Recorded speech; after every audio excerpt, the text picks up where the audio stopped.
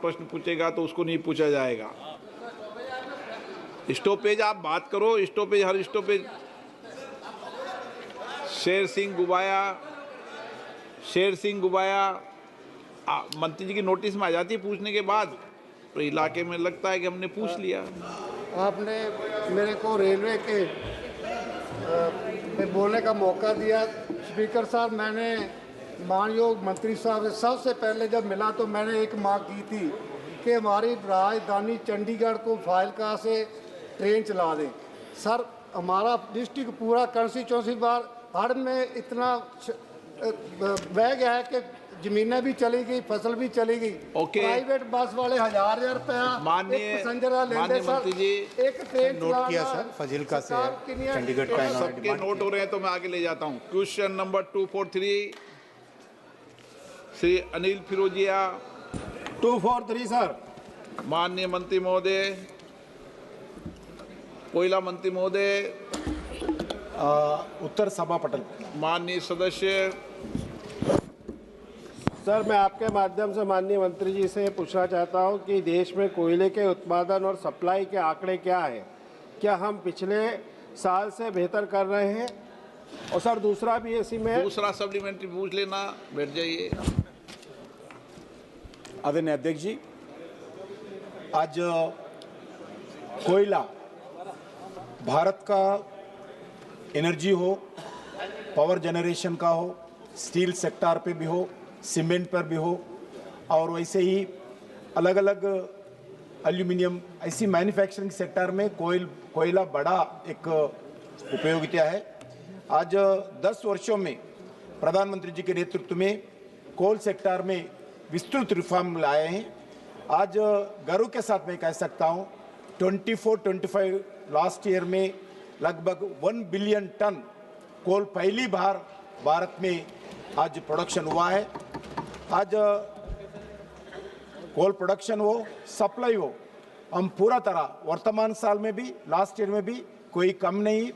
आज आपको मालूम है कोयला क्या स्थिति थी, आज अलग अलग रिफॉर्म्स के कारण कोयला सप्लाई और प्रोडक्शन ठीक तरीके से हर सेक्टर में सरकार के द्वारा, हमारा पीएससी द्वारा हम सप्लाई कर रहे हैं।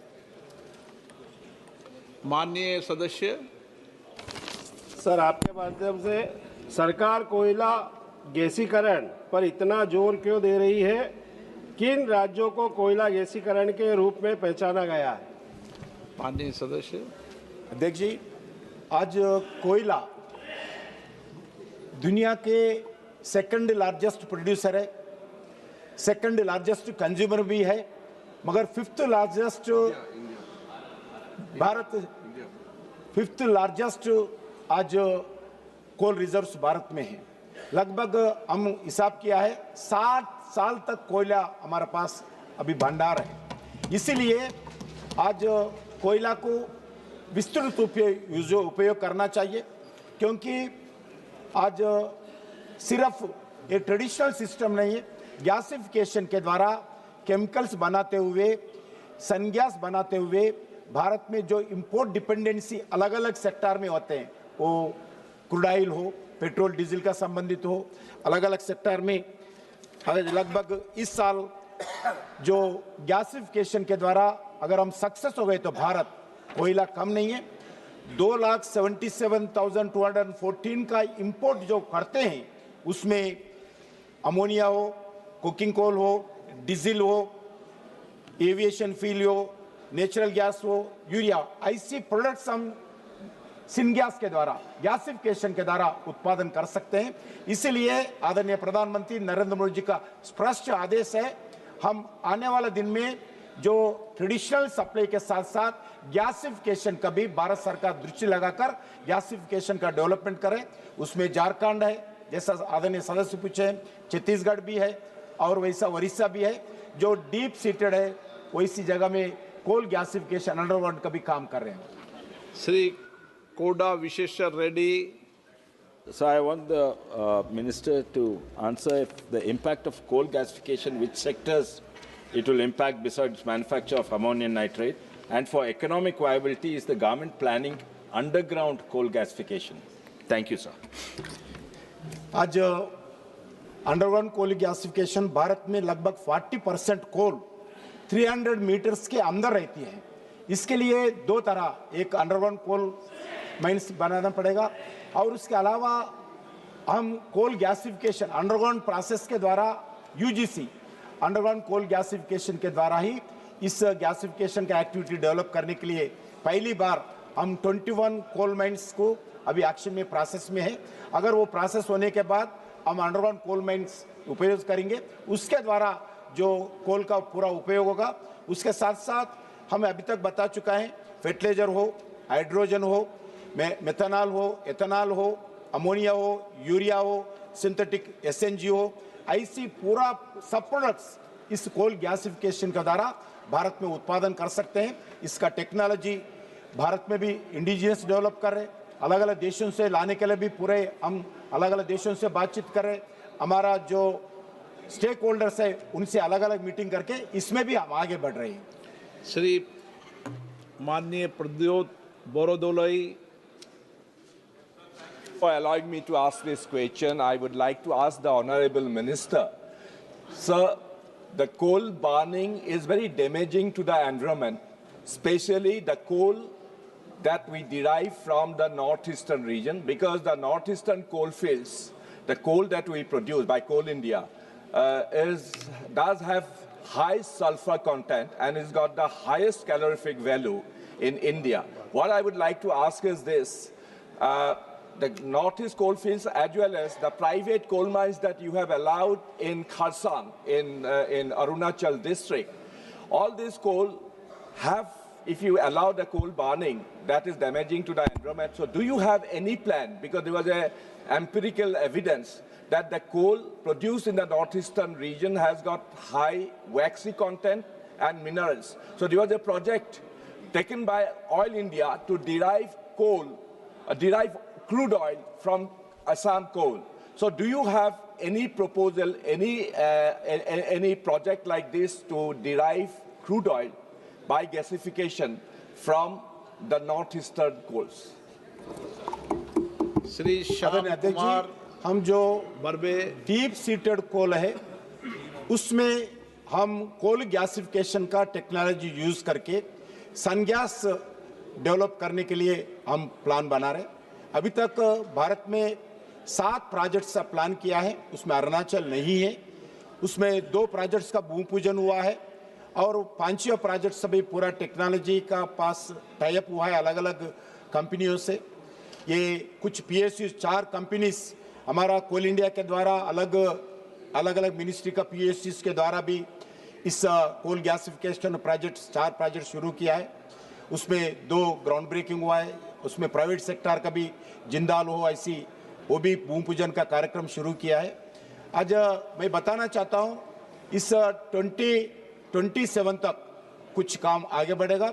हमारा टारगेट है 2030 तक 100 मिलियन टन का कोल का गैसिफिकेशन का द्वारा उपयोग करते हुए देश को लाभ मिलना चाहिए, क्योंकि देश आज बहुत पैसे फॉरेन एक्सचेंज के द्वारा विदेश को पेमेंट कर रहे।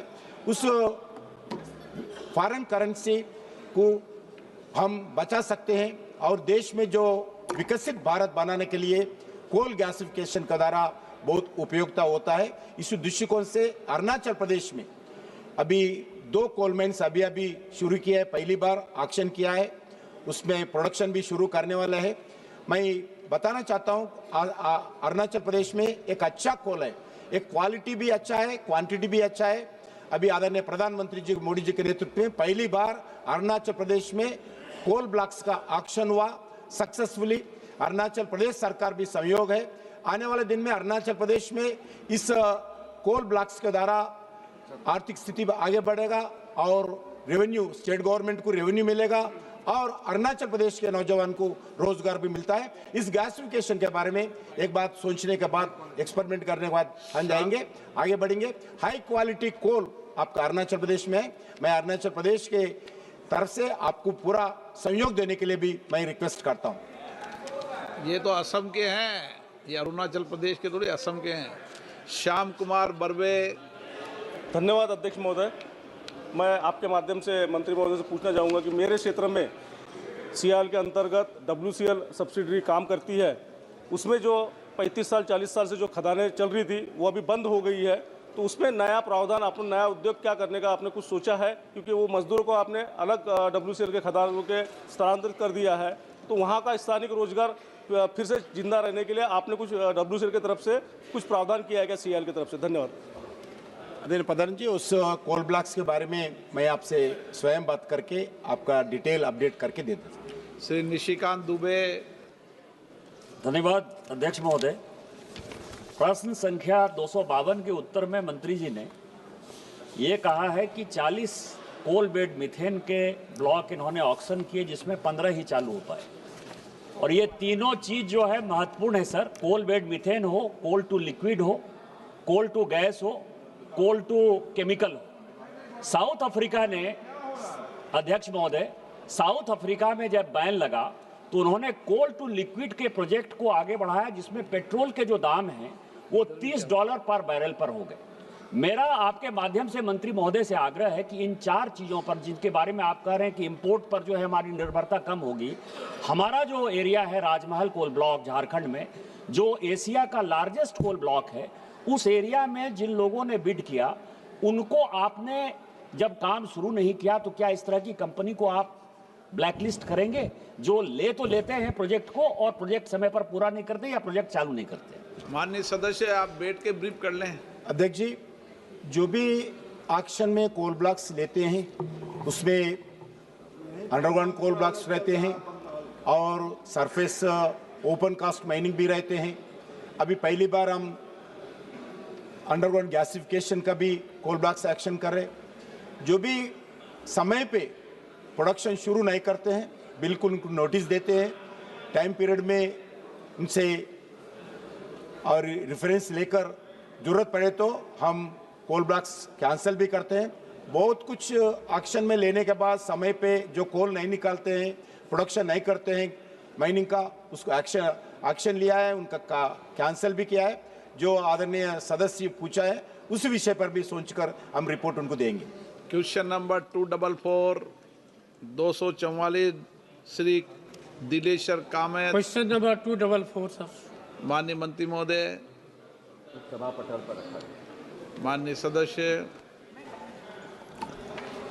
महोदय, मैं सबसे पहले माननीय दूरसंचार मंत्री जी को धन्यवाद देता हूं कि उन्होंने भारतीय दूरसंचार प्रणाली को सुदृढ़ एवं सुगम बनाने के लिए भारतीय टेलीकॉम 2025 दूरसंचार विभाग और टेलीफोन एक्सपोर्ट प्रमोशन काउंसिल के द्वारा अंतर्राष्ट्रीय व्यापार शो और सम्मेलन किया तथा उनका जवाब जो है विस्तृत रूप से उन्होंने देने का काम किया और संतोषप्रद रहा।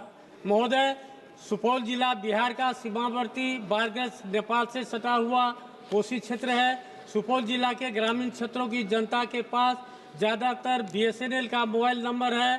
साथ ही सभी सरकारी विभागों के कर्मचारियों के पास भी BSNL का मोबाइल नंबर है, जिसमें ज़्यादा समय नेटवर्क नहीं रहता है। चुने हुए जनप्रतिनिधियों के पास भी अधिकांशतः BSNL का ही सिम कार्ड मोबाइल में उपयोग किया जाता है। ज़्यादातर नेटवर्क नहीं होने की वजह से मान्यों को समय पर कार्यक्रमों की सूचना नहीं मिल पाती है तथा स्थानीय जनता के साथ सीधे संपर्क नहीं हो पाता है।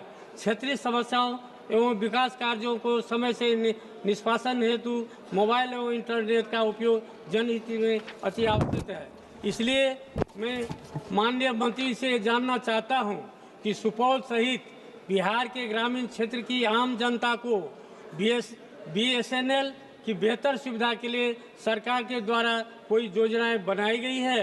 यदि हाँ तो तत्संबंधी ब्यौरा क्या है? यदि नहीं तो मेरा अध्यक्ष महोदय आपके माध्यम से माननीय संचार मंत्री से आग्रह है, कृपया जनहित में सुपौल जिला सहित बिहार के सभी ग्रामीण क्षेत्रों में आवश्यकता अनुसार BSNL का मोबाइल टावर लगाया जाए अथवा पूर्व में स्थापित मोबाइल टावरों का नेटवर्क कनेक्टिविटी क्षमता बढ़ाया जाए, जिससे BSNL के ग्राहकों को इजाफा भी होगा तथा सरकार के राजस्व में वृद्धि भी होगी। साथ ही सभी विकास कार्यों को सुचारू रूप से समयानुसार किया जा सकेगा।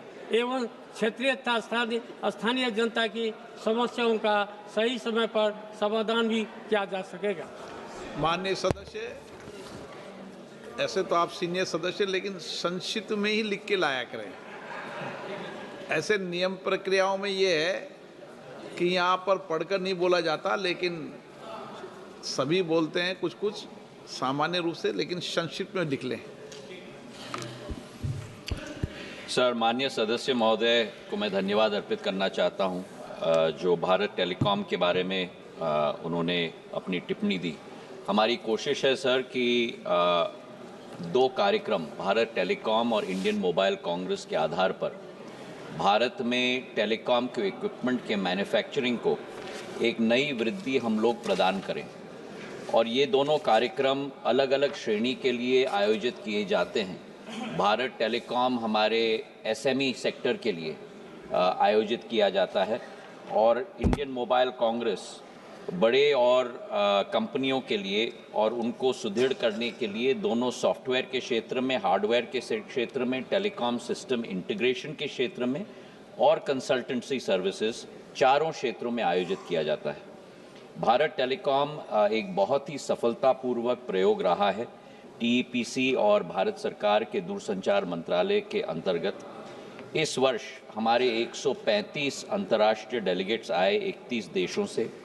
88 कंपनी, जिसमें से 38 स्टार्टअप्स ने भाग लिया, और करीब 300 हमारे भारतीय डेलीगेट और 1200 विदेशी डेलीगेट्स उपस्थित रहे।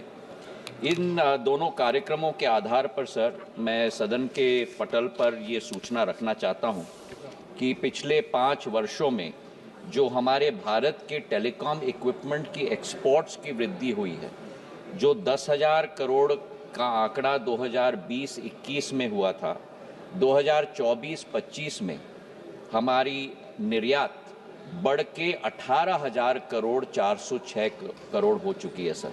तो 72% हमारे वृद्धि हमारे निर्यात के क्षेत्र में हुआ है। आयात का क्षेत्र थम गया है, 51,000 करोड़ 2020-21 में था, और आज भी उतना ही 51,000 करोड़ तक ही टिका है। मतलब कि भारत में बनाया हुआ माल ही भारत के हमारे ज़रूरतों के लिए और विदेश एक्सपोर्ट के लिए भी आज बढ़ रहा है। आप माननीय सदस्य का जवाब दे दो। और इसी के आधार पर ट्रेड डेफिसिट भी हमारा 19% घटा है।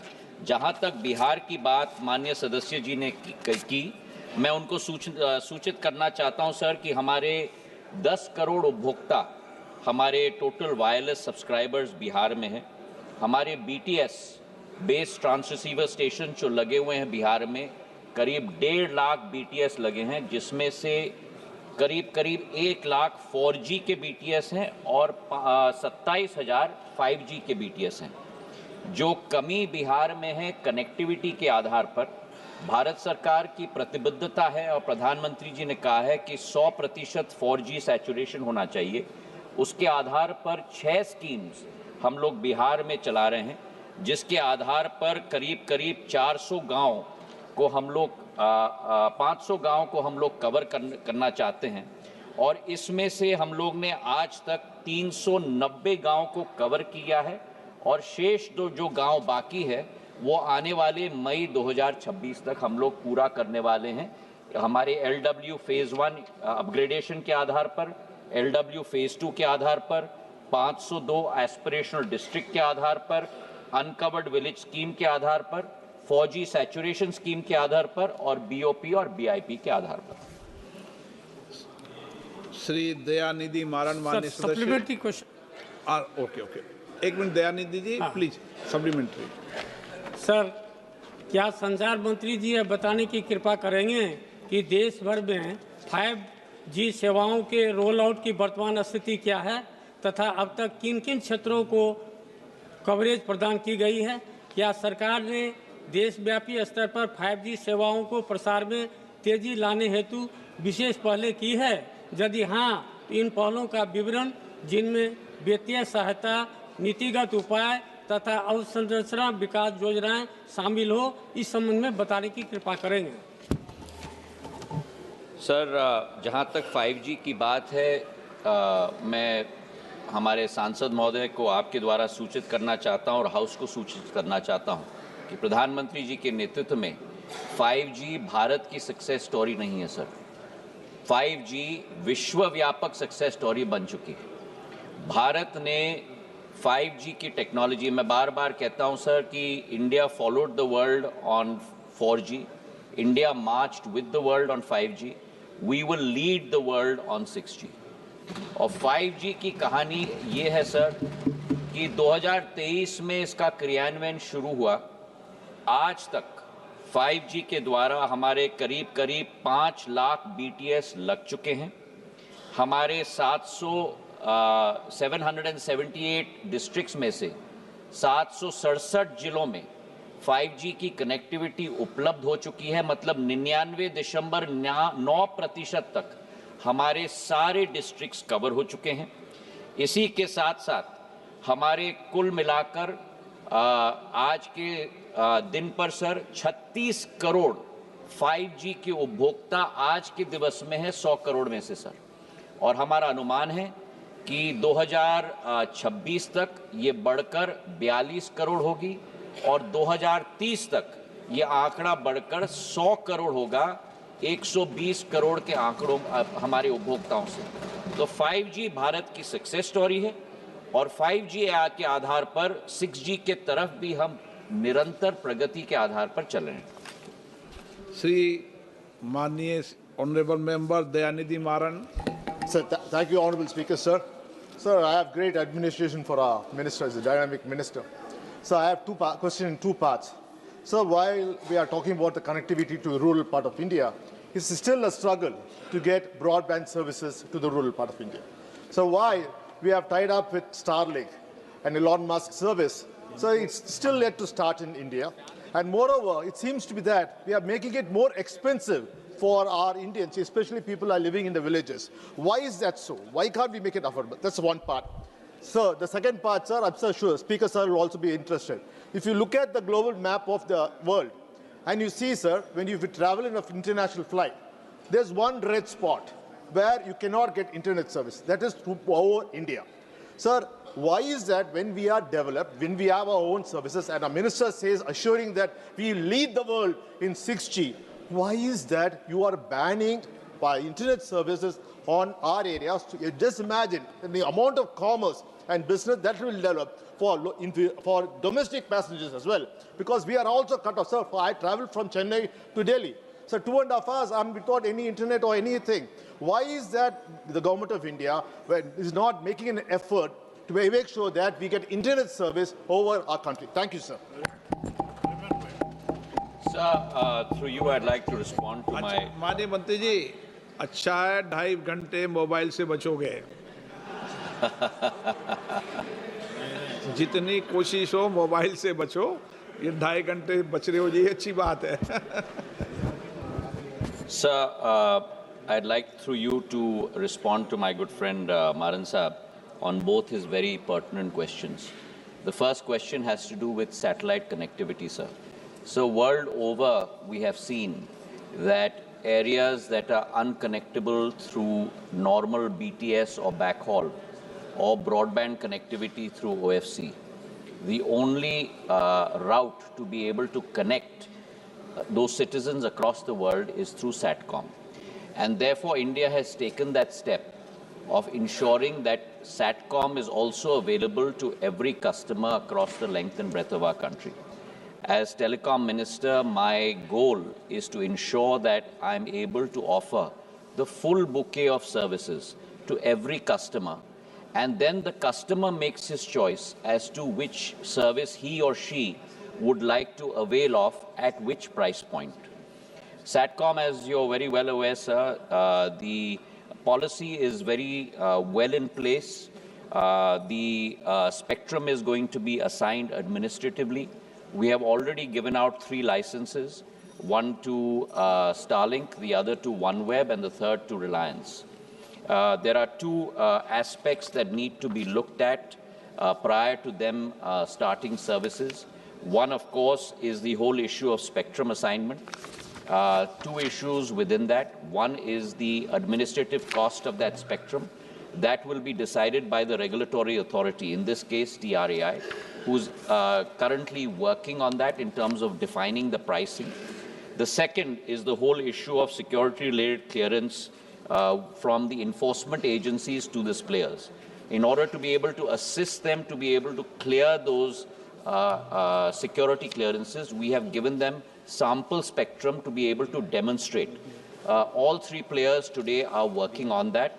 As soon as they are able to demonstrate that they have complied with the security norms, such as hosting the international gateway within India and so on and so forth, then the approval will be given to them to be able to extend that service to customers. The final question that he had was with regard to pricing. So pricing is not something that the government can dictate. Pricing is something that the firms can dictate. India has had a very strong track record of showing the world how high volumes and low pricing can lead to not only great penetration, but also great amount of revenue for firms. And that has been shown, sir, both in the mobile space as well as the broadband space. Today, as far as telecom is concerned, we have the highest number of subscribers at the lowest rate possible. What used to be 50 paise a minute in 2014, today is 0.03 paise a minute. 97% decline in cost. And similarly for data, for 1 GB, what used to cost 287 rupees, today costs 9 rupees per GB, which is roughly about 9 cents. Whereas the world average is at $2.49. So we are 5% of the world's cost today in India, sir. And I'm sure that in the time to come, SATCOM players will also realize the concept of economies of scale and will possibly try and price that so that they can get the maximum penetration, but that is not something that the government can dictate, and I want to be very clear. His second question was with regard to in-flight connectivity. That is very much on our table. It's on in process. The rules are being framed as far as the Department of Telecom is concerned. We have already identified the framework. Now, there are two processes, having been Minister of Civil Aviation in the last government. I'd like to offer up to Mr. Maran as well. From the Department of Telecom, everything is clear in terms of setting this in process. There are two issues. One, the Department of Civil Aviation. Sir, प्रश्नकाल 12 बजे तक होता है. Sir, ये महत्वपूर्ण प्रश्न है. जवाब दे दें आप. तो मुझे उत्तर देना पड़ेगा सर, आपकी अनुमति से. संक्षिप्त में दे दें. So there are two things. One, the Ministry of Civil Aviation has to define the rules. Second, the airline companies have to place a transponder on every aircraft. Only then can you receive signals. So the transponder placing on every aircraft is also dependent on the airlines being able to do that. Thank you very much, sir. Question number 245. कोशिश करें, मैंने कई बार आग्रह कर चुका हूं कि संक्षिप्त में प्रश्न पूछें. कई मान्य सदस्य पूरा लिख के पढ़ते हैं, पूरा लिख के भी पढ़ें तो शॉर्ट में पूछें, लिख के लाएं तो भी, और शॉर्ट में जवाब दे दें तो ज़्यादा से ज़्यादा जवाब आए. फिर सभी लोग शिकायत करते हैं मेरे पास कि हमारा क्वेश्चन 20 नंबर खुला है, हम 4 ही आए हैं. श्री खंजन मुर्ग. धन्यवाद अध्यक्ष महोदय. प्रश्न 245. माननीय सदस्य. धन्यवाद अध्यक्ष महोदय.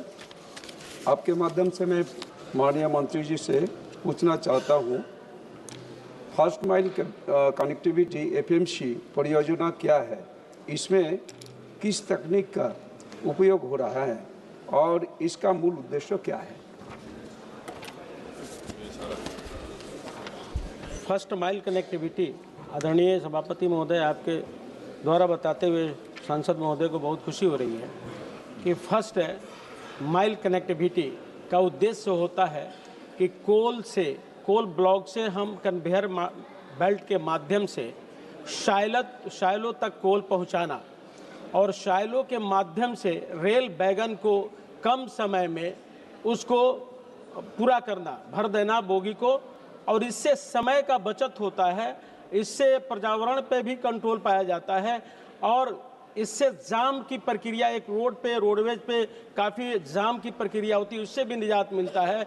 और एक्सीडेंट भी कभी कभी होता है, उससे भी निजात मिलता है। और समय से पावर प्लांट पे हम कोल पहुंचा पाते हैं। यही फर्स्ट माइल कनेक्टिविटी का उपयोग है। शायद मेरा दूसरा पूरक प्रश्न है, जब कोयला क्षेत्र परिवहन अनुकूल उपाय अपना रहा है तो एफएमसी प्रोजेक्ट इस क्षेत्र की सस्टेनेबल इनिशिएटिव में कैसे योगदान दे रहे हैं? धन्यवाद सर। एक फर्स्ट माइल कनेक्टिविटी से लगभग हमारा 65 परियोजना पूरा हो चुका है और 139 परियोजना पे हम काम कर रहे हैं, जो 2030 तक पूरा हो जाएगा।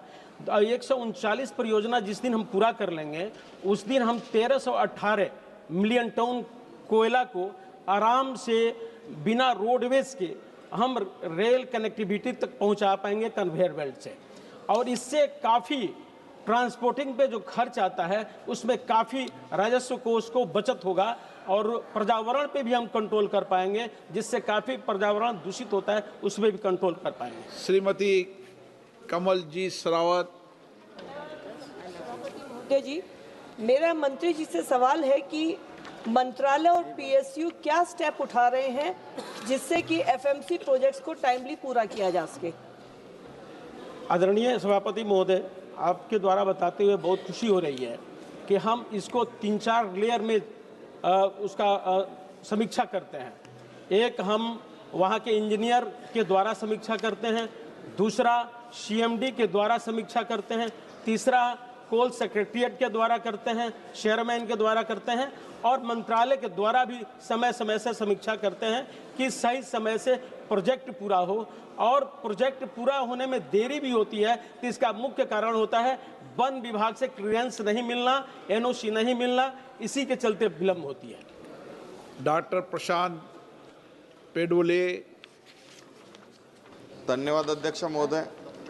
आपके माध्यम से मैं मंत्री महोदय को पूछना चाहूँगा कि कोयला से एनर्जी हम लोग बनाते हैं, हमारे यहाँ पे अदानी पावर प्लांट है और वहाँ से फ्लाई ऐश बनती है जो कि मॉइल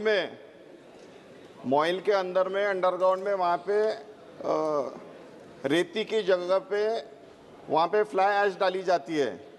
फ्लाई ऐश में क्रोमियम, सेलेनियम, आर्सेनिक जैसे तत्व होते हैं और वो अंडरग्राउंड वाटर को इन्फेक्ट कर रहे हैं। मंत्री जी को मैं पूछना चाहूँगा कि आने वाले समय में कैंसर जैसे बीमारियां हमारे लोगों को होंगी, इससे बचने के लिए आपने क्या उपाय करेंगे? आदरणीय सभापति महोदय, जो विषय है एफएमसी का उससे अलग है। फिर भी इनको बताते हुए मुझे खुशी हो रही है, सदन को बताते हुए खुशी हो रही है कि हम समय समय से माइंड प्लान करके, जो हम खदान बंद करते हैं उसको माइंड प्लान करके और उसको फिलिंग करके हम भरने का काम करते हैं। और जो इन्होंने तथ्य रखा है, भविष्य में उस पर हम निश्चित रूप से चिंता करेंगे और चिंता करके इनको बताने का काम करेंगे। 246 doctor Kalanidhi Veeraswamy. Question number 246, sir. Honorable member. Sir, my specific question was about the Kavach and about the number of accidents which happened in train. So I'll first start with the first Kavach, sir. So the Kavach, the answer does not say how many kilometers have been covered with Kavach, because the BJP and RSS mouthpiece, the Swarajya, they have come out with a report in November 14th, 2025, saying that there is no Kavach has been implemented fully in any, not even a single kilometer has been covered. Work has been initiated, work has been started, but it has not been implemented. And also one of the Concord, the company which has been given the order, they have mentioned that even if 50 companies come, there is enough work for players, whereas only 5 are there now. Does the government propose to include more players to ensure that instead of your target of 10 years, within 5 years, whether the Kavach can be implemented where many lives of Indian lives can be saved? Very good, very good. Very good. Honorable Chairman, sir. Honorable Speaker, sir. honorable member has probably not read any of the questions which have been officially answered in this House. I have given very categorical statements in the past also, the exact position of the Kavach implementation, and I will repeat it again for the benefit of honorable member. Honorable Speaker, sir, Kavach is a complex system which has five major systems within. Optical fiber cable has to be laid all along the tracks. That is the first part. Second is telecom towers have to be laid at every 5 to 6 kilometers or sometimes 5 to 7 kilometers, depending upon the radio frequency availability. That is the second system. Third is at every station, a small data center, edge data center has to be installed. Fourth is trackside equipment has to be installed. Fifth is all the locomotives have to be equipped with Kavach. That is the way the complex Kavach system has to be implemented.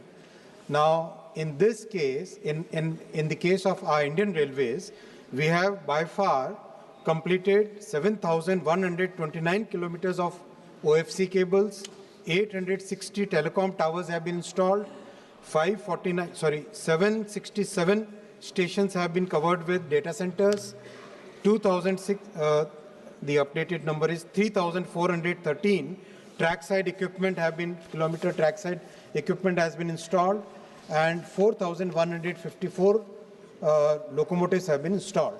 Apart from that, complete commissioning of the system is today more than 2,000 kilometers. The progress is very fast. Sir, he has referred to the entire country's progress. Please. And he has referred to, I don't know from why he is not referring to the official documents which have been already shared with the honorable member. And apart from that, honorable Speaker, sir, 40,000 technicians and operators have been trained, because this is a very complex and a totally new system. And wherever Kavach has complete installation has been completed, I tell you, honorable Speaker, sir, the loco pilots are so happy. In one case, the loco pilots told me, I am repeating in Hindi because that is the language in which he told me, that ये कवच train का कवच तो है ही साथ उसके परिवार का कवच है, ऐसा उस लोको पायलट ने भी बोला। माननीय अध्यक्ष जी, ये काम ऑटोमेटिक ट्रेन प्रोटेक्शन का काम बाकी देशों ने 1970s 1980s में किया, तब की सरकारों ने क्या किया, ये भी एक प्रश्न का जवाब इनको देना चाहिए। आप भी सरकार में थे, हमने आके 2014 के बाद में तुरंत इस पे काम चालू किया। 2016 में माननीय प्रधानमंत्री जी ने कवच के डेवलपमेंट का काम चालू किया। 2019 तक कवच का फर्स्ट वर्जन डेवलप हुआ, कवच का फाइनल वर्जन 4 2024 तक डेवलप हुआ, और आज तेजी से काम चल रहा है, और इसमें सारी दुनिया इस काम को अप्रिशिएट कर रही है। माननीय सांसद महोदय, बहुत अननेसेसरी आक्षेप न लगाएं। Honorable member supplementary. Sir, I had another supplementary, but since the Honorable Minister spoke about the loco pilots, I would like to remind this House, when Balasore, the accident happened, killing 260 odd people, this government was the one which threw aspiration on the loco pilot, where his whole family was devastated, sir. And finally, when the report came, sir, let me finish. I am not yielding, sir. I am not yielding. When the report came, sir, when the report came, it was shown that it was not the loco pilot's fault, but it was the fault of the system. So, and by that time, several months, the family had to suffer. But my second supplementary is, when I spoke about accidents in trains, I was specifically asking for all accidents. But the reply comes as consequential accidents, which numbers it as only 3. My question is, what were the total number of train accidents which have happened in Tamil Nadu? Why are you restricting yourself to consequential rail accidents? Because there was something which happened near my constituency, where a petrol tanker was Honorable Speaker, sir, honorable member has absolutely made a false statement in this House, for which he must substantiate what he has said. In the case of Balasore accident, which was a very tragic accident, the matter was investigated by technical teams as well as by CRS and later on by CBI. All the 3 reports have already been submitted. Based on the investigation done, a charge sheet was filed against the persons concerned. I would not like to take the names. My friends will say it's a communal angle, but there is definitely, I'm not going to take the names here. But Honorable Speaker, sir, the matter has been investigated threadbare. All the actions have been taken. Not even at one point of time was the blame made on pilots. Honorable member should withdraw his statement that he has made. This is absolutely false statement. Cannot be accepted by this House. Cannot be accepted by this House. Honorable Speaker, sir, regarding railway accidents, I would like to very humbly submit that compared to 2014, when the number of consequential accidents was 135 in 2014-15, we have been able to bring it down by 90% to 11 accidents this year. We are continuously focused on any incident which happens, and we go to the root cause, try to figure out what is the systemic or structural problem behind that, and each and every incident we work in such detail so that whether we have to make a structural change, whether we have to train the people better, whether we have to redesign the system, whether we have to bring new components, whatever best possible has to be done on any safety-related incident. Honorable Speaker, sir, the entire team is working with full sincerity is what I can share with you in full humility. Question number 247, Susri Ikra Chaudhary. Question number 247. Question number 247. Statement is laid on the table of the House. Honorable member. Sir, धन्यवाद अध्यक्ष महोदय। आपकी अनुमति से मैं माननीय मंत्री जी से पूछना चाहती हूँ कि ऐसे राज्य जहाँ से वित्तीय वर्ष में कोई भी प्रस्ताव प्राप्त नहीं होता है, वहाँ के लिए सरकार इस योजना में प्रोजेक्ट सेलेक्ट करने के लिए क्या उपाय करेगी, और राज्य द्वारा प्रोजेक्ट भेजने में देरी को दूर करने के लिए क्या केंद्र सरकार राज्यों के अल्पसंख्यक विभाग के स्थान पर राज्यों के चीफ सेक्रेटरीज को प्रस्ताव भेजने के लिए जिम्मेदार अधिकारी के तौर पर नामित करने पर विचार करेगी या नहीं।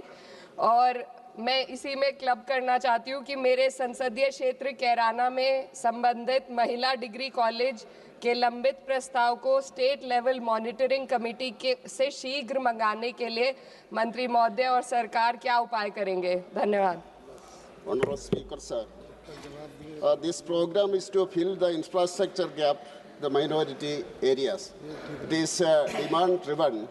If the proposal comes from the state government, the committee in central government will pass it. But the first step is that state-level committee should pass it, and it should be sent to the central government, and it is from the state it should reach, and that all these funds are dispersed. That is upon the state governments. प्रश्नकाल समाप्त। माननीय सदस्यगण, मुझे कई माननीय सदस्यों का कई विषयों पर स्थगन प्रस्ताव की सूचनाएं प्राप्त हुई है। Shri Neeraj Maurya, advocate Chandrashekhar, Shri Beni Bannon, Gurjeet Aujla, Virendra Singh, DM कथीरानंद, Manickam Tagore, विजय बसंत, मनीष तिवारी, के सुरेश सहित कई मान्य सदस्यों के स्थगन प्रस्ताव की सूचना मेरे पास प्राप्त हुई है। मैंने आज किसी भी स्थगन प्रस्ताव की सूचना की अनुमति नहीं दी गई है। सभा पटल पर रखे जाने वाले पत्र item number 2 doctor Jitendra Singh खोलेंगे तो मैं बैठ जाऊं। माननीय अध्यक्ष महोदय, आपकी अनुमति से मैं आज की संशोधित कार्यवली की क्रम संख्या 2 पर अपने नाम के आगे सूचीबद्ध कागजात सभा पटल पर रखता हूं। धन्यवाद अध्यक्ष महोदय। Item number 3, Sri Arjun Ram Meghwal. Honorable Speaker, sir, with your kind permission, I rise to lay on the table of the House papers pertaining to the Ministry of Parliamentary Affairs as mentioned against my name as per today's revised list of the business. Thank you. Item number 4, Sri Arjun Ram Meghwal. Thank you, Speaker, sir. With your kind permission, on behalf of my colleague Shri Jitin Prasad, Minister of State, Ministry of Electronics and Information Technology, I rise to lay on the table of the House the papers mentioned against his name at serial number 4 of today's revised list of the business. Thank you. Item number 5, Dr. P. Chandrasekhar ji. Honorable Speaker, sir, with your kind permission, I rise to lay on the table of the House the papers mentioned against my name at serial number 5 in today's revised list of business. Thank you. Item number 6, Sri B.L. Verma. अध्यक्ष महोदय, मैं आपकी अनुमति से आज की लोकसभा की संशोधित कार्य सूची में क्रम संख्या 6 पर अपने नाम के सम्मुख अंकित प्रपत्र सभा पटल पर रखता हूँ। Item number 7, Sri Arjun Ram Meghwal. Honorable Speaker, sir, with your kind permission, on behalf of my colleague Dr. L. Murugan, Minister of State, Ministry of Information and Broadcasting, I rise to lay on the table of the House the papers mentioned against his name at serial number 7 of today's revised list of the business. Thank you, sir. Item number 8, Sri Satish Chand Dubey. अध्यक्ष जी, आपकी अनुमति से मैं आज के संशोधित कार्यसूची में मेरे नाम के सामने क्रम संख्या 8 पर उल्लेखित कागजातों को सभा पटल पर रखता हूँ। Item number 9, Sri Ravneet Singh. Respected Speaker, sir, with your kind permission, I raise to lay on the table of the House the papers mentioned against my name at serial number 9 in today's revised list of business. Item number 10, Sri Harsh Malhotra. की अनुमति से आज की कार्यसूची में क्रमांक 10 पर मेरे नाम के सामने उल्लेखित पत्रों को सदन के पटल पर रखना चाहता हूं। श्रीमती नीबूबेन बामनिया। मैं आपकी अनुमति से आज की संशोधित कार्यसूची में क्रम संख्या 11 पर अपने नाम के आगे उल्लेखित कागजात हिंदी और अंग्रेजी में सभा पटल पर रखती हूँ। धन्यवाद। आइटम नंबर 12, महासचिव। Sir, I have to report that Rajya Sabha has no recommendations to make to Lok Sabha in regard to the appropriation number 4 bill 2025. Item number 13, Sri Fangan Singh Kulaste. अध्यक्ष जी, मैं आज की कार्यसूची के क्रम संख्या 13 पर मेरे नाम के समक्ष सूचीबद्ध अनुसूचित जातियों जनजातियों के कल्याण संबंधी समिति 25-26 के 6वें प्रतिवेदन की एक प्रति हिंदी और अंग्रेजी संस्करण प्रस्तुत करता हूं।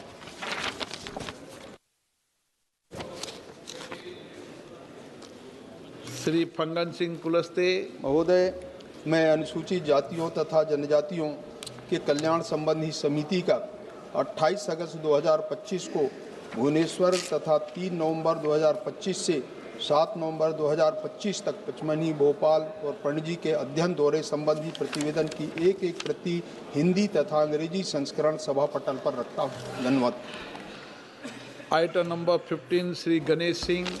अध्यक्ष महोदय, मैं आज की कार्यसूची में मेरे नाम के सामने यथा सूचीबद्ध अन्य पिछड़े वर्गों के कल्याण संबंधी समिति के 8वें और 9वें की गई कार्रवाई प्रतिवेदन 18वीं लोकसभा में अंतर्विष्ट टिप्पणियों सिफारिशों पर सरकार द्वारा की गई अंतिम कार्रवाई को दर्शाने वाले 2 विवरणों के हिंदी तथा अंग्रेजी संस्करण के प्रति सभा पटल रखता हूँ। Item number 16, D Purandeswari.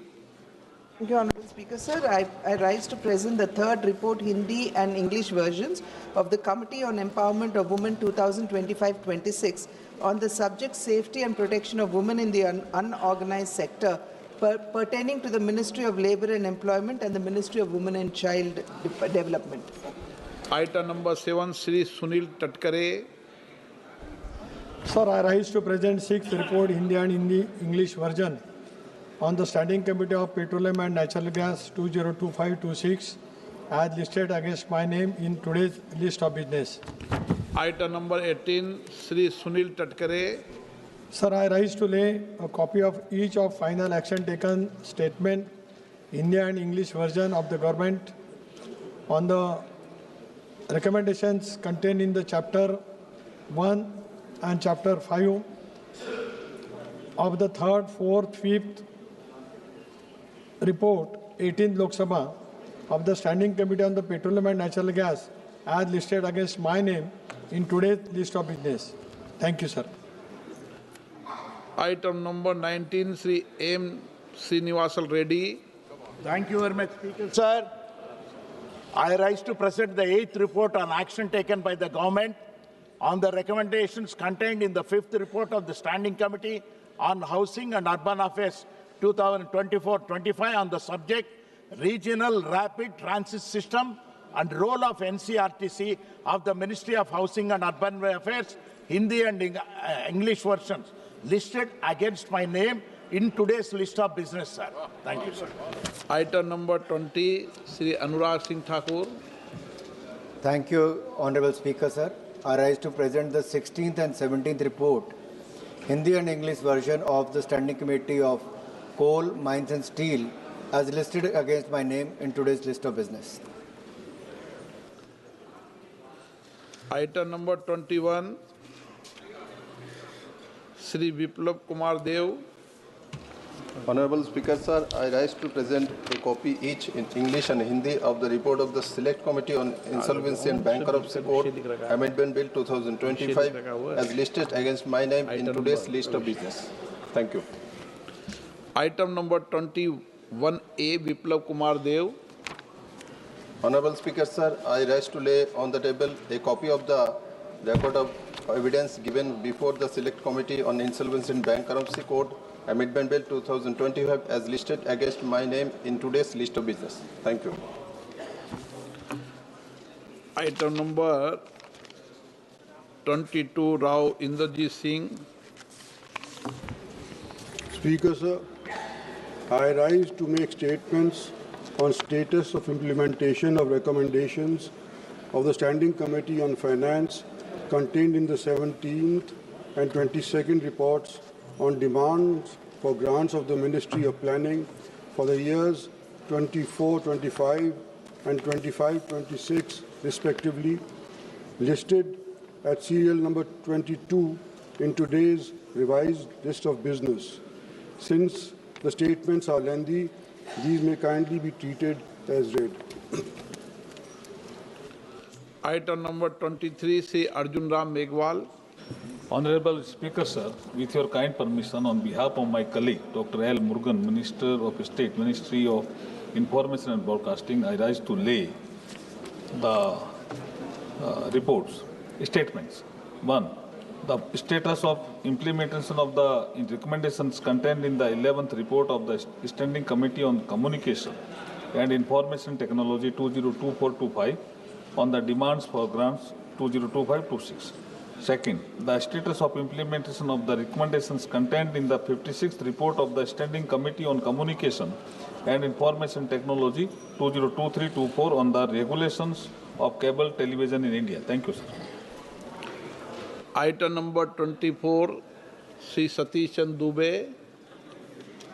आदरणीय सभापति महोदय, मेरे नाम के सम्मुख निम्नलिखित बारे में वक्तव्य सभा पटल पे रखता हूं। खान मंत्रालय से संबंधित अनुदान की मांग 24-25 के बारे में कोयला खान और इस्पात संबंधित अस्थायी समिति 2024-25 के दूसरे प्रतिवेदन अंतर्विष्ट सिफारिश करवाने की स्थिति में।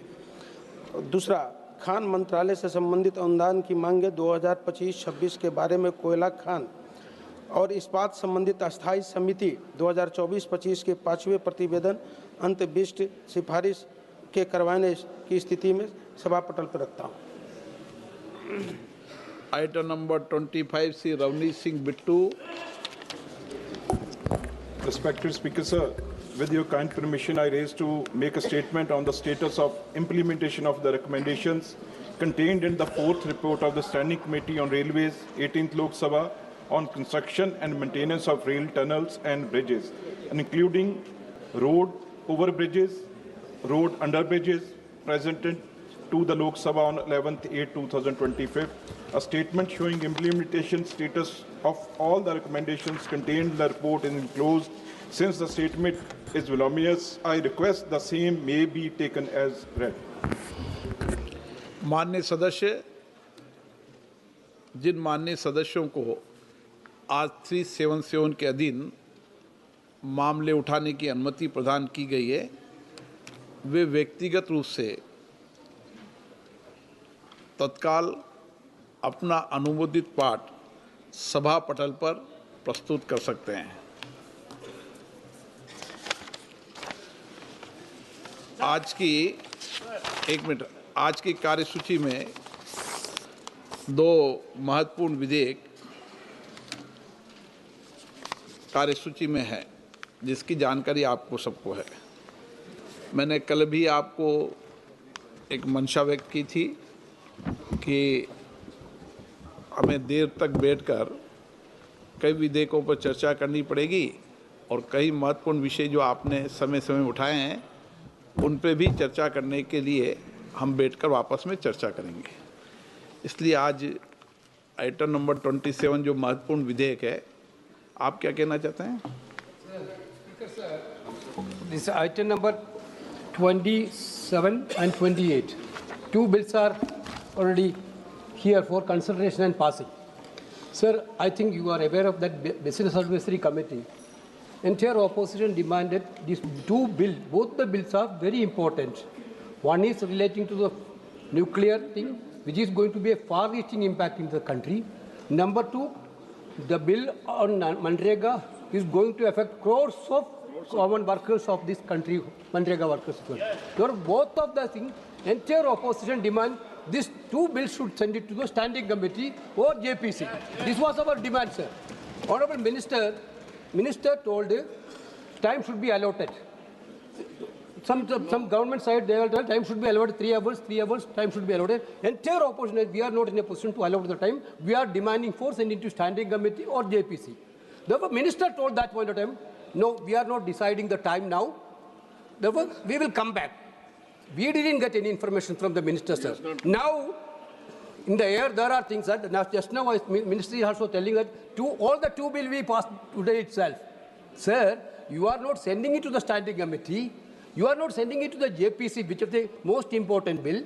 Then you are trying to limit the discussion also. Entire members of the parliament, want a detailed discussion. Okay. Sir, therefore, I think minimum 6 hours should be allotted for. Sir, minimum 6 hours should be allotted for nuclear energy, and minimum 8 hours should be allotted for those car energy. Sir, this is our demand, sir. माननीय सदस्यगण, मुझे सभी दल के माननीय सदस्य मिले थे और उन्होंने मुझसे आग्रह किया था कि आइटम नंबर 27 भारत के रूपांतरण के लिए नाभिकीय ऊर्जा का संसाधनीय दोहन और अभिवर्धन विधेयक 2025 को आज नहीं लाएं, आज लाने के लिए उन्होंने आग्रह किया था और मैंने आप सबकी भावनाओं को देखते हुए उसको कल नहीं लाकर आज लाए हैं। जब कल बिल जो नया बिल रोजगार वाला है उस पर भी डिटेल मैंने जब इंट्रोड्यूस हुआ था, जब डिटेल मैंने चर्चा उस पर भी करा दी थी, सबको मौका, सभी दलों को मौका दिया था। मुझे लगता है कि हम ज़्यादा से ज़्यादा बिजनेस को निपटाएं, देर रात्रि तक बैठें, चर्चा करें, सबका मत आए, सबको 4 घंटे, 2 घंटे, 6 घंटे जो भी आप समय होंगे समय देंगे, लेकिन सबको मौका दूंगा। देर रात्रि तक बैठें, देश की जनता को लगना चाहिए कि माननीय सांसद बहुत गंभीरता से कई मुद्दों पर देर रात्रि तक बैठकर चर्चा करते हैं। एक अच्छा मसूद है। आप क्या कहते हैं?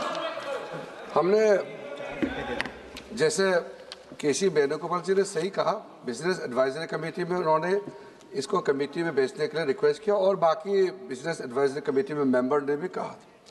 साथ साथ दूसरा मांग उन्होंने रखा कि और एक पब्लिक इम्पोर्टेंस विषय पे चर्चा होना चाहिए, स्पेशल डिस्कशन, जो माननीय नेता प्रतिपक्ष श्रीमान राहुल गांधी जी ने उठाया था। हमने उस समय भी कहा कि सरकार चर्चा के लिए रेडी है। समय हमारे पास सीमित है। 19 को ये शीतकालीन सत्र समाप्त हो जाएगी। जो सीमित समय में हम जितना लंबा आप चर्चा करने के लिए हाउस कहेंगे, सेंस ऑफ द हाउस लेकर के माननीय स्पीकर साहब कहेंगे, हम देर रात तक बैठ करके बिजनेस पारित करने के लिए तैयार है।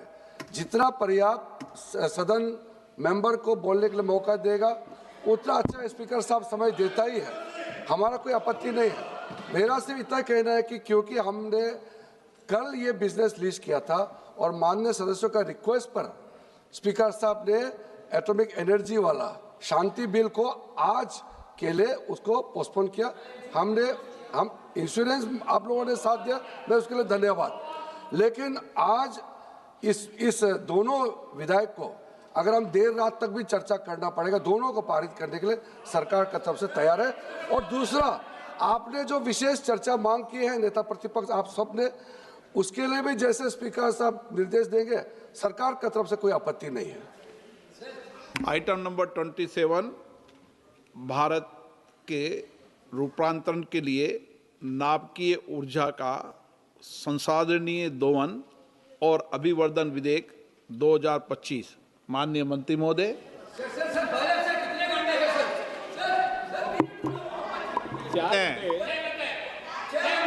आपको 4 घंटे दे देंगे, चलिए। Speaker sir, will your kind permission, समय दे दूंगा। 1 मिनट माननीय मंत्री जी, एक मिनट, एक बैठिए। सदन में हमेशा जितना विधेयक पर समय आवंटन हुआ है, रिकॉर्ड है, उससे ज़्यादा समय हमेशा मैंने दिया है। आप समय की चिंता मत करो, समय जितना होगा पर्याप्त समय आपको दिया जाएगा। हर विधेयक पर समय की कोई कमी नहीं रहेगी। सबके मत, सबके विचार आना चाहिए, जब ही लोकतंत्र हमारा सशक्त और मजबूत होगा। Speaker sir, with your kind permission, I rise to move that the bill Sustainable Harnessing and Advancement of Nuclear Energy for Transforming India be taken into consideration. अध्यक्ष महोदय,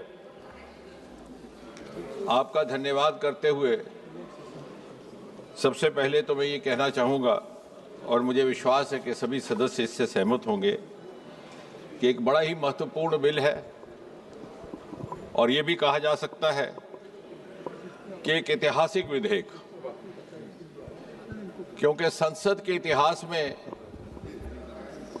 कभी कभार बहुत बरस गुजर जाने के बाद कोई ऐसा क्षण आता है, कोई ऐसी घड़ी आती है जबकि तत्कालीन माननीय सदस्यों को, सिटिंग मेंबर्स को ऐसा मौका नसीब होता है कि वो राष्ट्र की जीवन यात्रा को एक नया रुख दे सकें, एक नई दिशा दे सकें। और इसलिए यदि आज हमें इस क्षण की अहमियत का शायद उतना शिद्दत से एहसास नहीं हो रहा, लेकिन मुझे यकीन है आने वाली नस्लें जब इस मुल्क का इतिहास, तारीख लिखेंगी तो ये विधेयक एक मील के पत्थर, एक माइलस्टोन की तरह उल्लेखित किया जाएगा। एक ऐसा विधेयक अध्यक्ष महोदय जो कभी किसी ने उम्मीद ना की, कभी कल्पना ना की, कभी तवक्को ना थी, और ये इसलिए संभव हुआ that we have a Prime Minister Narendra Modi ji, who has the capacity to take out-of-box decisions and to break the taboos of the past. इस विधेयक का टाइटल है sustainable harnessing and advancement of nuclear energy for transforming India, अर्थात जैसे आपने कहा शांति। और इस टाइटल का महत्व इसलिए भी बढ़ जाता है कि आज से 60-70 बरस पहले जब हिंदुस्तान ने अपना परमाणु कार्यक्रम शुरू किया तो दुनिया भर में एक बड़ा तनाव का माहौल था। हिरोशिमा नागासाकी को हुए कुछ ही बरस गुजरे थे और बहुत सारे देश हिंदुस्तान को शक की निगाह से देखने लगे थे। और उस समय परमाणु कार्यक्रम के जन्मदाता, the founding father of India's nuclear programme, Homi Bhabha, had declared to the world that India's nuclear program will be dedicated to peaceful purposes. Speaker sir, today the moment of vindication has come. and the vindication was destined to happen through Prime Minister Modi. अब इस bill को लाने का भाव क्या है, कारण क्या है? जैसा कि हम सब जानते हैं कि भारत का भौगोलिक स्तर पर रोल भी बढ़ रहा है, भूमिका भी बढ़ रही है. And if we have to be a global player effectively, we have to live up to global benchmarks, follow global parameters, and adopt global global strategies. आज सारा विश्व क्लीन एनर्जी की जानिब बढ़ चुका है और हमने भी अपने लिए लक्ष्य निर्धारित किया है कि न्यूक्लियर एनर्जी 100 गीगावाट बाई 2047 जब हिंदुस्तान अपनी आज़ादी की 100वीं सालगिरह मनाएगा. माननीय प्रधानमंत्री जी ने पदभार संभालते ही कॉप मीटिंग में घोषणा की थी नेट जीरो बाई 2070. उस लक्ष्य की प्राप्ति के लिए और बढ़ती हुई एनर्जी की ज़रूरतों को पूरा करने के लिए तथा आत्मनिर्भर भारत के लक्ष्य को पूरी तरह प्राप्त करने के लिए ये भी जरूरी है कि हम पेट्रोलियम फॉसिल पदार्थों पर अपनी निर्भरता कम करें. उस सब को मिला करके जहां आज हमारी न्यूक्लियर एनर्जी की कैपेसिटी मात्र 8.8 गीगावाट है, हालांकि जब ये सरकार आई तो तब इतना भी नहीं था, उस समय केवल 4.4 गीगावाट थी, दुगने से अधिक हम बढ़ गए. लेकिन उसको 100 गीगावाट तक पहुंचाना ताकि 2047 में हमारी एनर्जी की रिक्वायरमेंट का 10% हिस्सा न्यूक्लियर एनर्जी से आए, because nuclear energy is in some ways superior to other sources of renewable energy, because renewable energy may not always provide 24/7 reliability of supply, which is only through the nuclear energy. और इसको लेकर के अगर आप कहें तो संक्षेप में मैं बताऊं कि क्या हम, ठीक है, अध्यक्ष जी का कहना है कि इसके बाद पूरा जवाब दिया जाएगा, अन्यथा अगर आपका आदेश होगा तो कुछ महत्वपूर्ण बिंदु अगर उल्लेखित करने होंगे तो मैं उसके लिए भी तैयार हूं. अभी आपको ही जिम्मेदारी है. माननीय मनीष तिवारी जी. धन्यवाद अध्यक्ष जी. Mr. Speaker, sir, I rise to oppose the sustainable harnessing and advancement of nuclear energy for transforming India, alias the Shanti Bill 2025. This bill seeks to repeal two seminal legislations, Mr. Speaker, sir. The Atomic Energy Act of 1962 and the Civil Liability for Nuclear Damages Act 2010 and replace it with a new architecture.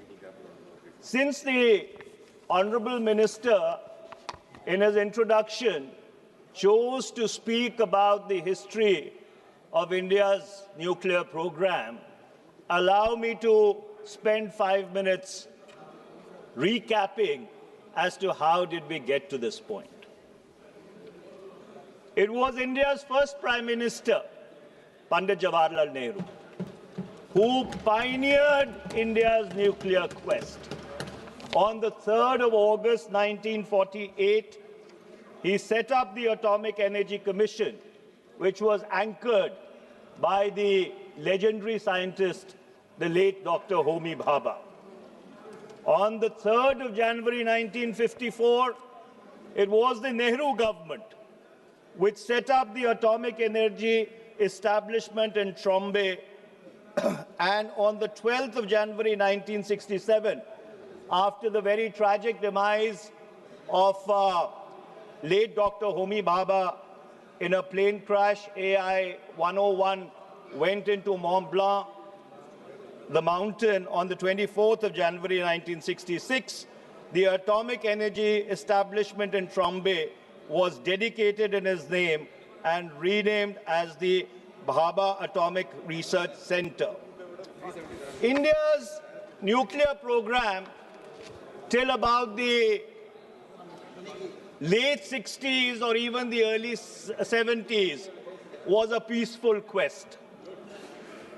But it was on the 18th of May 1974 that Prime Minister, late Mrs. Indira Gandhi, carried out the first peaceful nuclear explosion. The test was called the Smiling Buddha, and the Buddha did indeed smile. And it would be important here to recap that Bangladesh 1971, the peaceful nuclear explosion of 1974, and then the incorporation of Sikkim into India.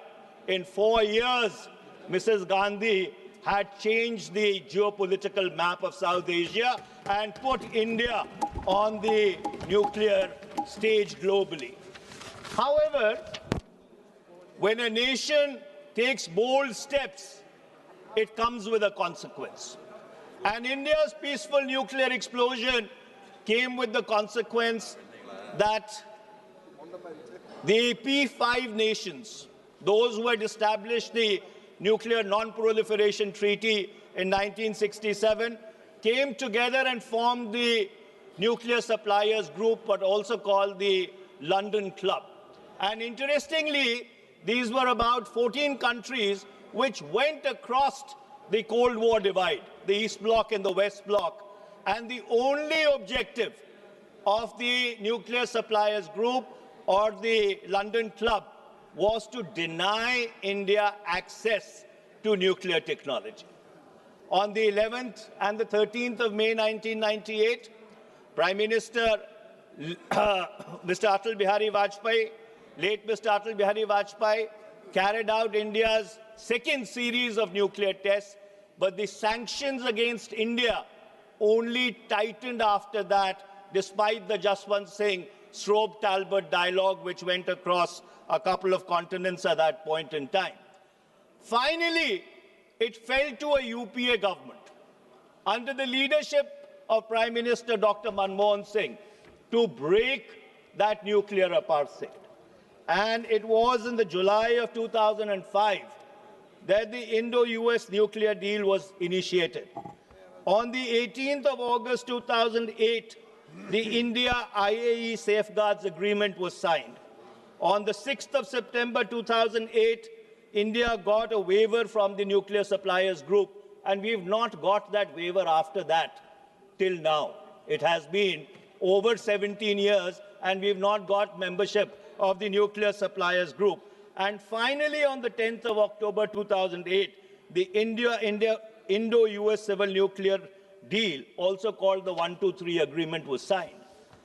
And ironically, while Prime Minister Dr. Manmohan Singh's government was trying to break nuclear apartheid, जो परमाणु रंग भेद नीति थी, उसको जब तोड़ने का प्रयास किया जा रहा था, हमारे परम मित्र जो उस तरफ बैठे हैं, उन्होंने क्या किया?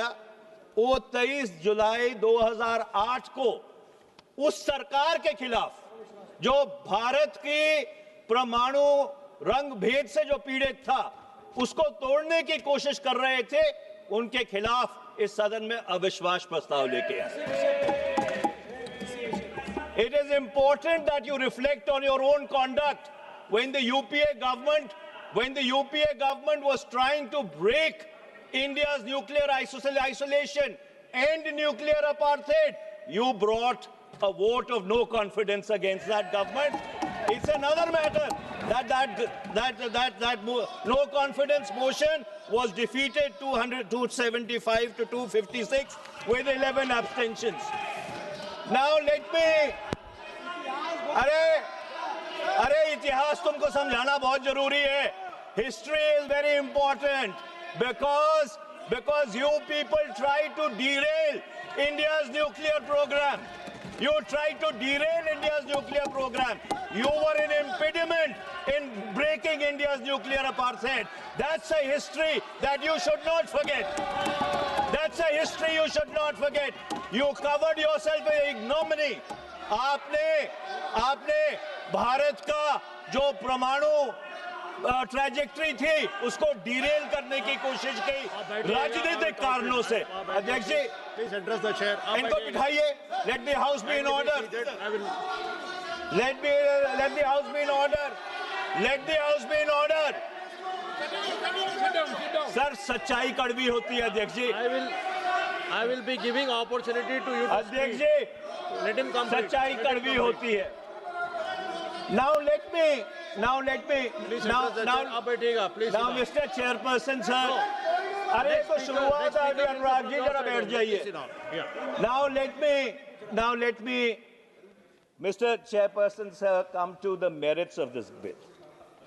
Now, government has brought the present bill to open up the civilian nuclear sector to private participation. Clause 3-1-C of the bill.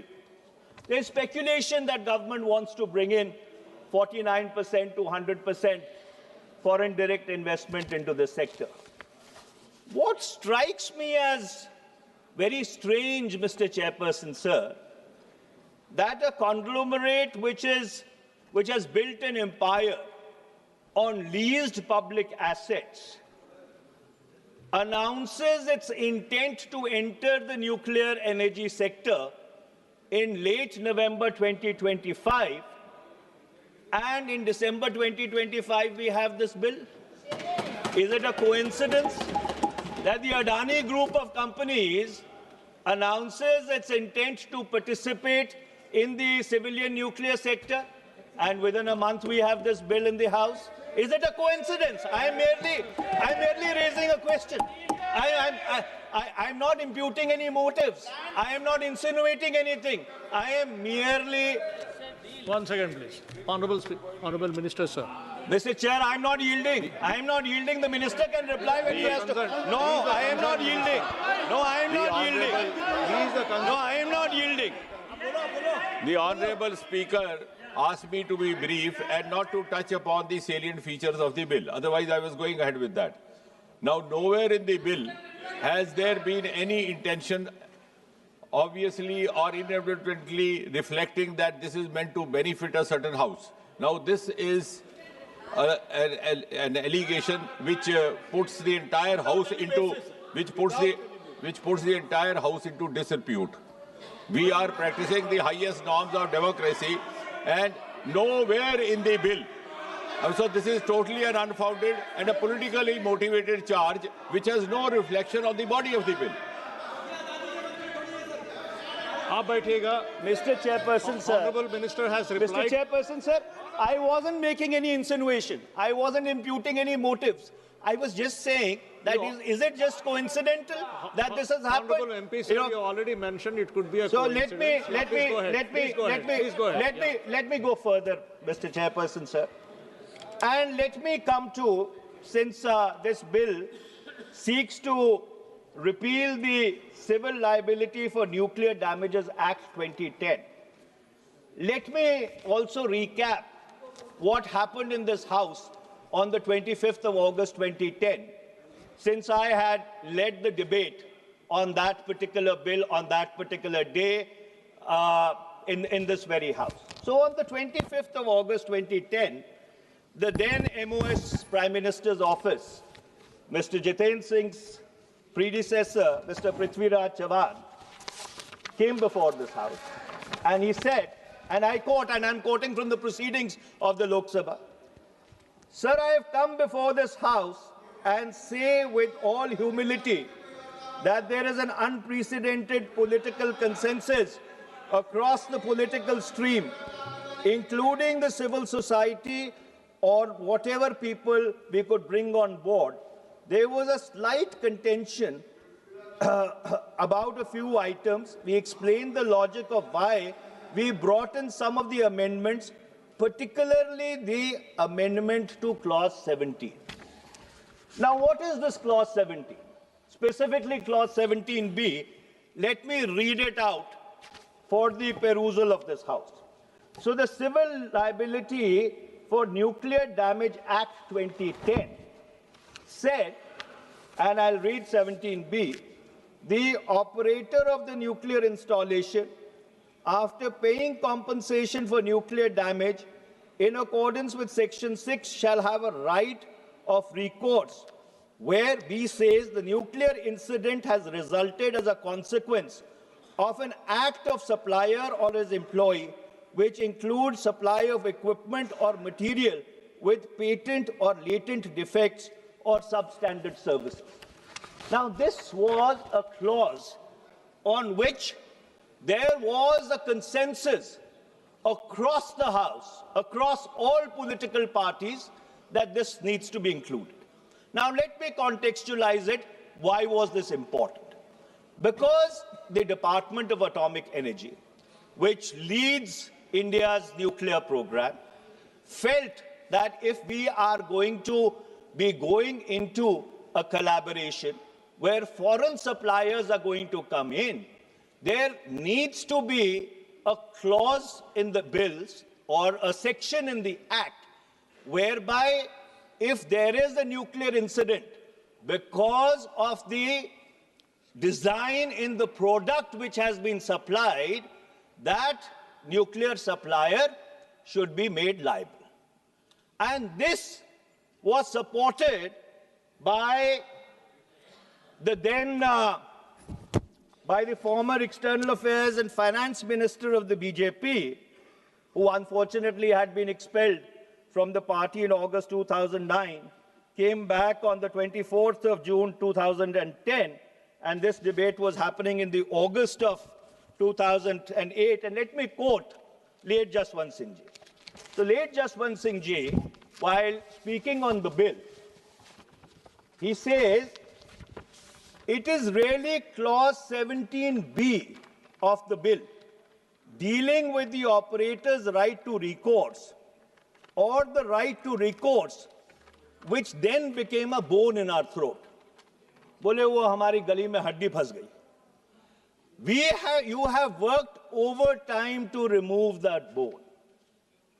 So late Mr. Jaswant Singh, the left parties, every other section of this House was unanimous that suppliers' liability should form a part of the civil nuclear liability regime.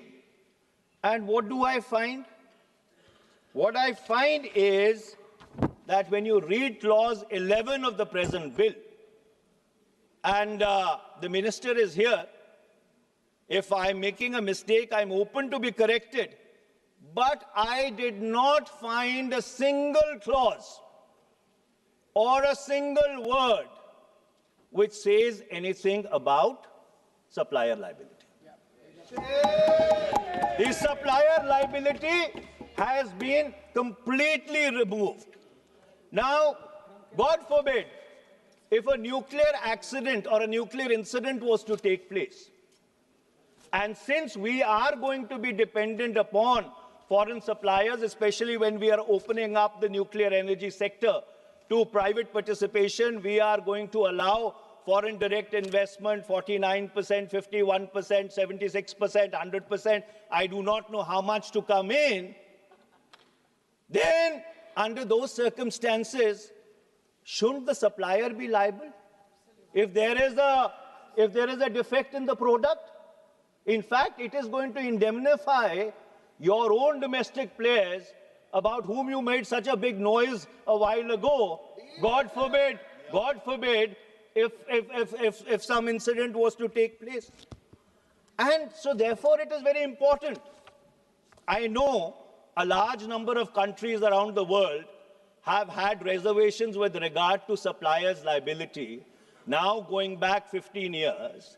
And I do not want to get into the business of naming countries or companies, but it is important to understand, and the minister must explain, how removing the supplier liability clause is actually going to help. In my humble estimation, it is going to harm India. Now let me move on to the next aspect, clause 70.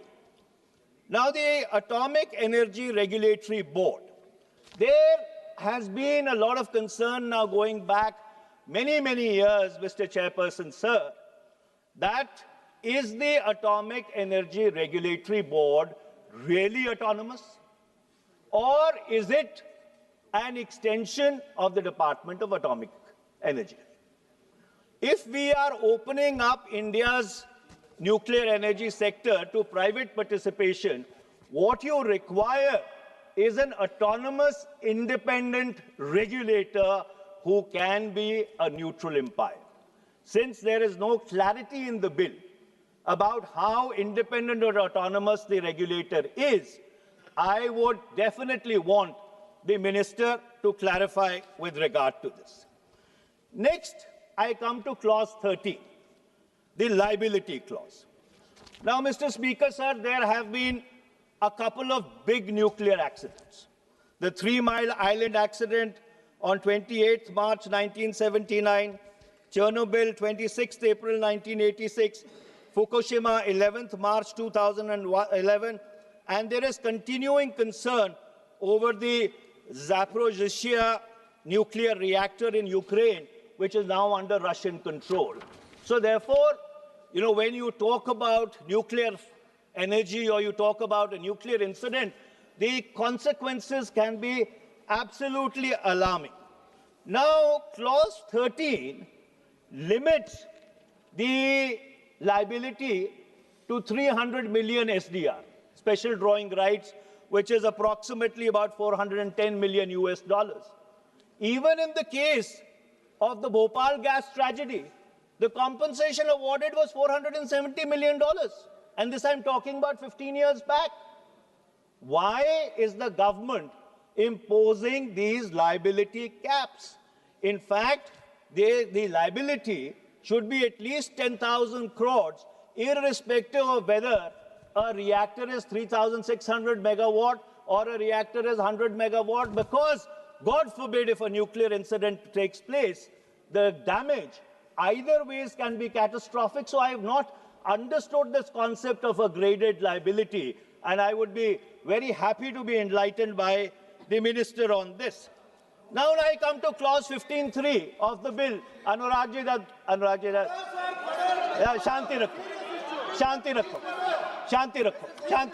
Rakho. Now I come to clause 15.3 of the bill, Mr. Chairperson, sir. Now, it exempts government-owned nuclear installations from insurance cover. It says government-owned nuclear installations do not require insurance cover. I asked why. And if the answer of the government is going to be that government-owned nuclear installations have a sovereign cover, then that should be made a proviso in the bill. Yes. Then there should be a proviso in the bill that should say that the central government will assume liability in case of a nuclear incident installing any of the government's nuclear installations. That should be explicitly stated in the bill. Then let me come to clause 19A, clause 25, subclause 4, subclause B, disposal of radioactive waste. Now, Mr. Chairperson, sir, spent fuel, uranium and plutonium remains toxic for thousands and thousands of years. Most countries store this in the facility itself. Now, this bill, except mentioning this fact, does not provide a robust framework as to how radioactive waste needs to be dealt with. It cannot be a function of delegated legislation, left to rules and regulations. This is a very serious issue. There has to be a schedule to the bill which explains as to how radioactive waste should be dealt with. My penultimate 2 points, and I'm going to conclude, Mr. Chairperson, sir. Now, what this bill is doing, it is prioritizing uranium-based reactor technologies, which undermines the entire third stage of India's nuclear program, which is thorium-based, and also the molten salt technology, MSR reactors, which should have been the logical path or the logical corollary of India's nuclear trajectory. Now, when I looked at this bill, and I looked at it in great detail, the sense that I got that if this bill goes ahead in this present form, it will undermine India's energy independence. and it will also undermine India's commitment to its clean energy goals. So under those circumstances, with the greatest amount of humility and an absolute sense of profound responsibility, I would humbly like to demand, request, beseech the government that this bill is very important. Please send it to a joint parliamentary committee. And by the way, Mr. Chairperson, sir, since there was a paucity of time, I've only made the highway points, what we in law call the highway points. There is a lot of devil in the detail, which I have not even come to. And so therefore, this bill needs to be examined word by word, line by line, and only after that should this bill come back to this House. Thank you very much, Mr. Speaker, sir, Mr. Chairman, sir. माननीय श्री शशांक मणि जी।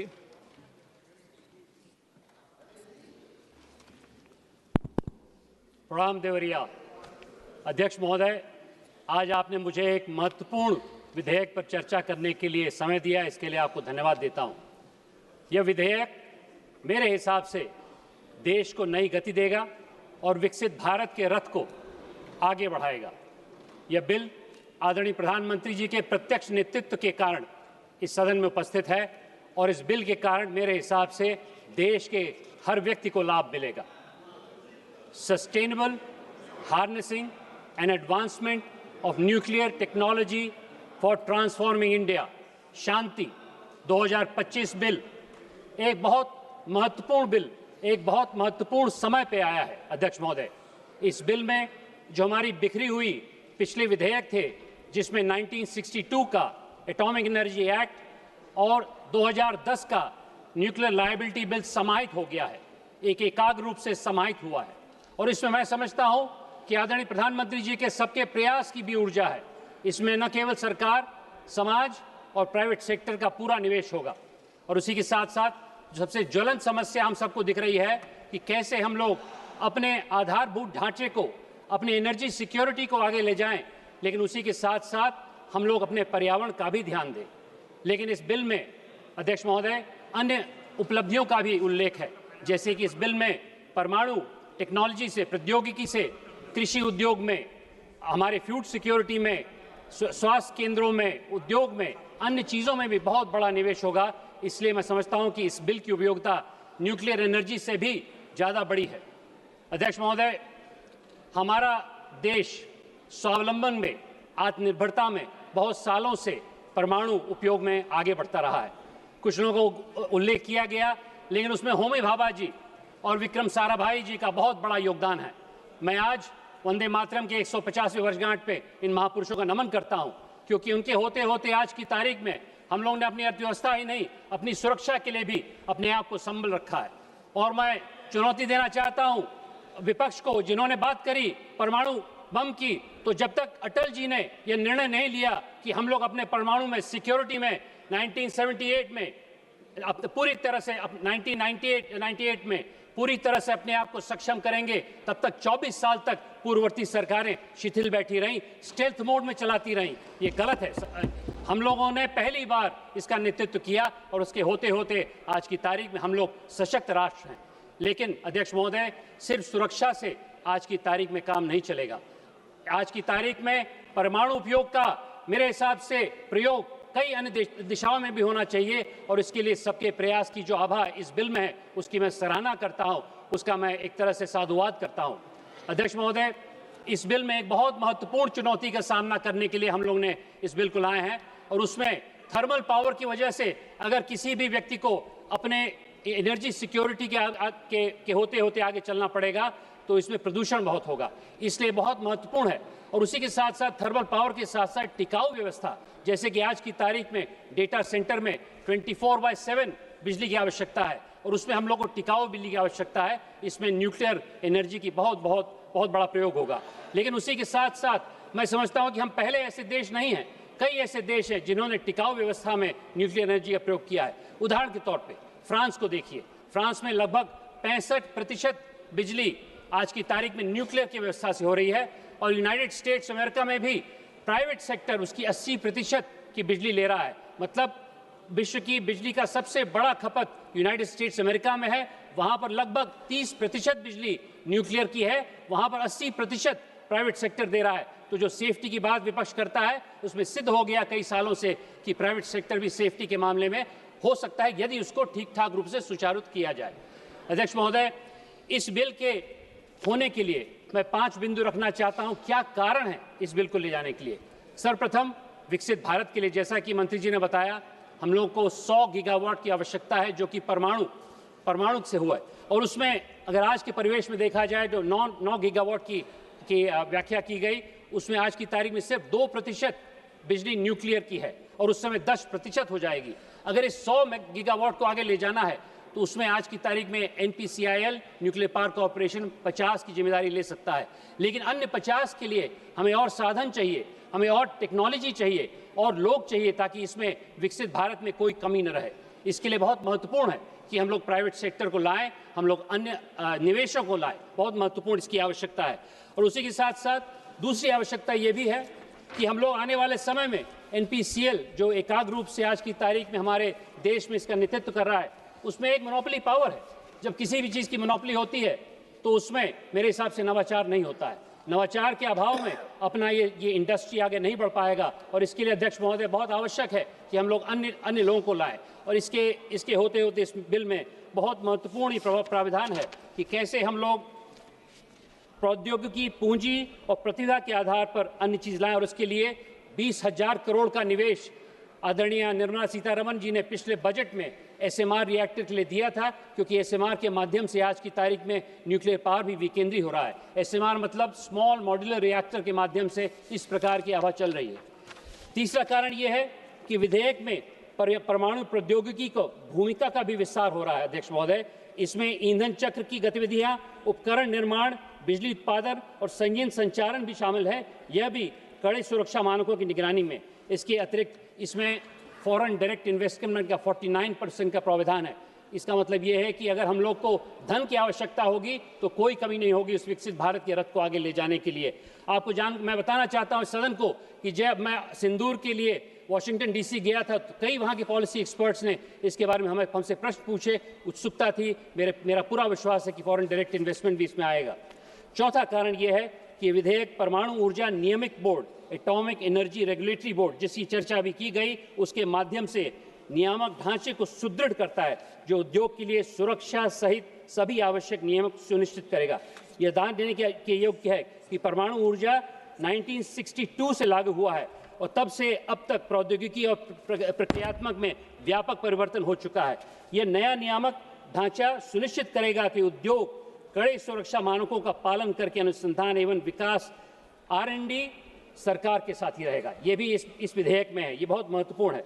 भारत अंतर्राष्ट्रीय परमाणु ऊर्जा agency के परिवहन, निगरानी और ईंधन वापसी के जुड़े हुए नियमों का प्रारंभिक हस्ताक्षर कर रहा है और यह नियम इसके अनुरूप चलेगा। अंत में यह विधेयक परमाणु उद्योग के लिए आधुनिक और एकीकृत कानून ढांचा प्रस्तुत करेगा। अभी इसका उल्लेख कर रहे थे, जिसमें एक समर्पित परमाणु न्यायाधिकारी, परमाणु दायित्व व्यवस्था में सुधार और निवेश का आकर्षण होगा।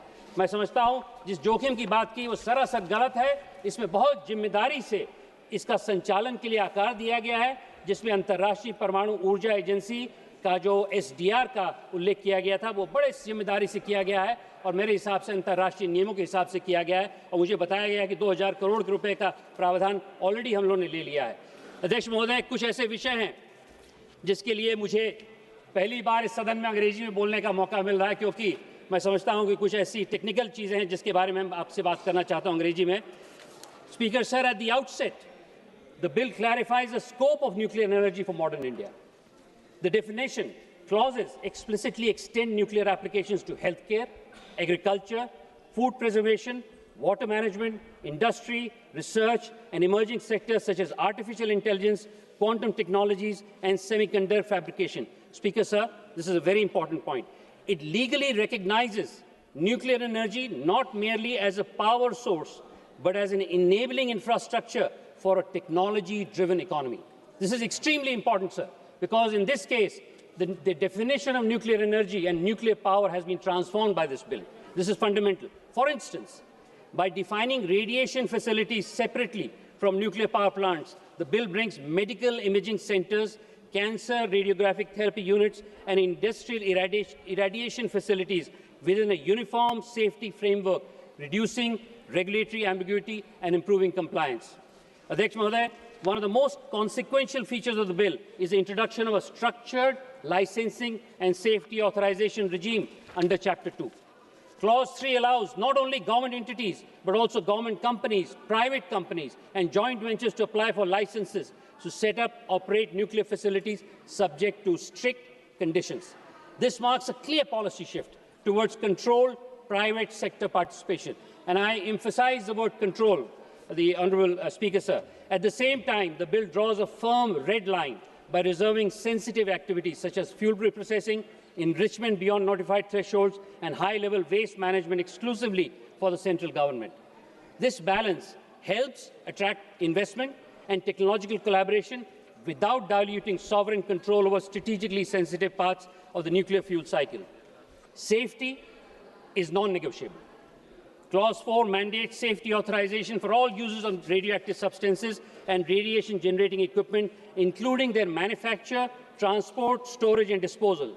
This support will allow the regulator to track radioactive sources through a national register and intervene during radiological emergencies. The bill empowers the government to take over unsafe radioactive material and recover disposable costs from the operator, creating a strong deterrent against negligence. The provision of mining resources under Clause 5 reinforces India's long-standing policy of state control over uranium and thorium. Any discovery of such materials must be reported to the government, and all extracted material vests in the central government. This ensures resource security for India's three-stage nuclear program and its long-term goal of thorium utilization, while also allowing compensation where private interests are affected. From a national perspective, this prevents speculative exploitation of strategic minerals and aligns extraction with national energy planning. Chapter 3 addresses a long-standing concern around nuclear liability and public confidence. The bill clearly fixes primary responsibility for nuclear damage on the operator, while also defining circumstances where liability is excluded, such as exceptional natural disaster or armed conflict. My honourable friend made a lot of song and dance about this, but this has been very well researched and has been put extremely very carefully by a number of experts who have been behind this bill. Clause 13 caps liability in line with international norms by linking in the special drawing rights, which is also mentioned. Clause 14 makes the central government responsible for compensation beyond the operator's cap or in government-owned installations. This clarity is important for two reasons. First, we want to reassure our citizens that they have this recourse. And second, it provides certainty to investors and insurers, which is critical for expanding nuclear capacity. The provision requiring operators to maintain insurance or financial security before operation further strengthens accountability. Institutionally, this is a major point. Institutionally, the bill gives statutory backing to Atomic Energy Regulatory Board. My honourable member mentioned that this has to be independent. It is fully independent under Chapter 4 by detailing appointment procedures, tenure, conflict of interest restrictions and powers. It strengthens the regulator's autonomy and credibility. I would invite the opposition to join hands in making sure that this is fully independent instead of criticizing it. Clause 24 grants the board wide-ranging powers to set safety standards, regulate radiation exposure limits, conduct inspections, and engage transparently with the public. This is significant because regulatory credibility is a key determinant of public trust. आज की तारीख में जो public का विश्वास है उसको जीतने के लिए इस बोर्ड की बहुत बड़ी आवश्यकता है. At the same time, Clause 25 allows the central government to carve out strategic and defence-related activities from civilian regulation, preserving much-needed national security imperatives. The enforcement framework under Chapter 5 and 9 is notably robust. Inspectors are empowered to enter facilities, conduct investigation, seize material, and suspend operations where safety is compromised. Penalties and criminal liabilities are clearly laid out for violations, including for companies and government departments. This reduces regulatory capture and signals that nuclear safety is not merely advisory, but legally enforceable. Finally, the bill establishes specialized mechanisms for dispute resolution and compensation through Atomic Energy Redressal Advisory Council, an appellate tribunal, and a Nuclear Damage Claims Commission by excluding ordinary civil courts from jurisdiction in these matters. This is a major issue because people felt that they would be involved in long litigation. It aims to ensure technical expertise, fast education, and consistency in decisions. For affected communities, this offers a cleaner, more accessible path to compensation. In summary, Honourable Speaker, sir, this bill benefits the country by positioning or repositioning nuclear energy as the cornerstones of India's energy transition, industrial competitiveness and technological self-reliance, while simultaneously strengthening safety, liability and regulatory oversight. Its clause-by-clause design reflects an attempt to reconcile expansion with caution, investment with sovereignty and innovation with public safety. As a legislative framework, it is factual, comprehensive and aligned with both India's international commitments and its domestic development priorities. अध्यक्ष महोदय, मैं इस committee को और उन लोगों को साधुवाद देना चाहता हूं जिन्होंने इस बिल को निर्धारित किया है, क्योंकि इसमें प्रचुर मात्रा में मैं समझता हूं विशेषज्ञों का अनुपात है।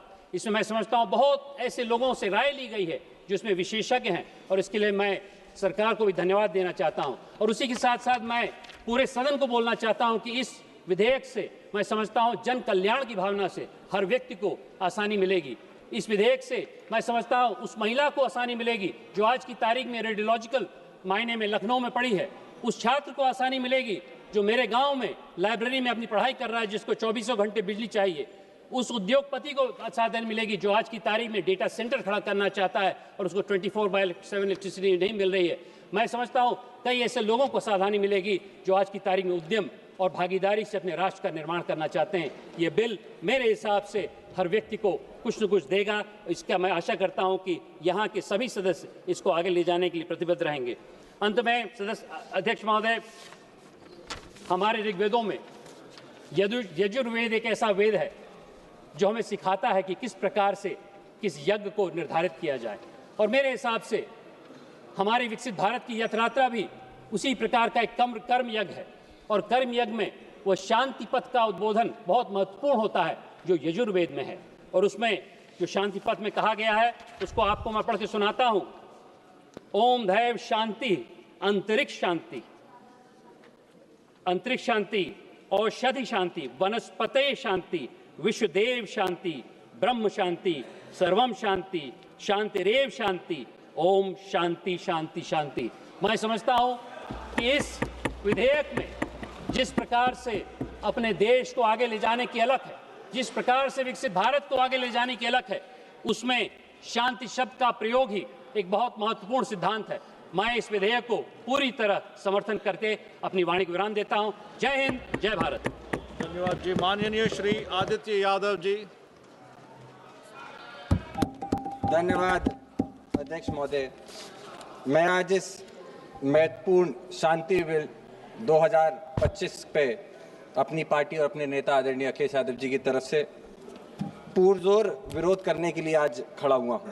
माननीय अध्यक्ष महोदय, जहां आज ये शांति बिल 2025 आप सभी के सामने न्यूक्लियर सेक्टर में 1962 के बाद सबसे बड़ा रिफॉर्म कहा जा रहा है, लेकिन असलियत ये है कि आज लोगों के, जनता के साथ जिस तरीके के उनकी सुरक्षा के साथ कॉम्प्रोमाइज़ तथा जिस तरीके से विदेशी कंपनियों को एक रेड कारपेट देने का काम ये सरकार कर रही है, और इन सबसे बड़ी बात जिस तरीके से भारतीय जनता पार्टी सरकार खुद अपने किए हुए बातों को और अपनी की गई बातों जो इस सदन में की गई थी उनसे यू टर्न लेने का काम कर रही है, विधेयक आज उन सभी बातों को दर्शाता है। अध्यक्ष महोदय, मैं सीधे तौर पे जो इस बिल की सच्चाई, इस विधेयक की सच्चाई है उसके ऊपर चर्चा करूंगा। जहां 49% FDI अलाउ किया जा रहा है, वहीं पे सीधे तौर पे अमेरिका की बड़ी कंपनियां जैसे Washington house, French company Areva, इन सभी कंपनियों को देश में लाने का प्रयास किया जा रहा है। मैं सरकार से पूछना चाहता हूं कि आज अगर हम लोग 49% से 100% तक का FDI अलाउ कर रहे हैं, तो प्रधानमंत्री जी द्वारा जो मेक इन इंडिया की बात की जाती थी उस बात का क्या हुआ? आज इतने बड़े प्रोजेक्ट्स के अंदर अगर हम लोगों को लेनी है तो हम लोग कुशल उन लोगों से सुझाव ले सकते हैं, लेकिन जिस तरीके से मैन्युफैक्चरिंग और सप्लायर्स को इस विधेयक में पूरी तरीके से कैप देने की बात की जा रही है, इसका भी मैं विरोध करता हूं।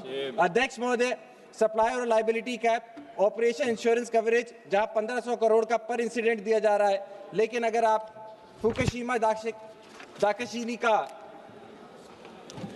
त्रासदी देखें तो जापान में जो त्रासदी हुई थी उस समय पे लगभग $1 ट्रिलियन यानी कि 82 लाख करोड़ रुपए का खर्चा सरकार को देना पड़ा था इतनी बड़ी त्रासदी से निपटने के लिए। वहीं पे सरकार इस समय पे 1500 करोड़ रुपए या उतने तक की अगर लायबिलिटी को कैप करने का काम कर रही है, कहीं ना कहीं सप्लायर्स को बचाने की बात सीधे तौर पर की जाती है। अध्यक्ष महोदय, वहीं पे आपने देखा होगा, आपको याद होगा चेरनोबिल का जहां पे न्यूक्लियर डिजास्टर हुआ था, उसको क्लीन अप करने के लिए जहां $700 बिलियन का लॉस सरकार को झेलना पड़ा था, उस सबसे बड़ा मैं मानता हूं आज जिस चीज को हम आप सब झेल रहे हैं, पर्यावरण का नुकसान। न्यूक्लियर डिजास्टर के अंदर एक सबसे बड़ी चीज जो दशकों तक हमने देखी है, जिसका नुकसान हम लोगों ने देखा है, ह्यूमंस को, लोगों को झेलना पड़ता है, वो है डिजास्टर के बाद एनवायरनमेंट का नुकसान, जानवरों का जो होता है उनको नुकसान, और किस तरीके से आने वाले समय पे आपने देखा है कि समुद्रों के अंदर भी जो न्यूक्लियर वेस्ट होता है उसको छोड़ के जो समुद्र के जनजीवन होता है उसको भी सीधे तौर पे नुकसान पहुंचाया जाता है। वहीं जब मैं बात करता हूं कि सरकार का टारगेट है 2047 तक 100 गीगावाट कैपेसिटी करना, अभी तक जहां ये 8 गीगावाट तक पहुंचे हैं, वहीं सीधे तौर पे दिखता है कि इसको इन्हें 12 गुना बढ़ाना पड़ेगा। और जब हम 12 गुना बनाने की बात करते हैं तो कहीं ना कहीं सीधे तरीके से सेफ्टी के साथ कॉम्प्रोमाइज होने का भी एक सवाल उठता है। इसको लेकर के हम लोगों ने क्या किया है, इसके ऊपर भी मंत्री जी बताने का कष्ट करें। अब जो सबसे इंपॉर्टेंट है, भारतीय जनता पार्टी के डबल स्टैंडर्ड। अध्यक्ष महोदय, जब विपक्ष में थे तब ये कहते थे कि ये लोग अब क्या ट्रंप को सीधे तौर पे फायदा देने के लिए ऐसा बिल लेके आ रहे हैं। मैं इसीलिए ऐसा कह रहा हूं क्योंकि पूर्व में अध्यक्ष महोदय हमने देखा है कि अमेरिका की तरफ से जो टैरिफ हम लोगों के ऊपर लगाया गया, उसके बाद जिस तरीके का दबाव भारत सरकार के ऊपर बनाया गया, क्या कहीं अंदरूनी तौर पे भारत सरकार ये तो नहीं सोच रही कि ये रेड कारपेट देकर कंपनियों को, अमेरिकी कंपनियों और फ्रेंच कंपनियों को फायदा देकर जिस तरीके का टैरिफ का दबाव ट्रंप बना रहे हैं, उसको कहीं ना कहीं खत्म करने का प्रयास ये सरकार भी अंदरूनी तौर पे कर रही है, ऐसा हम लोगों को दिखाई देता है। साथ ही में मैं आपको बताना चाहूंगा कि 2010 में डॉक्टर मनमोहन सिंह जी की सरकार में जब civil liability of nuclear demand act लेकर आए थे तो इसमें बीजेपी ने जमकर विरोध किया था। स्वर्गीय अरुण जेटली जी, जो उस समय में राज्यसभा के ऑपोजिशन के लीडर थे, उन्होंने 30 अगस्त 2010 में पार्लियामेंट में यह कहा था कि ऑपरेटर का राइट ऑफ रिसोर्स किसी रिटन एग्रीमेंट पर डिपेंड नहीं हो सकता है। अगर इक्विपमेंट में पेटेंट या लेटेंट डिफेक्ट हो तो सप्लायर की लायबिलिटी होनी चाहिए। इसमें आपको क्लॉज 17B की यूटिलिटी को सप्लायर डिस्ट्रॉय नहीं कर सकता। तो क्या जो उस समय पे 2010 में जेटली जी ने बात की थी, आप उसको भूल गए? अध्यक्ष महोदय, मैं जल्दी खत्म करना चाहता हूं। बहुत सारे विषय हैं। मैंने आपको कहा कि हम लोग बहुत कम विषय पे चर्चा कर रहे हैं। मेरे साथ कई सारे मेरे सांसद हैं जो इस मुद्दे के ऊपर विस्तृत चर्चा करना चाहते हैं। कई सारे पॉइंट्स हैं जिनको हम लोग नहीं छू पा रहे हैं। पब्लिक सेफ्टी की बात है, फॉरेन कंपनीज की इंटरेस्ट की बात है। वहीं पे आप देखा, जब मैंने आपको बताया कि किस तरीके की हिपोक्रेसी हो रही है कि आज जहां पे महोदय इस बिल की एटॉमिक एनर्जी एक्ट 1962 की civil liability for nuclear damage act 2010 दोनों को अपोज करता है, वहीं पे 63 ईयर्स बाद, 63 साल बाद पुराना कानून जिसमें पब्लिक इंटरेस्ट को सबसे ऊपर रखा गया था, आज उसको खत्म क्यों किया जा रहा है? अध्यक्ष महोदय, मेरा आपसे अनुरोध होगा कि इसमें पूरे तरीके से प्राइवेट सेक्टर को ही लेकर आने का प्रयास कर रही है। आज सरकार की स्थिति अध्यक्ष महोदय ये है, पूरे तौर पे अपने लब्बो लुबाब इस बिल को लाने का सरकार का ये है कि जिस फाइनेंशियल परिस्थितियों में आज ये सरकार फंसी हुई है, जहां डॉलर 90 से ज्यादा निकलता चला जा रहा है, इनके कंट्रोल से बाहर हो चुका है, ऐसे में जब इनके पास इन्वेस्टमेंट नहीं है, जब कोई भी कंपनी नहीं आना चाहती है, वहां ये डॉलर के लिए और बाहर की कंपनियों को अपने देश में लाके या इन्वेस्टमेंट और अपना जो डेट है उसको क्लियर करने का प्रयास कर रहे हैं। इसीलिए हम सभी समाजवादी लोग इस बिल का विरोध करते हैं और आने वाले समय में पुरजोर तरीके से विरोध करते रहेंगे। बहुत बहुत धन्यवाद। जय समाजवाद। Professor Saugata Roy ji. Yes sir. बहुत अच्छा बोला sir. I shall be very brief. I've got only 5 minutes, and in that 5 minutes, I oppose the Shanti Bill. Sir, I oppose this because this bill opens up the nuclear power sector to private industry, both domestic and foreign. And also, their plan is to have Taj. 4 companies are vying for this: Tata, Adani, Ambani, and Jindal. They want to have a share in the nuclear pie. That's why it has been mentioned by Manish before. I oppose this bill. So the bill comes after the country had 75 years. Yes, sir. 1 second, sir. Sir, houses which are being named by the honourable member, direct or indirect mention in the entire text of the bill. So please, this should be removed from the record. Earlier also the member mentioned, so attaching motives without grounds will send a wrong message and bring the house into disrepute. Sir, I have not named anybody. I have named some titles: Taj, Tata, Honourable member Ambani, has just now Adani, named and 3 houses Jindal. and everybody has heard it. Sir, that is not all my point. Professor Saugat Raji, 1 second. 1 second, Professor Saugat Raji. All I want to say, why I am... I heard Honourable Minister raising this point 2 times during this discussion. Kindly refrain from taking any names directly, because you don't have any basis to raise any names. So we will look into the record later, but please do not take any names. Rule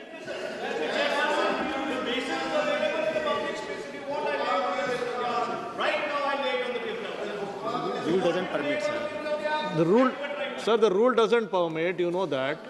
Yes, please go ahead, sir. Sir, the government is planning to have 100 gigawatts by 2047 through the nuclear route. It plans to have 22,000 megawatt by 2032. It says that it will reduce dependence on fossil fuels. But we must also remember that nuclear energy is a risky proposition. You know about the Chernobyl incident in Belarus, 3 Mile Island in the United States, and Fukushima in Japan. You are saying that if accident takes place, maximum liability will be 300 million. I say that this should be increased to 500 million. Why? It should be such a small cap. Liability should be full. Sir, we have shortage both of nuclear raw materials. As you know, all these reactors are fission reactors, splitting the atom. We haven't developed the technology to have fusion reactors, where you combine 2 atoms into 1. So, these fission reactors have this problem, chance of accident. One should be careful about that. Sir, they say that this is to achieve low carbonization, 0 carbon emission by 2070. But if in the process this accident takes place, the whole purpose will be defeated. Sir, new boards have been taken up. Atomic Energy Regulatory Board, Atomic Energy Redressal Advisory Council, Nuclear Damage Claims Commission. It's all right to have such regulatory bodies.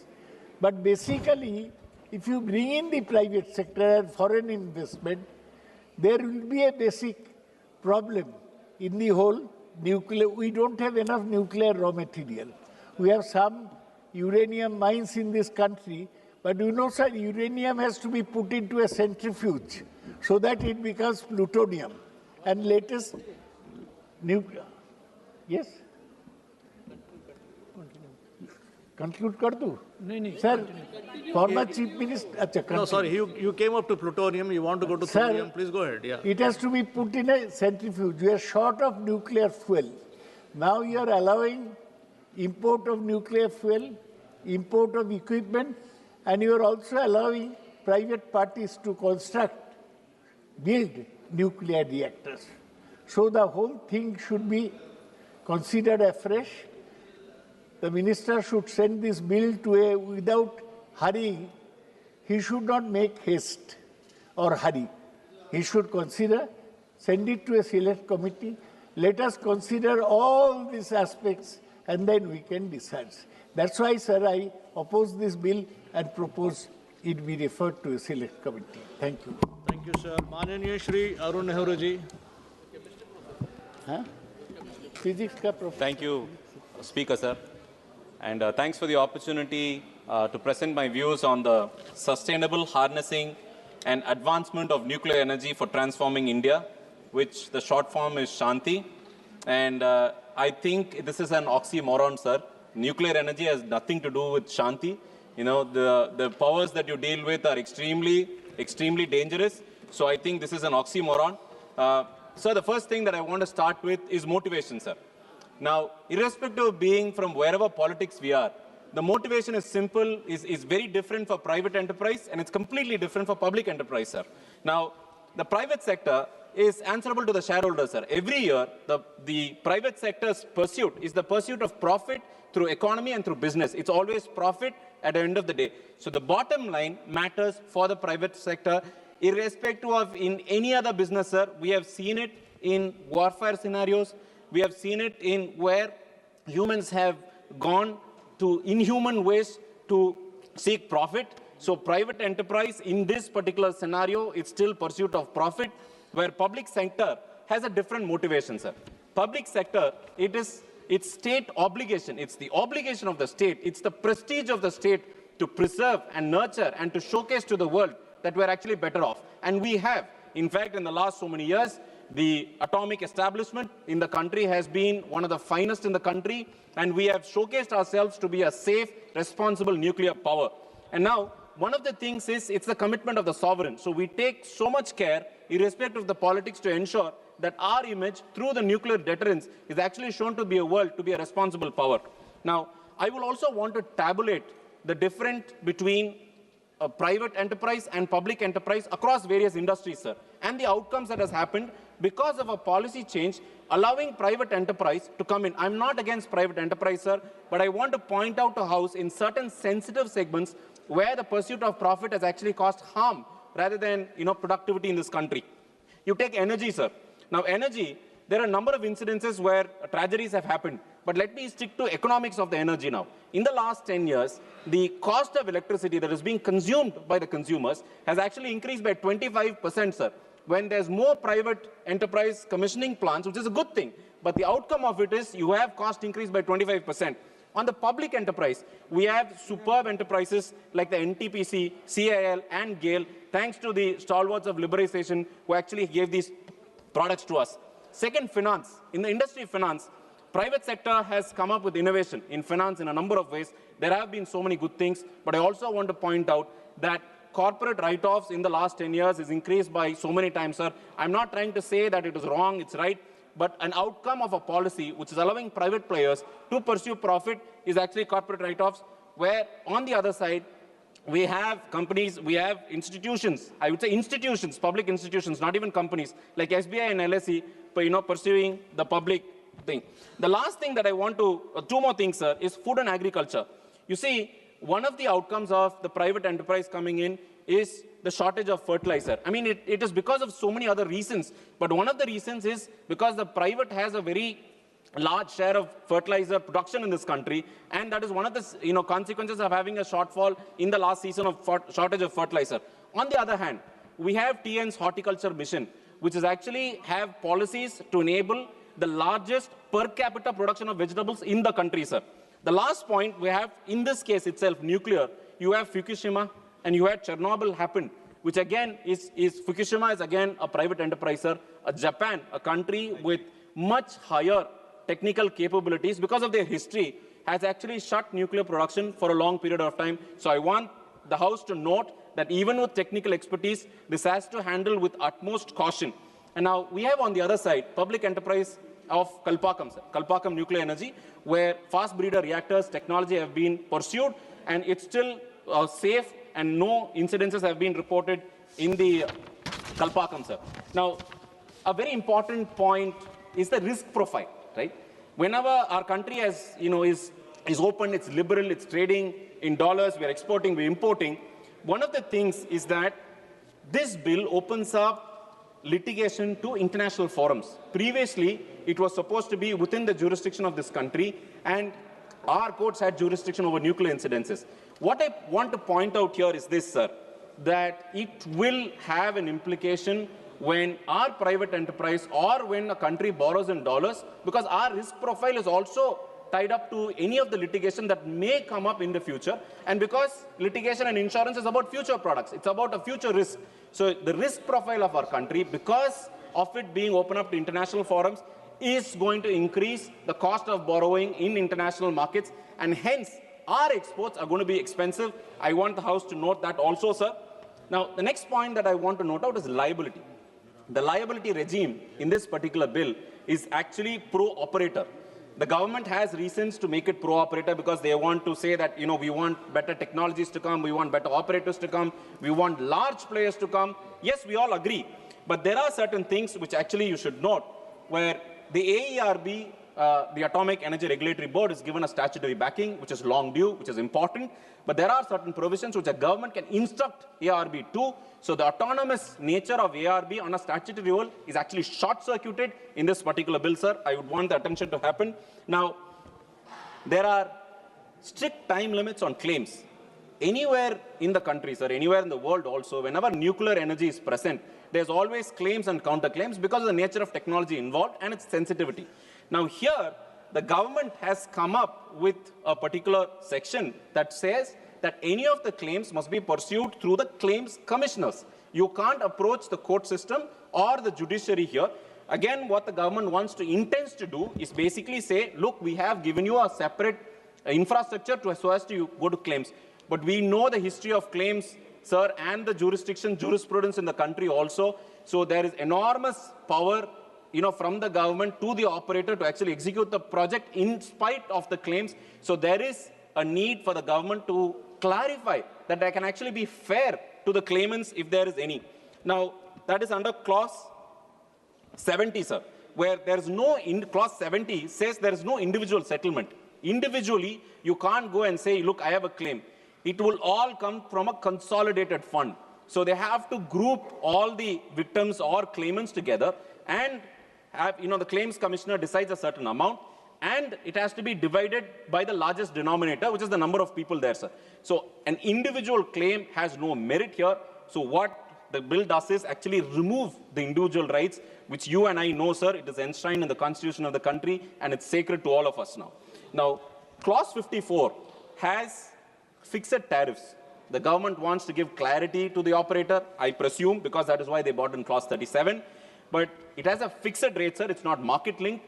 And any fixed rate by a public institution like the government, sir, it is actually prone to misuse, because fixing of a rate, has completely, in the gray area. It is not market linked. It's not determinable. And there are so many factors which are in the gray area. So the government must come up with a clear plan actually fixing the price, sir. Now, the most important point, which my colleagues have already pointed out, is there is a staggered limit on the claims that can happen.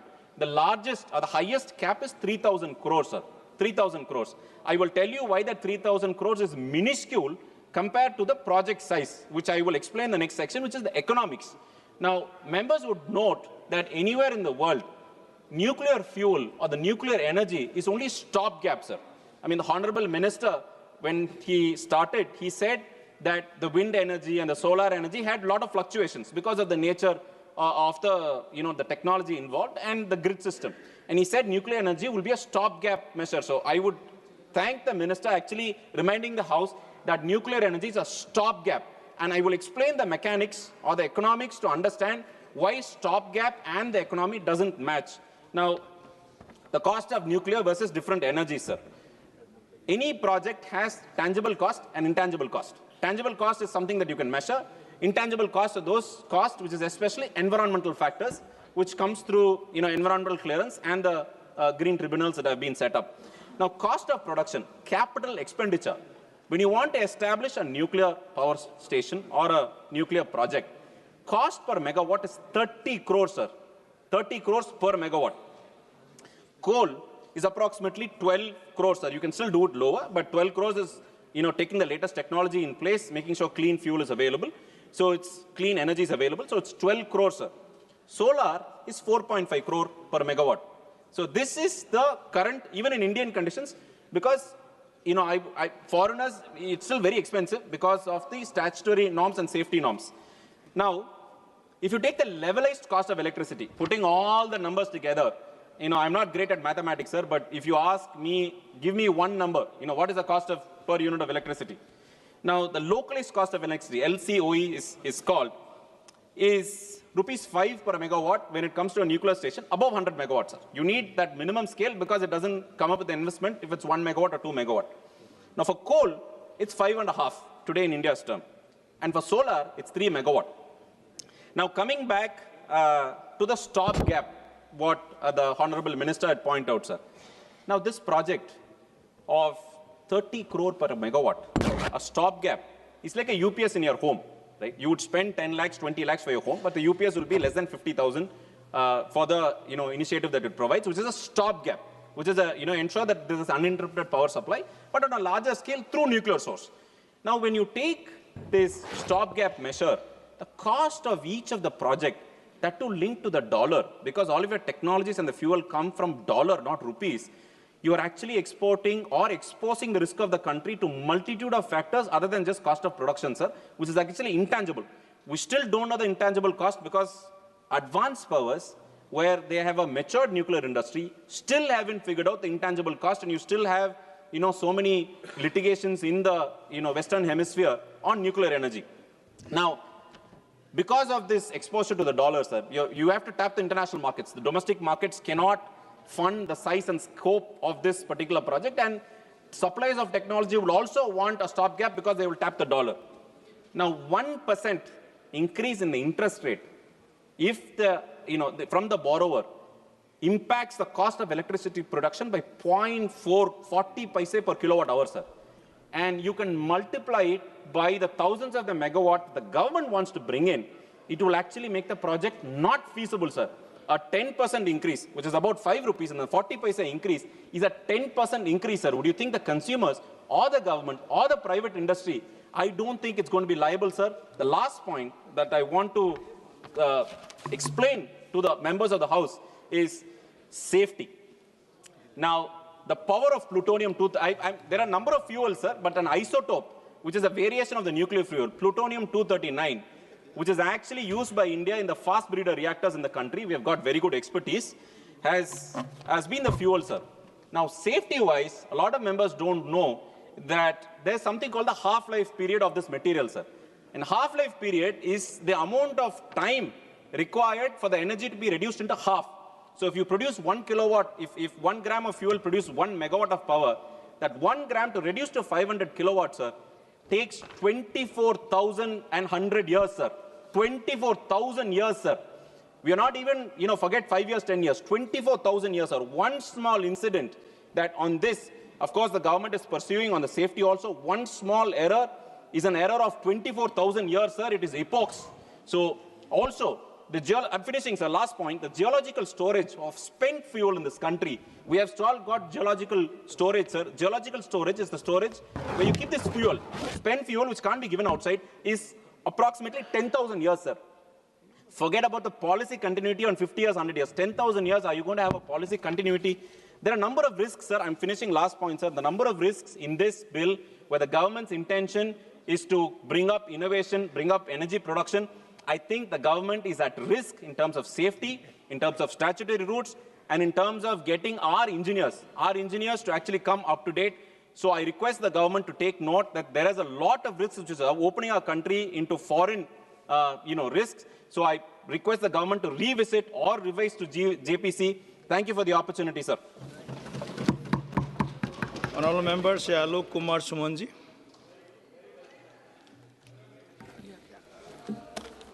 धन्यवाद सभापति महोदय, मैं आपका आभार व्यक्त करता हूं कि आपने लेजिस्लेटिव बिजनेस के इस महत्वपूर्ण विधेयक the sustainable harnessing and advancement of nuclear energy for transforming India bill 2025 पर बोलने का मौका दिया।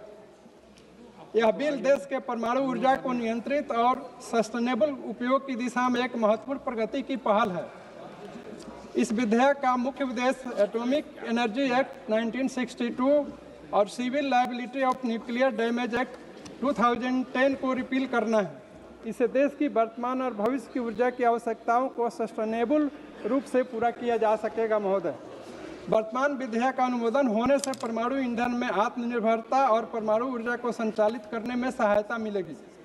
हम यह कह सकते हैं कि सरकार स्वच्छ ऊर्जा सुरक्षा और भविष्य में आने वाली ऊर्जा आवश्यकताओं को पूरा कर सकेगी। 24 घंटे विश्वसनीय विद्युत आपूर्ति प्रदान करने के लिए परमाणु ऊर्जा से बहुत सहायता मिलेगी। महोदय, अगर हम विश्व की सस्टेनेबल डेवलपमेंट गोल्स की बात करें तो भारत एनर्जी सेक्टर में सस्टेनेबिलिटी स्थापित किया है और वर्ष 2070 तक डिकार्बोनाइजेशन ऑफ इकोनॉमी के लिए देश की रूपरेखा तैयार किया गया है। 2047 तक 100 गीगावाट परमाणु ऊर्जा क्षमता प्राप्त करने के लिए लक्ष्य रखा गया है, जो वर्तमान में 7.5 गीगावाट है। इससे स्वदेशी परमाणु संसाधनों का पूर्ण उपयोग होगा तथा सार्वजनिक और निजी क्षेत्रों की सक्रिय भागीदारी सुनिश्चित होगी। मेरा विश्वास है कि हम दूसरे देशों को भी परमाणु ऊर्जा के सही उपयोग के लिए सहायता कर सकते हैं। महोदय, 2047 तक बिजली की ज़रूरतों में 4 से 5 गुना की वृद्धि का अनुमान है। हालांकि नवीनीकरणीय ऊर्जा स्रोतों का विस्तार हो रहा है, लेकिन वे अकेले बेस लोड डिमांड पूरा नहीं कर सकते। अतः यह आवश्यक है कि परमाणु ऊर्जा को मुख्य साधन बनाया जाए। इसलिए 100 गीगावाट एटॉमिक एनर्जी के लक्ष्य को प्राप्त करने के लिए हमें प्रति वर्ष 4 गीगावाट उत्पादन करना होगा। महोदय, मैं यह बताना चाहूँगा कि NPCIL अपनी सहायक कंपनियों के साथ मिलकर घरेलू एवं अंतर्राष्ट्रीय साझेदारी का लगभग 100 गीगावाट का लक्ष्य को लगभग आधा हिस्सा हासिल करने का लक्ष्य रखती है। NTPC के संयुक्त उद्यमी अश्विनी माही बसवाड़ा में 700 क्षमता वाले 4 PHWR के निर्माण का बीड़ा उठाया है। इन सभी गतिविधियों में इस विधेयक से सहायता मिलेगी। महोदय, जैसा कि हम सभी जानते हैं, डॉक्टर होमी भाभा के द्वारा परमाणु ऊर्जा की शुरुआत की गई। कई आशंकाओं के कारण देश के परमाणु विस्तार में प्रतिबंध भी लगा, लेकिन मजबूत सरकार ने सारी चुनौतियों को सामना किया। महोदय, आज हमारे माननीय प्रधानमंत्री श्री नरेंद्र मोदी जी और हमारे बिहार के माननीय मुख्यमंत्री श्री नीतीश कुमार जी के मजबूत नेतृत्व में सरकार परमाणु ऊर्जा क्षेत्र में अनेकों उपलब्धियां हासिल करने की दिशा में आगे बढ़ रही है। 2 दशकों में 10 नए न्यूक्लियर रिएक्टर्स का काम प्रगति पर है, जिससे न्यूक्लियर पावर जनरेशन 10 गुना बढ़ जाएगा। महोदय, वर्तमान विधेयक के चैप्टर 2 में grant of licence and safety authorisation की बात की गई है। सेक्शन 3 के सब सेक्शन 1 to 5 में सेफ्टी आदि की बात की गई है। मेरा यह सुझाव है कि यह फ्यूल को सेफ्टी स्टोर करने के लिए राज्य सरकार की भी सहायता लेनी चाहिए। न्यूक्लियर फैसिलिटी के लिए अधिकतम वाटर यूज होगा, इसके लिए भी सस्टेनेबिलिटी को ध्यान में रखते हुए स्टेट गवर्नमेंट से ओब्लिगेटरी सलाह मशविरा किया जा सकता है। महोदय, इस चैप्टर 2 का सेक्शन 4 रेडियो एक्टिव सब्सटेंस की रेगुलेशन और रेडिएशन जनरेटिंग इक्विपमेंट की भी बात करता है।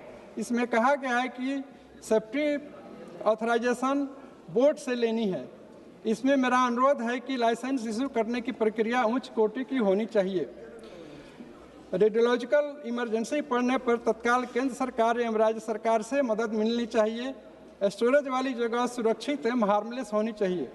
महोदय, सेक्शन 6 में एप्लीकेशन ऑफ लाइसेंस और सेक्शन 7 में लाइसेंस ग्रांट और सुरक्षा की बात की गई है। इसमें मेरा यह कहना है कि रेडियो एक्टिव वेस्ट मैनेजमेंट, जो कि एक महत्वपूर्ण पहलू है और हेल्थ से डायरेक्टली रिलेटेड है, इसके मैनेजमेंट पर विशेष ध्यान का प्रस्ताव रखना जरूरी है। इसके मैनेजमेंट पर विशेष ध्यान का प्रस्ताव रखना जरूरी है। अतः मेरा यह मानना है कि इस विधेयक के पास होने से इन सभी समस्याओं का समाधान होगा।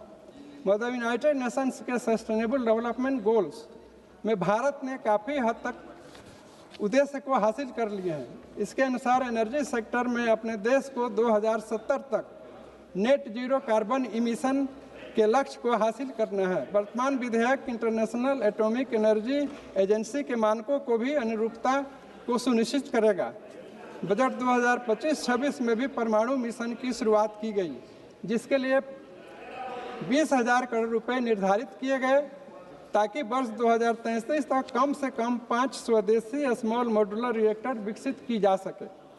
महोदय, वर्तमान विधेयक का चैप्टर 1 में ड्यूटीज और लायबिलिटी की बात कही गई है। इस चैप्टर के सेक्शन 10 में सेफ्टी, सिक्योरिटी और सेफगार्ड्स के लिए प्राइम रिस्पॉन्सिबिलिटी फैक्ट्री मालिक, एम्प्लॉयर और माइंस के मालिक आदि लोगों की होगी। इसमें मेरा यह कहना है कि जो भी रिपोर्ट्स या रिटर्न्स केंद्र सरकार की जानकारी के लिए भेजी जाए, उस पर एक्सपर्ट लोगों से ही विचार विमर्श किया जाना चाहिए। महोदय, सेक्शन 11 में ऑपरेटर ऑफ न्यूक्लियर इंस्टॉलेशन करने वाले की जिम्मेदारी होगी। यदि कोई भी न्यूक्लियर इंसिडेंट्स न्यूक्लियर डैमेज होती है, इसलिए हमें यह भी ध्यान रखना होगा कि न्यूक्लियर इंसिडेंट्स की किसी भी हालत में न्यूक्लियर डैमेज न हो। वर्तमान विधेयक के सेक्शन 13 में maximum amount of liabilities 300 million रखी गई है। महोदय, मेरा यह सुझाव होगा कि इसको बढ़ाकर 4 से 5 मिलियन किया जा सकता है, तो बुरे वक्त में यह सहायता काफ़ी उचित साबित होगा। महोदय, इन्हीं शब्दों के साथ मैं इस बिल का समर्थन करते हुए अपनी बात को समाप्त करता हूँ। धन्यवाद। माननीय सदस्य श्री कृष्णा प्रसाद तेनेती जी। Honorable Chairman, sir, thank you very much for giving me this opportunity on speaking such a wonderful and very, very important and watershed bill for this year 2025. Dear sir, I rise today on behalf of my party and our honorable leader, Honorable Chief Minister Sri Nara Chandrababu Naidu ji, to express the support for the sustainable harnessing and advancement of nuclear energy for transforming India, in short, Shanti Bill 2025. The very name, sir, of this bill reflects our nation's resolve to harness nuclear energy responsibly and strategically for national development and long-term sustainability in line with the aim of an Atmanirbhar Vikasit Bharat by 2047. Honorable Speaker, sir, our country's journey in atomic energy is deeply rooted in scientific temperament and national foresight. Dr. Homi J. Bhabha, the architect of India's nuclear program, viewed atomic energy as a driver of development and self-reliance. His vision was complemented by the defense developments under Shri Babu Jagjivan Ramji, whose political resolve as defense minister showcased India's nuclear capabilities on the international stage with Smiling Buddha in 1974, thereby aligning scientific advancement with national security and sovereignty. Honorable Chairperson, sir, Dr.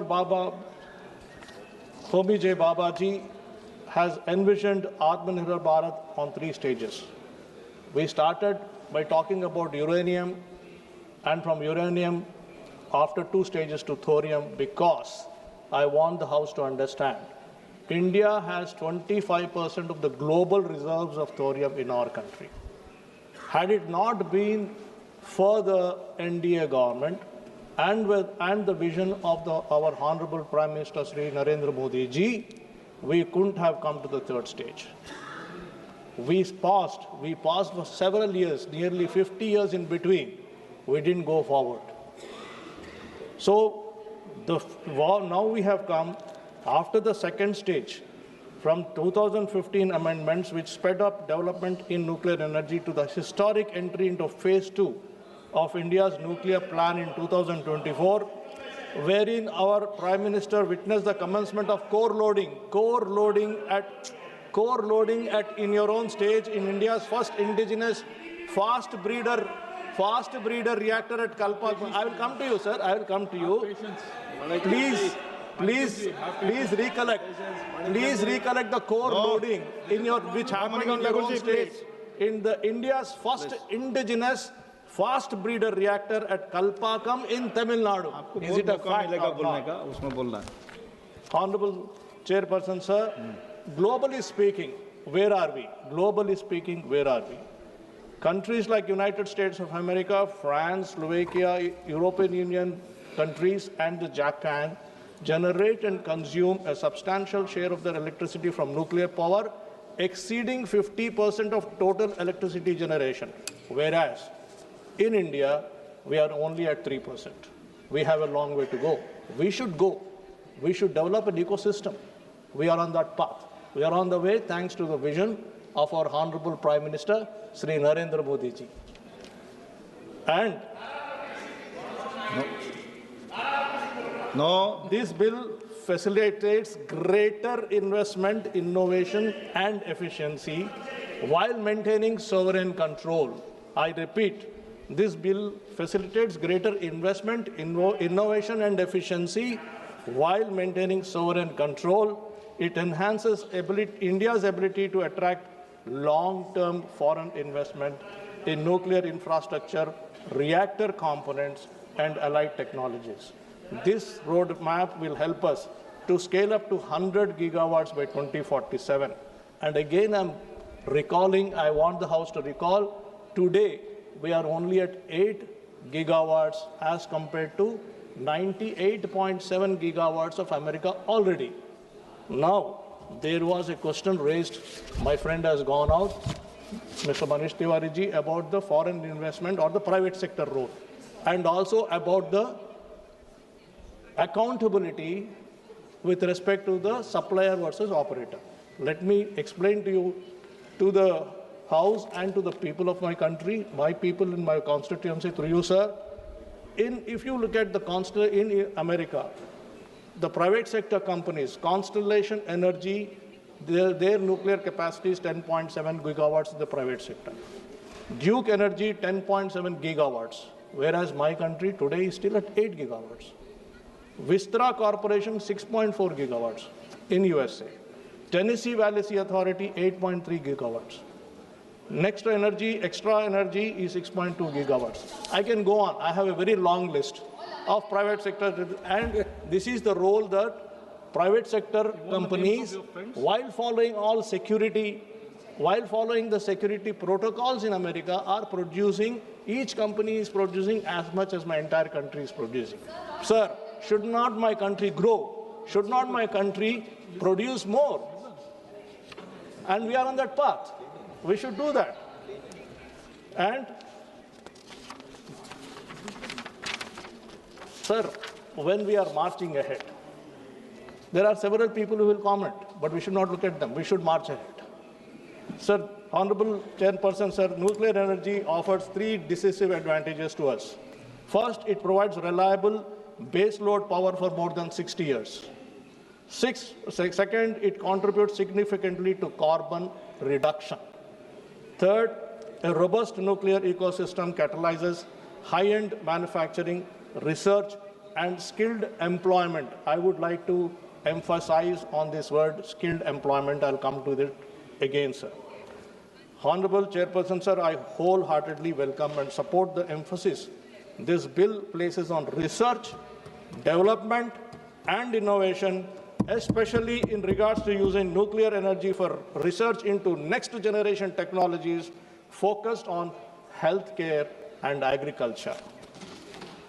Clause 9 of the bill promotes research, development, design, and innovation in matters related to nuclear energy and radiation for peaceful purposes, while Clause 38 allows for patents in for the same.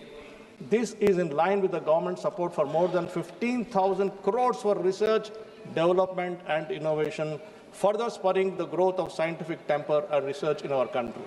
Finally, sir, with respect to the liability and accountability, my observation is, all of us are here can recall, the then Congress government of the 1980s, under incompetence in handling the Bhopal gas disaster, the world's worst industrial disaster, which led to generations of thousands of families suffering while those responsible for the disaster were allowed to fly out of the country.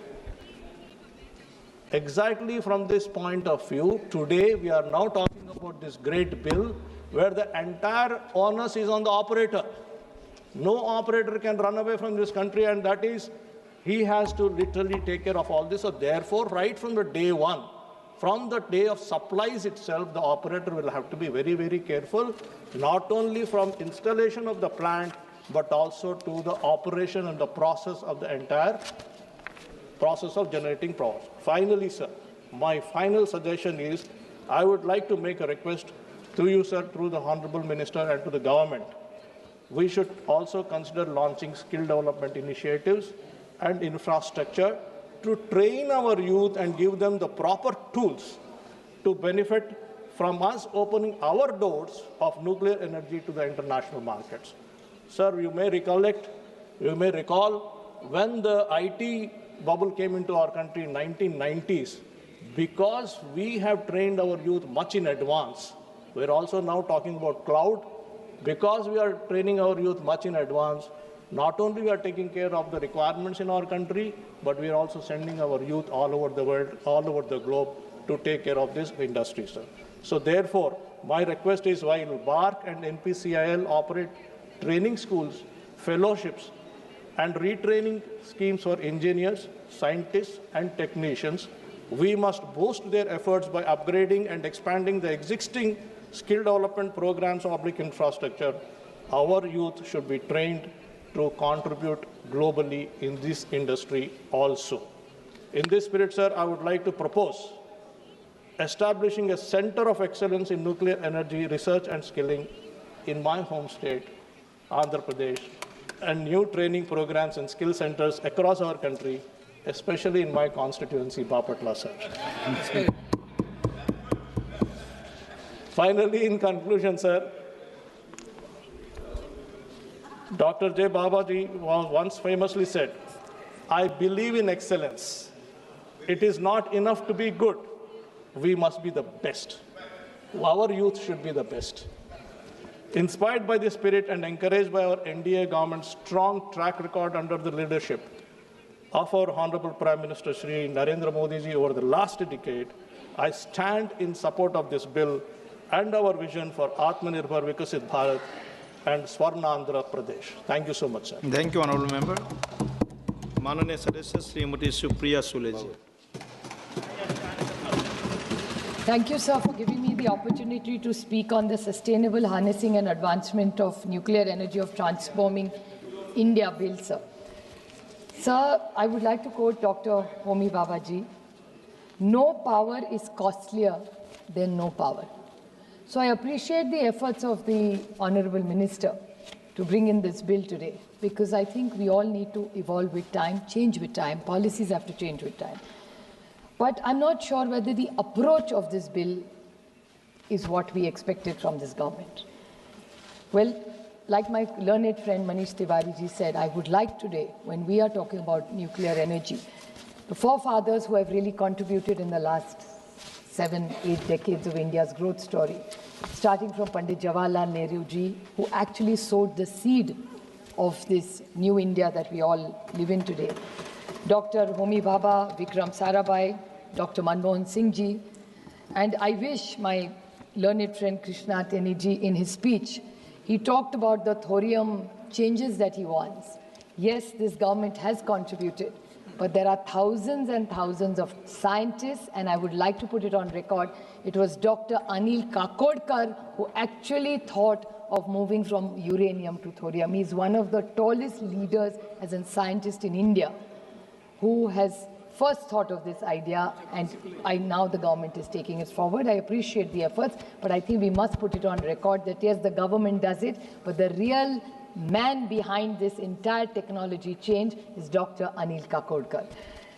Sir, and now something else that India should be very proud of, and I'd like to put it on record, that recently in October, Professor Sunil Gupta was elected the President of International Union of Pure and Applied Physics during the 33rd Assembly held in China for a 3-year term, where this was the only job in the last 70 years which Homi Bhabha, Dr. Homi Bhabha got it, and this is the first time that we should all be proud that Professor Sunil Gupta, a proud Indian today, leads the global change in this nuclear power. So it's something very big for India, I think. In the Atomic Energy Act 1962 and the Civil Liability Nuclear Damage Act 2020, the amendment that has been proposed by this government. So I want to ask two questions to the Honourable Minister since he's here, and my learned friend Shashank ji is also here, who is very, very good technically. I would like to seek two clarifications from him about this bill. In his speech, he said that he doesn't want monopolies. So I like that thought, that there should be no monopoly. But I would with full humility say, who is this monopoly you're talking about? It's the nuclear power, the NPCLI, which is the Nuclear Power Corporation of India, who had a monopoly, which is one of our PSUs, which has always been in profit. You want Indigo to have a monopoly and hold this country for ransom, but for a PSU like Nuclear Corporation of India, there is no sympathy in this government. The government must clarify when your lead speaker says that, oh, we don't want monopolies. So when it's private, I'm not against privatization at all. Let me put it on the record. We are a very modern party. Mr. Pawar has always talked about liberalization. So let me put it on record, but please do not hold up PSUs who have built this nation and say they are monopolies. They are not the monopolies. It's the oligarchs who are the monopolies, not the government of India in the last 70 years who's been a monopoly. Another thing that he mentioned, which is very important, we need to put it on record, since you want private players to invest in this company, it's very important to clarify. He said R&D will remain with government. Will R&D only remain with government?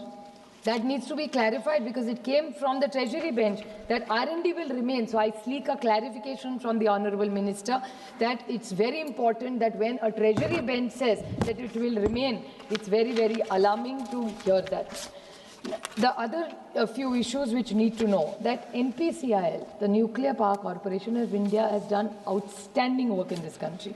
They started the fleet mode. We've had amazing reactors that this government has built over the last 7 decades. So every government has contributed to this growth story of nuclear power. But I would like to ask, what is the future that the government plans? Because Dr. Kakodkar proposed uranium to thorium. Mr. From Chandra Babuji's party, he was talking about uranium to thorium. I appreciate what you said, sir. But what is the plan this government has specifically made? Because this whole fuel price, why are we looking for this energy mix to bring the cost down? Now, we have a lot of thorium in this country. And one biggest asset that the thorium has is it is proliferation resistant. So if it is resistant, then are we going to promote it is a clarification, because all the people who you want to invest, we need to know, because he was talking about only American corporations when he was taking names. I mean, I'm a little worried after hearing that. I'm not against any country. Anybody who invests for the growth of India, we must, with changing times, the world has become flat, sir. So I would like to say that all those American corporations' names were quoted. So I'm little scared and worried that Professor Roy said maybe Indians are going to benefit, but after hearing an ally speech was only Americans benefited. I don't mind as long as Indians are benefited, but I hope India benefits. We don't mind foreign companies benefiting, but we must be very clear about that. So another case is, I would like to highlight, sir, 2-3 very small points. I would like to clarify, because Jaitapur is in my, you spoke about Tamil Nadu, the growth in, we should compliment the Tamil Nadu government for all the work they have done in nuclear with the government of India. But Jaitapur is a project which came in my state, sir. Jaitapur is a project which, Jaitapur nuclear power project, which still, you have also been in power, we've started it. But in the last 11 years, somehow this government has not been able to take it forward. So when you're looking at growth story, what about Jaitapur and how are you going to do it? So talking about OPIL, I would like to give one small point, since I will just make two very short, I won't repeat any other points. Sir, when you talked about the right to recourse, about suppliers' accountability, I would like to say the supplier liability. I'm not, the supplier is as guilty if there is a crisis. It cannot be a supplier immunity. And I would like to quote Sushma ji and Arun ji. With great respect, I would like to quote Arun ji's statement. Well, he had also said the same thing, so I want to remind this government about what Sushma ji and Arun ji said. It was in 2010. He was the LOP in Rajya Sabha, and Arun ji had said that in the Supplier Immunity Act, he fought to remove the word and to ensure suppliers cannot escape the law. Okay. My point is the supplier has to be liable, so it is supplier liability. There cannot be supplier immunity. So much material goes into this. So please don't do it for us, but at least do it for what this party stands for, because your tallest leaders have been Sushma ji and Arun ji, who have actually brought you to power. So please don't pack that. One last two small points are this capping of financial liability of operators. How can you put a cap of 3,000? It is 3,000 crores, sir. It's a request to you, because I don't want anything to happen, but if anything happens, how will you cap it at 3,000 crores? I think that's how will you calculate it at 3,000 crores? How have you come to this magic number is my question to the Honorable Minister. Talking about the autonomy of the regulator has to be very, very strong. You are bringing in safety measures. And please, I will talk about two very small points which nobody else has made, sir. Just very small. Now, decommissioning liability. These are very two small points nobody else has said, sir. Decommissioning of liabilities. I hope every investor comes and does well in this country. But if we ever have to decommission a plant, sir, what is the safety that you have put into this bill? Because if a private player comes, when NPCIL does decommissioning, they do an extraordinarily good job. What is the guarantee that a private player will be as careful? Because the toxic cleanup is very, very critical. And sir, in RTI, last 30 seconds, sir, in RTI, concerns regarding transparency in the bill, clause 39, does not allow RTI questions in this bill partially. I understand. If it is of national security, please don't reply to us. But if there are private players, where is the question of national security? So this RTI point, sir, we have a right to information. You say that it's a transparent and an open government. So what is there to hide in this government? आप जवाब दे सकते हैं ना, खोल के जवाब दीजिए, आकर छुपाने के लिए कुछ नहीं. So I request this government that whatever you are bringing in, please, I consider it's a very important bill. I understand it's in the larger interest of India. I recommend that please send it to the JPC. Let's deliberate more, think about it, and bring in a strong bill in a time-bound manner. Thank you. Thank you very much. Arvind Sawanji.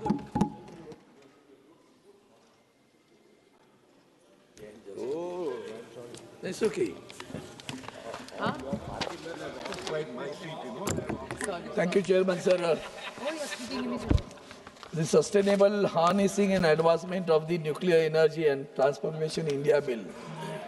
I would like to express my views on it, particularly when you say that in the beginning itself, whereas India is having achieved self-reliant capability in production and use of nuclear energy, recognizes the potential it offers towards rapidly meeting the ever-increasing energy needs of the country to further research and development. The half portion is correct. But when we have achieved it, why we are in such a hurry to grant permissions to all private sectors who are here? Number of people must have spoken about it. I will just point it out, certain things which are to be taken into consideration, because the bill, the Shanti bill penalizes the operators in case of a nuclear accident and asking them to compensate on the basis of the size of the plant operated. It's really a surprising one. How can you relate the size of the operation with the damage? Exactly. There is really, we have experienced what has happened in Bhopal. Union Carbide, how they escaped from all those things. They could not be penalized till date. And really here also some provisions are there, which I'm going to point it out to you, sir. Particularly, I'll go directly because I know the time, you won't permit me a lot of time, but then I'll go to that. What is required and what is missing in here? Dilution of a liability and accountability. Removal of a supplier liability means what exactly? Victims may not be fully compensated. Faulty suppliers may escape responsibility. Risk is shifted from corporation to citizens of the state. Safety risk with private operators. Nuclear power is not an ordinary commercial activity. Profit-driven operators may compromise on safety unless oversight is extremely strong. low compensation ceiling, then the regularity independence question. Is the nuclear regulator truly independent from operators and the government? Without autonomy, safety, enforcement may weaken. Public consent and federal concern. Sir, we are facing in Maharashtra, Jaitapur, you know it. The concern of the public, the consent of the public is opposing it, and still we are forcing them. And that is what we need is that the fisherman community is really having, I mean, if they are having a fear about it. What is about the tomorrow? What is about the fate of their life? If the water which enters into the sea has a very high temperature, and then naturally the temperature of the water is going to increase. And if the temperature of the water increases, it is going to reflect on the production of the fish over there, and it is going to reflect on the earnings of the fishermen over there on the coastal line. And that is what a very serious issue, and that is the reason they was opposing it consistently, and therefore public hearings should be given a nuclear waste is another issue, serious issue. Sir, it has observed, nowadays we are talking about even electrical vehicles. Nobody thinks about the battery. The battery is not perishable, sir. Who's going to do that? That battery is going to create a problem. We cannot perish the battery, and nobody is having a concern. When I was industry minister, I brought it to the notice of the people. Okay, for a pollution-free, we want that the battery-driven vehicles are required, but at the same time, who is going to do that? What is the waste of the battery? Nobody has thought it till date, sir. That is what is very concern over here, and therefore, how does the government ensure that the private operators have maintained the same safety culture as public sector units? The public sector, you see, we are doing a construction at Vadwan port, and the Tarapur reactors are very close to the Vadwan port. Have you ever thought of his safety? A drone can come from the Vadwan Bandar and watch the Tarapur entire reactors over there. So the radiation issue is going to be very serious in that case if the damage takes place, and the compensation of the damage should not be related to this. And finally, sir, two major points which I have come across, a rather surprising one. This is the point, sir. The clause 81 bill provides for exclusion of jurisdiction of civil courts. It provides that the civil court shall have a jurisdiction to entertain any suit or proceeding in respect of which the central government provides that no civil court shall have jurisdiction to enter any suit or proceeding in respect of which the central government, the board, the Nuclear Damage Claims Commission or Claims Commissioner is empowered to adjudicate. Under the bill, it further provides that no injunction shall be granted by any court or other authority in respect of any action taken or to be taken in pursuance of any power conferred by or under the bill. Oh my goodness, it is like the Commissioner of the Election Commission. He is being given freedom. He will not be questioned his authority. This is what you are providing here also. 81, 82 again. The bill provides for protection of action taken in good faith. What do you mean by good faith? Who is going to question that good faith? It's a good faith. I have taken action against the good faith. It provides that no suit, prosecution or other legal proceeding shall be against the central government or the board or the council or any person acting on behalf for anything which is in good faith done or intended to be done under the bill or the rules and regulation measures thereunder. Both these provisions are very serious, sir. And I am really, that's the reason I think my colleague Supriya ji has also said that why not send the bill to the JPC? Now I to demand that it needs an elaborate discussion in detail. Elaborate discussion is required, and therefore it should be sent to the, otherwise, see, I know that the privatization is very, very loving issue. Very, very concerned issue, because there are industrialists who are very close to, and you feel that once the freedom is given, they'll go on producing the electricity power for the country. This is not so. But the concern is, I have expressed my concern, and therefore I once again demand that the bill should be sent to the JPC. One can discuss this elaborately, and let us bring a unanimous bill for the country. Thank you so much, sir. Very good. Dr. Shashi Tharoor. Dr. Shashi Tharoor. Thank you very much, Mr. Chairman. We stand here today at a critical juncture in our nation's history. This Shanti Bill, which is before this House, has the government speaking grandly of harnessing the immense energy released by splitting the atom. Yet it seems to have failed to expend even a fraction of that energy in drafting a bill that is coherent, rigorous, and not full of loopholes. This is full of loopholes.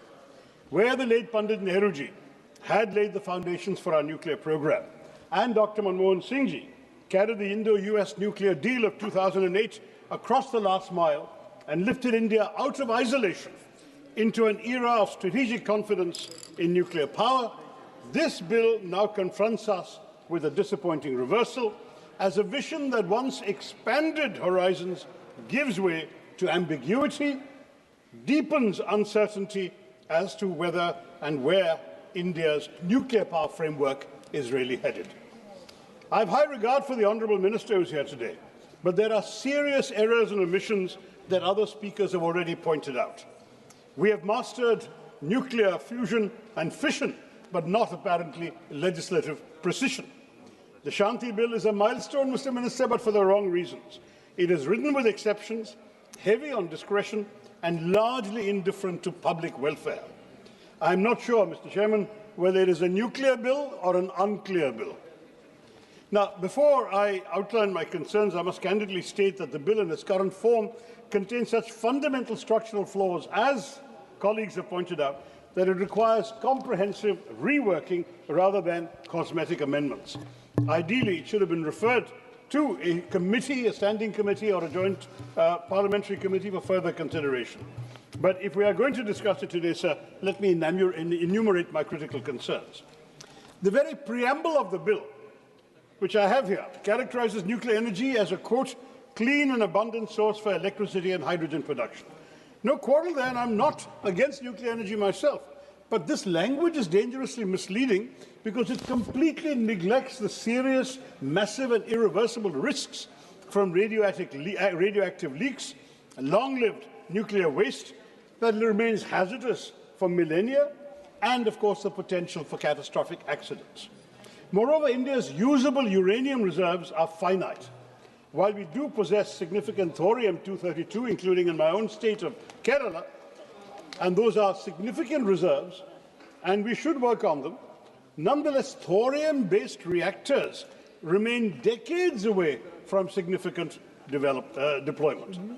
The full life cycle of nuclear fuel, from mining to waste disposal, is neither clean nor sustainable. We must be honest with the people of India about what we are asking them to accept. Now, sir, Section 3(1)(c) and (e) provide that any other company or any person explicitly permitted by the central government is eligible to apply for a license to set up and run nuclear facilities. This effectively amounts to a blanket opening up of the entire nuclear energy sector, from mining to waste management, and this will open it up to a wide range of private actors with indeterminable and indeterminate qualifications. More troubling still, the bill allows for a single composite license for multiple activities across the nuclear fuel cycle. This means one entity could control mining, fuel fabrication, reactor operation, and waste handling. Such concentration of control in any single operator or corporate group heightens systemic risk exponentially rather than containing that risk. When profit becomes the primary motive across the entire chain, safety checks could be compromised at every stage. Such blanket opening up is potentially dangerous, and giving operational control of fissile and other highly radioactive substances to private entities driven by quarterly earnings reports and the bottom line of profit, I'm afraid significantly increases the possibility of nuclear incidents and accidents. The core of the liability reform caps total nuclear incident liability at 300 million special drawing rights, which is approximately today $460 million or 3,900 crores. Let this sink in, honourable members. This cap has not changed in 15 years, despite inflation, despite Fukushima, despite everything we've learned. For context, the Fukushima disaster cleanup costs have already exceeded $182 billion. Okay? That's several hundred times the cap proposed in this bill today in 2021. Chernobyl's total economic impact exceeded $700 billion. Yet we propose to cap liability at less than $500 million. This is grossly inadequate when measured against the potential long-term health, livelihood and environmental costs of any serious accident. This is not a safety net, Mr. Minister. It is a trapdoor through which victims could fall into decades of legal battles and inadequate compensation. The bill also removes the earlier provisions where the operator had the right to recover compensation from equipment suppliers. This means that even if an accident occurs due to faulty design, substandard parts, or negligent manufacturing by a supplier, that supplier walks away while Indian taxpayers have to bear the entire cost. This might, in cases of serious accidents, strain our economy significantly. We are effectively subsidizing the risk for private international corporations while they retain all their profits. The state underwrites catastrophic risk, Mr. Chairman, while private operators maximize returns. What kind of law is this? Chapter 3, Section 14(1)(a) makes the central government liable where the liability exceeds the amount of liability of an operator. In effect, public funds, our money, taxpayers' money, will compensate for all the damages caused by private facilities. This provision does nothing but further dilute corporate accountability for systemic failures.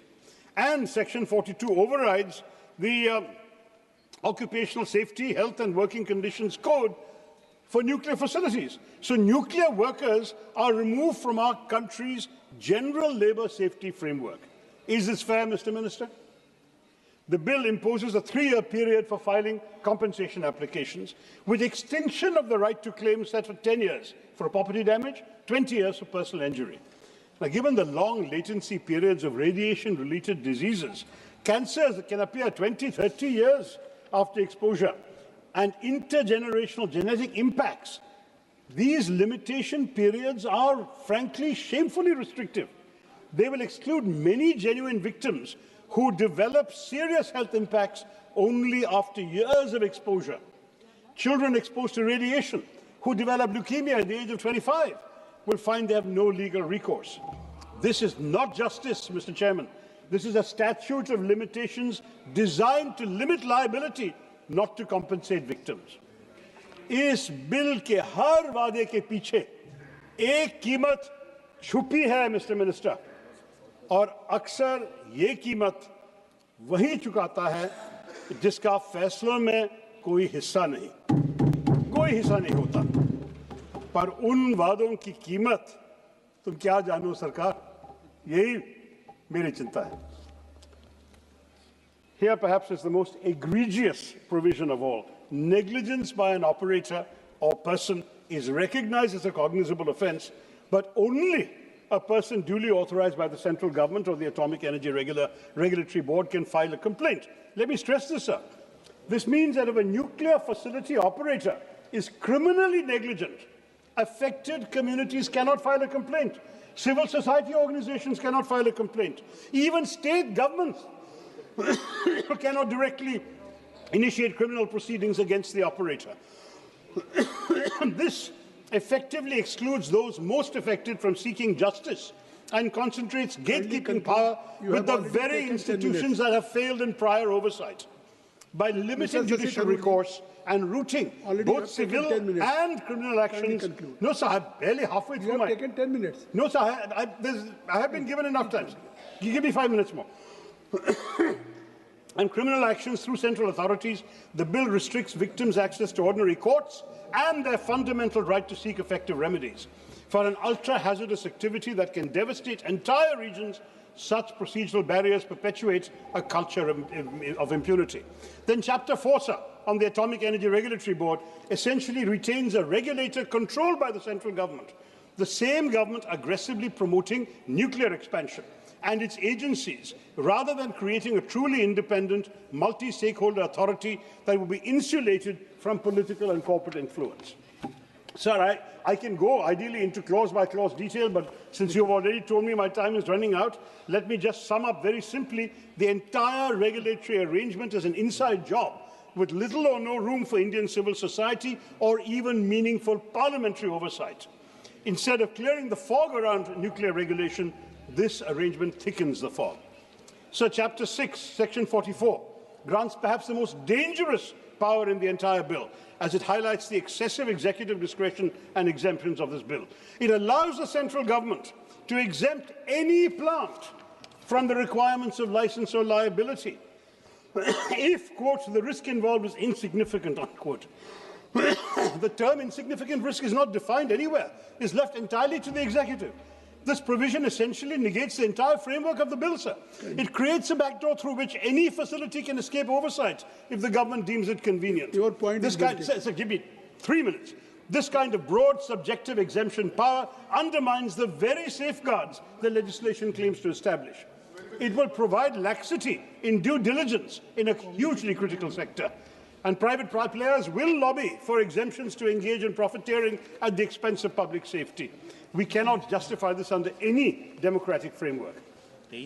Multiple sections are granting sweeping powers on vague grounds. The bill lacks enforceable public participation mechanisms, no mandatory public hearings before licensing, no environmental impact assessment disclosure periods, no community consent mechanisms, no regular public reporting of safety inspections or radiation monitoring, no mandatory tabling in Parliament. Kunalji, you have given 7 names. Sir. From your party, you have given 7 names. That's why I am requesting. Sir, I'll conclude in 2.5 3 minutes. Sir, मैं जो detail बोल रहा हूँ sir सब कुछ जानना चाहिए ये तो रिकॉर्ड में आना चाहिए sir But 7 and finally sir, no mandatory tabling in Parliament of incident reports, internal or independent inquiry findings and periodic safety reviews. In other words, you're excluding the very people whose lives and livelihoods are at stake. And the past controversies referred to by other speakers at Jaitapur, Kuramkolam, Gorakhpur demonstrate what happens when communities feel excluded from decisions affecting their safety. This bill risks repeating those conflicts, undermining capacity expansion targets through local resistance and litigation. 2 more points, sir. Section 34B requires licenses, 35B, I beg your pardon, reserves spent fuel management for the central government, but again provides minimal implementation detail. When multiple private operators are generating significant spent fuel, unclear protocols will create operational uncertainty. The bill also lacks climate change provisions despite rising sea levels, extreme weather and water scarcity. Thank you very much. And post-Fukushima, sir, Japan comprehensively revised site selection for climate resilience. Our bill remains silent on that. I'll skip my other points. Let me give you one. Let me conclude, sir. Give me 1 minute to conclude. So I've taken up more than a minute in pleading for time. Give me time. There are 7 members of Parliament from Congress Party. I'm skipping half my point, sir. There is a time constraint. Please kindly conclude. Please kindly conclude. Sir, beyond safety, okay, I won't talk about safety anymore, sir. Fundamental questions arise about economic wisdom of this bill. Nuclear projects are highly capital intensive with long gestation periods. In an era of rapidly falling renewable costs, battery storage costs, we must ask, does 19.3 trillion rupees towards nuclear represent optimal allocation versus accelerated renewable deployment, grid modernization or energy sufficiency? The opportunity cost must be gone into, sir. The Shanti bill represents a dangerous leap into privatized nuclear. धन्यवाद सभापति महोदय मैं atomic energy bill 2025 शक्ति bill के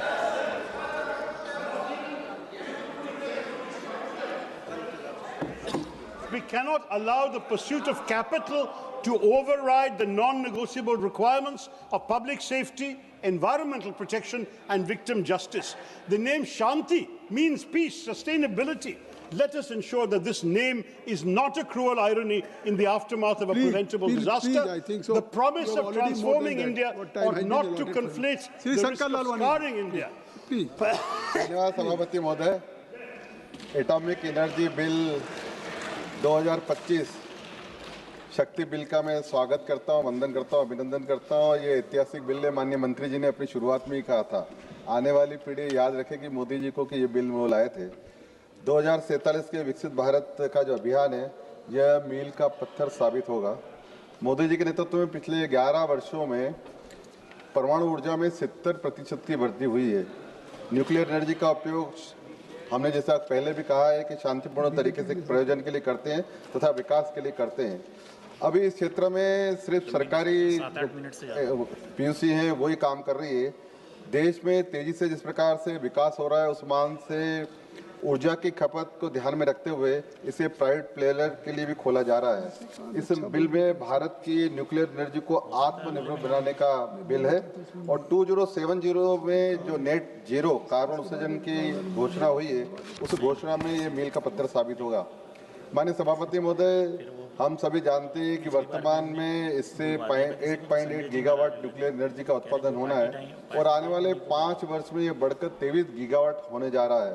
पर आने वाले विकसित भारत जो 2047 का विकसित भारत संकल्प है मोदी जी का, उसमें आवश्यकता है 100 गीगावाट एनर्जी की और इस लक्ष्य को पूरा करने के लिए मील का पत्थर रहेगा।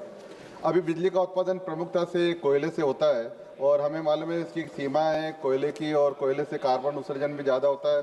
रिन्यूएबल एनर्जी के लिए न्यूक्लियर एनर्जी सस्ती, स्वच्छ तथा कम एरिया में ज़्यादा उत्पादन करने, लो कास्ट प्रोडक्शन वाली ये एनर्जी है। तो न्यूक्लियर एनर्जी का उपयोग आज हर क्षेत्र में हम देख रहे हैं हो रहा है, चाहे कृषि हो, स्वास्थ्य हो, R&D हो, इंडस्ट्री हो, हर क्षेत्र में इसका उपयोग हो रहा है। जिस तेजी से मोदी जी के नेतृत्व में इंडस्ट्रियलाइजेशन हो रहा है, डाटा सेंटर बढ़ रहे हैं, AI में काम हो रहा है, EV वाहनों में लगातार बढ़ोतरी हो रही है, ग्रीन हाइड्रोजन में काम हो रहा है, डिजिटल इंडिया में काम हो रहा है, इन सब में आने वाले 2040 में बिजली की खपत लगभग डबल से ज़्यादा होने वाली है। आने वाले 2030 में डाटा सेंटर के लिए भी 10 गीगावाट की बिजली की आवश्यकता होगी। इन सबको ध्यान में रखते हुए बिल बहुत ही महत्वपूर्ण है। इस बिल में डाटा सेंटर के लिए कंपनी को छोटे छोटे न्यूक्लियर पावर सेंटर अपने यहाँ बनाने की सुविधा रहेगी। स्मॉल मॉड्यूलर रिएक्टर से दुनिया में भारत डाटा और डिजिटल का हब स्थापित होने जा रहा है। सरकार ने छोटे छोटे मॉड्यूलर रिएक्टरों को R&D के लिए आगामी 5 वर्षों में जो प्रावधान किया है, 20,000 करोड़ का प्रावधान किया है।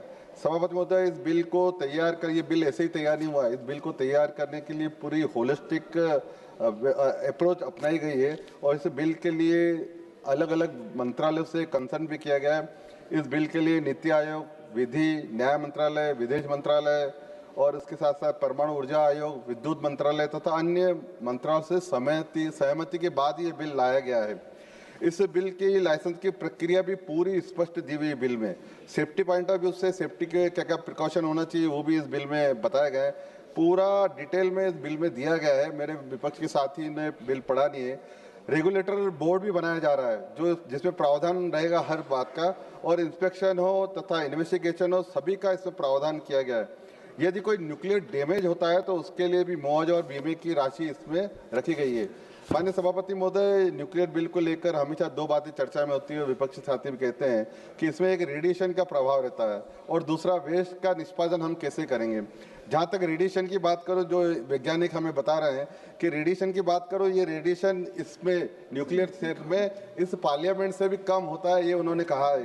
दूसरा, जहाँ तक वेस्ट डिस्पोजल की बात है, वेस्ट डिस्पोजल के लिए उन्होंने कहा है कि वेस्ट डिस्पोजल हम लेंगे और उसमें भी प्रोसेस करेंगे। माननीय प्रधानमंत्री जी कहते हैं कचरे से कंचन, तो ये उसका जो वेस्ट रहेगा उसमें भी प्रोसेस करके हम कमाएंगे। इस बिल के अंतर्गत परमाणु ऊर्जा नियामक परिषद का भी गठन किया जाएगा। इस परिषद के अधिकार व करते हुए इसमें स्पष्ट दिए हुए हैं। माननीय सभापति महोदय, वर्तमान में भारतीय परमाणु बीमा पुल जो परमाणु क्षति के लिए 2010 अधिनियम की तरफ से सिर्फ 1500 करोड़ की लायबिलिटी तय करता है, लेकिन इस बिल में न्यूक्लियर स्टेशन स्थापित करने वालों ऑपरेटरों के लिए विभिन्न लायबिलिटी क्लासिफाइड की गई है। अगर हम बात करें कोई 1200 मेगावाट से अधिक का रिएक्टर बनाता है तो 3000 की लायबिलिटी रहेगी। अगर कोई 500 मेगावाट का रिएक्टर बनाता है तो उसको 1500 करोड़ की लायबिलिटी रहेगी। 250 मेगावाट से अधिक का रिएक्टर कोई बनाता है तो 750 करोड़ की लायबिलिटी रहेगी। 50 मेगावाट से अधिक का अगर कोई रिएक्टर बनाता है तो 300 करोड़ की लायबिलिटी रहेगी और 50 मेगावाट तक अगर कोई रिएक्टर बनाता है तो 100 करोड़ की लायबिलिटी रहेगी। किसी भी अगर कोई विवाद होता है, उस विवाद को निपटने के लिए, निराकरण के लिए परमाणु न्याय प्राधिकरण का भी इसमें प्रावधान किया गया है और इसके बाद भी अगर वो संतुष्ट नहीं है तो हाईकोर्ट और सुप्रीम कोर्ट भी जा सकता है। न्यूक्लियर लायबिलिटी फंड का भी इसमें प्रावधान किया गया है, बीमे का भी प्रावधान किया गया है। माननीय सभापति, मुझे पुरानी सरकार में, इनकी सरकार में हमने देखा कि किस प्रकार इस क्षेत्र में दो प्रमुख बाधाएं थी। एक तो पूरा जो ये नियंत्रण था वो सरकार के पास था और दूसरा प्राइवेट प्लेयर इसमें कहीं नहीं आ रहा है, लेकिन अब इस बिल के प्रावधान में प्राइवेट प्लेयर भी आ सकते हैं। इस बिल में आने से बड़े पैमाने पर परमाणु क्षमता का विस्तार होगा, निजी निवेश आगे आएंगे, सुरक्षित और बेहतर रिएक्टर बनेंगे, स्मॉल मॉड्यूलर रिएक्टर बनेंगे जो डाटा सेंटर और एआई के लिए आने वाले समय में आवश्यकता है। भारत इसमें आत्मनिर्भर बनेगा और जो माननीय प्रधानमंत्री जी का संकल्प है नेट जीरो 2070 में, उस लक्ष्य को हम पूरा करेंगे।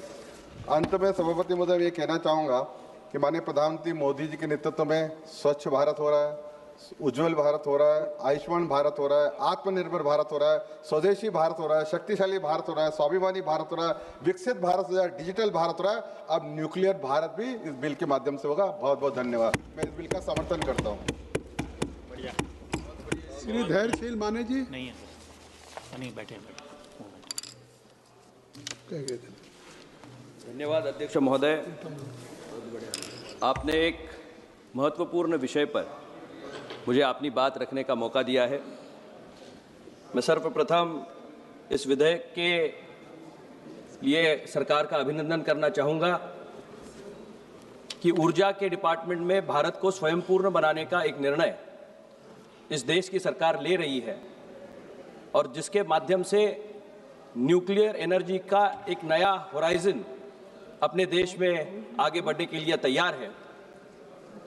प्रधानमंत्री नरेंद्र मोदी जी के कुशल नेतृत्व में इस दौड़ में बहुत गति के साथ भारत देश आगे बढ़ रहा है।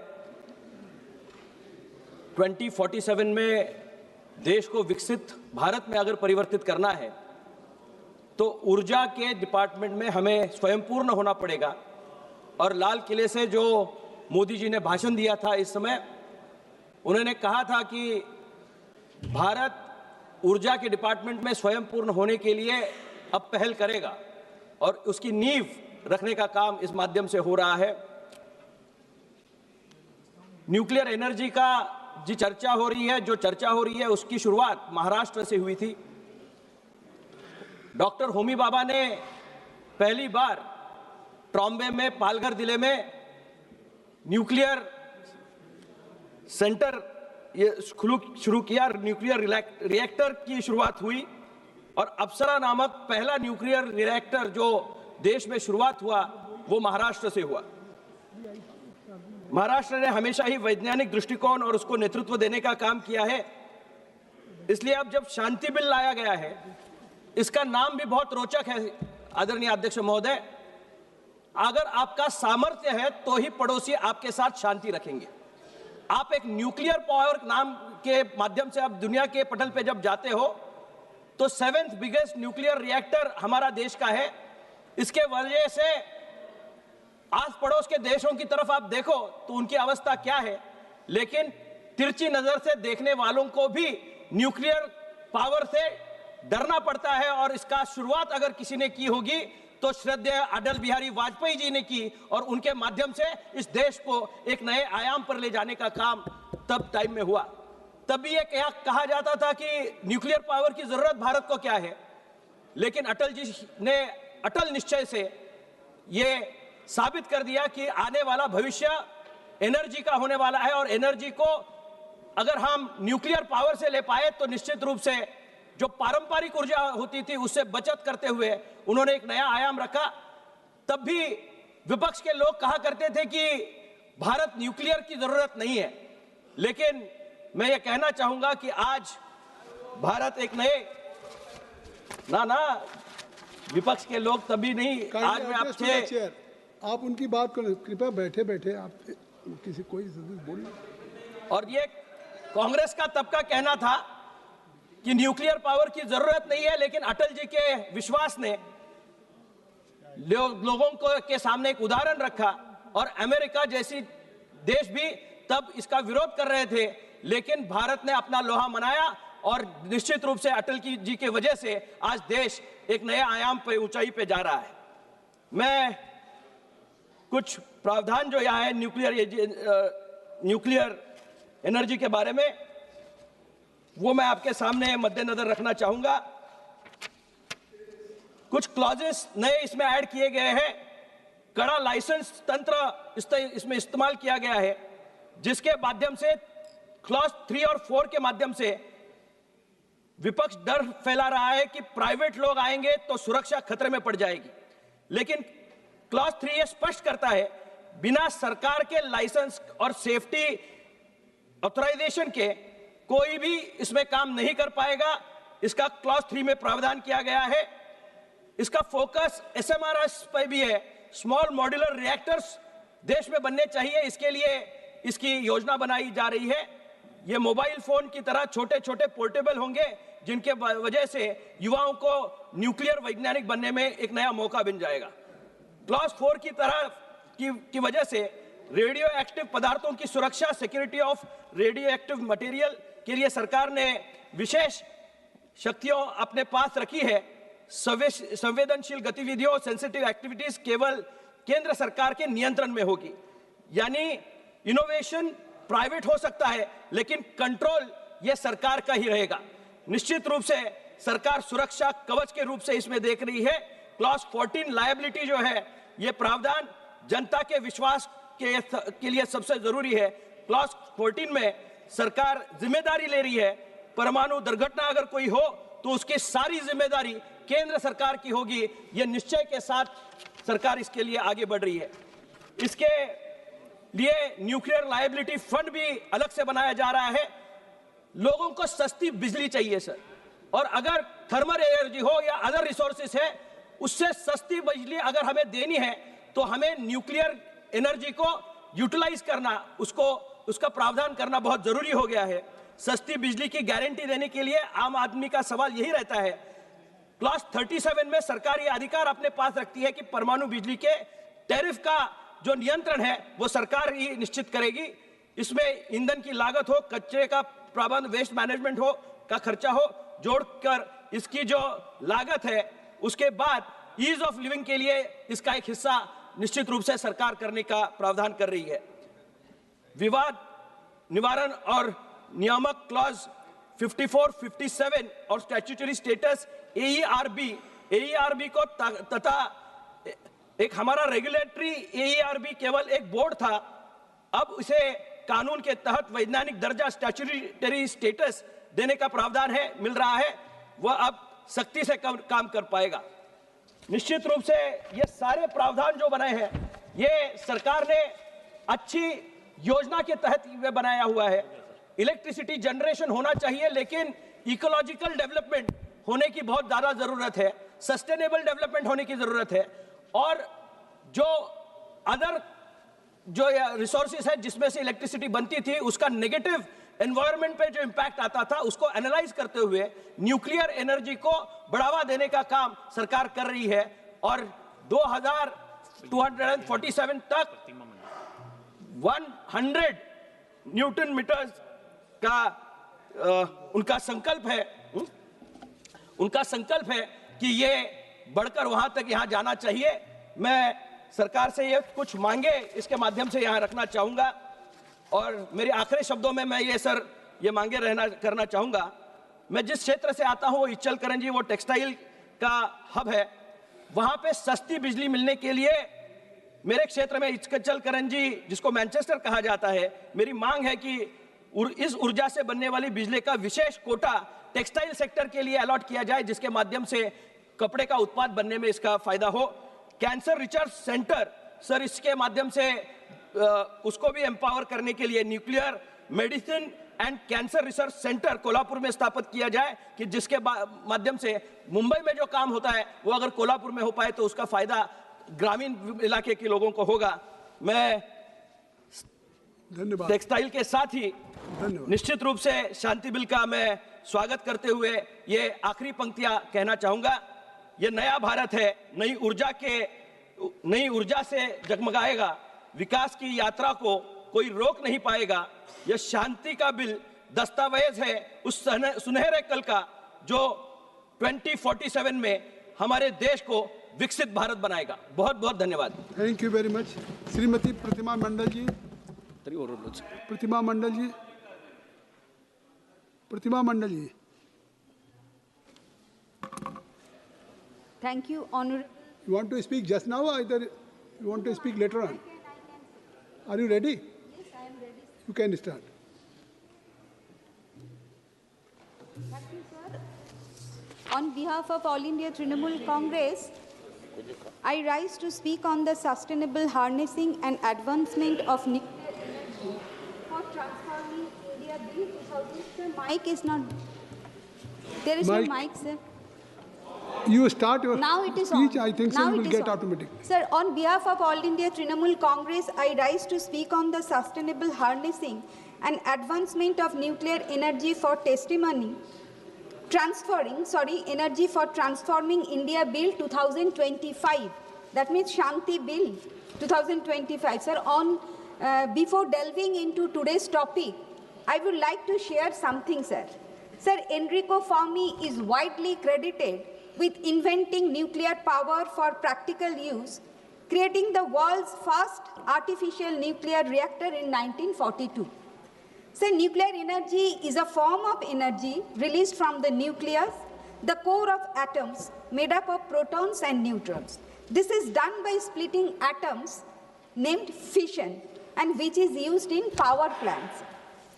The primary atoms used in nuclear fission are heavy unstable elements like uranium, plutonium, and thorium as a potential fuel which are bombarded by neutrons to split their nuclei, releasing massive energy in a chain reaction for power or weapons. So these elements are all radioactive elements. So everyone can imagine how sensitive this area is, sir.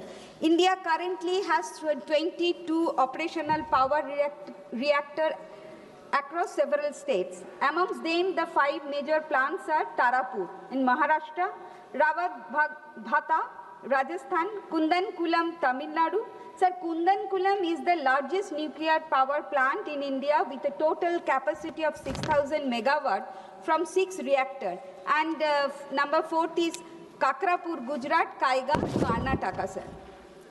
Sir, this House today debating a bill that will decide who controls India's nuclear future, who bears the risk, and who pays when things go wrong. So the Shanti Bill does not emerge from a regulatory vacuum. India has governed nuclear energy for over 6 decades. Through the Atomic Energy Act 1962, this bill is therefore not a foundational statute. It is a restructuring statute. My question to the Honorable Minister, what problem is this restructuring actually solving, sir? Sir, in Section 3 of the bill allows not only government companies but also private companies, joint venture and even other persons notified by the center to build, own and operate nuclear power plants and other nuclear facilities. Sir, privatization could lead to a threat to our national security and safety. How can the ministry ensure of this? Sir, Modi government is handing over our our pride. The 70 years of publicly funded research built by Pandit Nehruji, Dr. Homi Bhabha and Bikram Sarabhai, sir. And this is not real competition. It is a crony control. The Modi government is opening the door for a handful of private players to enter the highly sensitive sector. The bill does not create any clear, independent and transparent process for selecting private licensee, nor any strong parliamentary or public scrutiny of such decisions. What we see here is selective privatization profits go to private companies, but control and risk management stay with the government. Here I would like to take a flashback to our history of British Raj in India. Power without responsibility, introduced by after the Battle of Boxer. This system gave the British East India Company control over revenue collection, that means Diwani, and military power. Responsibility without power, the system was designed so the British had power without responsibility, while the Nawab had responsibility but had no real authority, became puppet Nawab. Ultimately, British East India Company ruled over country and looted our wealth. Similarly, this government is now going to execute the same stature of puppet ministry as we are seeing like the civil aviation ministry, sir. Sir, in case of serious accident, affecting thousands of people. Victims will struggle to get fair compensation because the operator's liability is capped. The rest of the burden falls on the state and ultimately on common citizens through taxes. Sir, most advanced nuclear countries like Canada, like the United States, France have independent regulators with statutory protection.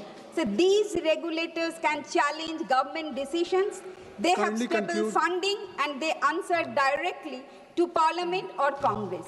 This bill does not meet those standards. It keeps AERB subordinate to the Department of Atomic Energy, which is a conflict of interest that no advanced country accepts, sir. Kindly conclude. Conclude, sir, I have given 10 minutes, sir. This bill allows extensive exemption in the name of strategic or insignificant incidents, including discretion not to notify a nuclear incident at all. Transparency is not optional in nuclear governance, it is fundamental. Even judicial oversight is curtailed. Section 81 bar the jurisdiction of civil courts. Appeals are channeled through specialized bodies whose members and procedure are again controlled by the executive. Access to justice become conditional, delayed and distant. So Chapter 6 completes the picture of excessive centralization. There is a time constraint. Section 32 to 37. Your party time is allotted for 12 minutes. Already one speaker has taken 6 minutes. You have taken 7 minutes. So please kindly conclude. No, sir, I have the time. 10 to 12 minutes, sir. Section, and you are, sir, always you were saying, so my time is going now. Don't disturb me, sir. It is a very tough topic. So, Section 32 to 37 allow the government to frame national policies, acquire plants and minerals, requisition substances, novate private contracts, and even fix nuclear electricity tariff, notwithstanding the Electricity Act 2003. Sir, federalism, sectoral regulators, and market mechanisms are brushed aside with a single notwithstanding clause. Sir, states where uranium mining, nuclear plants, and radioactive facilities are located will bear the environmental and social burden. Yet this bill given no meaningful role in licensing decisions, safety oversight, emerging planning or compensation. So states should have a say in deciding whether nuclear facilities are built on their soil. They should receive their compensation if their land is acquired or if there is contamination. So the bill places a duty on operator to ensure occupational safety and health, but it does not strengthen the position to worker to demand safe condition or to report violations without fear or retaliation. Workers in nuclear facilities face unique hazard and radiation exposure, chemical burns and psychological stress, and they deserve strong protection, sir. In the bill, there is no mention about high cost of containment and the disposal of hazardous radioactive waste, sir. The House is being asked to sign a blank check to trust a government that has centralized power, weakened institutions, and repeatedly ignored expert advice with a nuclear law that expands its direction while limiting its liability. The bill shifts risk onto ordinary citizens, shields private and foreign suppliers. Everybody is talking about we should take a lessons about the grave incidents, that explosion in Chernobyl, Ukraine, and the Fukushima Daiichi, Japan. But we must not forget about the incidents which happened in the Bhopal. Honorable Sir, Honorable Speaker. Honorable Speaker. Last line. Sir, during the introduction of 3 bills, including this Shanti bill, when some members of opposition raising their voice, Honorable Parliamentary Affairs Minister suddenly stood up and said, we will pass all the bills. Sir, this kind of arrogance we have. Honorable Speaker, sir, if this bill is called Shanti bill, then poison can be called Prasadam. That's what the equivalent is. Sir, in this bill, I have a better name for this bill, sir. This bill is actually limited private liability, unlimited public suffering bill, sir. We can call it loose bill. Sir, it doesn't matter how we expand our nuclear energy matters, sir. 10 minutes. But how much we expand it. Sir, energy policy is not merely a question of megawatts or gigawatts, as you know, sir. It is a question of strategic autonomy, safety, accountability, and democratic control. Sir, nuclear energy, unlike any other sector, sits at the intersection of democratic civilian development and national security, sir. Decisions taken in this domain cannot be reversed easily, and hence, precisely the reason why this bill demands highest level of parliamentary scrutiny, sir. Sir, as you know very well, there are provisions in this bill which my other friends have also raised, especially the provision of limiting the liability of the private players. Sir, the moral question is, if profit is private, why pain is always public? Sir, here public pays, taxpayer pays, everybody pays, and the liability is capped for the private player. Sir, this liability capping is almost very similar to, sir, if you have a bridge and the bridge fails, then the contractor pays only half the amount or a certain cap, after which then it is taxpayers' money which has to compensate for all that. So, sir, there are major other issues that we have also raised, sir. It's the first time in Indian history this bill allows private companies to own and operate power plants. Sir, nuclear power plants. It opens the doors for joint ventures and foreign companies, so we have to be extremely careful, sir. So the government argues that these changes are necessary to meet India's ambitious nuclear capacity targets. Sir, we are also told that India needs around 100 gigawatts of nuclear power, but that actually deserves careful examination. Sir, Indian nuclear expansion has historically been constrained not by ideology, sir, but by three real-world factors: financing, land acquisition and public consent, and international technology denial regimes. Sir, none of these problems are solved just by privatization. Sir, financing challenges can be addressed through sovereign guarantees, green bonds, and public investment, as many other countries have done, sir. But public consent requires trust, transparency, and credible safety mechanisms. Trust that is harder to build when you have private players inside, profit-driven private players in this picture. Sir, what this bill does instead is to treat nuclear energy just like any other infrastructure sector, comparable to highways or telecom. Sir, this is a category error. Nuclear energy is not just another market. It involves radioactive materials, long-lived waste, and risks that no insurance market can actually truly price, sir. So energy security cannot be reduced to market efficiency alone. And I talked about the nuclear liability, and capping it to 300 STR is not at all accepted, sir. Around 3,900 crores. Sir, then we should ask this question, why now? As we had already pointed out, there has been tremendous external strategic and commercial pressures on the government to do this. So in simple terms, sir, the government has sorted or yielded to these pressures, and especially to some friendly corporate houses. So let me be very clear, sir. India has always been a very strong player in this area, having a very good regulatory mechanism. But right now, this bill has put everything under a big issue. Sir, also we should remember how our indigenous capability planning for a nuclear sector has been compromised by this. So the Indian nuclear program is not merely an energy project. It is a scientific and a technological ecosystem painstakingly built over decades through indigenous efforts under conditions of sanction, technological denial, and international isolation.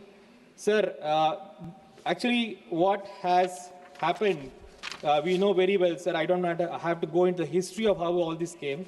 India's three-stage nuclear program based on pressurized heavy water reactors using natural uranium, followed by fast breeder reactors, and ultimately thorium-based system. This whole ecosystem is now being affected by this particular bill, sir. So now what will happen, sir? One large-scale private participation is allowed, especially with foreign technology partnership. The entire logic of decision-making changes, sir. Private operators accountable primarily to shareholders. They will prefer imported proven reactor designs. All these new technology and systems will be coming, which will actually spoil our long-term planning for the nuclear sector, sir.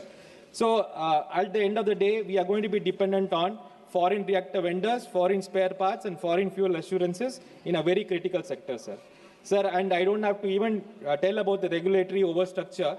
The entire regulatory mechanism is completely compromised. The government controls the appointments, the government controls even the search committee.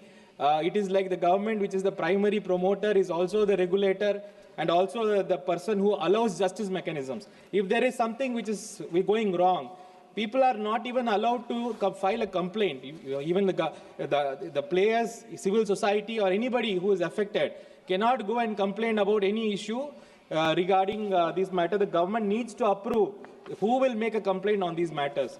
I don't really understand what is this logic of putting a restriction on the justice mechanisms as such, sir.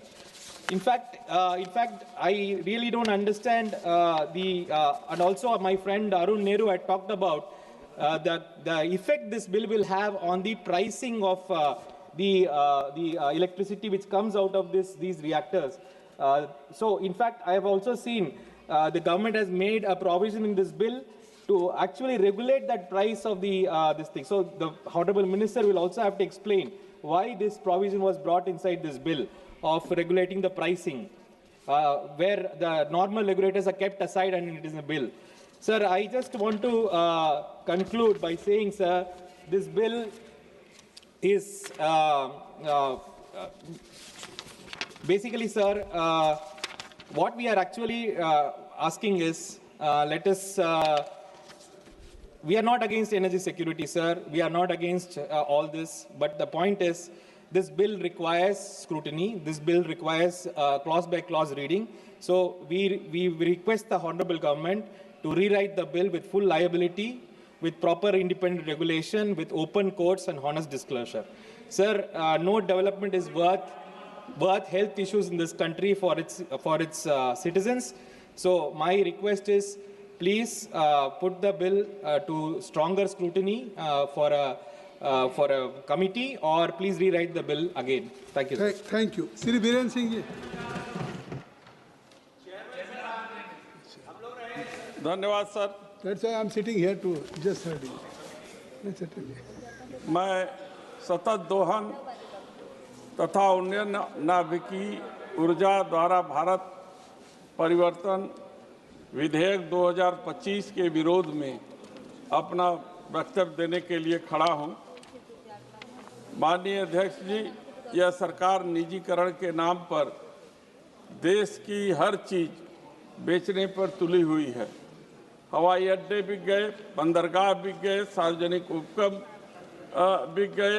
अब इस विधेयक के जरिए परमाणु ऊर्जा जैसे अत्यंत संवेदनशील रणनीतिक क्षेत्र को भी अपने चहेते लोगों के हवाले करना चाहती है. यह नीति नीलामी, जहां राष्ट्रीय सुरक्षा, जनजीवन और भविष्य की पीढ़ियों की कीमत पर कुछ चुनिंदा कंपनियों को मुनाफा पहुंचाने के लिए जो है सरकार खुले तौर पर जनता की संपत्ति को निजी तिजोरियों में डाल रही है और इस सदन से केवल मोहर लगवाना चाहती है. तो सवाल यह नहीं कि सरकार यह क्यों ऐसा कर रही है, सवाल यह है कि अब देश की सुरक्षा भी जो है कि प्राइवेट लोगों के लाभ के लिए गिरवी रख दी जाएगी.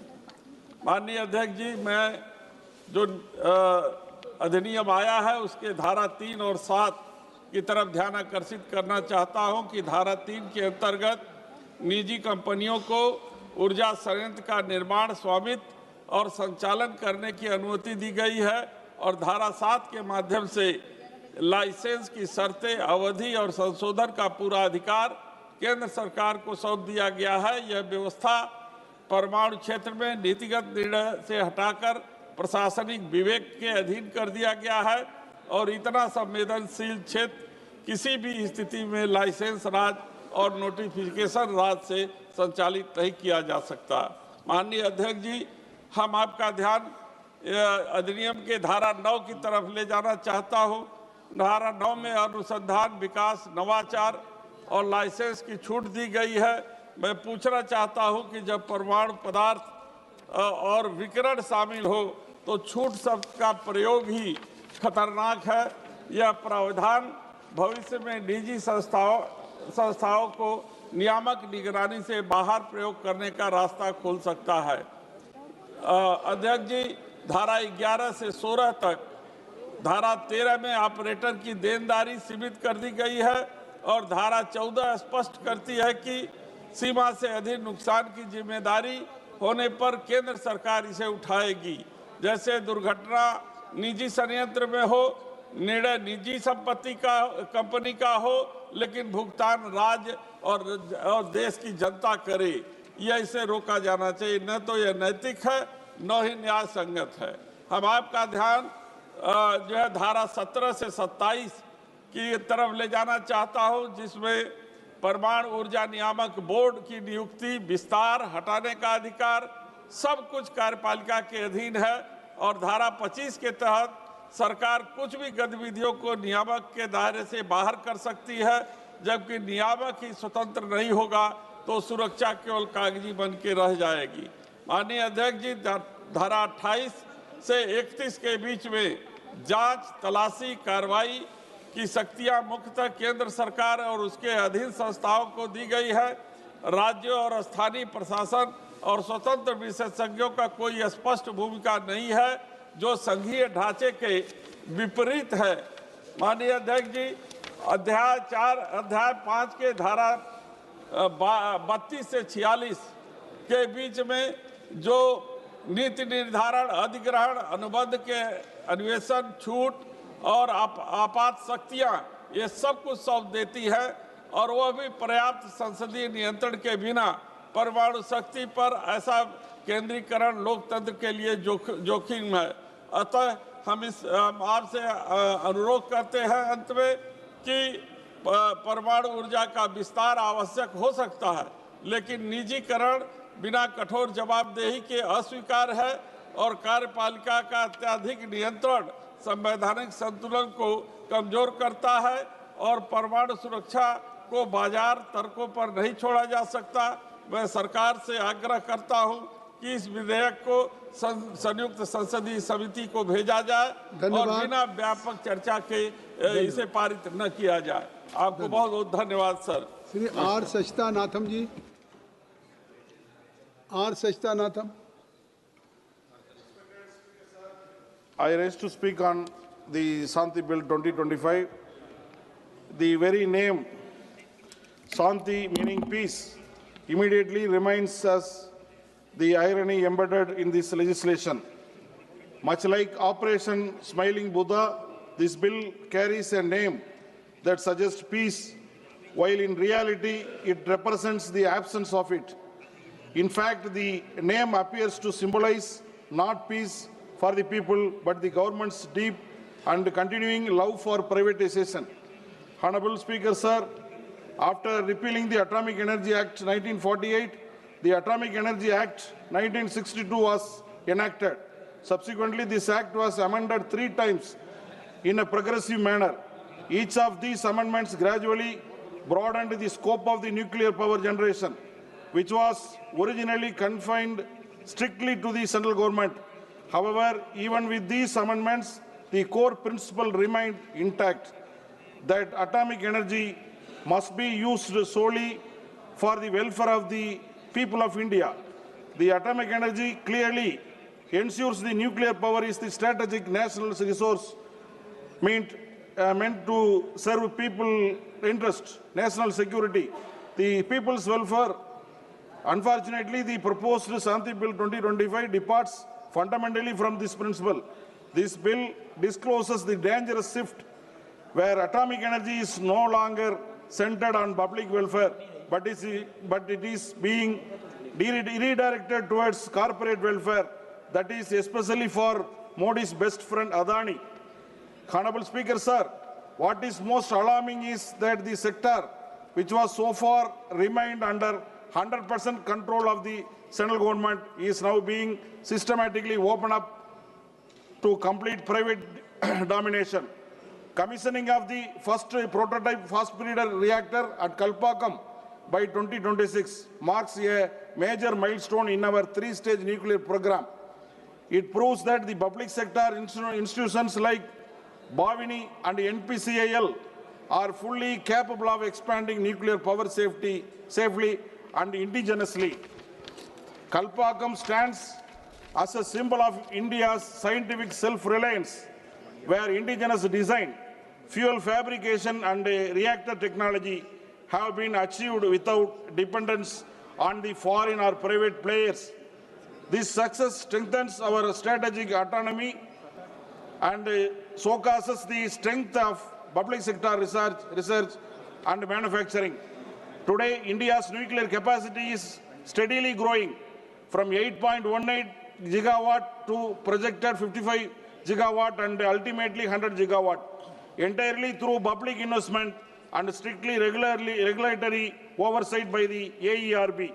In this context, the Shanti Bill and the move to privatize nuclear power is unnecessary and dangerous.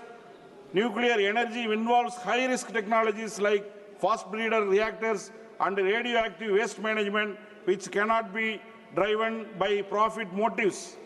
This is not merely a policy change. It is a profound shift in the philosophy of the governance. Atomic energy is not an ordinary commercial commodity. It concerns national safety, environmental security, and the future of our people.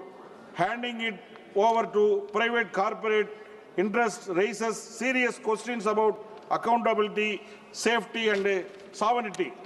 Through you, sir, I seek clarify from government of several serious concerns regarding the entry of the private sector into nuclear power generation. Who will supply the nuclear fuel to private nuclear power plants? Will it be imported by private entities or supplied by the government? How will spent fuel be stored, monitored and controlled? What mechanism will ensure the long-term safety and security of spent fuel? Who is bear the responsibility, sir? One minute, sir. Who will bear the responsible for the decommissioning the nuclear fuel plants after completion of the 40-year life cycle? In the unfortunate event of the nuclear accident, who will bear the nuclear liability and compensate the affected public? Honorable Speaker, sir, I wish to draw the attention of the House to reports published in the New York Times regarding the nuclear device that was installed in the Nanda Devi region of Himalayas and subsequently went missing. It was reported that the device contained nearly one-third of the plutonium used in the Nagasaki atomic attack. Even today, local leaders and communities fear that the plutonium from the last device may have entered a glacier, posing a serious threat to the people living downstream. Sir, even in the case of, just 1 minute, sir, case of the government-owned nuclear device, no authority has taken responsibility to this day. Therefore, Honorable Speaker, sir, I strongly urge the House to carefully examine the true intent of the consequences of the Shanti Bill 2025 and to ensure that atomic energy remains a public asset used strictly for the welfare of the people of India and not for the profit of the few corporates like Adani. Thank you very much, sir. Thank you, Chairman Sahib, for giving me this opportunity. This historic, sustainable harnessing and advancement of nuclear energy for transforming India Bill 2025, Shanti Bill, otherwise 2025. Manya Pradhan Mantri, I support the bill under the leadership of our Honorable Prime Minister Shri Narendra Modi ji. The entire world, the leader of this world, is trying to make India in 2047 a Viksit India. For that, this nuclear energy bill, it is commendable and is acceptable in all sphere. The Atomic Energy Act 1962 was enacted after repealing the Atomic Energy Act 1948. After so many permutation, combination and rectification, the nuclear power production originally confined to the central government, to the government companies and joint venture companies. But now, with a strong research and development support since inception of the nuclear power program, India could achieve self-reliance in nuclear fuel cycle technology and has been carrying out the nuclear power program in the responsible manner. With adequate experience now in place, it is time to ripen augment its nuclear installed capacity to newer clean energy security and reliable round-the-clock power for national data center and future-ready. As Modi ji is trying, Bharat is trying to new India, new Bharat. So this is requirement of 100 gigawatt of nuclear power in 2047. The data centers, quantum computing is coming. Now it is 8 gigawatt only. So now this is a quantum job in electricity generation. So India has set up an ambitious plan to achieve the energy independence with a roadmap of decarbonization by 2070. So in this view, reasons mentioned, it is necessary to enact the new comprehensive legislation, namely the Sustainable Harnessing and Advancement of Nuclear Energy for Transforming India Bill 2025 and to repeal the Atomic Energy Act 1962 and the Civil Liability for Nuclear Damage Act 2010. So the new legislation is aligned to achieve the objective of increasing share of nuclear energy in the total energy mix of India, facilitating innovation in nuclear science technology, expanded in the application for non-power application, and continue to honor India's obligation towards safety, security, safeguards, and total nuclear ability. So future of India is going to depend upon this. So basic purpose and points of this bill are that to provide, authenticate the persons specified in clause 3 of the bill for production of the nuclear energy and providing for the suspension and cancellation of such license and safety authorization in certain situations, to provide for regulation of application for nuclear and radiation technology in healthcare, basically healthcare, food and agriculture, industry, research and other non-power uses. So the future is AI, the future is EV and semiconductor. So this will definitely help this new Bharat.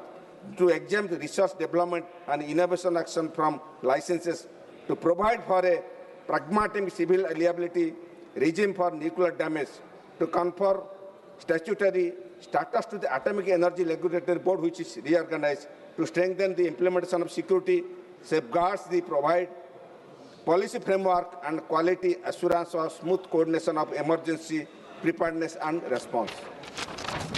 So the bill has a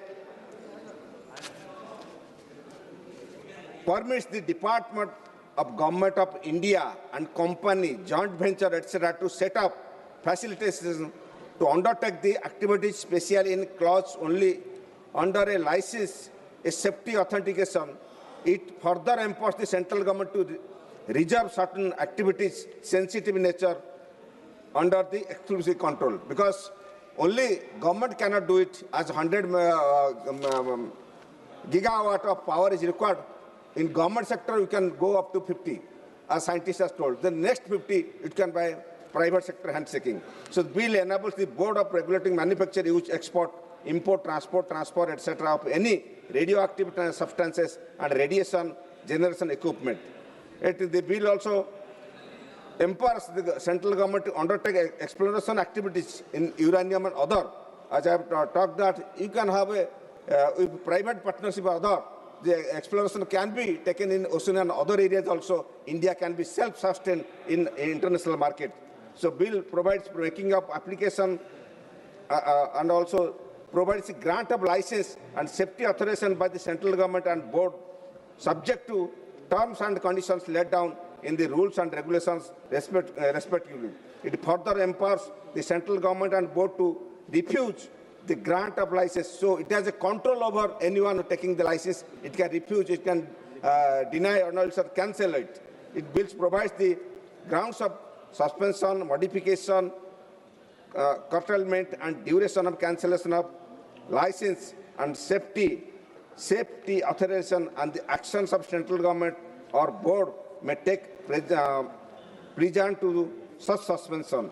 So the bill also pursues to carry out research development. As research development is a high-end topic, so handshaking with the private agency and other agency, research development takes a major role. So design and innovation of matter relating to nuclear energy and radiation for the peaceful use. And the bill provides duties of persons granted license fee and other things. And the bill also able to nuclear damage caused by nuclear incidents. So any damage in nuclear incident also it takes care occurring in nuclear installation as well as the nuclear installation occurring outside the nuclear installation involving nuclear material in the cost of carriage and before and after another operator has assumed the liability. So bill has various other activities also. The bill provides the circumstances under the operator shall not be able for nuclear damage, including where the nuclear damage is caused by nuclear incident. If there is a natural disaster on any war, between him and chair, you should not cross. Okay. Any nuclear disaster or civil war, so it will not Thank take you, care. Varaji. Kindly conclude. Only Kindly one minute. The bill imposes obligation on the operator to take out before beginning the operation of nuclear installation insurance policy and any such thing. So central government has control over this, any private agency, and I hope this bill will definitely create a new revolution in atomic energy sector. And for that, I demand also in my area, my Jaspur constituency, it is a steel capital of India. It is a mines and other lots of energy is required. If a nuclear energy station can put in my constituency, I will welcome it. Thank you. Jai Jagannath. Shri Y.S. Avinash Reddy ji. Very good.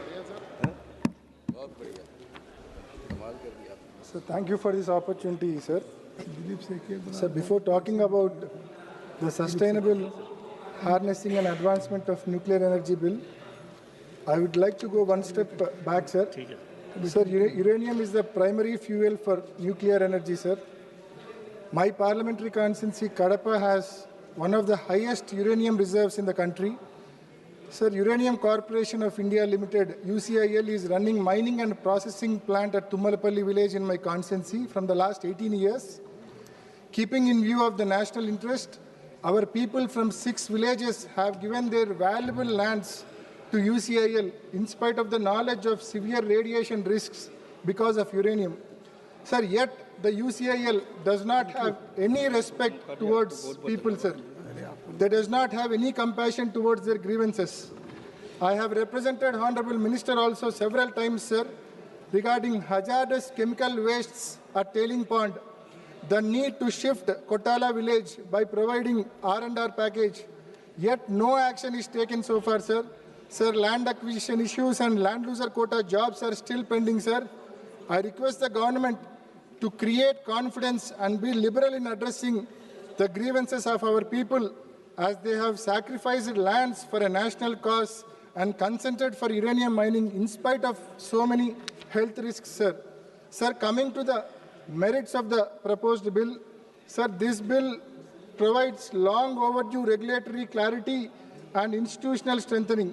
Sir, by granting statutory backing and enhanced powers to AERB, the bill addresses a long-standing concern regarding the adequacy and independence of nuclear safety regulation in India.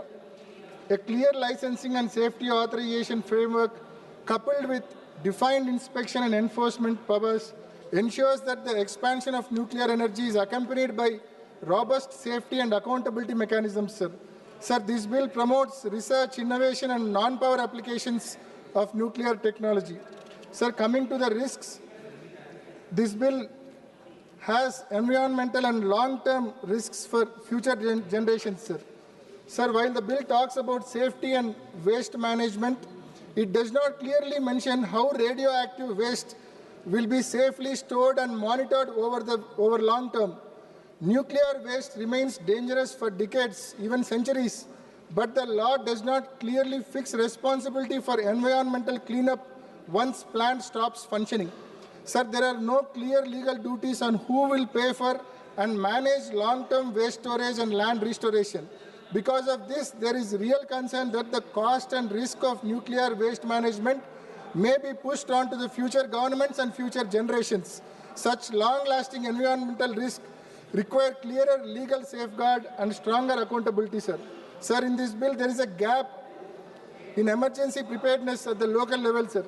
Sir, the bill gives strong emergency powers to the central government, but it says very little about preparing people on the ground to handle a nuclear emergency, sir. Sir, district administrations, local hospitals, disaster response teams and nearby communities are the first to face the impact of any accident. However, the bill does not clearly talk about training, medical preparedness, emergency drills, or public awareness programs in areas around nuclear plants. Sir, without strong local capacity and planning, central control alone may not be enough during a crisis, sir. This gap raises concern about whether our emergency response system is truly ready to protect lives of the citizens, sir. Okay. Sir, with these comments and with these suggestions, I support this bill, sir. Thank you. Thank you. Thank you. माननीय सदस्य श्री सुधाकर सिंह जी.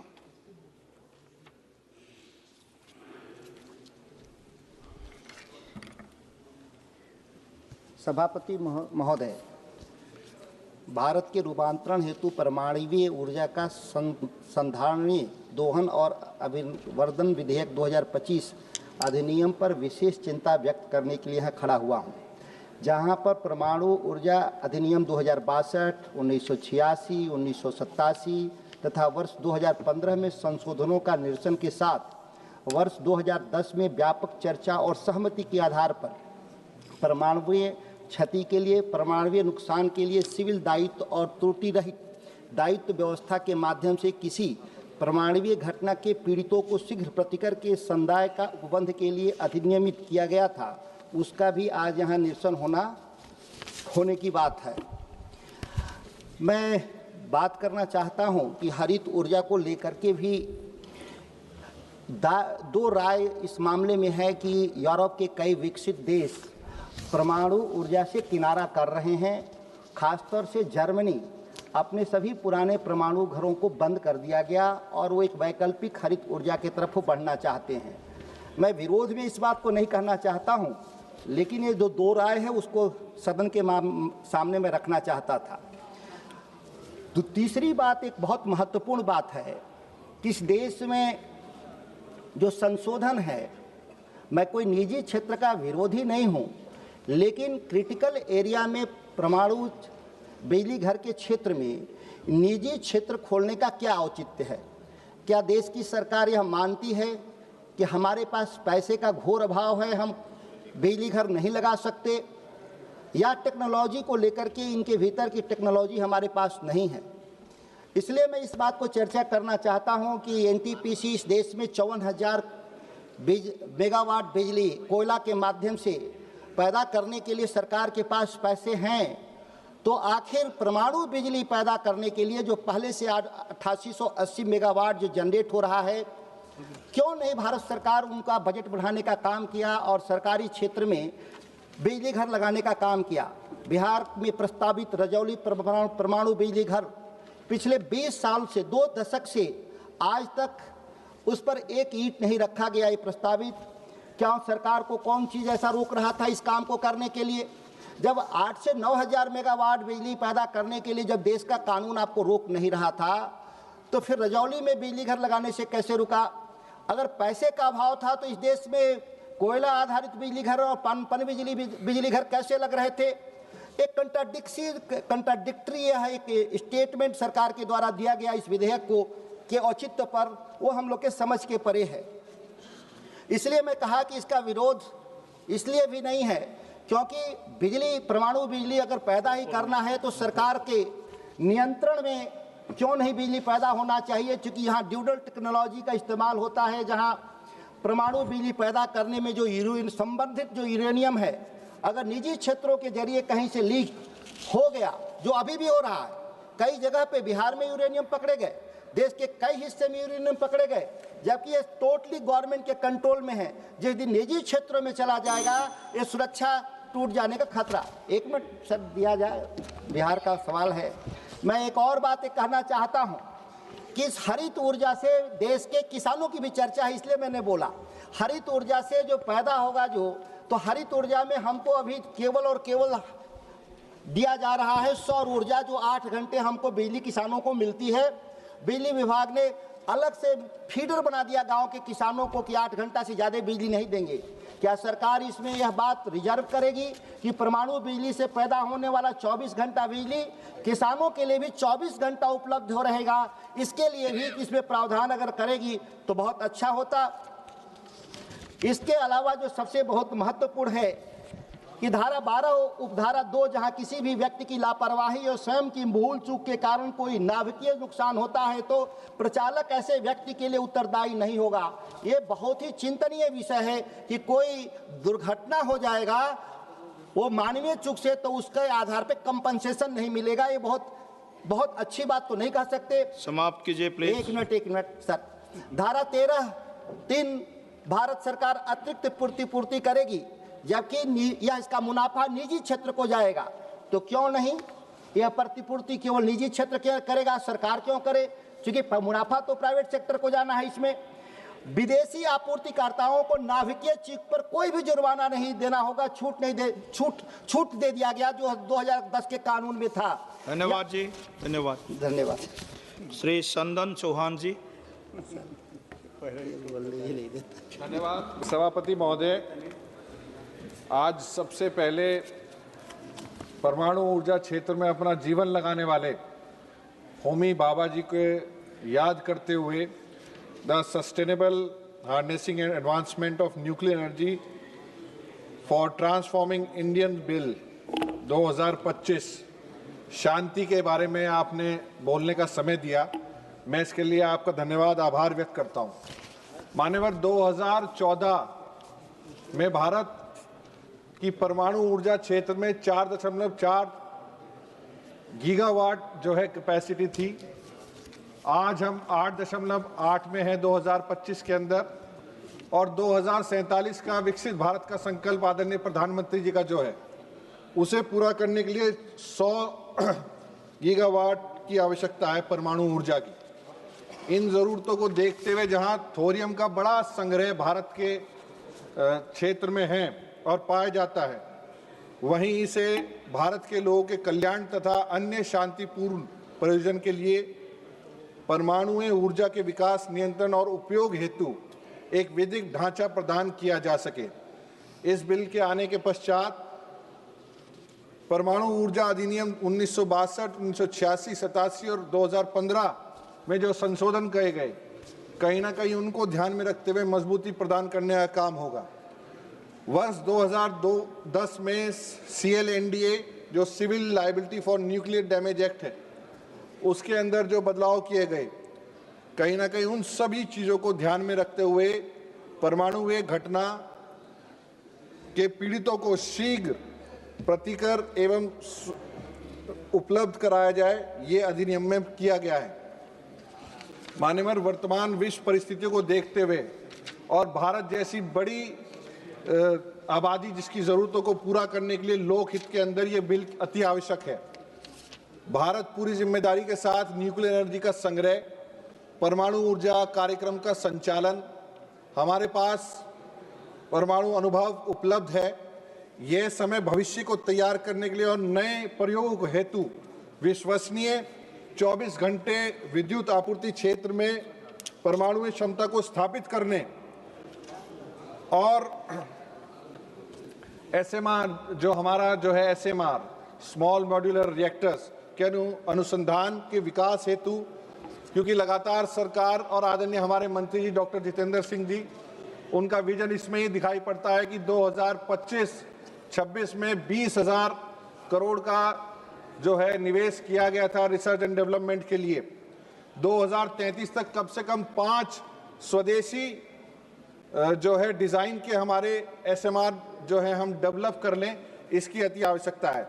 मान्यवर भारत 2070 तक decarbonisation क्षेत्र में एक बड़ा लक्ष्य निर्धारित किया है। इसको पूर्ण करने में कहीं ना कहीं ये हमारा बिल मददगार साबित होगा। जीवांश ईंधनों पर निर्भरता कम करने, रणनीतिक ऊर्जा एवं इलेक्ट्रिक वाहन को अपनाते हुए ग्रीन हाइड्रोजन प्रोडक्शन हेतु 2040 तक दोगुनी होगी, जो पर्यावरण के लिए बेहतर होगा। मान्यवर AI एक सुझाव आदरणीय पूरे सदन के सामने है। AI और न्यूक्लियर एनर्जी दोनों म्यूचुअल बेनिफिशियरी हैं और एक दूसरे से रिश्ता रखते हैं। जहां AI सेफ्टी और एफिशिएंसी न्यूक्लियर ऑपरेशंस में इंप्रूव करने का काम करेगी, वहीं AI की बढ़ती मांग को न्यूक्लियर पावर लो कार्बन ऊर्जा का स्रोत है।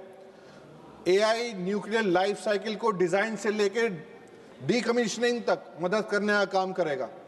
एनहांस सेफ्टी और monitoring, nuclear operation efficiency, maintenance, reactor design and full management, चाहे रिसर्च एंड डेवलपमेंट के क्षेत्र में हो, चाहे सिक्योरिटी और सेफ गार्ड के क्षेत्र में हो, हमेशा इसमें एआई की मदद ली जा सकती है। आप समाप्त कीजिए प्लीज। आजा मान्यवर, एक मिनट के अंदर खत्म कर।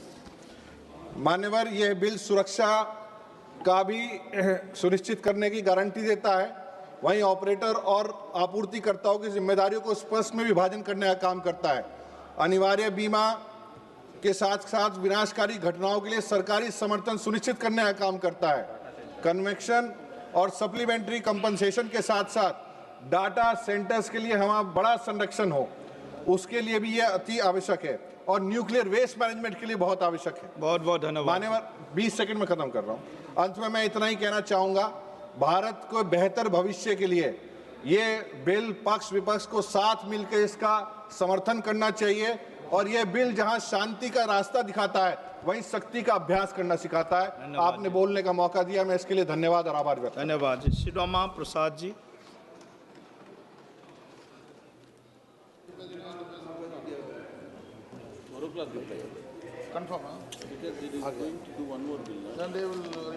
माननीय सभापति महोदय, भारत के रूपांतरण के लिए नाभिकीय ऊर्जा का संधारणीय दोहन और अभिवर्धन विधेयक 2025 जन विरोधी है, पर्यावरण विरोधी है, सुरक्षा विरोधी है।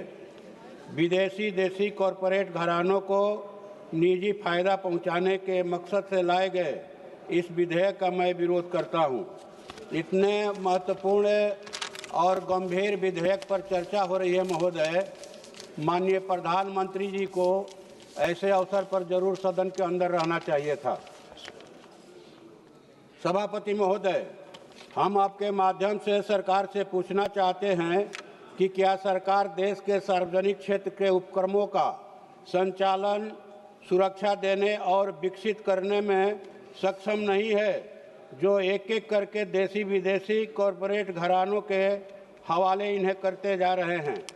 क्या हमारे देश की ऊर्जा जरूरतों को पूरा करने के लिए हमारे देश में आविष्कार करने वाले सक्षम वैज्ञानिक, इंजीनियर और धन की कमी है?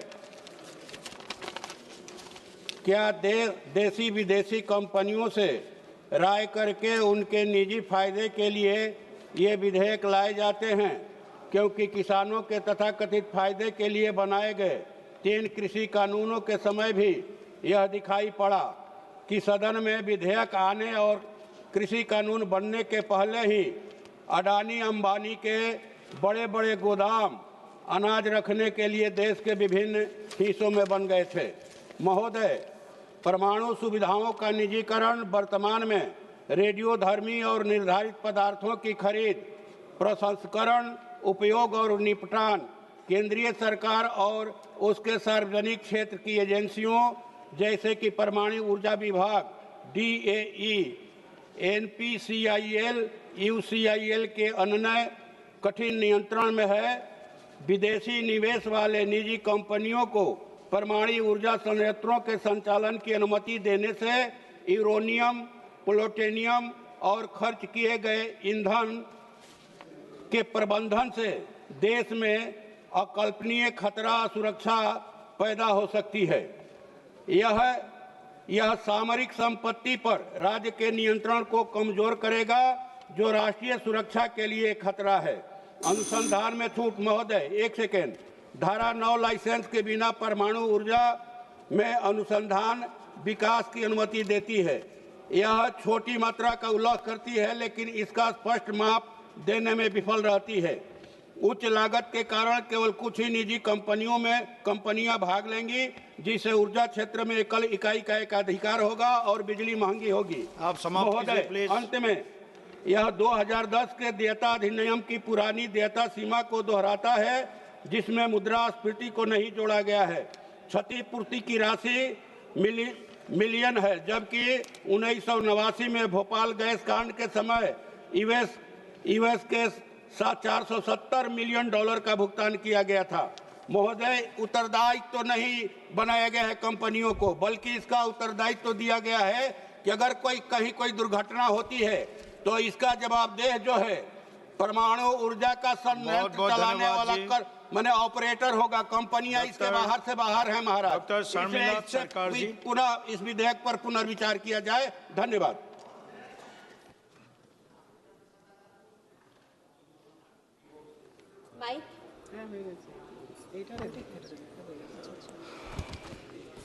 Thank you, sir, for the opportunity to speak on an important bill, that is Shanti Bill 2025. On behalf of my party, All India Trinamool Congress, I stand to oppose the bill because of excessive privatization of a key sector. Sir, for decades, India treated nuclear energy as a strategic public responsibility, not because of ideology, but because of scale of risk. Nuclear power is not an ordinary sector. A single failure has consequences that last for years and generations. The bill is called Shanti, but it has done nothing than wreck the mental peace of Indian citizens. Clause 3 of the bill opens Indian nuclear sector to private companies and joint ventures. According to this bill, private firms can engage in fuel cycle activities, equipment manufacturing, power generation, and plant operation. The bill dismantled the principle that India stood for decades. This is not reform. This is just privatization without any accountability. The current disaster, that is the aviation sector, is an example of operation of monopoly in the skies. The government has bent rules, even suspended the flight duty time limitation rules, which are meant to ensure the safety of pilot and passengers. With this bill, there is no guarantee that rules will be conveniently bent or suspended to benefit some companies.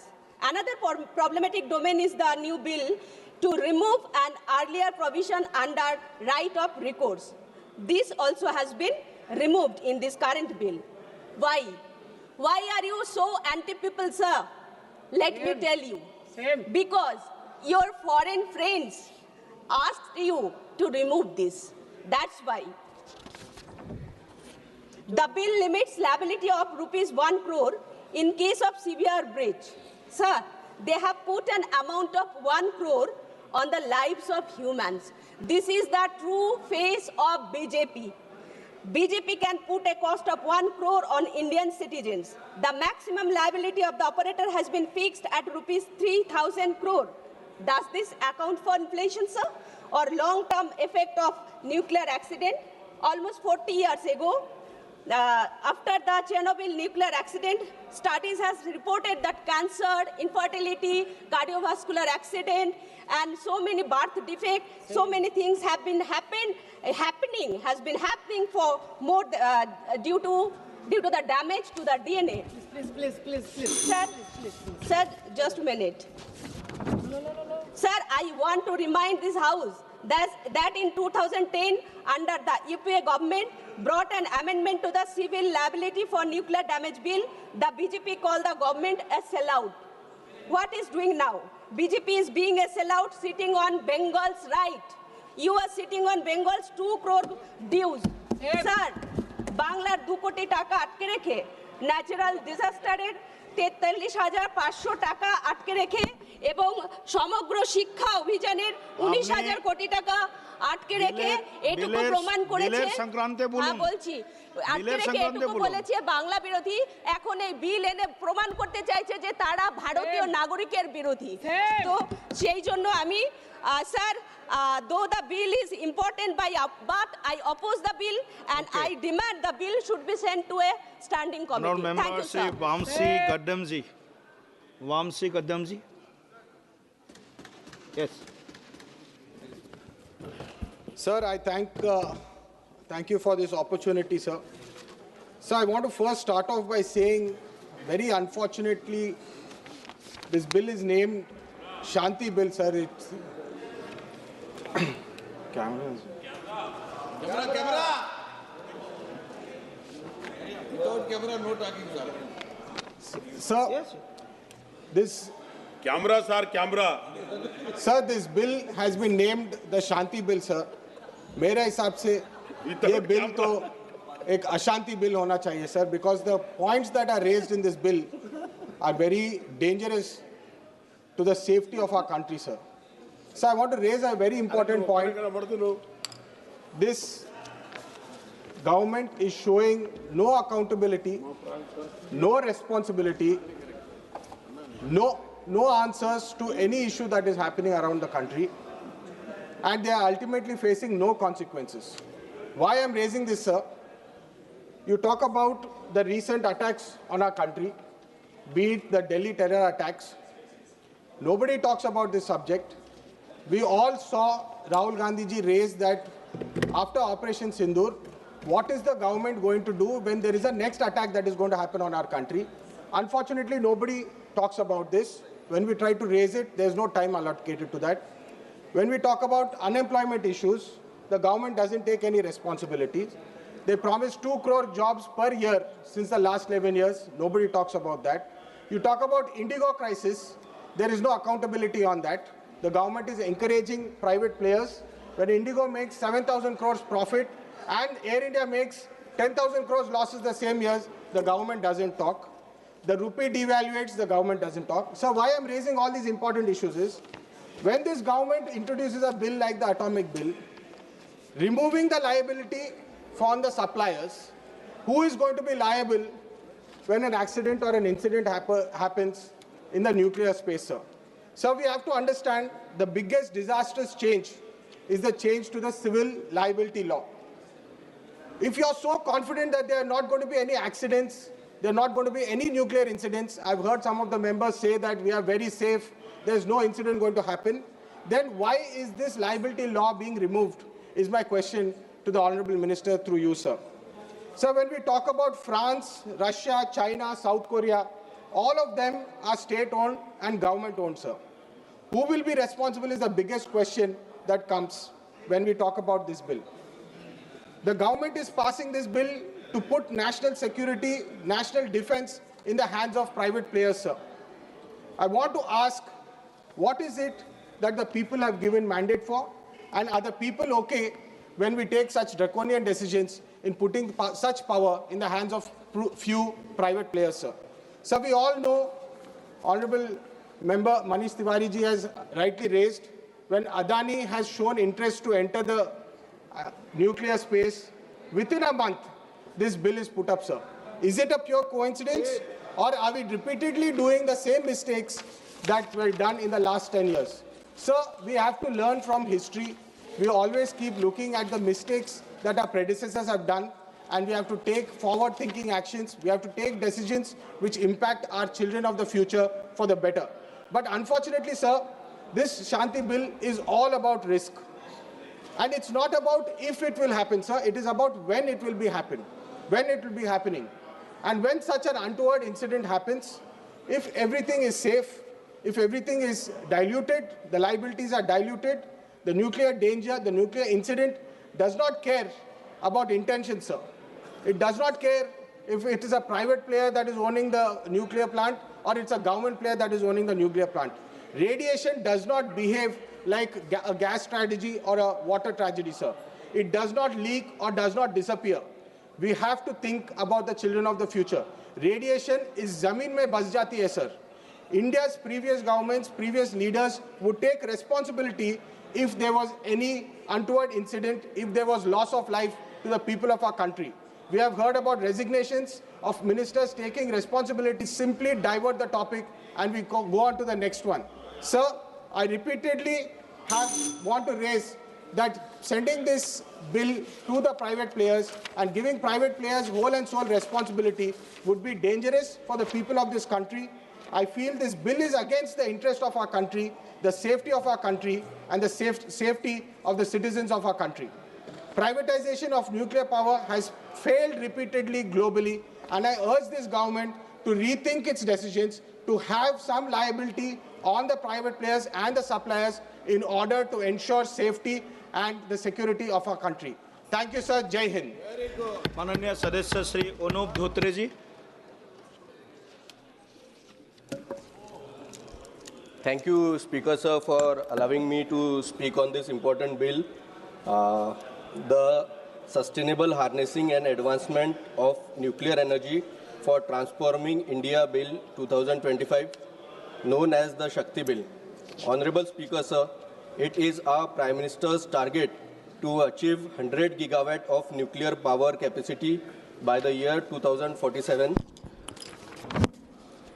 It has been observed in cities like Delhi, located near thermal power plant, experience nearly 30 to 40% of the total pollution due to emissions from coal-based thermal power plants. Additionally, coal transportation to thermal power station is predominantly carried out through Indian Railways, accounting nearly 49% of the total freight movement. This heavy reliance on coal freight occupies a substantial portion of Indian railway capacity, leading to constraints on passenger train services and the movement of other essential goods. Sir, nuclear power today is no longer merely a source of electricity, it is a strategic national asset. During 2024-25, India generated 56.68 billion units of nuclear electricity, thereby preventing an emission of 56.68 million tons of carbon dioxide in a single year, which was one of the lowest life cycle greenhouse gas emissions. Nuclear energy strongly supports India's commitment in achieving net zero emissions by 2070. Nuclear reactor produce hydrogen by using methods such as electrolysis and advanced thermochemical cycles or hybrid methods. Hydrogen is fuel of automobile industry with zero emissions. So nuclear power also is cost effective and commercially viable. Some of the cheapest electricity in India today is generated by nuclear power plants. The Tarapur Atomic Power Station Unit 1 and 2 generate electricity at less than 1 rupee, which is highly competitive. Moreover, a nuclear power operator, NPCIL, is AAA rated company, consistently earns commercial profit, clearly dispelling the notion that nuclear power in India is not an economically viable option. However, the cost of establishing a nuclear power plant in India is approximately 20 crores per megawatt. Therefore, private sector participation is very essential. Sir, the bill replaces outdated legislation with a single, comprehensive and future-ready framework. It strengthens significantly our regulatory oversight, rationalizes civil liability provisions, enable responsible participation with fully safeguarding national interests. It establishes a strengthened Atomic Energy Regulatory Board, which clearly defines power for licensing, safety authorization, inspection, enforcement, emergency response, and public outreach, thereby ensuring transparency and enhancing public confidence. Sir, the BARC has developed TAG24, which stands for Trombe Akola Groundnut 24, a popular and high-yielding groundnut variety through mutation and recombination breeding at its Trombe facilities. This variety was developed by crossing mutant derived from Spanish improved groundnut variety and was achieved in collaboration with Dr. Panjabrao Deshmukh Krishi Vidyapit PDKV, the Agriculture University serving my constituency Akola. This was a successful collaboration and stands a fine example how nuclear science and agriculture research can directly benefit farmers at grassroots level. Sir, I would like to also draw your attention. Baba Atomic Research Center in field of agriculture applications. BARC has developed irradiation technology that significantly enhances the shelf life of agronomical as well as horticultural crops through controlled use of radioactive sources such as cobalt-60. This technology helps reduce post-harvest losses, improves food security, and increases farmers' income. I therefore request necessary enabling provisions and supportive amendments to be incorporated in the bill to promote wider application of such nuclear and radiation-based technologies in agriculture, which would be of immense benefit to the farmers. In conclusion, sir, I support this bill.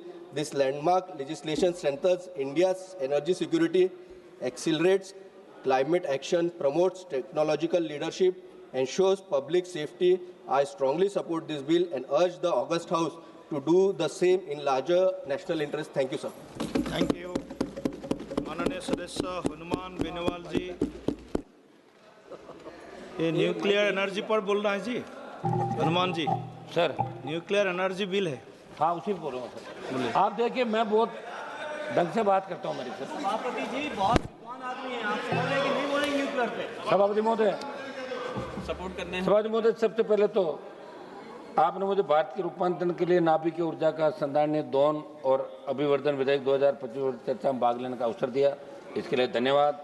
सभापति महोदय, विधेयक का उद्देश्य परमाणु शक्ति के लिए की व्यवहारिक नागरिक दायित्व व्यवस्था बनाना, परमाणु ऊर्जा नियामक बोर्ड को वैधानिक दर्जा प्राप्त करना है। मैं आपके माध्यम से कहना चाहता हूँ कि परमाणु ऊर्जा क्षेत्र में क्रम रूप से आप निजी क्षेत्र को प्रवेश दे रहे हैं।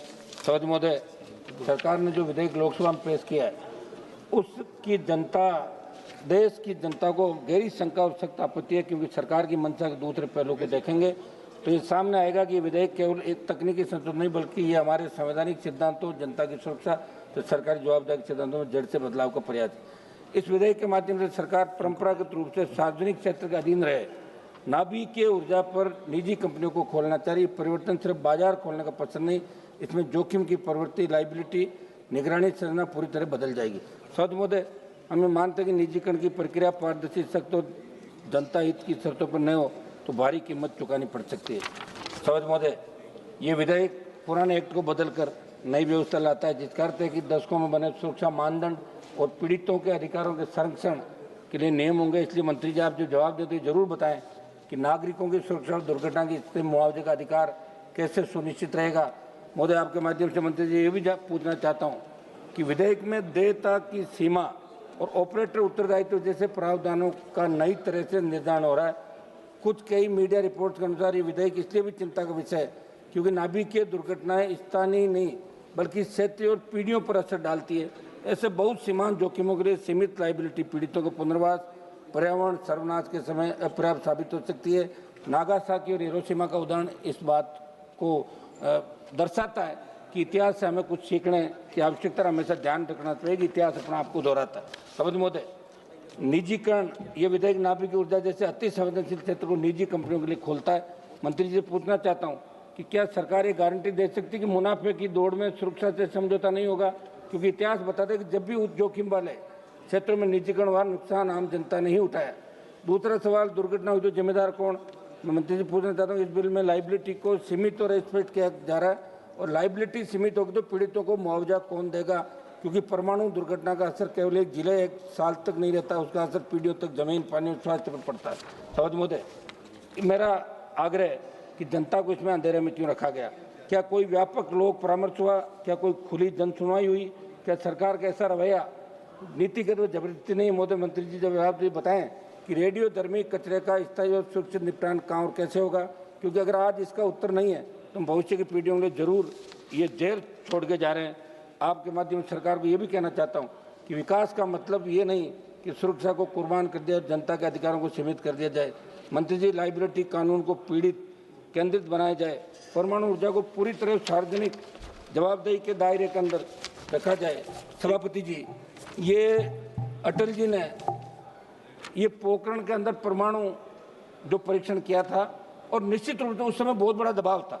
उससे पहले कांग्रेस सरकार के अंदर 1974 में परमाणु परीक्षण हुआ और हिंदुस्तान ने बाहरी जितनी भी बड़ी ताकतें थी उनको दरकिनार करते, उनके दबाव को परमाणु परीक्षण करके ये वर्ल्ड में संदेश दिया कि हिंदुस्तान परमाणु क्षेत्र में बड़ी ताकत बनकर उभर गया। लेकिन आज अपन जो करने जा रहे हैं, ये कोई खिलौनों की दुकान नहीं खोल रहे हैं, अपन खिलौना बना लिया कर लिया। ये हमारे पास अगर मेक इन इंडिया की अपन बात करें, जब परमाणु क्षेत्र में अपन प्राइवेट को घुसा देंगे सबको, तो अपन खुद क्या करेंगे? ये वर्ल्ड जानना चाहता है। ये मैसेज गलत वर्ल्ड के अंदर आपका जा रहा है। ये हमारी मांग है कि इसको एक बार आप पूरा सोच विचार करके और उसके बाद इसको पारित कराएं। बहुत बहुत धन्यवाद। महत्वपूर्ण मुद्दे हैं। माननीय सदस्य Shri MP Abdul Samad Samadani. Sir, thank you, sir. Sir, while taking part in this very important discussion on the Shanti Bill, I am reminded of a statement made by the famous American theoretical physicist Julius Robert Oppenheimer. Sir, when Oppenheimer witnessed the birth of atomic age, he is often called as the father of atomic bomb. When he witnessed the birth of atomic age, he recalled Bhagavad Gita and he quoted these verses of Bhagavad Gita. Divi Surya Sahasrasya Bhaved Yuga Paduttida Yadibha Sadrishisa Syad Bhasastasya Mahatmana. Which means, if the radiance of 1,000 suns were to burst forth at once in the sky, that would be like the splendor of the mighty one. Unquote. Sir, it is a verse of awe, also of a warning.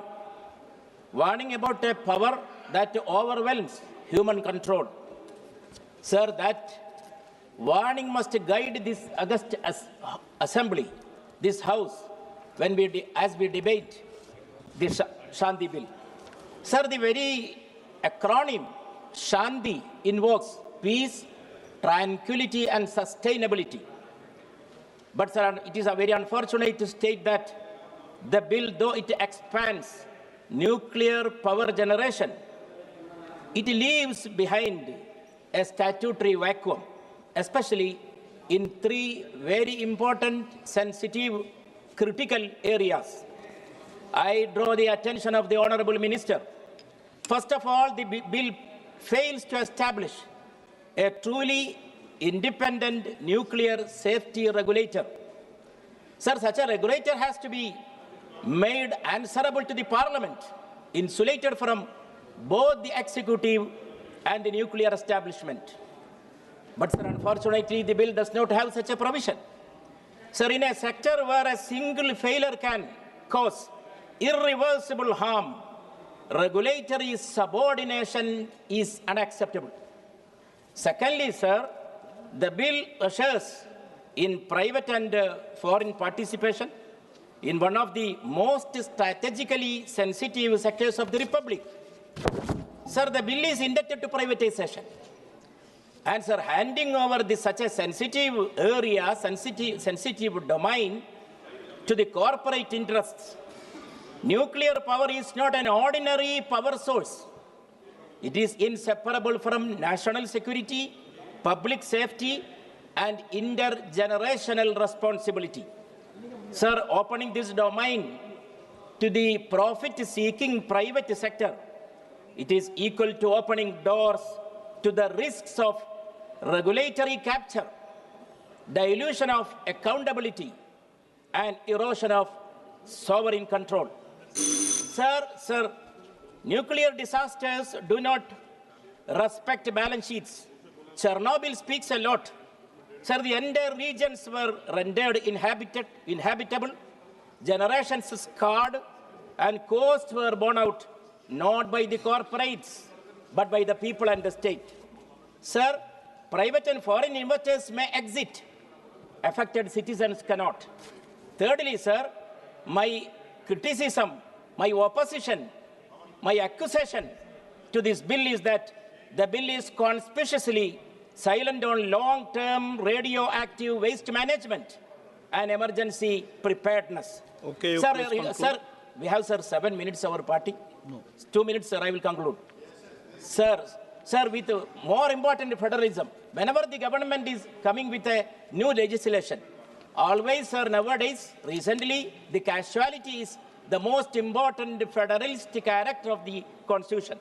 Here also, sir, there is no mention of any sort of meaningful consultation with the states that bear the brunt of nuclear risk. Sir, federalism cannot be reduced to a procedural formality when the consequences are existential. Sir, India needs clean and reliable energy, no doubt. But sir, nuclear energy without ironclad law, democratic consent, and sovereign accountability is not Shanti. It is equal to finding and making loopholes that may lead to Ashanti. It is a gamble with the lives of the people. Sir, in the bill, in the title, it is said that it is for transforming India. I would like to get an answer from the Honorable Minister, transforming which kind of India? Whose India?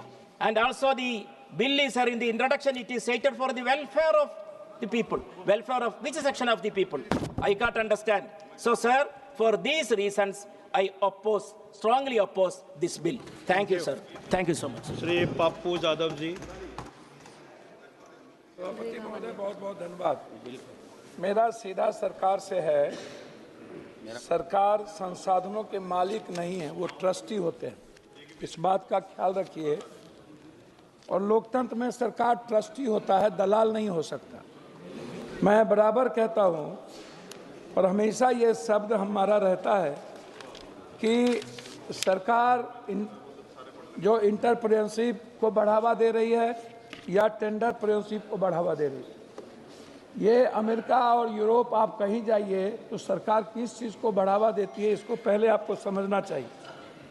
योग्यता नहीं, पहुंच देखती है यहाँ की सरकार। अनुभव नहीं, सत्ता से नज़दीकी देखी जाती है कि कौन सबसे ज़्यादा नज़दीक है।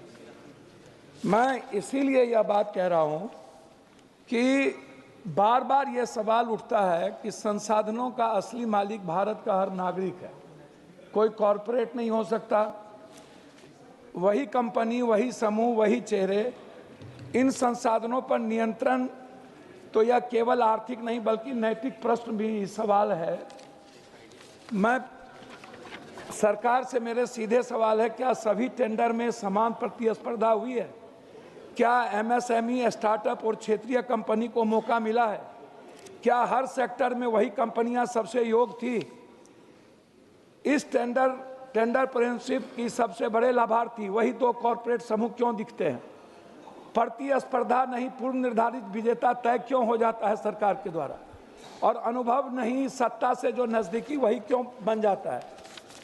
अगर हर नीति का लाभ कुछ इने गिने लोगों तक सीमित रह जाए तो देश में पूंजीवाद नहीं, कॉरपोरेट साम्राज्यवाद को पैदा करेगा।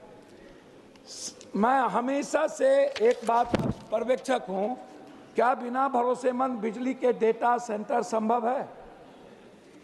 एक बात हमेशा ख्याल रखिएगा कि जनाब, अमेरिका की कुछ चीजें मैं आपको बताना चाहूंगा। एसएमआर बनाम अन्न विकास, संक्षिप्त तुलना, कोयला, उच्च प्रदूषण, कार्बन दायित्व, लॉजिस्टिक निर्भरता, सौर ऊर्जा, स्वच्छ लेकिन अनियमितता, भूमि गहन, एसएमआर, 24/7 बेस लोड, कर्म भूमि, कम कार्बन, औद्योगिक और डिजिटल विकास के लिए उपयुक्त। भारत के पास विश्व का लगभग 25% थ्योरियम भंडार है। भारत की 3 चरणीय परमाणु नीति, यूरेनियम आधारित रिएक्टर, प्लूटोनियम आधारित रिएक्टर, थ्योरियम आधारित रिएक्टर, एसएमआर में ईंधन रिफ्यूलिंग अंतराल 5 to 10 वर्ष into 7।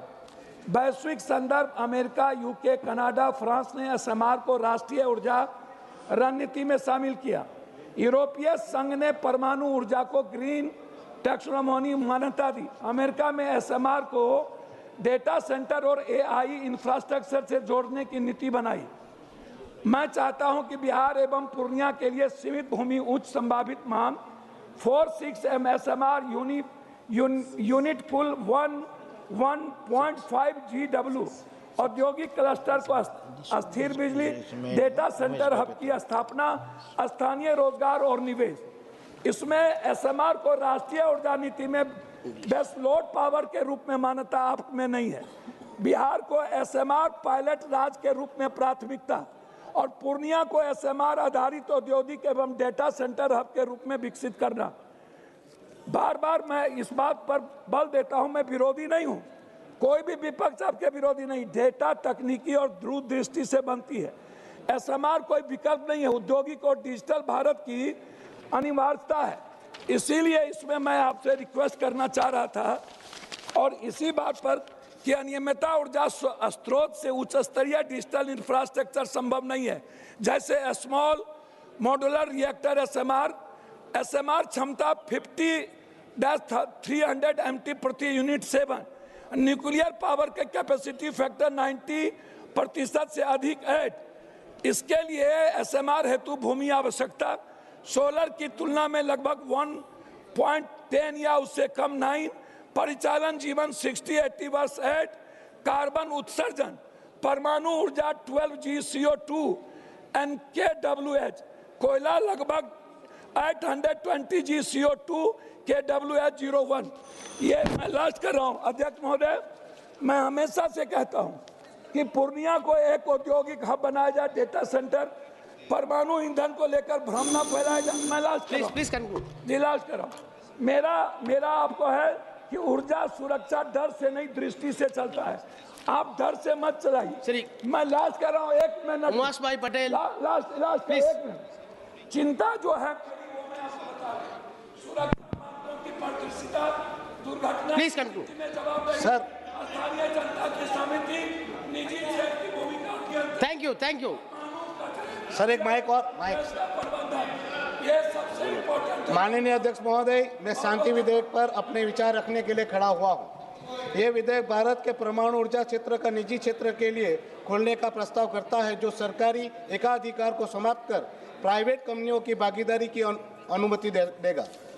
भारत के परमाणु कार्यक्रम के संस्थापक डॉक्टर होमी भाभा जी ने एक बार कहा था कि अविकसित देशों के पूर्ण औद्योगिकरण हमारी सभ्यता की निरंतरता और उसके आगे के विकास के लिए परमाणु ऊर्जा केवल एक सहायक साधन ही नहीं बल्कि एक अनिवार्यता है, और परमाणु ऊर्जा के उपयोग का ज्ञान मानव इतिहास के एक नए युग का प्रतीक है। इस विधेयक के माध्यम से हम उस दृष्टि को साकार करने की दिशा में कदम बढ़ा रहे हैं, लेकिन सावधानी पूर्वक। महोदय जी, यह विधेयक भारत की ऊर्जा सुरक्षा को मजबूत करने की क्षमता रखता है। वर्तमान में भारत में 24 परमाणु रिएक्टर कार्यरत है, जिनकी कुल स्थापित क्षमता 8,180 मेगावाट है, जो देश की कुल बिजली उत्पादन का मात्र 2% से भी कम है। निजी क्षेत्र की भागीदारी से $26 मिलियन का निवेश आ सकता है, जिससे 2040 तक 11,000 मेगावाट की नई क्षमता जुड़ सकती है और 2047 तक 100 गीगावाट का लक्ष्य प्राप्त करने में मदद मिलेगी। इससे पूंजी का प्रवाह बढ़ेगा, विदेशी तकनीक का आदान प्रदान होगा, जैसे कि अमेरिका और फ्रांस में प्राइवेट कंपनियों की भागीदारी से नवाचार हुआ है, और ऊर्जा क्षेत्र में नवाचार को बढ़ावा मिलेगा। यह रिन्यूएबल एनर्जी की सीमाओं को, जैसे मौसम पर निर्भरता को पूरा करेगा, कोयला आयात पर निर्भरता कम करेगा, जो वर्तमान में 80% ऊर्जा आवश्यकताओं को पूरा करता है, और ये आर्थिक विकास को गति देगा। उद्योग जगत और विदेशी भागीदारी के लंबे समय से चली आ रही मांगों को ये विधेयक संबोधित करेगा, जिससे स्वच्छ ऊर्जा लक्ष्यों की प्राप्ति का योगदान होगा। महोदय, हालांकि परमाणु ऊर्जा में सुरक्षा और पर्यावरण से संबंधित जोखिम बहुत अधिक है। निजी क्षेत्र के लाभ को प्राथमिकता दे सकता है, जिससे सुरक्षा मानकों में कमी आ सकती है। पिछले हादसे जैसे कि चेरनोबिल और जापान का फुकुशिमा हमें सतर्क करते हैं, जहां रेडियोएक्टिव लीक से लाखों लोग प्रभावित हुए थे और पर्यावरण को लंबे समय तक नुकसान पहुंचा था। भारत में भी रेडियोएक्टिव सामग्री चोरी की कई मामले सामने आए हैं, जो प्रोफरेशन के जोखिम को बढ़ाते हैं। साथ ही परमाणु कचरा प्रबंधन और पीड़ितों के मुआवजे में पारदर्शिता सुनिश्चित होनी चाहिए। विधेयक में विदेशी नियंत्रण पर रोक अच्छी है, 49% की सीमा, लेकिन क्या भारतीय कंपनी पर्याप्त रूप से तैयार है? महोदय जी, ऑटोनॉमिक एनर्जी रेगुलेटरी बोर्ड की क्षमता भी सीमित है और प्राइवेट भागीदारी से नए जोखिम जैसे साइबर अटैक या आतंकवाद का खतरा बढ़ सकता है। महोदय जी, मैं कुछ ठोस सुझाव देना चाहता हूँ। ऑटोनॉमिक एनर्जी रेगुलेटरी बोर्ड को पूरी तरह स्वतंत्र रखें और उनके लिए पर्याप्त बजट वर्तमान में जो है उनसे दुगुना तथा विशेषज्ञों की नियुक्ति करें, ताकि वह प्राइवेट प्रोजेक्ट की निगरानी प्रभावी ढंग से कर सके। सुरक्षा प्रावधानों को और मजबूत करें, नियमित ऑडिट, जन सुनवाई और पर्यावरण प्रभाव मूल्यांकन। सर, मैं 5 मिनट दिए, मैंने 3 ही मिनट हुआ, 1 मिनट में कंप्लीट अनिवार्य करें। साथ ही स्मॉल मॉड्यूलर रिएक्टर के लिए विशेष गाइडलाइन बनाए। निजी भागीदारी में 49% की विदेशी हिस्सेदारी को सीमा को बनाए रखें, लेकिन पारदर्शी निविदा प्रक्रिया लागू करें ताकि भ्रष्टाचार न हो। प्राइवेट कंपनियों को न्यूक्लियर फ्यूल और रिएक्टर ऑपरेशन से दूर रखें, केवल इंफ्रास्ट्रक्चर और लॉजिस्टिक तक ही सीमित रखें। इन सभी बिंदुओं के साथ मैं सरकार से आग्रह करता हूं कि सभी आवश्यक विवरण सदन के समक्ष रखें, उचित और तर्कसंगत सार्थक चर्चा के माध्यम से चिंताओं का समाधान करें और ये सुनिश्चित करें कि ये विधेयक भारत के परमाणु कार्यक्रम की गौरवशाली विरासत को आगे बढ़ाते हुए भविष्य की आवश्यकताओं के लिए जिम्मेवारी तैयार करें। अंत में ये विधेयक अगर सही ढंग से लागू हुआ तो भारत को ऊर्जा स्वतंत्र बना सकता है, लेकिन सुरक्षा के साथ कभी भी समझौता न करे। धन्यवाद। Thank you. Shri Chandrashekhar, honourable member. धन्यवाद सभापति जी। नाभिकीय ऊर्जा कोई साधारण क्षेत्र नहीं है, यह सीधे सीधे जन सुरक्षा, पर्यावरण और आने वाली पीढ़ियों से जुड़ा विषय है। ऐसे संवेदनशील क्षेत्र में निजी कंपनियों को प्रवेश देना गंभीर चिंता का विषय। सरकार कहती है कि निजीकरण से दक्षता आएगी, लेकिन मेरा प्रश्न है, यदि दुर्घटना होगी तो जवाबदेह कौन होगा और पीड़ितों को न्याय कैसे मिलेगा? यह विधेयक कॉरपोरेट को सुरक्षा और जनता को असुरक्षा देता है। सरकार कहती है कि नियामक बोर्ड में वैधानिक दर्जा दिया गया है, लेकिन खंड 7 से और 20 देखे नियुक्तियां सरकार करेगी, सख्तियां सरकार तय करेगी, हटाने के अधिकार भी सरकार के पास होगा। तो मेरा प्रश्न है, क्या ऐसा नियामक वास्तव में स्वतंत्र होगा? नियामक संस्था को वैधानिक दर्जा देना पर्याप्त नहीं है। सवाल यह है कि वह सरकार और निजी कंपनियों से स्वतंत्र होगी। सभापति जी, हम SC/ST के प्रतिनिधि के तौर पर यहाँ हैं। पिछले जितने सेक्टर प्राइवेट हुए हैं उनसे SC/ST OBC के कर्मचारियों को चुन चुन कर निकाल दिया प्राइवेट सेक्टर के लोगों ने। तो जब ये प्राइवेट हो जाएगा, निजी क्षेत्रों में चला जाएगा, SC/ST OBC कर्मचारियों के अधिकार की रक्षा होगी, इस बात की गारंटी सरकार को देनी चाहिए। खंड 3, 7 और 9 के माध्यम से नाभ के क्षेत्रों में निजी कंपनियों को लाइसेंस और सुरक्षा प्राधिकार देकर प्रवेश का रास्ता खोला गया है, लेकिन मेरा प्रश्न है, क्या मुनाफे पर चलने वाली कंपनियां सुरक्षा को सर्वोपरि रखेंगी? महोदय, परमाणु दुर्घटना की कीमत कंपनी देश की जनता को चुकानी पड़ती है। खंड 11 से 15 स्पष्ट करते हैं कि नाभ के दुर्घटना की स्थिति में जवाबदेही को सीमित और नियंत्रित कर दिया गया है। यह विधेयक 2010 के नागरिक नाभ के दायित्व कानून की मूल भावना को कमजोर करता है। खंड 12 और 13 में प्राकृतिक आपदा, आतंकवाद जैसे वाहनों के तहत देयता से छूट और सीमा तय की गई है। खंड 14 सरकार की देयता को भी सीमित करता है। नाभ के दुर्घटना का प्रभाव सालों तक नहीं बल्कि पीढ़ियों तक रहता है, लेकिन यह विधेयक पीड़ितों के अधिकारों पर कानूनी कैप लगा देता है। महोदय, खंड 15 के अंतर्गत निजी संचालकों के लिए बीमा अनिवार्य है, लेकिन सरकारी नाभ के प्रतिष्ठानों को इससे छूट दी गई। ये दोहरा मापदंड क्यों? क्या सरकारी संयंत्रों में दुर्घटना नहीं हो सकती है?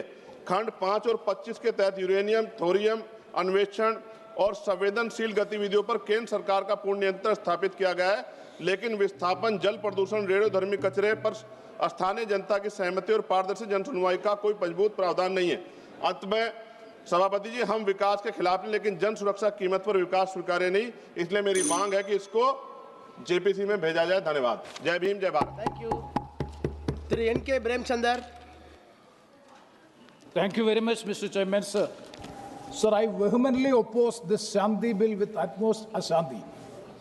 Why I am opposing is, sir, this is two laws are being repealed. One is Atomic Energy Act of 1962, and another one is Civil Liability for Nuclear Damages 2010. Sir, Atomic Energy Act of 1968 is with an intent to provide for a legal framework for the development, welfare and control of the atomic energy for the welfare of the people and for the peaceful purposes. And also the Civil Liability for Nuclear Damage Act 2010 was enacted to provide for civil liability for nuclear damages and prompt compensation to the victims of the nuclear incident through no-fault liability regime. Sir, through strong development and research, country like India, we were able to have self-reliance in nuclear fuel technology and has been carrying out its nuclear program in a responsible manner even from the time of Pandit Jawaharlal Nehru, and still it is continuing in a responsible manner. We are using it. Sir, now we are planning to achieve zero carbon emission by 2070 and to achieve by 2047 to achieve 100 gigawatt of nuclear power capacity by 2047. For this purpose, the Honorable Ministry is piloting this bill. Sir, my strong objection is, number one is regarding clause 3 of the bill. Sir, it is rampant and indiscriminate privatization of the nuclear power in the country. It is total privatization of the atomic energy, total privatization. Sir, kindly go through clause 3. It is very interesting to see that blank check is being given to the private corporations and multinational corporations. That license can be provided to any government company, any other company, a joint venture company, or any other person. Any other person, any other company, any government company or a joint company can have the license so as to produce the nuclear power. Means rampant and indiscriminate privatization of the nuclear power without having any regulations, without having any guidelines. That is a point which I would like to oppose. Sir, and also I would like to come that is even 49% of the FDI in certain nuclear activities with an intent to bring both technology and capital in India. So hence, and also regarding another point, I would like to see clarification from the Honorable Minister in my constituency, that is regarding the beach and minerals. My constituency is Kollam constituency, having monazite, ilmenite, salinate, rutile, and so many other rare earth elements. And what would be the fate of the rare earth elements and mining and mineral separation of the beach and minerals after passing of this legislation? Whether mining and mineral separation of these beach and minerals will also be given to the private companies, because there was an assurance in the House that it will not be privatized, that the Mines and Minerals Development Regulation Act, when it is passed by this House, the Honorable Minister, the Mines Minister is here, he has assured the House in no way it will not be privatized. So I would like to ask the Honorable Minister, for when moving this bill, what would be the fate of, one more point, what would be the fate of these atomic minerals which are on the beach sand which is being seen? And the last point which I would like to highlight is, I fully support and endorse the views expressed by the eloquent speech and exemplary speech made by Sri Manish Tiwari in this House today in the morning. I fully endorse the views. I would like to reiterate clause 17 of the bill. Sir, with 1 minute I will conclude. Clause 17, sir, what is nuclear? See, the supplier's liability. During the time of the UPA government led by Dr. Manmohan Singh, it was clearly, explicitly made a provision in the bill, that is 17 of the clause, section 17 of the civil liability for nuclear damages. It is very clearly stated in section 17B, the nuclear incidents has resulted as a consequence of an act of supplier or his employee, which includes supply of equipment or material. I'm finishing. With material with the patent or latent defects in subclass, then he is entitled to, to recourse what has paid for by the operator. If that be the case, I would like to know from the Honorable Minister why that provision, that is the supplier's liability, is missing in the present bill. That is to be answered by the Minister. With these words, once again I take this opportunity to oppose the bill. With these words I conclude. Thank you very much. Honourable Member, Ms. R. Sudha. Thank you, sir. Sir, I rise to oppose this Shanti Bill 2025. Sir, Prime Minister Nehruji passed an Atomic Energy Act in 1962 to provide a strong framework for the development and control the atomic energy for Indians' national interests. Thanks to the efforts of the Prime Minister Jawaharlal Nehru and Homi Baba and Prime Minister Indira Gandhi, under whose tenure India's first nuclear plant came in 1969, and Dr. Manmohan Singh, India boasts of 24 atomic power plants. Even most of the 10 atomic power plants under the construction right now are a continuation of the Congress started during our tenure, sir. Sir, the Congress party policy towards nuclear energy is built on a foundation that nuclear energy is too dangerous for the profit motive. A critical for Indians' nation and energy security, sir. This government, Shanti Bill, inverts the logic, and BJP government is doing what it does best, sell, and what Indian National Congress built. Sir, through this Shanti Bill, the BJP government is playing with Indians' national and energy security. Let us explain, sir. You are allowing 49% of FDI in atomic energy production. This primarily benefits US companies, sir. Are you doing this as a sweeten before the US-Indian deal, or you seek more validation from President Trump, who slapped India with 50% of tariff and supported Pakistan after Operation Sindoor? In case of nuclear accidents, God forbid, sir, you will calculate the valuation of compensation for potential victims for the year of 2010. Plus, this government is limiting liability at a paltry of 3,000 crores, sir, if there is a nuclear accident.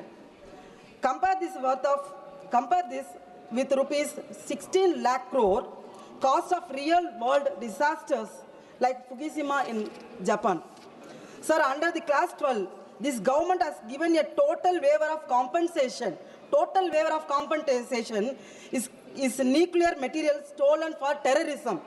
Why this Modi government is showing very soft corner towards the terror terrorism, sir. After this Sindoor happened, we are not learned any lesson. This government is not answerable for this country.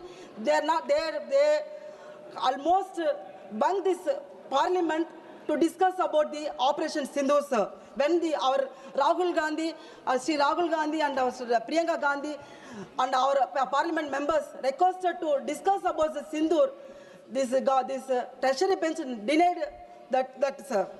The Shanti bill is also a war of federalism.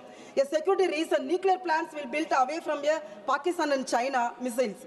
So mostly in South, what happened is there a nuclear disaster. Under this bill, and central government has limited liability and private companies have even less.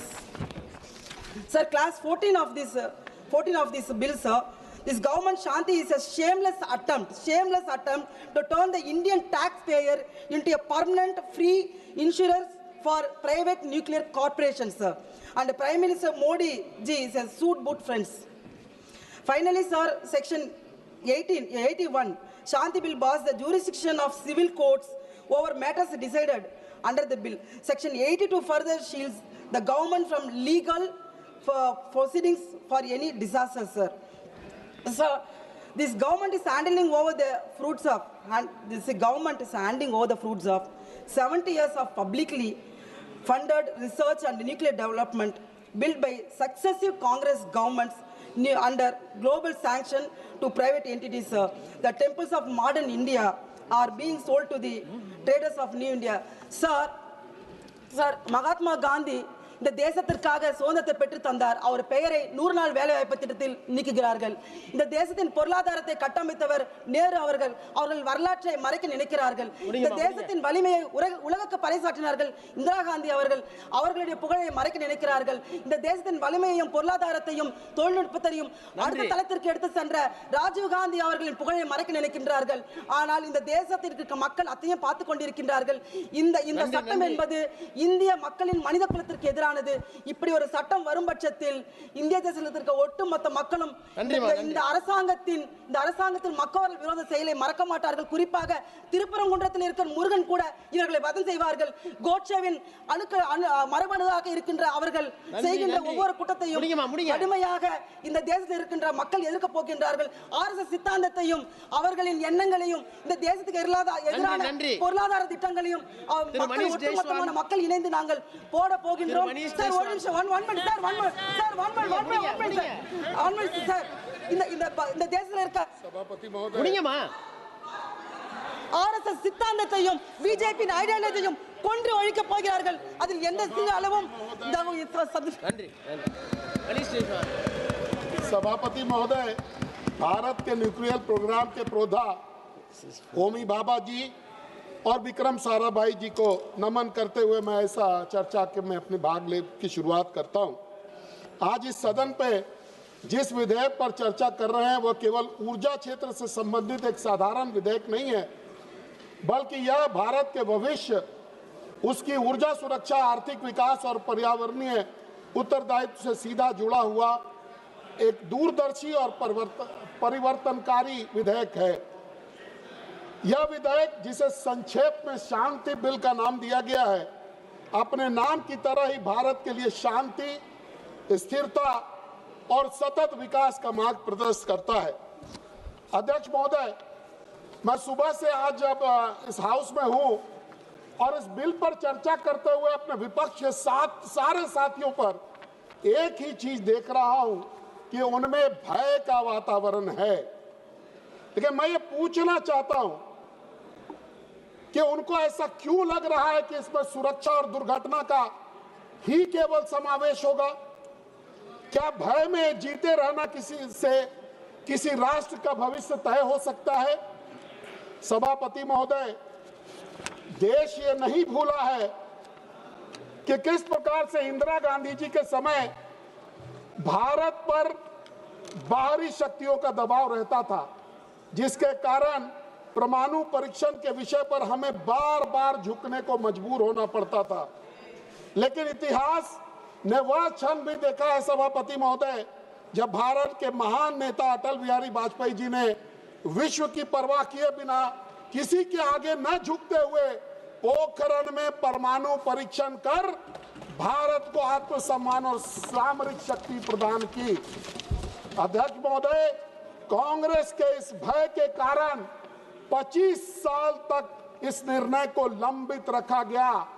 देश ये जानना चाहता है कि इस निर्णय में देर क्यों हुआ। अध्यक्ष महोदय, डर की परिभाषा अगर आप कांग्रेस के शब्दकोश में देखेंगे अध्यक्ष महोदय, तो आजादी से आज तक अगर आप देखें तो हमने चीन को अपनी जमीन दी क्योंकि कांग्रेस का उस समय का नेतृत्व डरता था।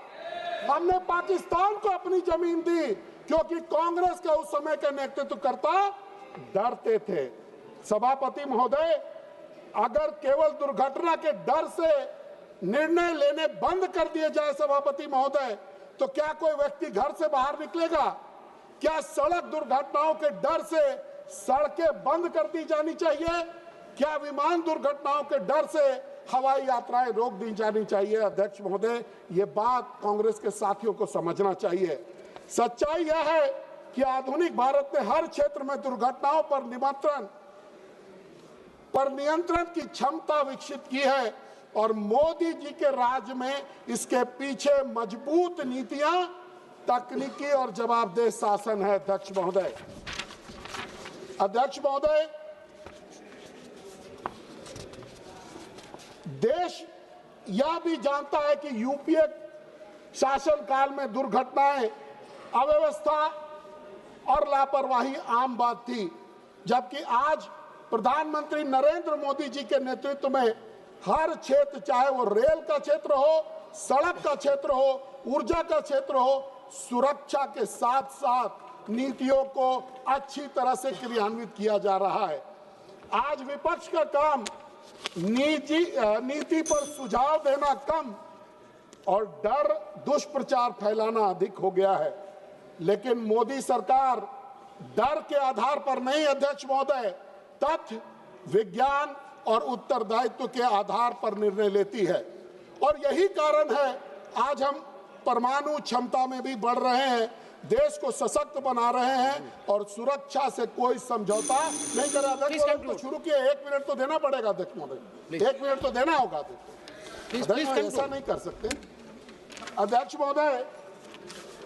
इस परमाणु ऊर्जा से जो आज जिस बिजली को हम लोग रिप्लेस करेंगे, थर्मल पावर को, आप हमारे क्षेत्र में हजारीबाग के, झारखंड के हजारीबाग, रामगढ़, चतरा, इन जिलों को देखेंगे तो कोयले के परिवहन और छाई के परिवहन से, मैं करता हूँ छाई के परिवहन से हम वहाँ के लोगों का जीना मुश्किल हो गया है अध्यक्ष महोदय।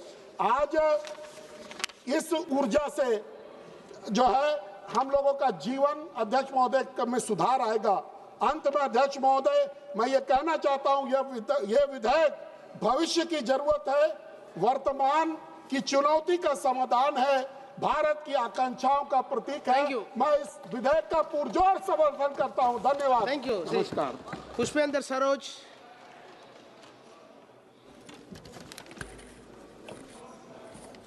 So thank you, Speaker, sir, for giving me the opportunity to speak on this bill.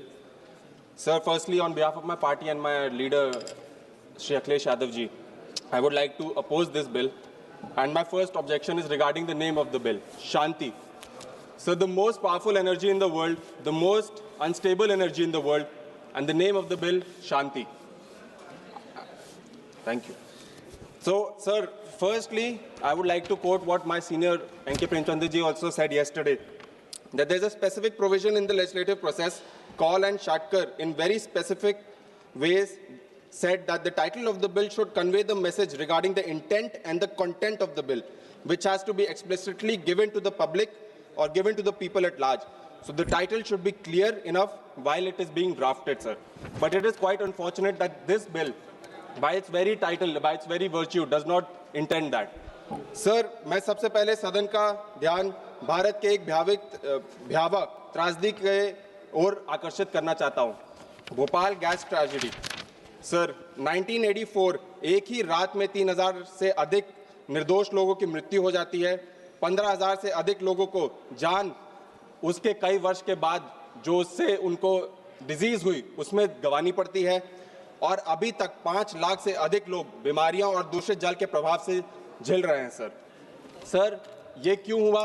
क्योंकि जो कंपनीज थी उन्होंने अंतर्राष्ट्रीय सुरक्षा मानकों और जवाबदेही को नजरअंदाज किया गया। इस त्रासदी ने हमें एक राष्ट्र सबक सिखाया। जब खतरनाक उद्योगों में लायबिलिटी को कमजोर किया जाता है तो न्याय सबसे पहले मर जाता है। लेकिन माननीय अध्यक्ष महोदय, शांति बिल ठीक उसी सिद्धांतों पर प्रहार कर रहा है, उसी सिद्धांतों को समाप्त कर रहा है। यह बिल ऑपरेटर की लायबिलिटी को सीमित करता है और सप्लायर लायबिलिटी को लगभग समाप्त कर देता है, जिससे भविष्य में किसी भी परमाणु दुर्घटना का बोझ सीधे पीड़ितों और जनता पर आ सकता है। सर, जो कैप 3000 करोड़ का लगाया गया, उससे मैं उदाहरण के रूप में देना चाहता हूं that the Bhopal gas tragedy, that time the losses were 4000 crore sir, and if you're comparing nuclear tragedy to nuclear tragedy, that is the Chernobyl nuclear tragedy, the losses extended to more than 16 lakh crore sir. So where is the liability sir? Sir, 2010 में जब civil liability nuclear damage act लाया गया था, तब खुद भाजपा के वरिष्ठ नेता आदरणीय श्री एल के आडवाणी जी ने स्पष्ट चेतावनी दी थी कि परमाणु सहयोग कभी भी राष्ट्र सुरक्षा और सार्वजनिक सुरक्षा की कीमत पर नहीं होना चाहिए। आज वही चेतावनी इस बिल के पूरी तरह अनदेखी की जा रही है सर। माननीय अध्यक्ष जी, यह बिल एक और खतरनाक प्रावधान लाता है, परमाणु दुर्घटना के मामलों में नागरिक न्यायालयों में अधिकार क्षेत्र को समाप्त करना। आर्टिकल 81 के तहत पीड़ितों को न्यायालय में जाने का अधिकार ही छीन लिया जाता है, जबकि हम जानते हैं कि परमाणु आपदाएं पीड़ितों और पीढ़ियों तक असर डालने वाला क्षति पैदा करती है सर। फिर भी अदालतों को बाहर रखना यह न्याय का नहीं, अन्याय का एक रास्ता है।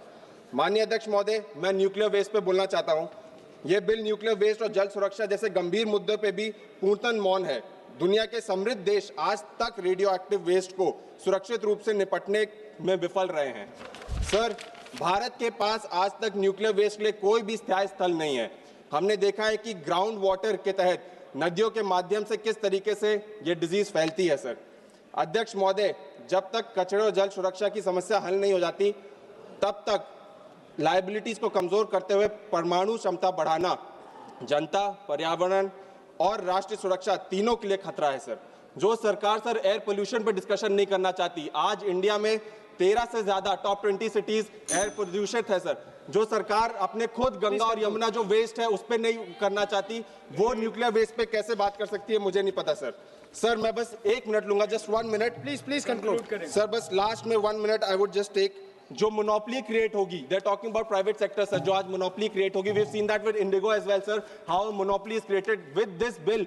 They are introducing another monopoly, sir, in the nuclear sector, which we oppose, sir. And mark my words, this monopoly will get created, and tomorrow the people of India will suffer because. Just last, sir, just one, sir. Sir, I would like to tell this government, we might have political differences, we might have ideological differences, but in the national interest, we are with you. But don't make this about companies. Don't make this about privatization. Thank you. We are with you, sir. But just last. Sir, हमारे गांव, in villages we say when the people don't do, when the MPs don't do any work, they change the name of पुराने MPs. Please. जब वो नाम बदल देते हैं sir, वो पत्थर बदल देते हैं, अपना नाम रख देते हैं, यही वो सरकार कर रही है। और अंत में मैं बोलना चाहूंगा, वो हर एक पहलू का अंजाम बदलने में मस्त है, कहीं चुपके से कहीं खुलेआम बदलने में मस्त हैं। जिन्हें चुना था देश ने हालात बदलने के लिए, आज वो सिर्फ और सिर्फ नाम बदलने में मस्त है सर। बहुत बहुत धन्यवाद। Robert Bruce, Honorable Member Robert Bruce. Thank you very much, Speaker sir. I am from Tirunelveli Parliament constituency that hosts Kudangulam nuclear power plant, and therefore bears the direct consequences of every nuclear policy decision taken by this House. For my constituency, sir, nuclear policy is not a white paper. It is a daily life of my people. Hence, I am strongly opposing this policy, sir. That means, while I am saying this, don't think that the Indian National Congress is not anti-science, not anti-technology, and not anti-nuclear energy. Sir, this bill concentrates extraordinary powers to the hand of the union government. For example, even for land acquisition, which is vested with the state governments, this bill takes care of land acquisitions also. Sir, the states are reduced to silent spectators even through land, water, health and disaster responses. The union government take away all these things from the state government through this bill, sir. Sir, this bill claims the Atomic Regulatory Board, but let us read carefully. The chairperson and members are appointed by the Government of India on the recommendations of committee constituted by the Atomic Energy, sir. Especially if you read the sections 54 to 56 deals with the compensation. This section reduces the compensation, not only reduces the compensation, but also this section entrusted the compensation with a tribunal or an authorized person. It deletes the trial of the court to decide the compensation. One second, sir. 1 second. And also this, yes, sir. 1 minute, sir. Also, there is no time frame is fixed for issuing the compensation also, sir. And mainly, sir. 2 minutes, I will finish it. Just started, sir. Yeah, 2 minutes. About class 26, allow the central government to decide whether the nuclear incident is significant enough to notify. If radiation occurs in Kudangulam, will the people of Idindagarai, Kudangulam and Kuttanguli will wait for some order passed from the Delhi, sir? And there is no facility there. If the serious incident occurs in Kudangulam, if fishing grounds are contaminated, if lives are destroyed for generations, this government should not forget about the incidents happen in Chernobyl, 3 Mile Island, 3 Mile Islands and Fukushima, sir. Mainly, I would say that this bill allows the private sector to enter into the nuclear energy, sir. We really suspect this introduction of the bill for the private sector. We feel and we suspect that this government wanted to give the nuclear energy also to the private party like corporate companies like Adani and Ambani, sir. So I strongly object the bill and ask the government to refer it to the Joint Parliamentary Committee or Select Committee, sir. Thank you so much, sir. Honorable Minister.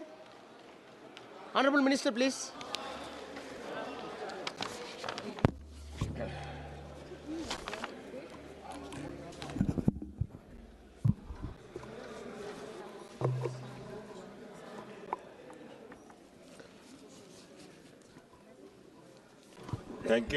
Thank you, Speaker, sir. At the outset, I have to thank the honorable members. इस bill का title था शांति, and I have to compliment you all for living up to this title in the letter and spirit of the title. बड़ा शांति पूर्वक ये सारी चर्चा संपन्न हुई है, इसके लिए धन्यवाद भी और बधाई भी। इससे पहले कि मैं कुछ आगे कहूं, माननीय जिन सदस्यों ने इसमें भाग लिया उनका नाम लेते हुए उनका धन्यवाद करना है। मनीष तिवारी जी, हमारे मित्र,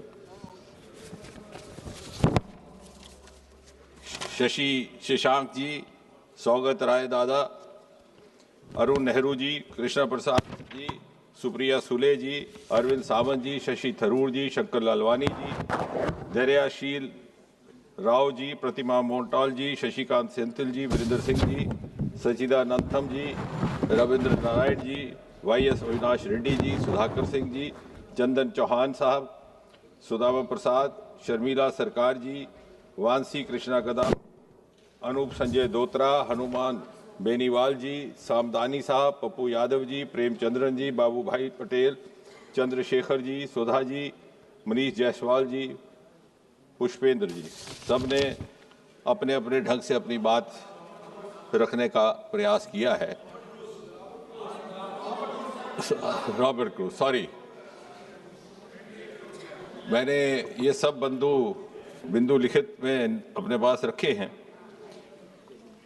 लेकिन चूंकि अध्यक्ष महोदय का ये कहना था कि ये तमाम बिंदुओं पर विस्तार में तफसील में बात उत्तर में आए, इसलिए उस बात का लाभ लेते हुए और साथ ही साथ कुछ एक बातों का उत्तर देने का प्रयास करूंगा चंद एक मिनटों में। लेकिन शायद बिंदु ना रखने के वजह से ये भी हुआ कि बहुत सारे मित्रों की ओर से कुछ ऐसी observations I which were contrary to the facts in the bill itself. Some observations which are also self-contradictory. Some observations which were possibly appearing to have been misinterpreted. I don't know whether by design or default or out of ignorance. और कुछ एक, चूंकि अगर मुझे आरंभिक समय में ज़्यादा वक्त मिलता तो मैं वजाहत करता कि मुख्य तौर पर दो प्रावधान थे न्यूक्लियर एनर्जी को लेकर के। जैसे मनीष जी ने भी कहा, एटॉमिक एनर्जी एक्ट 1962 और CLND 2010। बीच में एटॉमिक एनर्जी रेगुलेटरी बोर्ड का गठन किया गया एक एग्जीक्यूटिव सब ऑर्डर के तहत, जिसको अब स्टैट्यूटरी बॉडी का दर्जा दिया जा रहा है। अब इस नए प्रावधान को लाते हुए नई व्यवस्थाओं को स्थापित करने के बजाय या उनमें परिवर्तन करने के बजाय ये मुनासिब समझा गया कि एक कॉम्प्रिहेंसिव नया बिल लाया जाए जिसमें इन सभी प्रावधानों की भी जगह रहे और जो समय के अनुसार जो ज़रूरतें हैं उसके मुताबिक उनको एड्रेस भी किया जाए। इसलिए बहुत कुछ ऐसा है अध्यक्ष जी इस बिल में जो पहले से ही मौजूद था। अब in the haste sometimes to oppose the treasury benches हम कभी कभी भूल जाते हैं कि कुछ एक ऐसे प्रावधान है जिनका हमने विरोध किया जो हमारे ही लाए हुए। अब बार बार ये कहा गया कि आप सरकारी रिएक्टर्स को इंश्योरेंस के कवर में क्यों नहीं लाते। ये सच है, सभी मान्य सदस्यों ने नेहरू जी को श्रेय दिया, हम भी देते हैं। लेकिन ये भी सच है कि जो पहला रिएक्टर स्थापित हुआ था इस देश में उसका नाम था अप्सरा रिएक्टर। वो भाभा एटॉमिक रिसर्च सेंटर में कायम हुआ था, साल 1956 का था। देश के प्रधानमंत्री कौन थे आप सब जानते हैं, और उसको इंश्योरेंस कवर में ना रखने का निर्णय लिया गया था। 1956 में प्रधानमंत्री कौन थे, और उसके पीछे शायद ये भाव था कि ये रिसर्च रिएक्टर है, इसको it is not a commercial purpose और फॉर पब्लिक यूज। उसके बाद ये कहा गया कि एटॉमिक एनर्जी रेगुलेटरी बोर्ड में उस तरह की ऑथराइजेशन नहीं है जैसे होनी चाहिए। मनीष जी ने भी कहा, दूसरे मान्य सदस्यों ने भी कहा। हकीकत यह है कि एटॉमिक एनर्जी रेगुलेटरी बोर्ड स्थापित किया सन 1983-84 में। तो प्रधानमंत्री कौन थे? श्रीमती इंदिरा गांधी जी। हमने तो इसको स्टैट्यूटरी बनाया है, बल्कि इसको और मजबूत रुतबा देने का प्रयास किया है। तो यानी इंश्योरेंस की बात भी पंडित जी की समझ से आई, आप ही ने इनकी तारीफ की। Atomic energy regulatory board Mrs Gandhi के समय में बना, हमने उसको बल्कि और जो आप कह रहे हैं उसी बात पर अमल करते हुए we have try to give it more of authorisation and independence.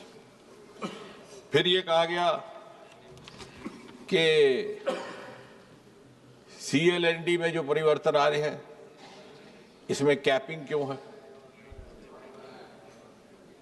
अब फिर हम भूल गए कि सन 2010 में जो CLND बिल आया था कैपिंग उसमें थी, और प्रधानमंत्री कौन थे? डॉक्टर मनमोहन सिंह। हमने तो उसको रैशनलाइज किया है, we have done different grading, अब वो भी आएगा। और फिर ये कहा गया कि what has the size of the reactor got to do. नुकसान ज्यादा है तो भला 3000 की कैपिंग कैसी है? 3000 की कैपिंग, क्योंकि हो सकता है कि वक्त ना मिला हो माननीय सदस्यों को, हालांकि 2 दिन थे। Capping is for the operator. अगर 1000 करोड़ का भी नुकसान हुआ है तो उसकी भरपाई पूरी की पूरी मिल जाएगी, because the next stage will be nuclear liability fund, जो सरकार की तरफ से होगा। वो इस बिल में मौजूद है, जो पहले ना था। फिर उसके बाद, since we are also signatories to the CSC, which is the Convention of Supplementary Compensation, further compensation would be available through that source. अब ये कहा गया, क्योंकि उसके बाद मैं फिर इस ठोस बिल पर भी आता हूं, कि जब आपने लायबिलिटीज में संशोधन किया है, सेक्शन 17 CLND, तो आपने A, B और C में ये माना कि B हमने हटा दिया। B था कि सप्लायर को भी लायबिलिटी बेयर करनी पड़ेगी, वो हटा दिया। लेकिन माननीय सदस्यों ने बार बार ये कहा कि ये C वाली बात रखने की क्या औचित्य है, कि C यानी the negligence of individual will also be liable for penalty. हम फिर भूल गए, ये तो हम ही ने लाया था सन 2010 में। CLND जो 2010 में पारित किया गया, उसमें सेक्शन 17 A, B और C थी। हम सिर्फ B को रिपील कर रहे हैं, जिसमें के सप्लायर्स को उससे बाहर रखा गया। वो अब आगे बात करेंगे, लेकिन पहले मैं वो बता रहा हूं कि जहां जहां where you have missed reading your own document. So शुरू में मैंने कोशिश कर रहा हूं कि वो बातें कि जो हमारे ही बिलों के द्वारा लाई हुई है, सन 1962 में, सन 2010 में, और बाकी जहां तक हमारे कमर्शियल रिएक्टर्स हैं, NPCIL पूरी तरह से इंश्योर्ड है, इंश्योरेंस पूल है through GIC under the ministry of finance, या मिनिस्ट्री ऑफ फाइनेंस के सौजन्य से काम करता है। तो ये भी कहना दुरुस्त ना होगा कि इंश्योरेंस का कोई प्रावधान नहीं है। अब बात आती है कि साहब सरकार को प्राइवेट की क्या जरूरत पड़ गई, सरकार खुद क्यों नहीं कर पा रही। सन 2014 में डिपार्टमेंट ऑफ एटॉमिक एनर्जी का बजट था 13,879 करोड़, 13,879 करोड़। आज इस बजट में atomic, and the figures are available on the website, the figure is 37,483 crore, almost 170% increase in the last 10 years. यानी जब ये दुहाई दी जाती है कि सरकार इज नॉट डूइंग इनफ, तो हम शायद अपना आंकड़ा नहीं पढ़ते, और we are driven by the political expediency and haste. अब बात आई है, जो बात सुबह रह गई थी, जहां से वहीं से शुरू करते हैं कि ऐसा निर्णय लेने की जरूरत क्यों पड़ी।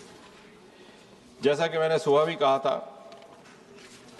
कि अगर हमने अपने लिए ये लक्ष्य रखा है कि 100 gigawatt by 2047, so that we move as close as possible to the goal of use of clean energy sources, जिससे हमारी आत्मनिर्भरता बढ़ेगी, पेट्रोलियम और फॉसिल प्रोडक्ट्स पर हमारी निर्भरता घटेगी, तो आत्मनिर्भर भारत का भी उसी से लक्ष्य पूरी तरह प्राप्त होगा। And as I said in the morning, if we have to envisage a global role for ourselves, we have to follow global strategies. The age of silos is over. अगर हम समझें कि हम अलग थलग अलग नीतियां बना करके और फिर भौगोलिक स्तर पर स्पर्धा करेंगे, तो बहुत बड़ी गलतफहमी होगी। वो शायद होती रही। गत कुछ वर्षों में प्रधानमंत्री मोदी जी के नेतृत्व में उसे दुरुस्त करने का प्रयास किया गया। The space sector was opened up and media fancifully said the space has been unlocked by Modi. And the results are miraculous. 5 years back, we were a dismal economy in space. I'm just giving one sentence of the space example. Today we are $8 billion US. In next 7-8 years, we hope to go up 5 times to 40-45 billion US. The concept of a startup in space sector was unheard of. Today we have close to 300 to 400 space startups, some of them of global potential, some of them millionaire entrepreneurs, and we hope to again go in a very faster pace than ever before. और इसलिए जैसे सुबह भी कहा गया कि जब artificial intelligence का युग आएगा और बात कही गई हेल्थ की, इस बिल में ये भी कहा गया है कि our nuclear energy escalation, upscaling is being done also to address the health sector, the agriculture sector and the nuclear sector. फिर शायद सुप्रिया जी का कहना था कि रिसर्च को क्यों छोड़ा. ऐसा नहीं है सुप्रिया जी. इस बिल में प्रावधान है, I'll just give you the section also, where we have opened up the research to the private sector, which is of course in acknowledgement of the fact that we have several private sector institutes which are doing excellent research in several science domains. So why not get their benefit even in the atomic energy sector? अब अगर हमें उस लक्ष्य की तरफ बढ़ना है, क्योंकि इस समय हमारे पास 8.9 गीगावाट कैपेसिटी है, वो भी 2014 के मुकाबले में दुगने से अधिक हुई. उस समय हम 4.7 गीगावाट थे और हमारे पास 25 रिएक्टर है, जिसमें से एक अभी पूरी तरह फंक्शनल नहीं है. ऑन दी अदर हैंड, एक सदस्य ने ठीक फरमाया कि USA is 97 gigawatt with 94 reactors, China is 55 gigawatt with 57 reactors. और हमारी contribution to the overall requirement is just 3%. And of course, our renewable energy will also go up, but it may not be able to serve all the purposes, particularly in an era where we are going to go in a big way for the artificial intelligence, data processes and other things. And therefore, पहले तो ये समझना जरूरी था कि हमें what were the constraints in spite of all this. It is this government actually which in 2015 took the decision of opening the atomic energy sector to joint ventures, albeit joint ventures with public sector units, not with private. उससे पहले तो ये भी नहीं था. एक गोपनीयता के पर्दे में इस तरह से बंद रखा गया था कि हमने अपने साधनों को सीमित कर दिया. We became prisoners of our limited resources.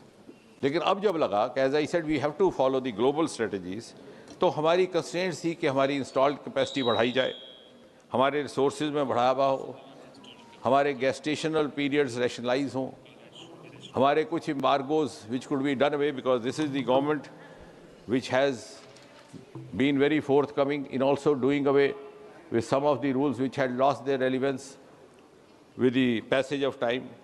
And therefore as a part of this entire thinking, the entire idea was to bring about an enabling law for an enabling ecosystem without, and underline, without, of course, compromising the security concerns of the nation. और इसलिए इन दोनों बिलों को और regulatory board के प्रावधान को ध्यान में रखते हुए एक साल तक बड़ी गंभीर मंथन भी हुआ, चिंतन भी हुआ. There were series of meetings at different levels, interministerial level, intersecretary level, with the scientific experts, with the industrial leaders, industry leaders, with stakeholders. We tried to understand their concerns, their requirements. And the idea was simply to move on, not to score political points. And I never meant to so. But चूँकि बार बार कहा गया कि नेहरू जी ने किया और आपने क्या किया, तो मैंने वो बताया कि जो नेहरू जी के किए हुए की ही नुक्ताचीनी की गई. So without denying what he has done, we are only, बिल्कुल फाउंडेशन भी उन्होंने रखी, पहला रिएक्टर भी उन्होंने लगाया, उसको इंश्योरेंस में नहीं रखने का काम भी उन्होंने किया. हाँ, हम थे नहीं उस वक्त, जब हम आए तो हमने सजेशन दिया. लेकिन पहले चूंकि इसलिए because I want to come back to the non political line, इसलिए मैंने कहा पहले पॉलिटिकल स्कोरिंग वाला काम समाप्त हो जाए.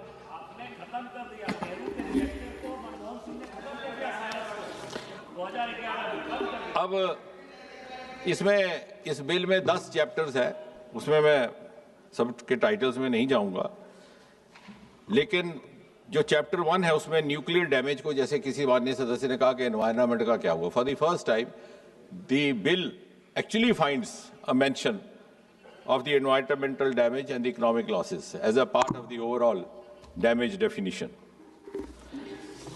And the regulatory scope has also been defined, covering medicine, agriculture, industry, ionizing radiations, because we have come a long way as far as the nuclear medicine is concerned.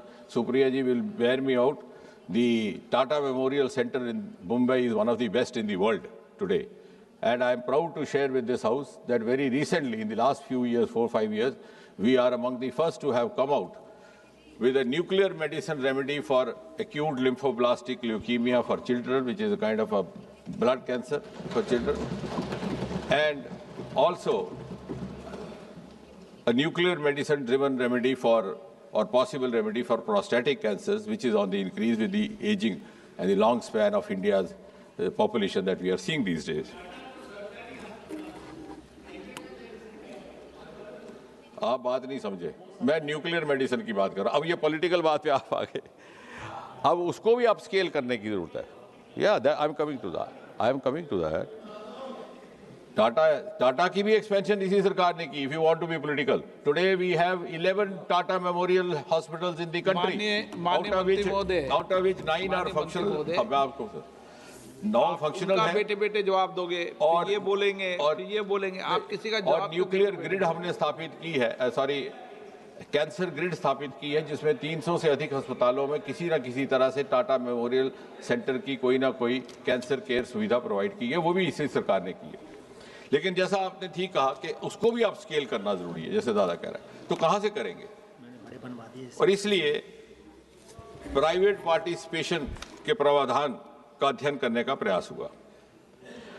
अब जहां तक section 3(1) है, तो उसमें जैसे सब जानते हैं, उसमें दोहराने की आवश्यकता नहीं है। उसमें कोई भी कंपनी उसका हिस्सा बन सकती है, जॉइंट वेंचर भी हो सकता है, joint venture between public sector unit as well as non government entity भी हो सकता है। और सेक्शन 3(2) में अब ये कहा गया, अच्छा एक और बात कही गई कि साहब ये आपने स्पेंट फ्यूल की सही तरीके से रख रखाव नहीं किया।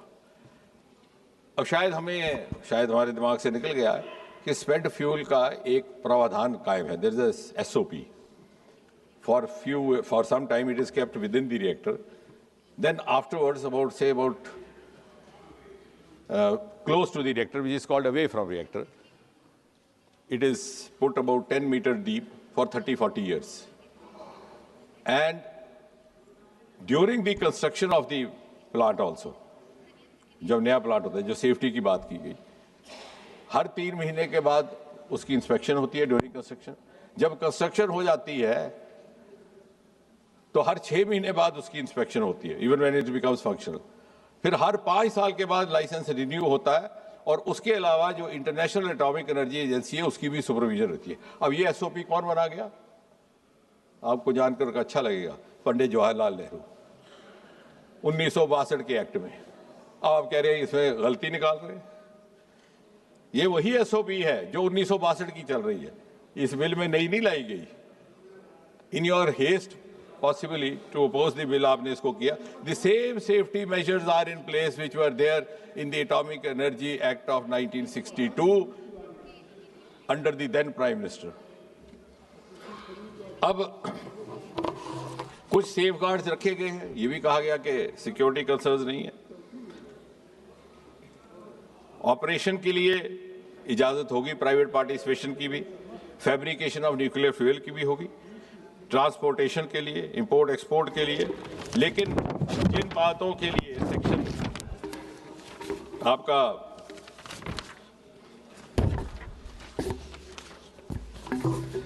जिन बातों के लिए पाबंदी रहेगी या कंस्ट्रेंट रहेगा, वो रहेगा कि source material and fissile material in any form produce within India reported shall remain under the surveillance. वो पहले भी था। ये atomic energy act 1962 Nehru ji छोड़ गए, हमने उसको कायम रखा है। आप कह रहे हैं वो security measure is not sufficient, वो सरकार के ही कंट्रोल में है। The source material, fissile material in any form produced within India reported shall remain under the surveillance and control of the central government. वो भी है. Spent fuel, जिसके बारे में चिंता की गई है, उसको कहीं भी प्राइवेट पार्टी को अलाउ नहीं किया गया उसका चार्ज. चाहे प्राइवेट पार्टी का भी रिएक्टर होगा, तो जो स्पेंट फ्यूल है, जो मैंने प्रक्रिया जिसका विवरण किया कि कैसे उसको रखते हैं फिर कुछ सालों बाद, वो सारी जिम्मेवारी सरकार के ही पास रहेगी. The private players will not be allowed to lift up spent fuel. इसी तरह के यहां तक कि हैवी वाटर, अब हैवी वाटर कोई एक्सप्लोसिव चीज नहीं है, इट इज सिंपली DTO. जो यहाँ केमिस्ट्री पढ़े लिखे हैं उनको पता होगा कि पानी को कहते हैं हाइड्रोजन ऑक्साइड, H2O2. ये है DTO, डेट्रॉइड ऑक्साइड.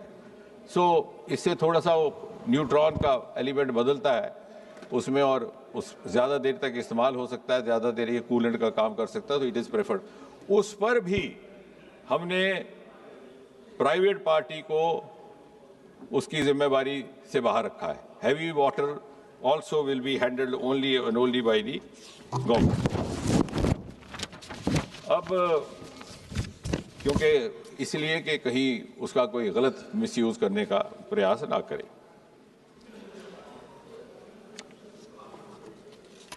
सेक्शन 9 है of the bill allows for a person to carry out research, development, design and innovation. It is there. And section 7 of chapter 2, grant of license for central government, rejection for security safety reasons, same security reasons which were there in the 1962 bill brought by the then government. You're not changing it. So I don't know why it is being objected to, because it has been lost sight that it is their bill. We have just added on or made some suitable provisions which are relevant to the contemporary times. Yes, financial, technical management and other organization committees also will be there. Then the chapter 2, sector 4 also refers to chapter 2, section 4 refers to the medicine, industry, agriculture uses. So we have rather put it on record that this, I think India has created a model of the use of atomic energy for the purpose of creating ease of living in different sectors, for infrastructure use, in food industry, in health. That's why in the morning we said, now the moment has arrived to vindicate what Homi Bhabha declared to the world, our nuclear program dedicated to peaceful purposes.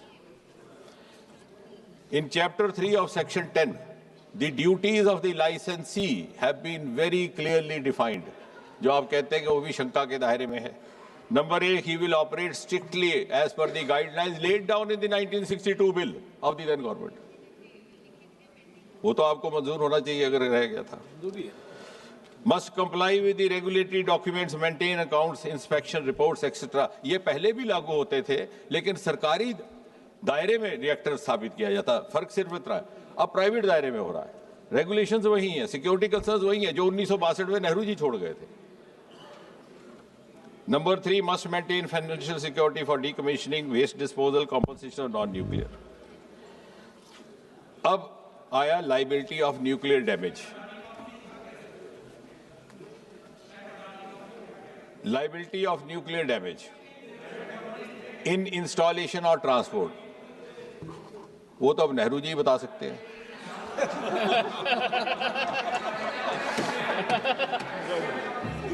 बहरहाल liability of nuclear damage in installation or in transport. Another, जब तक ऐसा नहीं है कि supplier, सरकार को बाधा ये आ रही थी, and all the members across the party lines will appreciate that the collaborators had reservations in coming forward. अब ये कहा गया कि 2010 में अरुण जेटली जी ने इसका विरोध किया था, लेकिन आप ही ने कहा कि वक्त बदल गया. जब मैं बात करता हूं आपकी बात को उतारता हूं, कहते हैं वक्त बदल गया। जब मैं कहता हूं तो वक्त नहीं बदला। तो वक्त तो सबके साथ बदल रहा है। 2010 और 25 के बीच में the technology has change. No please, I am speaking strictly on scientific rational. You can contradict me. The technology has changed. We are into big way to small modular reactors, which was unheard of in 2010. And this budget in its nuclear energy mission has laid down 2-3 important points. One, allowing private sector. 2, 100 gigawatt. Third, small modular reactors, which will be beneficial for our dense areas, which will be beneficial for upscaling our energy source of clean energy, and which are usually considered to be below the strength of 200 to 300 megawatt. And we have already laid down for ourselves the target of producing at least 5 small modular reactors by the year 2033. The safeguards have changed. The risk of any catastrophe happening, which of course is unlikely in any case, has also now undergone a change. So in a changed scenario, this bill is coming. This bill is coming simply because the scenario has changed. ऐसा नहीं है कि उस वक्त क्या कहा। अब फिर तो मैं कहूँगा साहब, नेहरू जी उस वक्त क्यों लिख गए कि ये पाबंदियाँ होनी चाहिए, क्योंकि आज तो मैंने फला प्राइवेट कंपनी को लाना था, उसके लिए मजबूरी हो जाएगी। No, but we have retained what is relevant today. We have tried to introduce what is relevant in the changed context and also try to slightly modify. Agar now, no, I'm not yielding. Let me finish. Now, इसमें operator को चल ये कहता है इसके बाद आप वकील साहब माननीय वो सुप्रीम कोर्ट के वकील हैं, अभी आप हाई कोर्ट में हो, इसलिए नहीं क्यों नहीं मंत्री महोदय, आपको मैं आज फिर बोल रहा हूँ, सभी माननीय मंत्री महोदय को बोल रहा हूँ, आप कभी भी स्पीकर के डायरेक्शन देने की आदत मत बनाओ। जी आप कैसे बोल रहे हो कि बोलो, आप बैठिए। माननीय सदस्य, मैंने व्यवस्था दे दी है माननीय मंत्री महोदय के। एक मिनट, माननीय मंत्री महोदय के बाद आपका क्लियरफिकेशन अलाउ करूंगा। माननीय मंत्री महोदय के बाद क्लियरफिकेशन अलाउ करूंगा, अभी नहीं करूंगा। 9 माननीय मंत्री जी, मैं करूंगा आपको 9 मैं अलाउ करूंगा, मैंने कह दिया।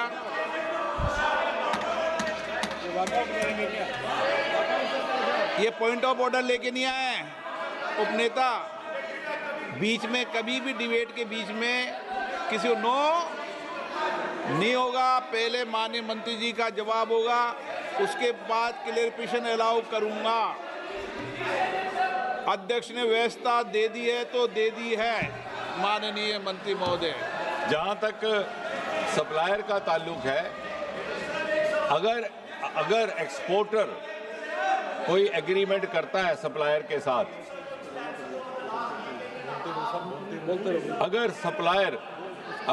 अगर ऑपरेटर अपने स्तर पर कोई एग्रीमेंट करता है सप्लायर के साथ, वो भी लिखित में, तो वो अपने उसको निबटता रहेगा।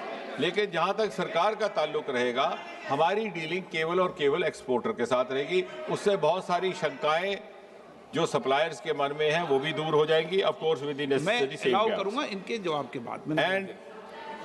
और उसमें भी कुछ एक और प्रावधान लाए गए हैं कि मान लीजिए ट्रांसपोर्टेशन के दौरान अगर कहीं कोई ऐसा हादसा होता है तो उसकी भी जिम्मेवारी एक्सपोर्टर पर होगी। अगर कंसाइनमेंट दी जाती है तो जिसने दी है उसका होगा तब तक जबकि उसने दूसरी पार्टी से कोई रिटर्न में ना लिया हो। आप भी खड़े हो जाते हो। कुछ एक ऐसे माननीय मंत्री जी, कुछ एक ऐसी परिस्थितियां हैं जहां लायबिलिटी नहीं होगी। Up now what I am going to say is, you will appreciate with what grade of sensitivity and depth this has been studied and worked out. We have exempted operator also from liability under certain conditions where he would not be obviously responsible. Like for example, suppose a natural calamity happens, भूचाल आया, इमारत उड़ गई, तो we will not expect him. We have been fair to each stakeholder. So this is actually a stakeholder-friendly bill with all the security concerns very much in place as they were earlier, sometimes even more stringent. From the very fact that Atomic Energy Regulatory Board, which was formed during Mrs. Indira Gandhi's time, was formed by simply an executive order, we are today giving it a statutory stature by including it in this act. दूसरा, अगर कहीं installation या उसकी property की site पर कोई नुकसान होता है तो उसकी भी जिम्मेवारी उस पर नहीं होगी। अब ये CLND का इन्होंने कहा कि साहब आपने कैपिंग कर दी 3000 करोड़, बिल्कुल ठीक कहा आपने कि 3000 करोड़ थोड़ी हो सकती है भी नहीं, because this bill has been only half read by some of the friends. 3000 crore नहीं है, वी हैव रैशनलाइज्ड इट। पहले क्या था सर, फ्लैट रेट था 15,000, अब हमने रैशनलाइज किया कि स्मॉल मॉड्यूलर रिएक्टर्स आए हैं, we don't want to discourage them. For example, अगर कोई 150 मेगावाट का लगाता है तो उसकी लायबिलिटी रहेगी 300 करोड़, अगर कोई 750 लगाता है तो 150। So we are giving different levels so that we also don't discourage the small investor. अब कोई छोटा रिएक्टर लगाना चाहता है उसके ऊपर देना, लेकिन अगर डैमेज, अगर ये आप बात ध्यान से सुने, अगर डैमेज 3000 से ज्यादा होता है, 3000 करोड़ से ज्यादा होता है, तो जिसका डैमेज हुआ है उसकी भरपाई पूरी होगी। Yes, only the exporter will be liable to pay that much, because that may be beyond his, the operator will be liable to pay that much because that may be beyond his capacity. Then the government is putting in place what is going to be called as a nuclear liability fund, which would be, pooled through tariffs, etc. And of course, when the rules are framed, we will also work out that in detail. The government will compensate for that. And once that also crosses certain margin, which is drawn by special drawing rights, as was mentioned by Munishji. So after we cross that limit, then we become part of the benefit of the CSC, the compensation for supply for compensation, convention for supply.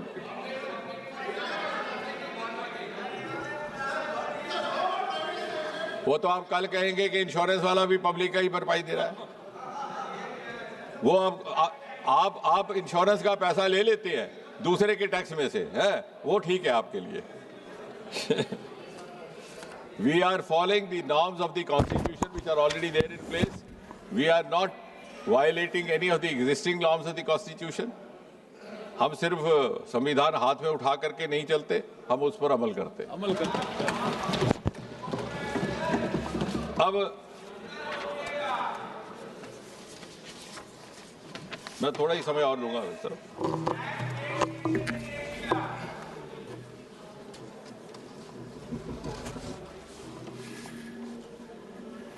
अब आप कह रहे हैं कि supplier को क्यों हटाया गया।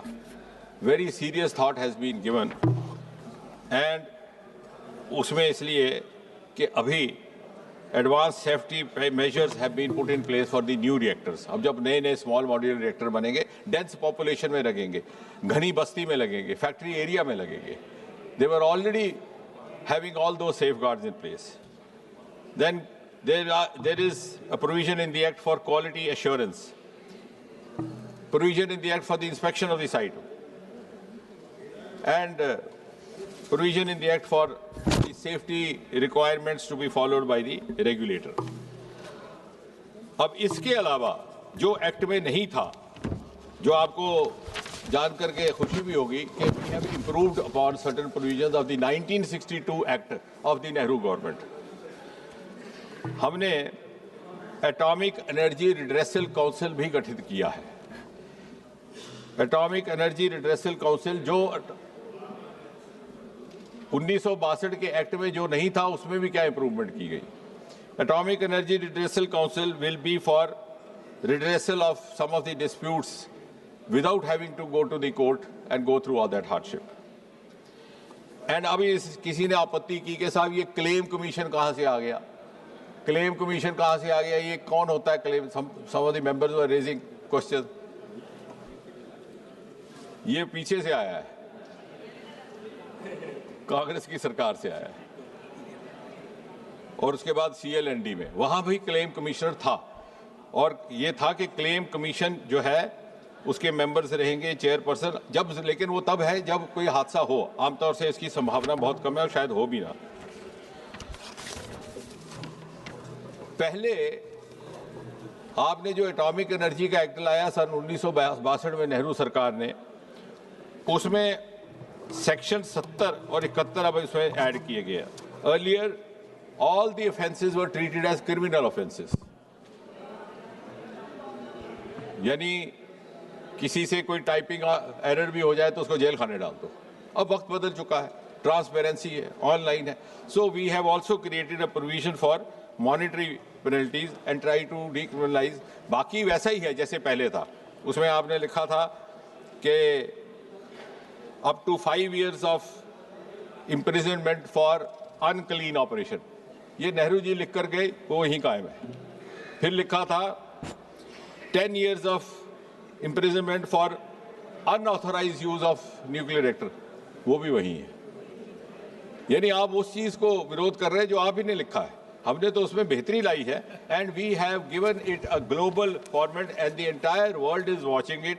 इसलिए मेरा विनम्र अनुरोध है कि तो सन 2047 तक, when we envisage that at least 70-80% of our energy source would be from the non-fossil sources, from the renewable energy sources, from the nuclear energy sources. And nuclear energy, as I said, will be the more reliable source of energy at that time for the increasing requirements. And the small modular reactors, which we have already undertaken, this government has already earmarked 20,000 crore exclusively for the small modular reactors.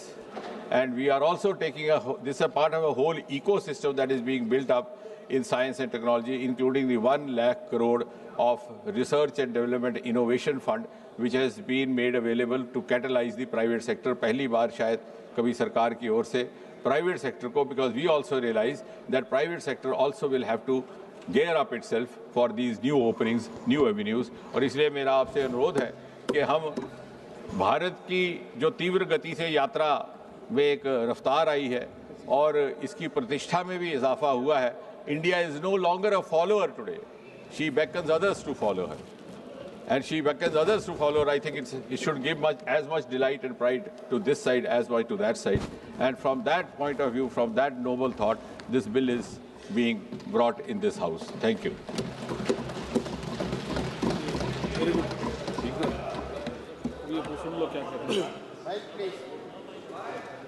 सबसे पहले तो मैं आपके माध्यम से मंत्री जी का धन्यवाद करना चाहता हूं कि इन्होंने पंडित जवाहरलाल नेहरू को श्रेय दिया। शायद पिछले 11 वर्ष में पहली बार ये हुआ है, तो ये बधाई के बात है। मेरी सिर्फ 2 छोटे स्पष्टीकरण। I just have 2 small clarifications. Is it the position of the government that in the changed technological context of the past 15 years, the supplier should no longer be held to be liable? So therefore, is it the position of the government that if faulty equipment is supplied, because obviously you'll have to source equipment from abroad. One second, let me just complete. You'll have to source equipment from abroad. You know, nuclear reactor fabrication is not happening in India.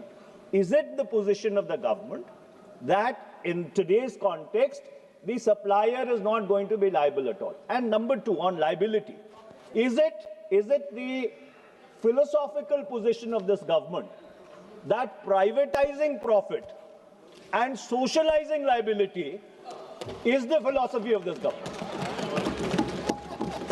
अध्यक्ष महोदय,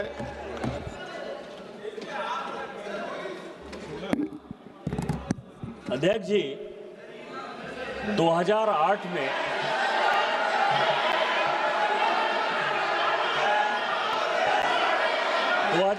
में 1, 2, 3 के agreement होने के बाद भी भारत सरकार ने लगातार जो सप्लायर कंट्री है जो कि अपने को सप्लाई करना था, जो यूरेनियम को या थोरियम को या प्लूटोनियम को, जिसके आधार पर कि हमने इतना बड़ा एग्रीमेंट साइन किया था, भारत सरकार को क्या समस्या हुई जो आज तक जो न्यूक्लियर सप्लायर कंट्रीज हैं हमारे साथ एग्रीमेंट करने को तैयार नहीं है, जिसके लिए कि मनमोहन सिंह जी ने इतना बड़ा काम किया था। माननीय मंत्री थैंक यू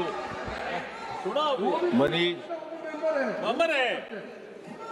पूछ नहीं सकते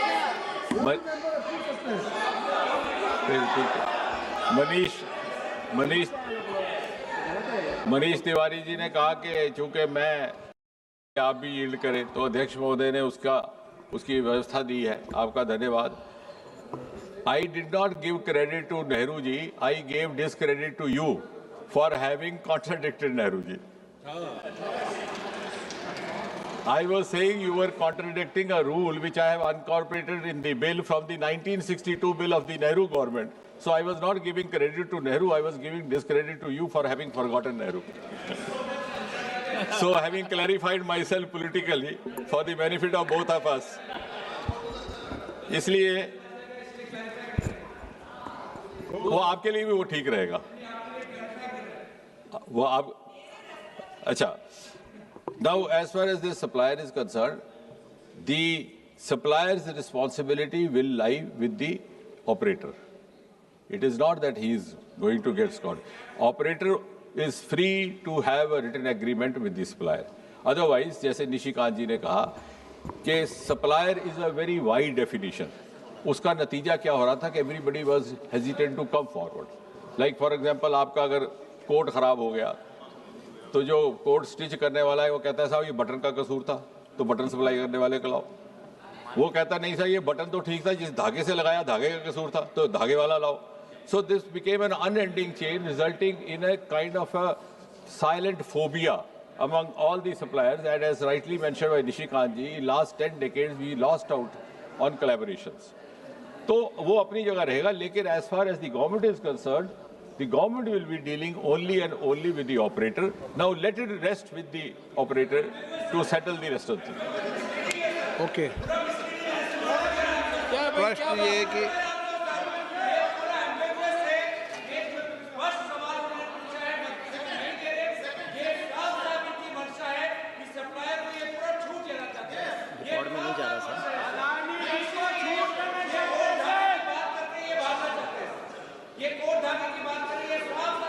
मैंने आपको अलाउ नहीं किया। प्रश्न ये कि विधेयक पर विचार किया जाए, जो सदस्य इसके पक्ष में हाँ कहें, जो सदस्य विरोध में ना कहें। मेरे विचार में निर्णय हाँ वालों का हुआ, निर्णय हाँ वालों में हुआ। विधेयक पर विचार करने तो प्रस्ताव को स्वीकृत किया गया। अब सभा विधेयक पर खंडवार विचार करेगी। श्री के राधाकृष्णन नो अमेंडमेंट एंड दिया। Shri Saugata Roy I move the amendment. कितना number? Item number 714. Sir, in page 7, line 7, omit or any other institution. आप मूव कर रहे नहीं कर रहे मोशन? हम मूव कर रहे हैं। ओके। प्रश्न है कि श्री सौगत राय द्वारा प्रस्तुत संशोधन संख्या 7 से 14 को स्वीकृत किया जाए। जो सदस्य इसके पक्ष में हाँ कहें। दादा आपके फेवर में कोई बचा ही नहीं है। जो सदस्य इसके विरोध में ना कहें। मेरे विचार में निर्णय ना वालों के पक्ष में, ना वालों के पक्ष में संशोधन अस्वीकृत हुआ। श्री एन के प्रेमचंदन जी, अभय कुमार सिन्हा जी, के राधाकृष्णन जी। प्रश्न है कि खंड 2 विधेयक का अंग बने। जो सदस्य इसके पक्ष में हाँ कहें, जो सदस्य विरोध में ना कहें। मेरे विचार में निर्णय हाँ वालों के पक्ष में, हाँ वालों के पक्ष में खंड 2 विधेयक का अंग बना। सौगत राय जी, संशोधन संख्या 15।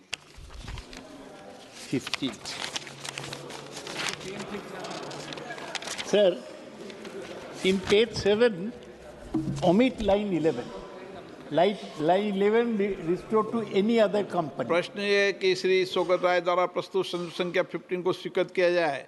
जो सदस्य पक्ष में हाँ कहें, जो सदस्य विरोध में ना कहें।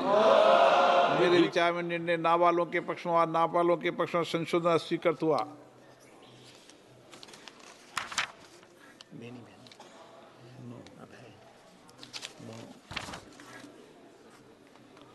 श्री सौगत राय जी संशोधन संख्या 16। हाँ सर, ये कॉम्पेंसेशन के बारे में है। यहाँ है 300 million, I want to substituted to 500 million. I move. प्रश्न ये कि श्री सौगत राय जी द्वारा प्रस्तुत संशोधन संख्या 60 को स्वीकृत किया जाए। जो सदस्य इसके पक्ष में हाँ कहें, जो सदस्य विरोध में ना कहें। मेरे विचार में निर्णय ना वालों के पक्ष में, ना वालों के पक्ष में संशोधन स्वीकृत हुआ। सौगत राय जी संशोधन संख्या 61।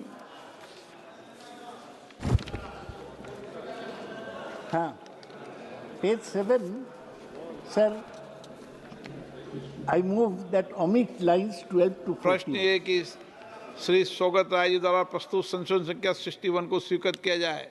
जो सदस्य इसके पक्ष में हाँ कहें, जो सदस्य विरोध में ना कहें। मेरे विचार में निर्णय ना वालों के पक्ष में, ना वालों के पक्ष में संशोधन स्वीकृत हुआ। प्रश्न है कि खंड 3 विधेयकांग बने। जो सदस्य इसके पक्ष में हाँ कहें, जो सदस्य विरोध में ना कहें।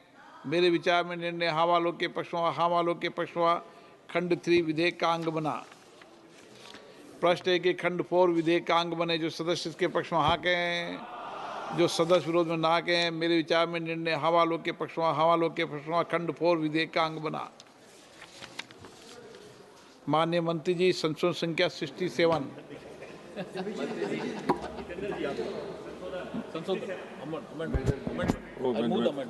I move the amendment, Speaker, sir. प्रश्न है कि माननीय मंत्री द्वारा प्रस्तुत संशोधन संख्या 67 को स्वीकृत किया जाए। जो सदस्य इसके पक्ष में हाँ कहें, जो सदस्य विरोध में ना कहें। मेरे विचार में निर्णय हाँ वालों के पक्ष में, हाँ वालों के पक्ष में संशोधन स्वीकृत हुआ। प्रश्न है कि खंड 5 यथा संशोधित विधेयकांग बने। जो सदस्य इसके पक्ष में हाँ कहें, जो सदस्य विरोध में ना कहें। मेरे विचार में निर्णय हाँ वालों के पक्ष में, हाँ वालों के पक्ष में खंड 5 यथा संशोधित विधेयकांग बना। श्री सौगत राय जी संशोधन संख्या 63। Sir, I beg to move amendment number 63, page 10. प्रश्न है कि श्री सौगत राय जी द्वारा प्रस्तुत संशोधन संख्या 63 को स्वीकृत किया जाए। जो सदस्य इसके पक्ष में हाँ कहें, जो सदस्य विरोध में ना कहें। मेरे विचार में निर्णय ना वालों के पक्ष में, ना वालों के पक्ष में संशोधन स्वीकृत हुआ। प्रश्न है कि खंड 6 विधेयकांग बने। जो सदस्य इसके पक्ष में हाँ कहें, जो सदस्य विरोध में ना कहें। मेरे विचार में निर्णय हाँ वालों के पक्ष में, हाँ वालों के पक्ष में खंड 6 विधेयकांग बना। प्रश्न है कि खंड 7 विधेयकांग बने। जो सदस्य इसके पक्ष में हाँ कहें, जो सदस्य विरोध में ना कहें। मेरे विचार में निर्णय हाँ वालों के पक्ष में, हाँ वालों के पक्ष में खंड 7 विधेयकांग बना। प्रश्न है कि खंड 8 विधेयकांग बने। जो सदस्य इसके पक्ष में हाँ कहें, जो सदस्य विरोध में ना कहें। मेरे विचार में निर्णय हाँ वालों के पक्ष में, हाँ वालों के पक्ष में खंड 8 विधेयकांग बना। प्रश्न है खंड 9 विधेयकांग बने। जो सदस्य इसके पक्ष में हाँ कहें, जो सदस्य विरोध में ना कहें। मेरे विचार में निर्णय हाँ वालों के पक्ष में, हाँ वालों के पक्ष में खंड 9 विधेयकांग बना। श्री सौगत राय जी संशोधन संख्या 65। Sir, I move amendments number 65 in page 14, line 17. Omit lines 7 to 13. प्रश्न ये कि श्री सौगत राय द्वारा प्रस्तुत संशोधन के 65 को स्वीकृत किया जाए। जो सदस्य इसके पक्ष में हाँ कहें, जो सदस्य विरोध में ना कहें। मेरे विचार में निर्णय ना वालों के पक्ष में, ना वालों के पक्ष में संशोधन स्वीकृत हुआ। प्रश्न है कि खंड 10 और 11 विधेयकांग बने। जो सदस्य इसके पक्ष में हाँ कहें, जो सदस्य विरोध में ना कहें। मेरे विचार में निर्णय हाँ वालों के पक्ष में, हाँ वालों के पक्ष में खंड 10 और 11 विधेयकांग बना। डॉक्टर के कावया। माननीय मंत्री जी संशोधन संख्या 68, 69 और 70। Speaker, sir, I move the amendment. माननीय मंत्री जी द्वारा प्रस्तुत संशोधन संख्या 68, 69, 70 को स्वीकृत किया जाए।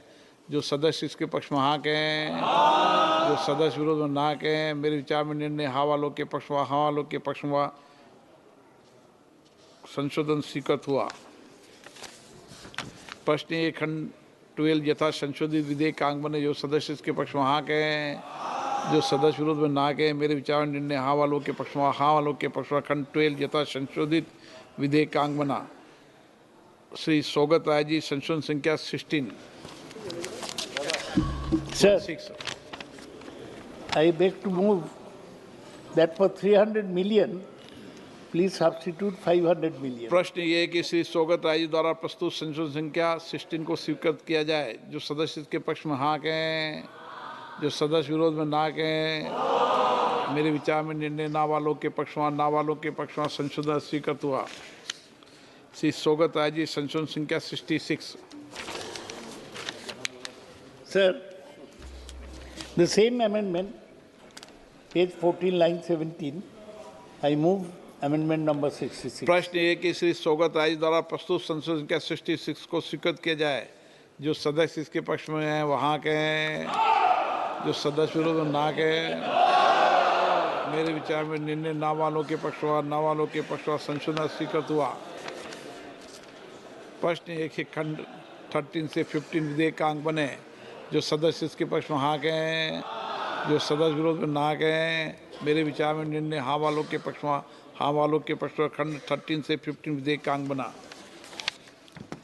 प्रश्न 1 खंड 16 विधेयक का अंग बने। जो सदस्य इसके पक्ष में हाँ कहें, जो सदस्य विरोध में ना कहें, मेरे विचार में निर्णय हाँ वालों के पक्ष में, हाँ वालों के पक्ष में खंड 16 विधेयक का अंग बना। श्री सौगत राय जी, संशोधन संख्या 17। प्रश्न है कि श्री सौगत राय जी, मूव करने दीजिए। 1 मिनट बोल दूं, मूव कर देना। प्रश्न सौगत राय द्वारा प्रस्तुत संशोधन 7 को स्वीकृत किया जाए। So I beg to move in page 15, line 21, for not exceeding 7, a new atomic energy regulatory board, substitute not exceeding 5. प्रश्न है कि श्री सौगत द्वारा प्रस्तुत संशोधन 17 को स्वीकृत किया जाए।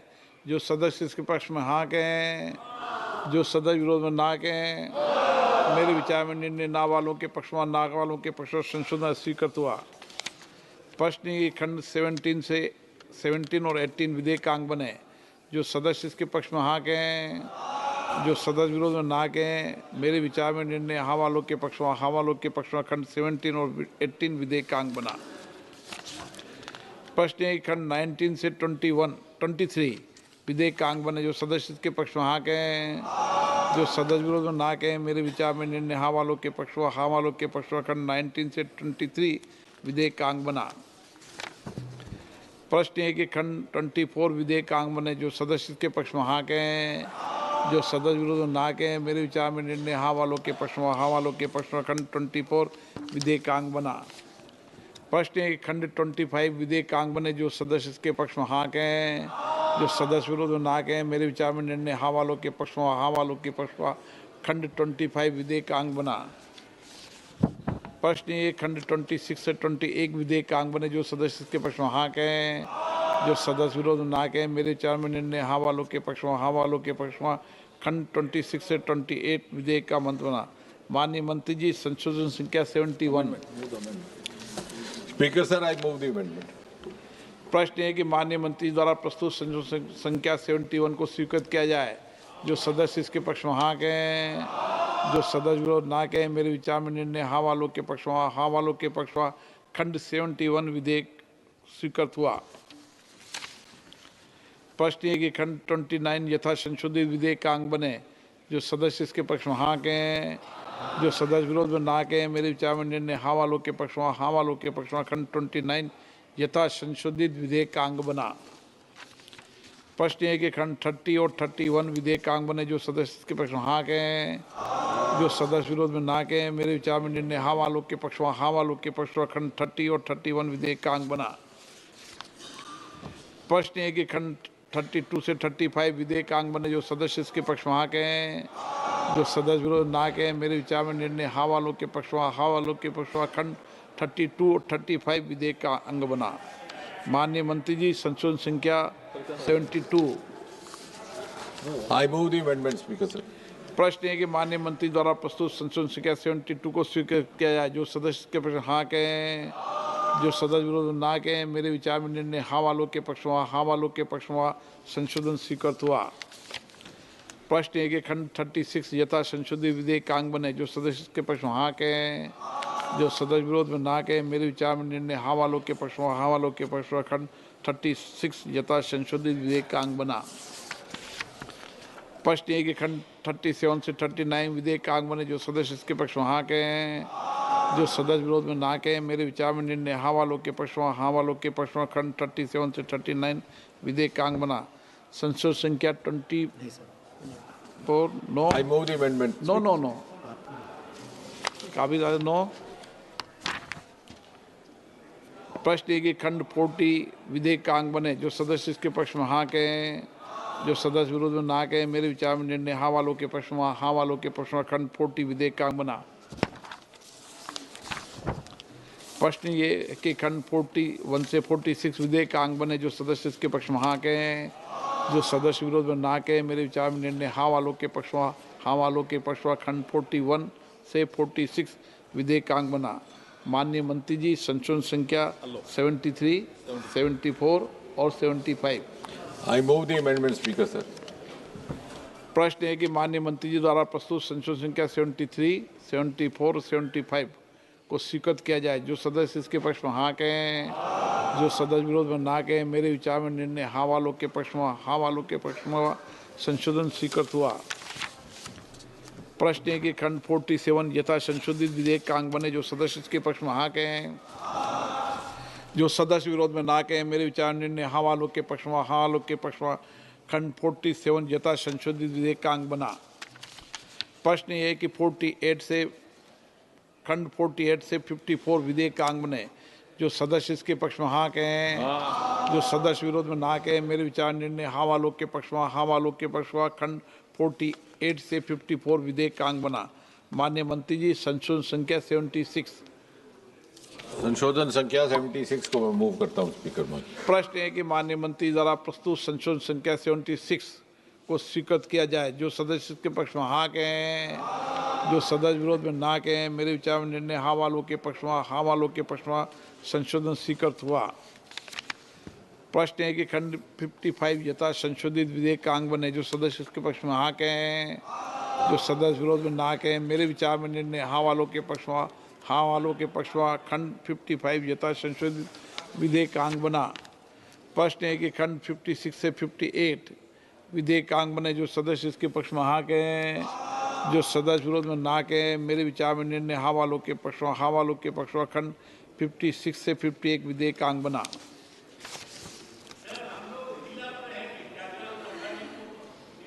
प्रश्न है कि खंड 59 से 65 विधेयक का अंग बने। जो सदस्य इसके पक्ष में हाँ कहें, जो सदस्य विरोध में ना कहें। मेरे विचार में निर्णय हाँ वालों के पक्ष में, हाँ वालों के पक्ष में खंड 59 से 65 विधेयक का अंग बना। प्रश्न है कि खंड 66 विधेयक का अंग बने। जो सदस्य इसके पक्ष में हाँ कहें, जो सदस्य विरोध में ना कहें। मेरे विचार में निर्णय हाँ वालों के पक्ष में, हाँ वालों के पक्ष खंड 66 विधेयक का अंग बना। माननीय मंत्री जी, संशोधन संख्या 77। संशोधन संख्या 77 को मैं मूव करता हूँ, स्पीकर महोदय। प्रश्न है माननीय मंत्री द्वारा प्रस्तुत संशोधन संख्या 77 को स्वीकृत किया जाए। जो सदस्य इसके पक्ष में हाँ कहें, जो सदस्य विरोध में ना कहें। मेरे विचार में निर्णय हाँ वालों के पक्ष में, हाँ वालों के पक्ष में संशोधन स्वीकृत हुआ। प्रश्न है कि खंड 67 यथा संशोधित विधेयक का अंग बने। जो सदस्य इसके पक्ष में हाँ कहें, जो सदस्य विरोध में ना कहें। मेरे विचार में निर्णय हाँ वालों के पक्ष में, हाँ वालों के पक्ष में खंड 67 यथा संशोधित विधेयक का अंग बना। प्रश्न है कि खंड 68 से 70 विधेयक का अंग बने। जो सदस्य इसके पक्ष में हाँ कहें, जो सदस्य विरोध में ना कहें। मेरे विचार में निर्णय हाँ वालों के पक्ष में, हाँ वालों के पक्ष में खंड 68 से 70 विधेयक का अंग बना। माननीय मंत्री जी, संशोधन संख्या 78 और 79। Sir, I move the amendment. प्रश्न है कि माननीय मंत्री द्वारा प्रस्तुत संशोधन संख्या 78 और 79 को स्वीकृत किया जाए। जो सदस्य इसके पक्ष में हाँ कहें, जो सदस्य विरोध में ना कहें। मेरे विचार में निर्णय हाँ वालों के पक्ष में, हाँ वालों के पक्ष में संशोधन स्वीकृत हुआ। प्रश्न ये है कि खंड 71 यथा संशोधित विधेयकांग बने जो सदस्य के पक्ष में हाँ कहें, जो सदस्य विरोध में ना कहें। मेरे विचार में निर्णय हाँ वालों के पक्ष में, हाँ वालों के पक्ष में खंड 71 यथा संशोधित विधेयकांग बना। प्रश्न है कि खंड 72 विधेयकांग बने जो सदस्य इसके पक्ष में हाँ कहें, जो सदस्य विरोध में ना कहें। मेरे विचार में निर्णय हाँ वालों के पक्ष में, हाँ वालों के पक्ष में खंड 72 विधेयकांग बना। प्रश्न है कि खंड 73 से 82 विधेयकांग बने जो सदस्य इसके पक्ष में हाँ कहें, जो सदस्य विरोध में ना कहें। मेरे विचार में निर्णय हाँ वालों के पक्ष में, हाँ वालों के पक्ष में खंड 73 से 82 विधेयकांग बना। प्रश्न है कि खंड 83 से 90 विधेयकांग बने जो सदस्य इसके पक्ष में हाँ कहें, जो सदस्य विरोध में ना कहें। मेरे विचार में निर्णय हाँ वालों के पक्ष में, हाँ वालों के पक्ष में खंड 83 से 90 विधेयकांग बना। माननीय मंत्री जी, संशोधन संख्या 80 और 81। संशोधन 80 और 81 को मैं मूव करता हूँ अध्यक्ष महोदय। माननीय प्रश्न ये है कि मंत्री द्वारा प्रस्तुत संशोधन संख्या 80 और 81 को स्वीकृत किया जाए जो सदस्य इसके पक्ष में हाँ कहें, जो सदस्य विरोध में ना कहें। मेरे विचार में निर्णय हाँ वालों के पक्ष में, हाँ वालों के पक्ष में संशोधन स्वीकृत हुआ। प्रश्न ये खंड 91 यथा संशोधित विधेयकांग बने जो सदस्य इसके पक्ष में हाँ कहें, जो सदस्य विरोध में ना कहें। मेरे विचार में निर्णय हाँ वालों के पक्ष में, हाँ वालों के पक्ष में खंड 91 यथा संशोधित विधेयकांग बना। प्रश्न ये कि अनुसूची 1 से 30 विधेयकांग बने जो सदस्य इसके पक्ष में हाँ कहें, जो सदस्य विरोध में ना कहें। मेरे विचार में निर्णय हाँ वालों के पक्ष में, हाँ वालों के पक्ष में अनुसूची 1 से 30 विधेयकांग बनी। खंड 1 अधिनियम सूत्र उद्देशिका और विधेयक का पूरा नाम। प्रश्न ये है कि खंड 1 अधिनियम सूत्र और उद्देशिका और विधेयक का पूरा नाम विधेयक का अंग बने जो सदस्य इसके पक्ष में हाँ कहें, जो सदस्य विरोध में ना कहें। मेरे विचार में निर्णय हाँ वालों के पक्ष में, हाँ वालों के पक्ष में खंड 1 अधिनियम सूत्र उद्देशिका और विधेयक का पूरा नाम विधेयक का अंग बना। मंत्री जी प्रस्ताव पेश करें कि विधेयक को यथा संशोधित पारित किया जाए। Speaker sir, I move that the bill में बी पास्ड। प्रश्न ये है कि विधेयक को यथा संशोधित पारित किया जाए जो सदस्य इसके पक्ष में हाँ कहें, जो सदस्य विरोध में ना कहें। मेरे विचार में निर्णय हाँ वालों के पक्ष में, हाँ वालों के पक्ष में प्रस्ताव स्वीकृत हुआ और विधेयक यथा संशोधित पारित हुआ। आज आप सब दादा के नेतृत्व में हो, पीछे वाले आप पीछे वाले दादा के नेतृत्व में। आज दादा से सीखो। इस उम्र में भी बहुत गंभीर तबीयत खराब होने के बाद भी सदन में आते हैं, पूरे टाइम बैठते हैं।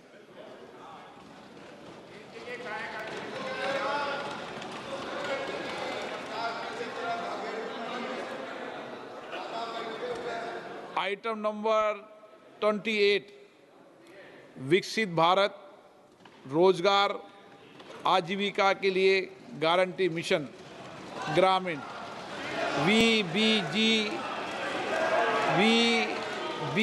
राम जी विकसित भारत जी राम जी विधेयक 2025। माननीय मंत्री जी,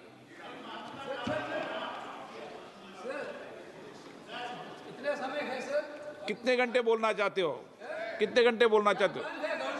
क्या है? अब मैं दे रहा हूँ ना प्लान, आप तो गवर्नमेंट को छोड़ो। मैं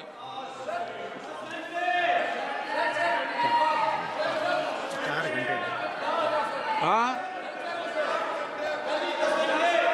नहीं, चर्चा आज कर लेते हैं।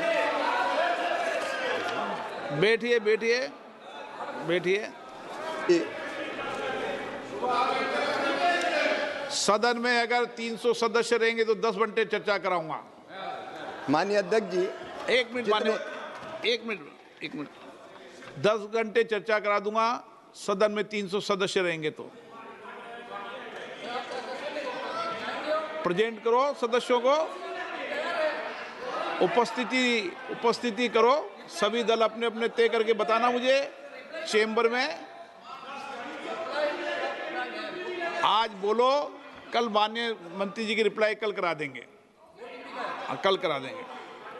श्री अरे बोलो तो सही, बैठो तो सही सदन में।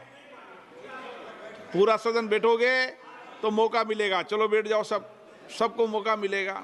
बैठिए। माननीय मंत्री महोदय, केवल इतना निवेदन है, ये सदन ईंट गारों का भवन नहीं, लोकतंत्र का पवित्र मंदिर है। चर्चा होनी चाहिए, विस्तार से चर्चा होनी चाहिए, लेकिन मैं प्रतिपक्ष के मित्रों से ये निवेदन जरूर करूंगा कि जब मैं उत्तर दूं तो मेरा जवाब भी वो ध्यानपूर्वक सुने। हर प्रश्न का उत्तर दूंगा माननीय अध्यक्ष महोदय। श्री जयप्रकाश जी। धन्यवाद अध्यक्ष महोदय। एक मिनट मुंह कर दो पहले एक बार।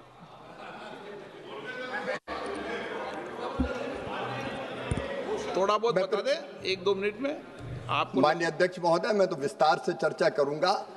ये बिल विकसित भारत के लिए विकसित गांव के निर्माण का बिल है, जिसमें 100 दिन जो रोजगार की गारंटी थी वो बढ़ा के 125 दिन कर दी गई है।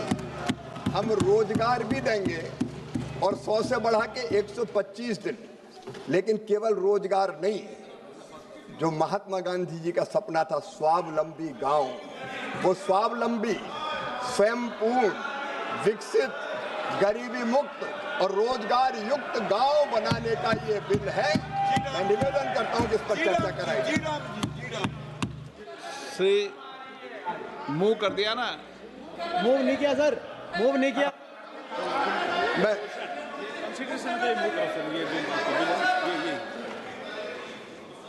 माननीय अध्यक्ष महोदय, मैं प्रस्ताव करता हूं कि विधेयक पारित किया। चर्चा की विधेयक पर चर्चा की। श्री जयप्रकाश जी।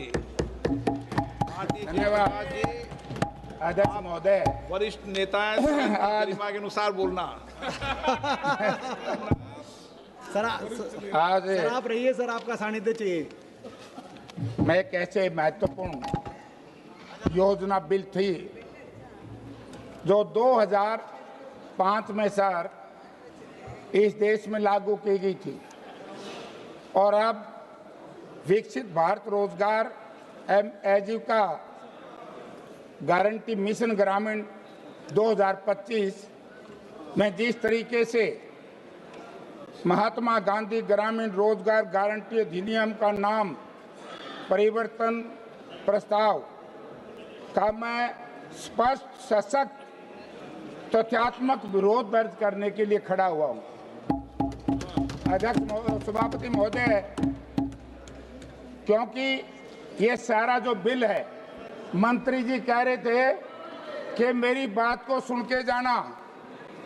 मंत्री जी, मैं आपको याद दिलाना चाहता हूं, आपको चेयर सुन 2000 जयप्रकाश जी, हम सुन रहे हैं आपको। नहीं, मंत्री जी की बात कही मैंने जी, वो भी अपना, मैं गलत नहीं कहता, थ्रू आपके जाएगी मेरी सारी बात, मान लीजिए बस। तो जब ये बिल है महात्मा गांधी ग्रामीण रोजगार गारंटी बिल लोकसभा में आया 2005 में सर, और उसको कांग्रेस पार्टी और उस वक्त की यूपीए की चेयरपर्सन आदरणीय श्रीमती सोनिया गांधी जी ने और भारत के प्रधानमंत्री डॉक्टर मनमोहन सिंह ने, यूपीए के नेताओं ने बड़े फिराक दिली से कहा, जब विपक्ष के लोगों ने कहा कि ये सिलेक्ट उस पर संसदीय समिति को भेज दिया जाए, तो हमारी पार्टी ने, हमारे नेताओं ने संसदीय समिति को भेजा, और सभी दल के नेताओं के विचार विमर्श के बाद, सभी दलों के हाँ भरने के बाद सदन में लाया गया।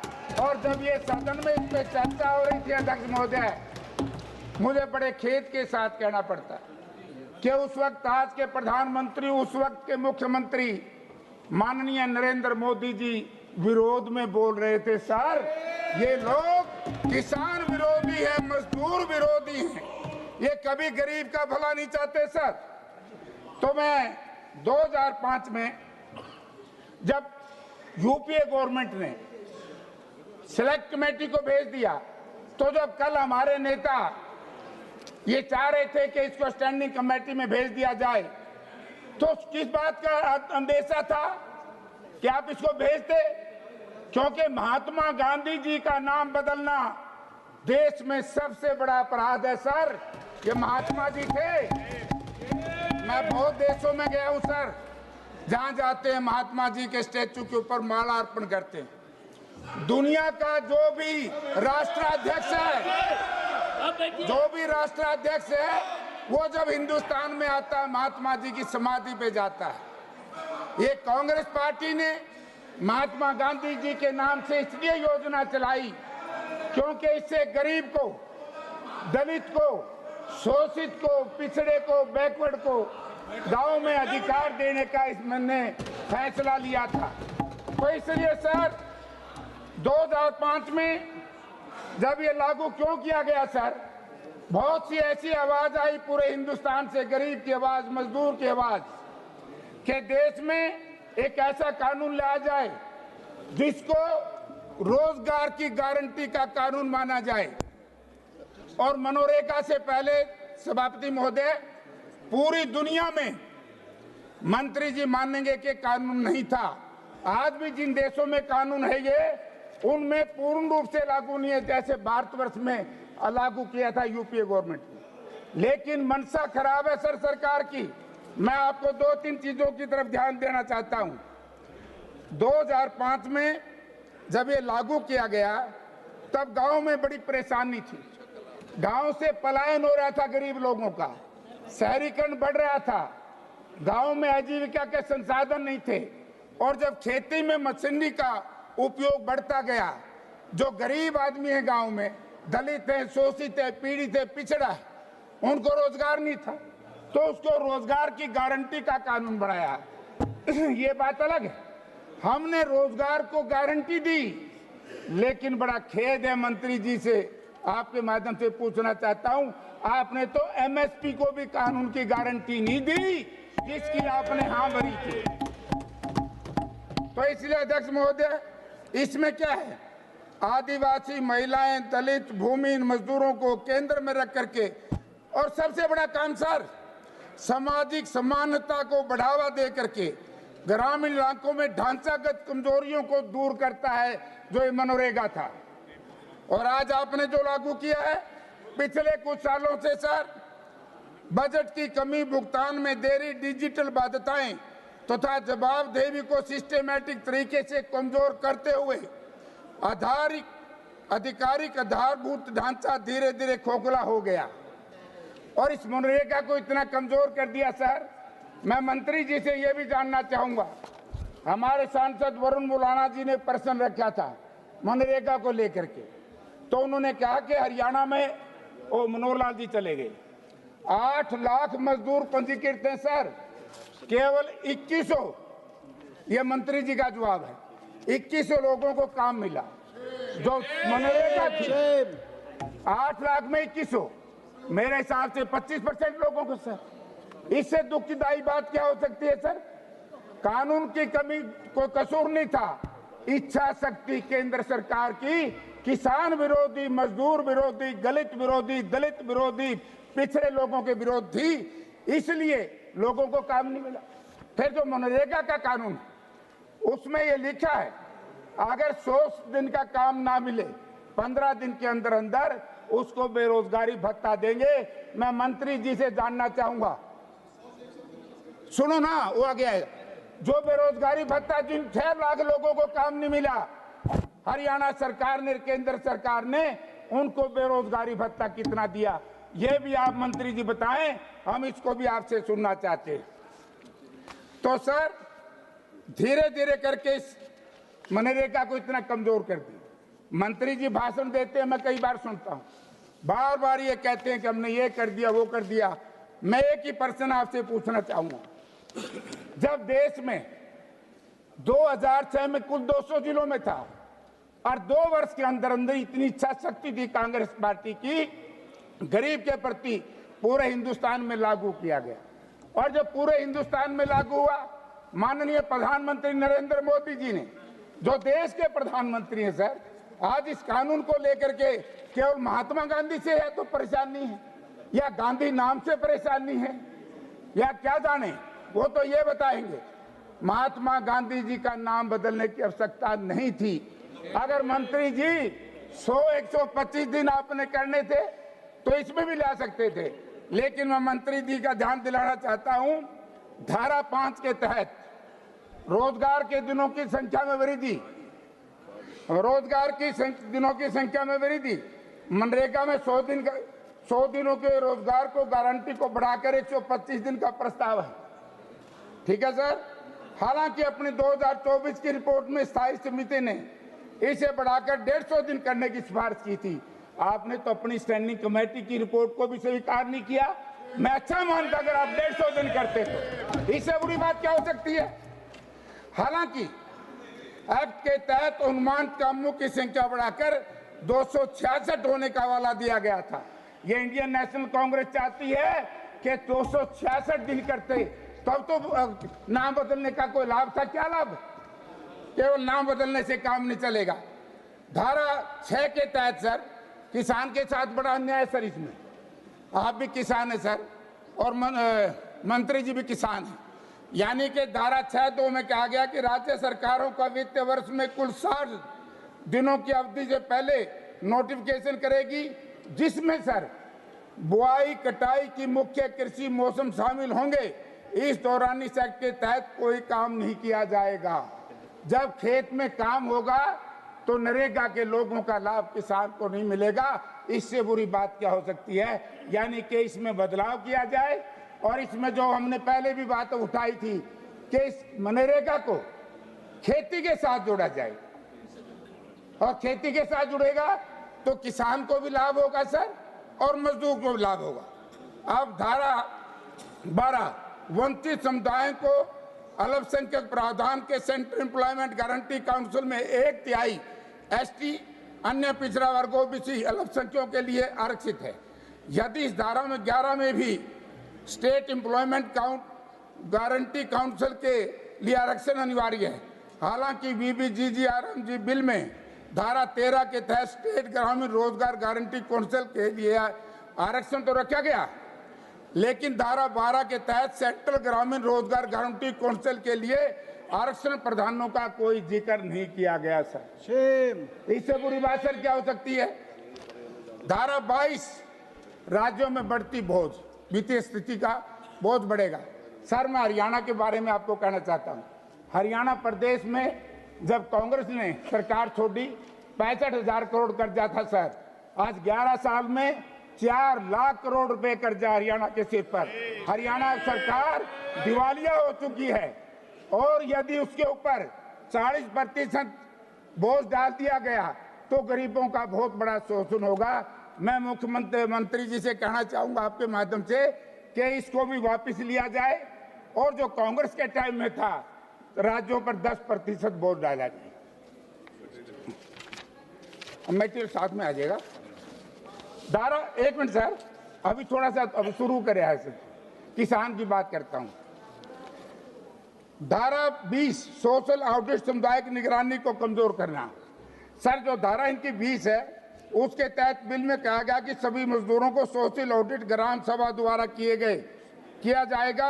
हालांकि सोशल ऑडिट करने का तरीका, प्रक्रिया और तौर तरीके बिल में तय नहीं है किए गए सर कि उसका ऑडिट कैसे करना है। सारे बिल को एक थोथा रखा गया, एक डरावना रखा गया, एक बहकाया गया। तो इसलिए मैं इस बिल की इसलिए निंदा करता हूं क्योंकि आज हालत क्या है सर देश की।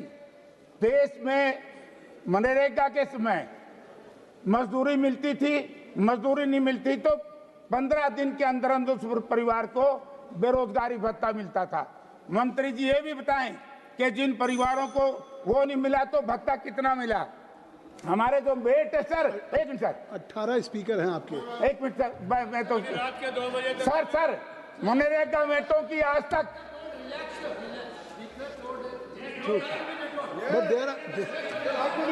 कैसे Venugopal ji, there are 18 speakers from your party. Sir मैं बड़ा टाइम ले लूंगा सर।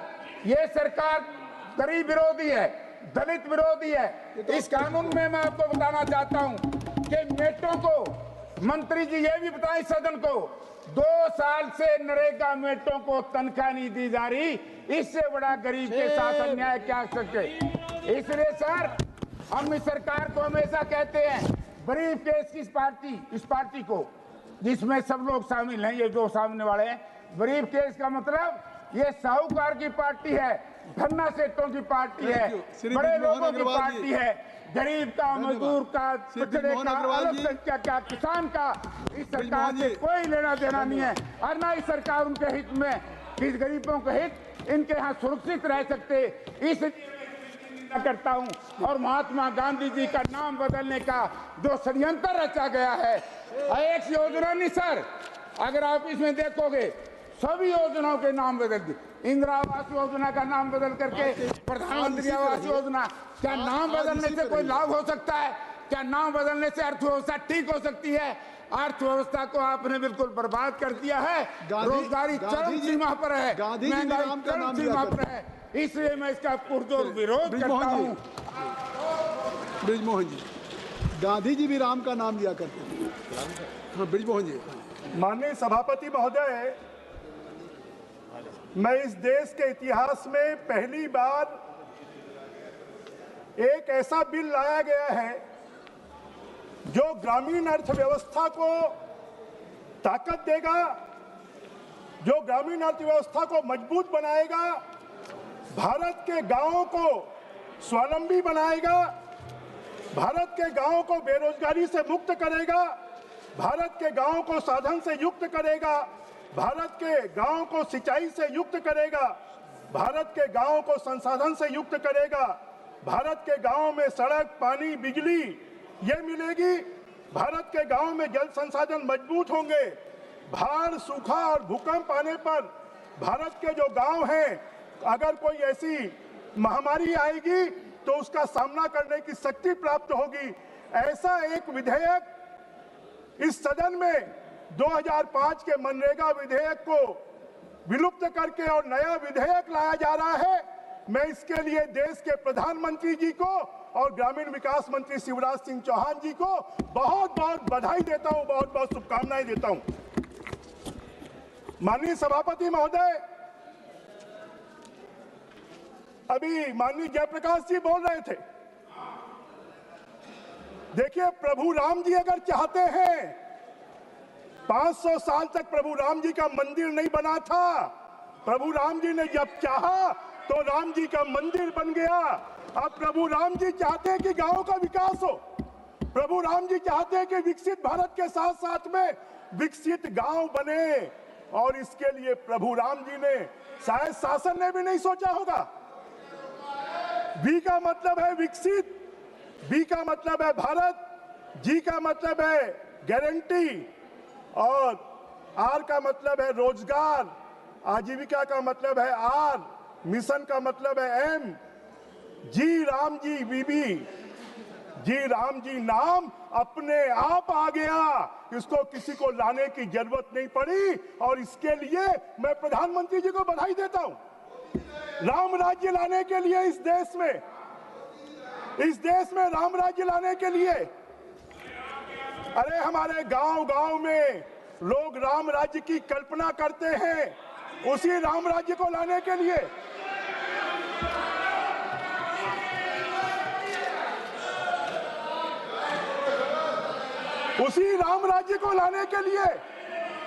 और यह विधेयक लाया गया गांधी जी के सपनों को पूरा करने के लिए। आपने तो गांधी जी के नाम, खाली गांधी जी का नाम लिया है, उनको ब्रांड के रूप में उपयोग किया है। अगर गांधी जी के सपनों को साकार करने का काम कोई कर रहा है तो ये नरेंद्र मोदी जी की सरकार कर रही है, इसके लिए मैं बधाई देना चाहता हूं। माननीय अध्यक्ष, माननीय सभापति महोदय, देश के गांवों के बारे में 1960 में भी सोचा गया, 1971 में भी सोचा गया, 1980 में भी सोचा गया, 1993 में भी सोचा गया, 1999 में भी सोचा गया, और 1977-78 में तो एक अजूबा हो गया कि काम के बदले अनाज देंगे। इस देश के प्रमुख अर्थशास्त्री अमर्त्य सेन ने कहा था कि गांव के लोगों को दवाई खरीदनी होगी तो कहां से खरीदेंगे। सभापति जी, मैं आपके माध्यम से आग्रह करना चाहता हूं। एक second. My request to the members of the House is that we will extend We will extend the time until 10 p.m. if everybody agrees. Please carry on. माननीय सभापति महोदय, मैं आपके माध्यम से जानकारी देना चाहता हूं।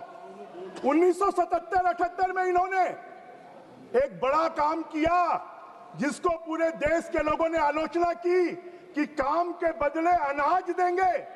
अमर्त्य सेन जो इस देश के बड़े अर्थशास्त्री हैं, उन्होंने कहा कि गांव के लोग दवाई के बदले क्या अनाज देंगे, उनको दवाइयां मिलेंगी, इलाज करवा पाएंगे। देश के आयोग ने कहा कि आप 1 रुपए के अनाज के पीछे 3 रुपए आप खर्चा कर रहे हैं, 2 रुपए उसके ट्रांसपोर्टेशन में खर्चा हो रहा है। इतनी अनीति करने वाले लोगों के साथ में अन्याय करने वाले लोग आज यहां पर खड़े होकर बात कर रहे हैं। मैं आपसे कहूंगा, माननीय अध्यक्ष महोदय कोटा से आते हैं, जरा अगले महीने की जो तनख्वाह है वो जरा कोटा की कचौड़ी के रूप में इनको दे दीजिए तो ज्यादा अच्छा होगा। और राहुल गांधी जी को तो हरियाणा की जलेबी पसंद है, उनकी तनख्वाह जलेबी के रूप में दे दीजिए। क्या आप इसको स्वीकार करेंगे क्या? जब आप इसको स्वीकार नहीं करेंगे तो आपने इतना घोर अन्याय क्यों किया था कि लोगों को काम के बदले अनाज देकर उनके रोजगार छीनने का काम किया था? उनके साथ में उनकी अर्थव्यवस्था को आपने ठप कर दिया था। आपके पॉइंट वाइज बोलिए, सुनना मत उनको। माननीय अध्यक्ष महोदय, मैं नरेगा में ही बात कर रहा हूं। माननीय अध्यक्ष महोदय, ये जो नरेगा है ये 100 दिन की जगह 125 दिन का रोजगार देगा। इसका क्या आप स्वागत नहीं करते हैं? इसका क्या आप स्वागत नहीं करते हैं?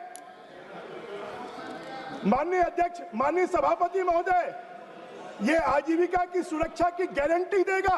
क्या आप इसका स्वागत नहीं करते हैं?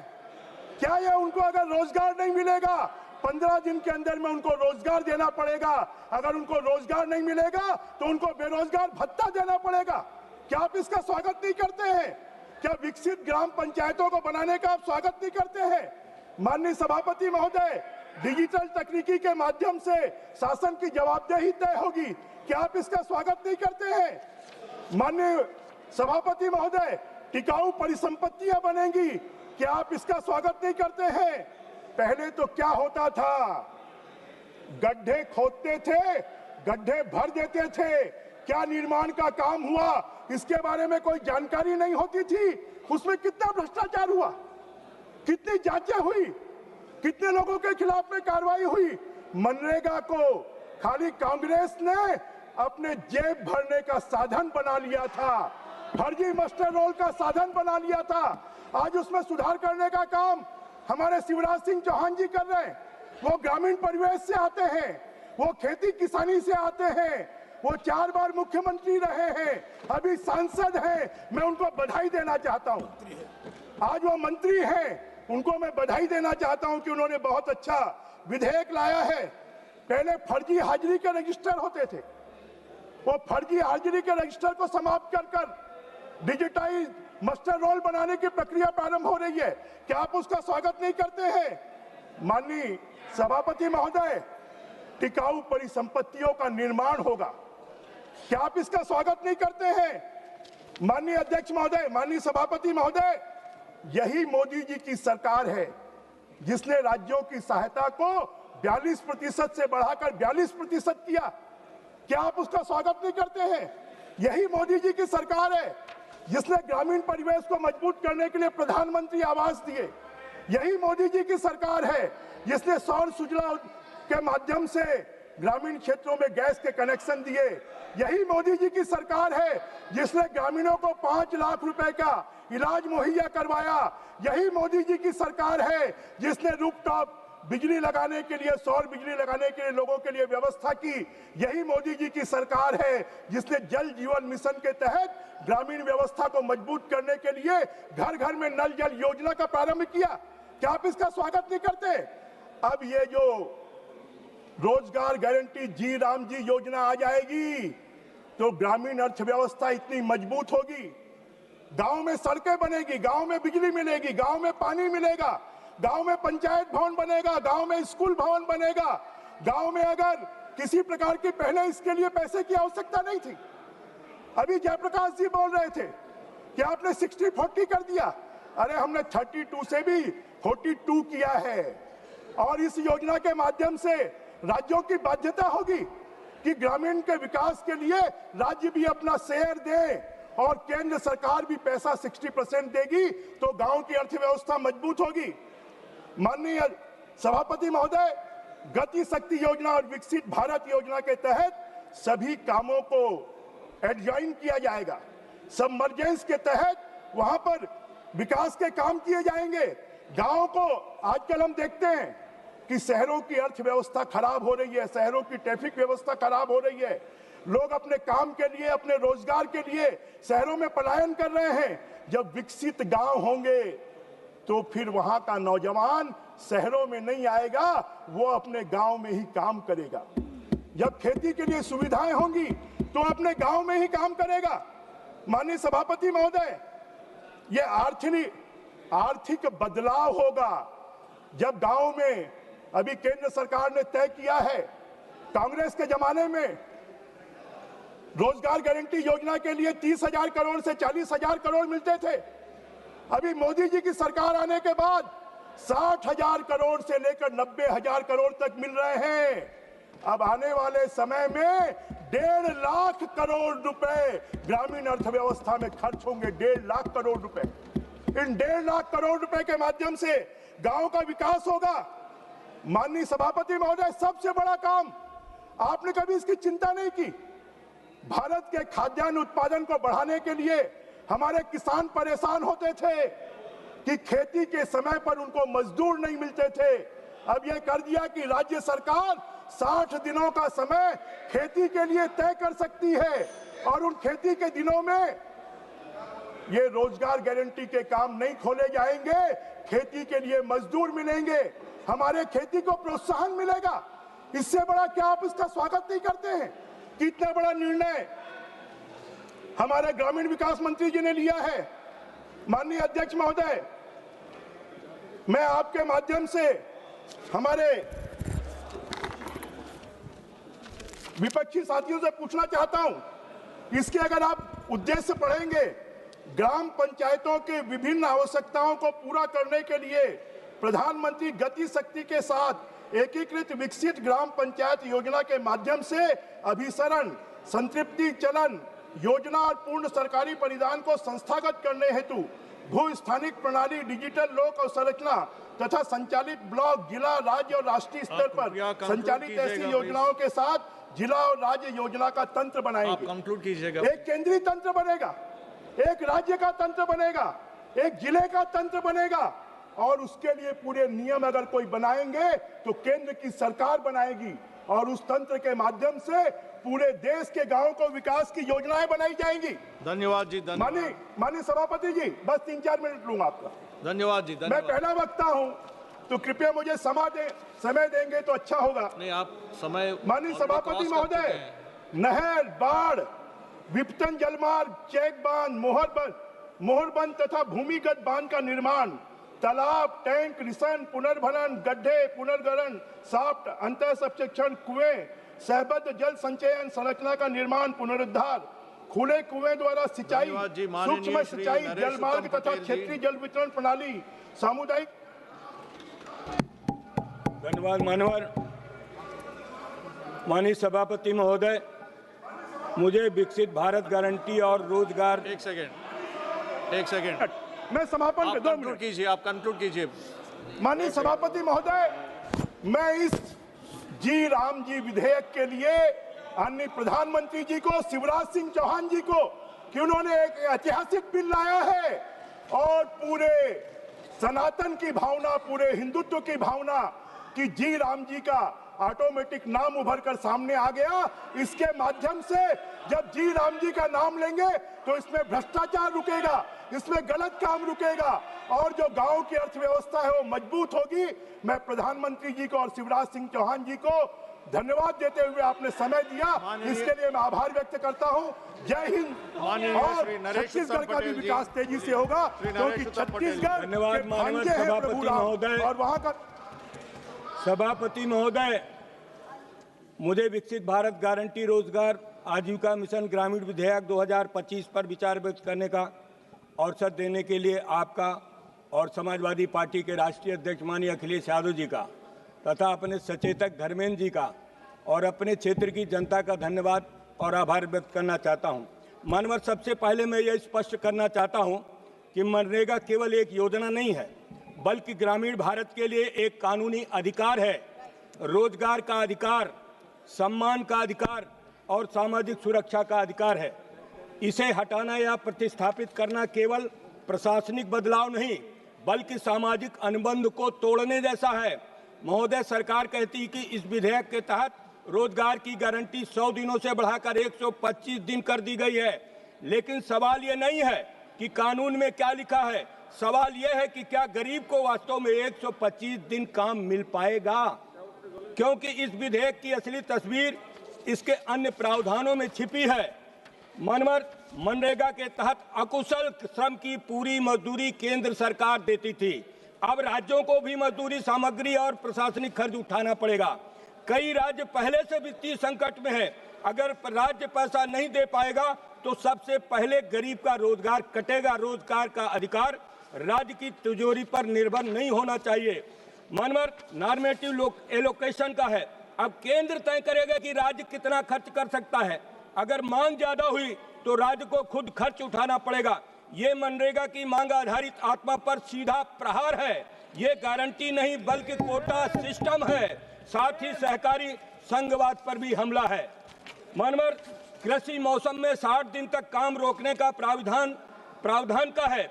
ग्रामीण जीवन कैलेंडर से नहीं चलता, वह बारिश, सूखे और मौसम की मार से चलता है। जलवायु संकट के दौर में काम रोकना गरीब को और असुरक्षित बनाना है। नए बिल को और पीएम गति शक्ति को जोड़ना है। ग्राम पंचायतों की भूमिका कागज पर है, लेकिन असली नियंत्रण ऊपर से होगा। लोकतंत्र में विकास बॉटम अप होना चाहिए, न कि डैशबोर्ड से गांव तक। तकनीक का आत्मनिर्भर प्रयोग, बायोमेट्रिक और ऐप्स ने पहले ही कई मजदूरों की मजदूरी रोकी है। मेरे जिले फतेहपुर में कई गांव जैसे जरारा, लोहरी सराय, ब्लॉक कमोली आदि में मोबाइल नेटवर्क नहीं है। महोदय, तकनीक सहायक होनी चाहिए, न कि शर्त होनी चाहिए। महोदय, मैं इस विधेयक के सबसे पहले प्रतीकात्मक और नैतिक पहलू पर आना चाहता हूं, नाम परिवर्तन। जब भी कोई विदेशी राष्ट्राध्यक्ष भारत आता है या जब हमारे प्रधानमंत्री विदेश जाते हैं तो भारत की पहचान महात्मा गांधी के नाम से होती है। अहिंसा, सत्य, करुणा और यही भारत की आत्मा के प्रतीक है। लेकिन जैसे ही बात गरीब के रोजगार की आती है, आप उसी गांधी के नाम को योजना से हटा देते हैं। मैं सरकार से पूछना चाहता हूं, अहिंसा के पुजारी से इतनी नफरत क्यों?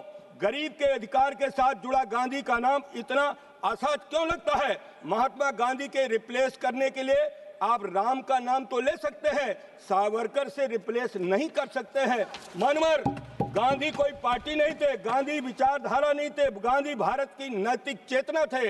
माननीय अध्यक्ष महोदय, यह विधेयक सिर्फ नाम नहीं बदलता, यह दृष्टिकोण बदलता है। अधिकार से योजना की ओर और न्याय से बजट की ओर और गांधी से सुविधा की ओर। ग्रामीण भारत को नारे नहीं चाहिए मनवर, उसे काम चाहिए, मजदूरी चाहिए और सम्मान चाहिए। जब तक ये विधेयक इन तीनों की बिना शर्त गारंटी नहीं देता और जब तक गांधी के विचार को योजनाओं से हटाया जाता रहेगा, मैं इस विधेयक का पूरे दृढ़ संकल्प के साथ मानवर विरोध करता हूं। मानवर, एक बात कहना चाहता हूं, इस बिल को प्रस्तुत करते हुए माननीय मंत्री जी ने कहा कि ये ईंट गारे का भवन नहीं है, ये लोकतंत्र का मंदिर है। मानवर, पूज्य महात्मा गांधी के त्याग और बलिदान से देश आजाद हुआ और हमको लोकतंत्र मिला, जिसकी वजह से हम सब इस सदन के सदस्य बने, मंत्री बने। आप नाम बदलते हैं, भवनों का रंग बदलते हैं, लेकिन आपका यह ढंग ठीक नहीं है, जिसको पूरा देश देख रहा है। जनता आपकी नीतियों को और ढंग से बेहद दुखी है। उत्तर प्रदेश में शराब के गांव-गांव ठेके खुलवा रखे हैं, युवा पीढ़ी को बर्बादी की तरफ लिए जा रहे हैं। माननीय सभापति महोदय, मैं उत्तर प्रदेश के फतेहपुर लोकसभा से जीत कर आया हूं। करोड़ों रुपया मजदूरों का बकाया है उनके भुगतान का क्या होगा मनोहर, इस बात को मैं माननीय मंत्री जी से स्पष्ट करना चाहता हूं। आपने मुझे समय दिया, मैं आपका धन्यवाद करते हुए अपनी बात को विराम देता हूं। माननीय श्रीमती महुआ मैत्री जी। Thank you, Honorable Chairperson, sir.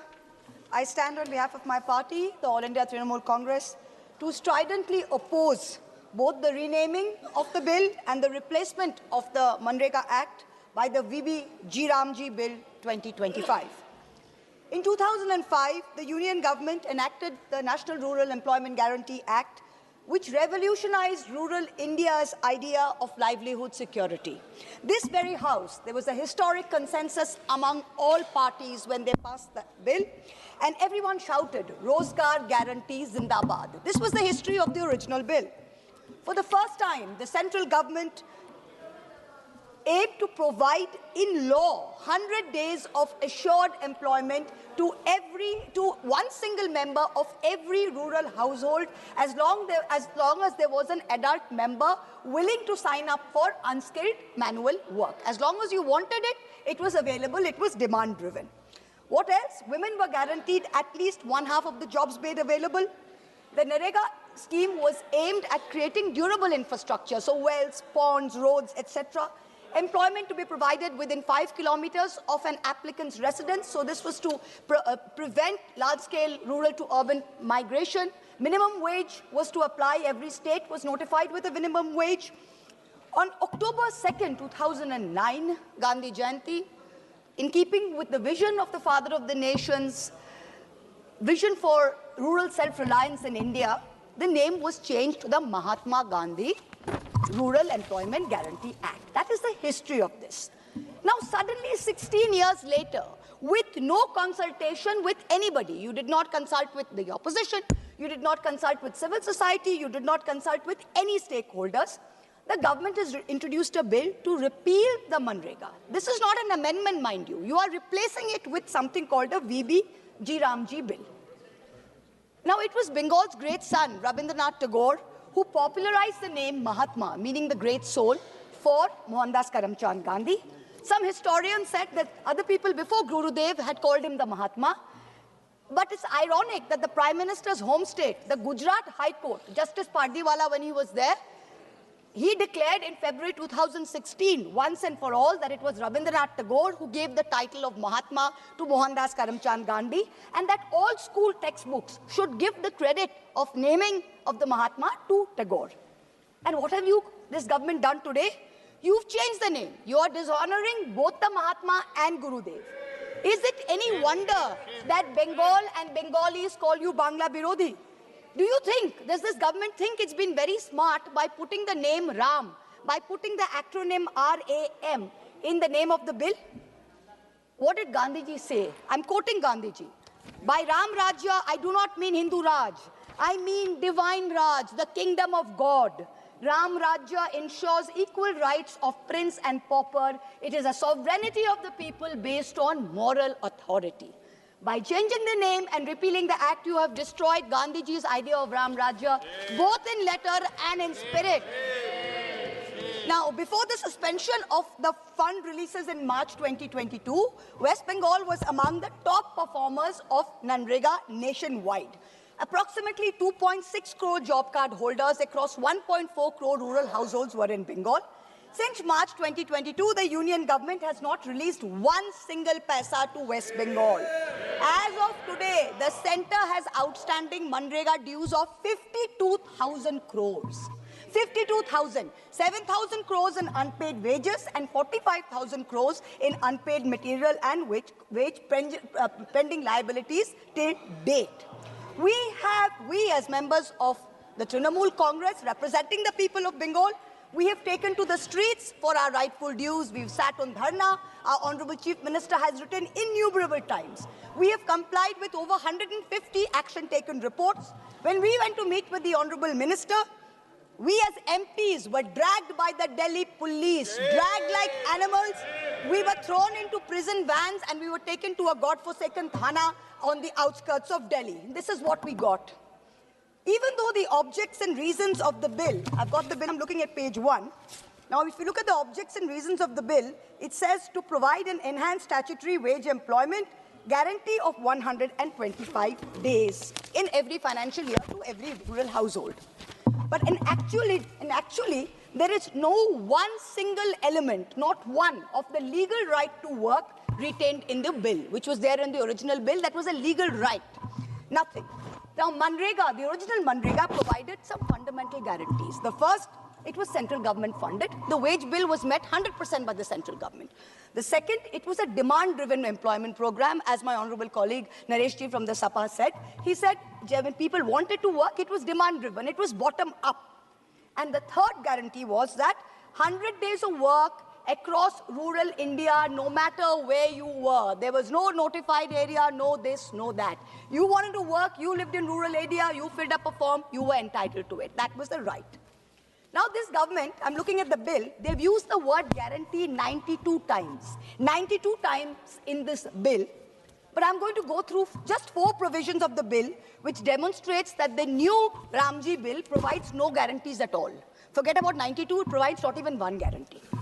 So let me look at the first. First, if I'm looking at page 4, chapter 2, section 4, subsection 5 of the proposed bill. What does it say? The central government shall determine the state-wise normative allocation for each financial year based on objective parameters as may be prescribed by the central government. So the Manrega, which was a demand-driven employment program, has been now replaced by an allocation-based scheme, which the central government can alter at whim. So central government thinks they want to alter the quantum of allocation, it can. So this takes us back. This is retrograde. It takes us back to the pre-Manrega days when we had the Jawahar Rozgar Yojana, when we had employment assurance schemes, which basically used to give the people of India only about 10 days of employment. That's what you're taking us back to. The second provision, which is deadly, which I'm looking at the bill, again, page 4, chapter 2, subsection 5, section 5, subsection 1 of the bill. It completely destroys the idea of a universal legal entitlement across rural India. What does it say? Save as otherwise provided, the state government shall in such rural areas as may be notified by the central government. So the center is saying that the scheme will run only in those areas which has been notified by the central government. So the state government has to provide for the 125 days of work, but the center is going to prescribe the norms. Brilliant. Wow, this is great. Now, this 125 days that they're saying, this is all eyewash. In the last 5 years, what has been the reality? Due to squeezed allocations, Manrega has not been able to meet demand for work. It has not been able to. Average in India has been between 50 and 55 days work on average. In Bengal, in the last 5 years, no matter what the demand was, you could not give even 1 day of work because you stopped the program. The third provision, the same chapter, chapter 2, page 4, section 4, subsection 6. What does this state? Any expenditure incurred by a state in excess of its normative allocation shall be borne by the state government. So suppose any state government has more demand, its people want more work, and it gives it more work, the state government is on the hook for the bill. The central government is not going to go beyond the allocation. Exactly what my colleague pointed out. The fourth, the most deadly, this is the death knell for the Manrega scheme. This is why Manrega is not going to go forward because of this provision. Let's look at page 11, chapter 5, section 22, subsection 2. For the purposes of this act, the fund sharing pattern between the central government and the state government shall be 60-40. In the northeastern states, states and union territories, 90-10. Now, under section 22 of the old Manrega, 100% of the wages was central government, and in terms of materials and admin, 75 was central government, 25 was state government. Now, let me give a very small example so you understand what this means. Let me illustrate the funding comparison. Now, let's just state for any state, the total Manrega expenditure per annum is 10,000 crores. Out of that, say wages is 7,000 crores and materials is 3,000 crores. State government in the old situation, central government is picking up 100% of the 7,000 crores, and of the materials 3,000 crores, central government is picking up 75%, that's 2,250 crores. State government is picking up 750 crores. So what is the situation? Central government's total bill is 9,250 crores. State government pays 750 crores. It's the old Manrega. The new VRamji, what is it looking at? Same expenditure of 10,000 crores. Sir, I've got 12 minutes, sir. I'm the first speaker, 12 minutes. Please don't ring the bell, sir. Okay, now under the new situation, what is happening? It's same expenditure of 10,000 crores. In the same expenditure, it is 60-40 of the total. Center spending 6,000, state has to spend 4,000. Old situation, state for the same expenditure was only liable for 750 crores. Now the state is liable for 4,000 crores. So the state share has gone up by 3,250 crores, which is 430% more. Now for the same level, the state has to give additional 3,250 crores. Now, for the states, what does this mean? This is a loss of wage protection because you're on the hook for the wage bill. There's a budget cap risk where if there's expenditure beyond the allocation, the states have to borne it. But the unemployment allowance, that if you don't give work, the unemployment allowance in the old section was under the... Please let me finish, sir. Sir, please let me finish. Sir, I'm the fourth speaker, 10 hours, sir. Sir, 10 hours, I have to finish. This is not fair, sir. 10 hours, there are 3 speakers, I've got 12 minutes, sir. Please don't do this. Please, sir, please let me finish, sir. I've got 2 minutes more, please let me finish. The unemployment allowance will continue. Now, in this, there's a structural shift where you're moving to a fiscally devolved model. Let me finish, sir. Last one paragraph. 1 second, please the Calcutta High Court. Please listen to me. Please listen to me. Yes, sir. I'm given indication that you have 10 minutes. You have already crossed 11 minutes. Sir, I'm giving you. Increase the time, sir. Please listen to me. Yes, sir. I'm giving you another 40 seconds. No, sir. You please give me because you have increased the time to 10 hours, sir. That 10 minutes was under the 4-hour scenario, sir. See, yes. Let me as finish, requested sir. Okay. by you, I'm giving you 12 minutes. Let me finish, sir. I'm giving you, sir.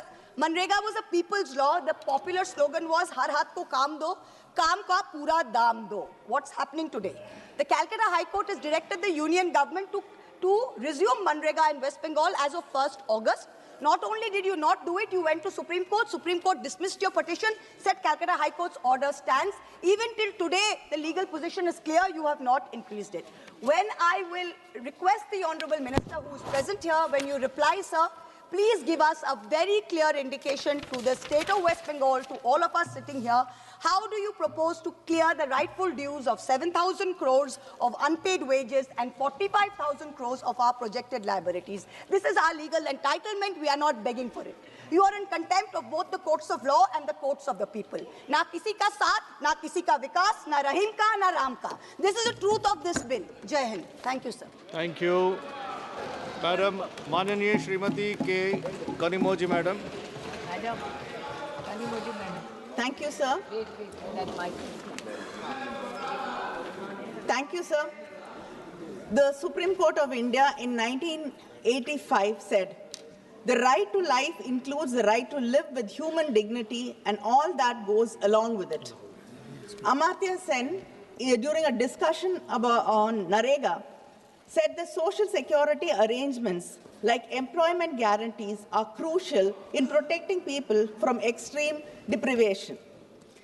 The Viksit Bharat Gram Ji bill, which is being brought today, takes away human dignity, and also it fails to protect the legal right of our people to work. What a shame. The Mahatma Gandhi National Rural Employment Guarantee Act now has been changed to the Viksit Bharat Guarantee for Rozgar and Ajivika Mission. Sir, just reading this vexes me. This is not a Viksit bill, Viksit Bharat. It is a vexed Bharat. Because in every bill, you try to impose Hindi and Sanskrit on people of South India, and just try, why don't you name one bill in any South Indian language? You keep saying that you care about the Indian languages. Can you tell us about one bill which you named in Tamil, Telugu, Malayalam, Kannada, Marathi, Odisha? Nothing. It is either Hindi or Sanskrit. இது வளர்ச்சி பாரதம் இல்லை, விபரீத பாரதம், வஞ்சிக்கப்படும் பாரதம். தொழிலாளர் விரோத அரசு விவசாய தொழிலாளர்களுக்கு எதிராக கொண்டு வரப்பட்டிருக்கக்கூடிய இந்த மசோதாவை நான் திராவிட முன்னேற்ற கழகத்தின் சார்பிலே முற்றிலுமாக மறுதலிக்கிறேன், எதிர்க்கிறேன். மகாத்மா காந்தி ஊரக வேலை வாய்ப்பு உறுதி திட்டம், அந்த திட்டத்தின் பேரிலேயே வேலை வாய்ப்பு உறுதி என்பது தெளிவாக சொல்லப்பட்டிருக்கிறது. ஆனா நீங்க கொண்டு வந்திருக்கக்கூடிய இந்த மசோதா, it is not demand driven, it is allocation based. முதல்ல இருந்த மசோதா வேலை கேட்பவர்களுக்கு வேலை தரக்கூடிய ஒன்றாக ஒரு திட்டமாக அது இருந்தது. இப்பொழுது இந்த மசோதா அதிகாரத்தை கொண்டு போய் ஒன்றிய அரசாங்கத்தின் கையிலே குவிக்கக்கூடிய ஒரு மசோதாவாக மாற்றப்பட்டிருக்கிறது. You should understand, federalism is sharing power, not hoarding power. அதிகார குவிப்பு இல்லை என்பதை நீங்கள் புரிந்து கொள்ள வேண்டும். 100 நாள் வேலை திட்டம் என்பது கிராமப்புறங்களிலே அதை அப்படித்தான் அழைக்கிறார்கள். அந்த திட்டத்தின் வழியாக இந்த நாடு முழுவதும் கிராமப்புறங்களிலே இருக்கக்கூடிய முதியவர்கள், வேறு வேலைக்கு செல்லக்கூடிய வாய்ப்பு இல்லாதவர்கள், பெண்கள், ஏன் மாற்றுத்திறனாளிகள், இவர்களுக்கெல்லாம் வேலை வாய்ப்பு வழங்கப்பட்டது. ஆனால் இன்று நீங்கள் கொண்டு வந்திருக்கக்கூடிய இந்த மசோதா இவர்களுக்கெல்லாம் எதிரான ஒன்றாக, மாநில சுயாட்சியை கெடுக்கக்கூடிய ஒன்றாக, மக்களுக்கு எதிரான, ஏழை மக்களுக்கு எதிரான ஒரு சட்டமாக இந்த மசோதா இன்று கொண்டு வரப்படுகிறது என்பதை நான் இங்கே பதிய வைக்க விரும்புகிறேன். The central section 4(5) இந்த பில்ல, central government shall determine the state-wise normative allocation for each financial year based on objective parameters as may be prescribed by the central government. ஒன்றிய அரசாங்கம் யாருக்கு, எந்த மாநிலத்திற்கு எவ்வளவு வேலை வாய்ப்புகளை வழங்கலாம் என்று நீங்கள் தீர்மானிப்பீர்கள். எந்த பகுதியிலே இருக்கக்கூடிய மக்களுக்கு எவ்வளவு வேலை வழங்கப்படும் என்பதை நீங்கள் தீர்மானிப்பீர்கள். உங்களுக்கு வஉசி என்றாலே யார் என்று தெரியாது. இந்த நாட்டின் விடுதலைக்காக போராடிய செக்கிழுத்த செம்மல் யார் என்று உங்களுக்கு தெரியாது. உங்களுக்கு தமிழ்நாட்டு ஞாபகம் எப்ப வரும்? தேர்தல் வந்தால் வருவீர்கள். தேர்தல் நேரத்திலே வந்து நான் தமிழனாக பிறக்கவில்லையே என்று வருத்தப்படுகிறேன் என்று சொல்லுவீர்கள். ஆனால் அதே நேரத்திலே பீகார்ல தேர்தல் நடக்கும் போது பீகாருக்கு சென்று தமிழர்கள் பீகாரிகளுக்கு எதிரானவர்கள். ஒடிசாவில் தேர்தல் நடந்தால் தமிழர்கள் இங்கே வந்து அதிகாரத்தை பறிக்க நினைக்கிறார்கள் என்று தமிழர்களுக்கு எதிராக பேசக்கூடியவர்கள். அங்கே இப்படி எங்களுடைய மக்களை பற்றி, மாநிலங்களில் இருக்கக்கூடிய மக்களை பற்றி எந்த கவலையும் அக்கறையும் இல்லாத நீங்கள் எப்படி தமிழ்நாட்டிலே இருக்கக்கூடிய, நாகப்பட்டினத்திலே அருகிலே இருக்கக்கூடிய ஒரு கிராமத்திலே, தஞ்சையிலே ஒரு கிராமத்திலே, திருநெல்வேலியிலே, நாங்குநேரியிலே, தூத்துக்குடியிலே இருக்கக்கூடிய கிராமங்களிலே இருக்கக்கூடிய மக்களுடைய தேவைகளை புரிந்து கொண்டு ஒதுக்கீடுகளை செய்வீர்கள் என்பதை எனக்கு சொல்லுங்கள். அரசு, மாநில அரசு அங்கே இருக்கக்கூடிய தேவைகளுக்கு ஏற்ப இத்தனை ஆண்டுகளாக வேலை வாய்ப்புகளை வழங்கி கொண்டிருந்தது. இன்று அந்த உரிமையையும் எங்களிடம் இருந்து பறித்து கொள்ளக்கூடிய ஒரு மசோதா, நீங்க கொண்டு வர அத்தனை மசோதாக்களிலும் மாநில உரிமைகள், மாநில சுயாட்சி என்பது அழிக்கப்படுகிறது, ஒழிக்கப்படுகிறது என்பதை நான் இங்கே பதிவு செய்கிறேன். அது மட்டும் இல்லாமல் இன்னொன்று, இங்கே இத்தனை ஆண்டுகளாக, இப்ப பேசிய மௌவா அவர்கள் குறிப்பிட்டது போல, இத்தனை ஆண்டுகளாக அங்கே சம்பளம் என்று நிர்ணயிக்கப்பட்டிருப்பது முழுமையாக ஒன்றிய அரசாங்கத்தால் ஏற்றுக்கொள்ளப்பட்டது. நாங்கள் கொண்டு வந்த, யூபிஏ அரசாங்கம் கொண்டு வந்த திட்டத்தின் வழியாக அதுதான் செயல்படுத்தப்பட்டு வந்து கொண்டிருந்தது. ஆனால் இப்பொழுது இந்த மசோதா 60-40 என்ற அந்த விகிதத்தை மாற்றி அமைத்திருக்கிறது. இவ்வளவு நாள் கொடுக்க வேண்டிய சம்பளத்தை எந்த காலகட்டத்திலும் பிஜேபி அரசு இல்லாத ஆட்சியில் இல்லாத மாநிலங்களில் சரியான நேரத்திற்கு வழங்காத நீங்கள் அந்த சம்பளத்தை இப்பொழுது நீங்கள் அந்த சம்பளத்தை சரியாக வழங்குவீர்கள் என்ற எந்த நம்பிக்கையில் நாங்கள் இருக்க முடியும்? அது மட்டும் இல்லாமல் 75 பொருட்களுக்கு மட்டும் என்று இருந்தது இன்று மாற்றப்பட்டு 75% நீங்கள் வழங்குவீர்கள், மாநில அரசு 25% பொருட்களுக்கான செலவை வழங்கும் என்ற இந்த நிலையை மாற்றி இன்று முற்றிலுமாக அதை 60-40 என்று மாற்றுவதற்கான காரணம் என்ன? அது மட்டும் இல்லை, வேலை வாய்ப்புகளை ஒரு மாநில அரசாங்கம் அதிகரித்து தந்தால் அந்த செலவை நாங்களே ஏற்றுக்கொள்ள வேண்டும் என்ற ஒரு மசோதாவை கொண்டு வந்திருப்பது எப்படி நியாயமாகும் என்று கேட்கிறேன். ஏனென்றால் தொடர்ந்து மாநிலங்களுக்கு வழங்கப்படும் நிதியை நீங்கள் குறைத்து கொண்டே வந்து கொண்டிருக்கிறீர்கள். What has to be devolved to the states has been reduced. 89% இன்று 79% அது குறைக்கப்பட்டிருக்கிறது. செஸ்ஸிலிருந்து வரக்கூடிய நிதியை ஒவ்வொரு ஆண்டும் அதிகமாக எடுத்துக்கொண்டிருக்கக்கூடியவர்கள் நீங்கள். மாநிலங்களுக்கு வரவேண்டிய வருமானம் குறைக்கப்படக்கூடிய அதே நேரத்திலே செலவுகளை இங்கே இருக்கக்கூடிய அரசு அதிகரித்து கொண்டே போகக்கூடிய ஒரு சூழலை நாம் பார்த்து கொண்டிருக்கிறோம். 60-40 சொல்கிறீர்கள். நான் கேட்கிறேன், பிரதான் மந்திரி ஆவாஸ் யோஜனா, பிரதமரின் வீடு கட்டக்கூடிய திட்டம், பேரு பிரதமருடைய பேர்ல இருக்கு. ஆனா உண்மையிலேயே 61% பணத்தை நிதியை வீடு கட்டுவதற்கு வழங்குவது மாநில அரசு. நீங்க கொடுக்கிறது 39% மட்டும்தான்.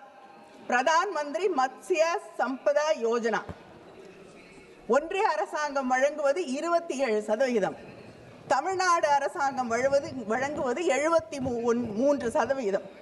முதியோர் உதவித்தொகை 1000 ரூபாய்க்கு மேலாக வழங்குவது எங்களுடைய அரசு, நீங்க கொடுக்கிறது 200 ரூபாய். ஜல்ஜீவன் மிஷன் 50% என்று சொன்னீர்கள். ஆனால் உண்மையிலேயே தமிழகம் 55% அந்த திட்டத்தை நிறைவேற்றுவதற்காக வழங்கிக் கொண்டிருக்கிறது.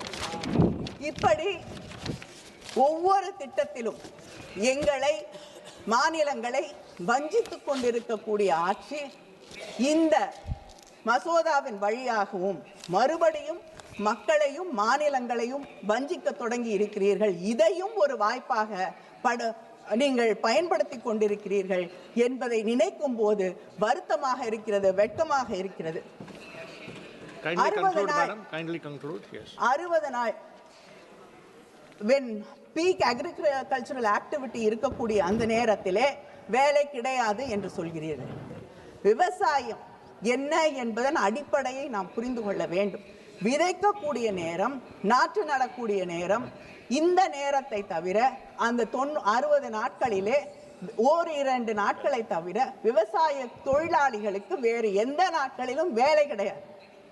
60 நாள் வேலை இல்லை என்றால் அந்த தொழிலாளிகளுடைய நிலை என்ன என்று சற்று நேரமாவது சிந்தித்து பார்த்திருக்கிறீர்களா? உங்கள் மனசாட்சியை தொட்டு கேட்கிறேன்.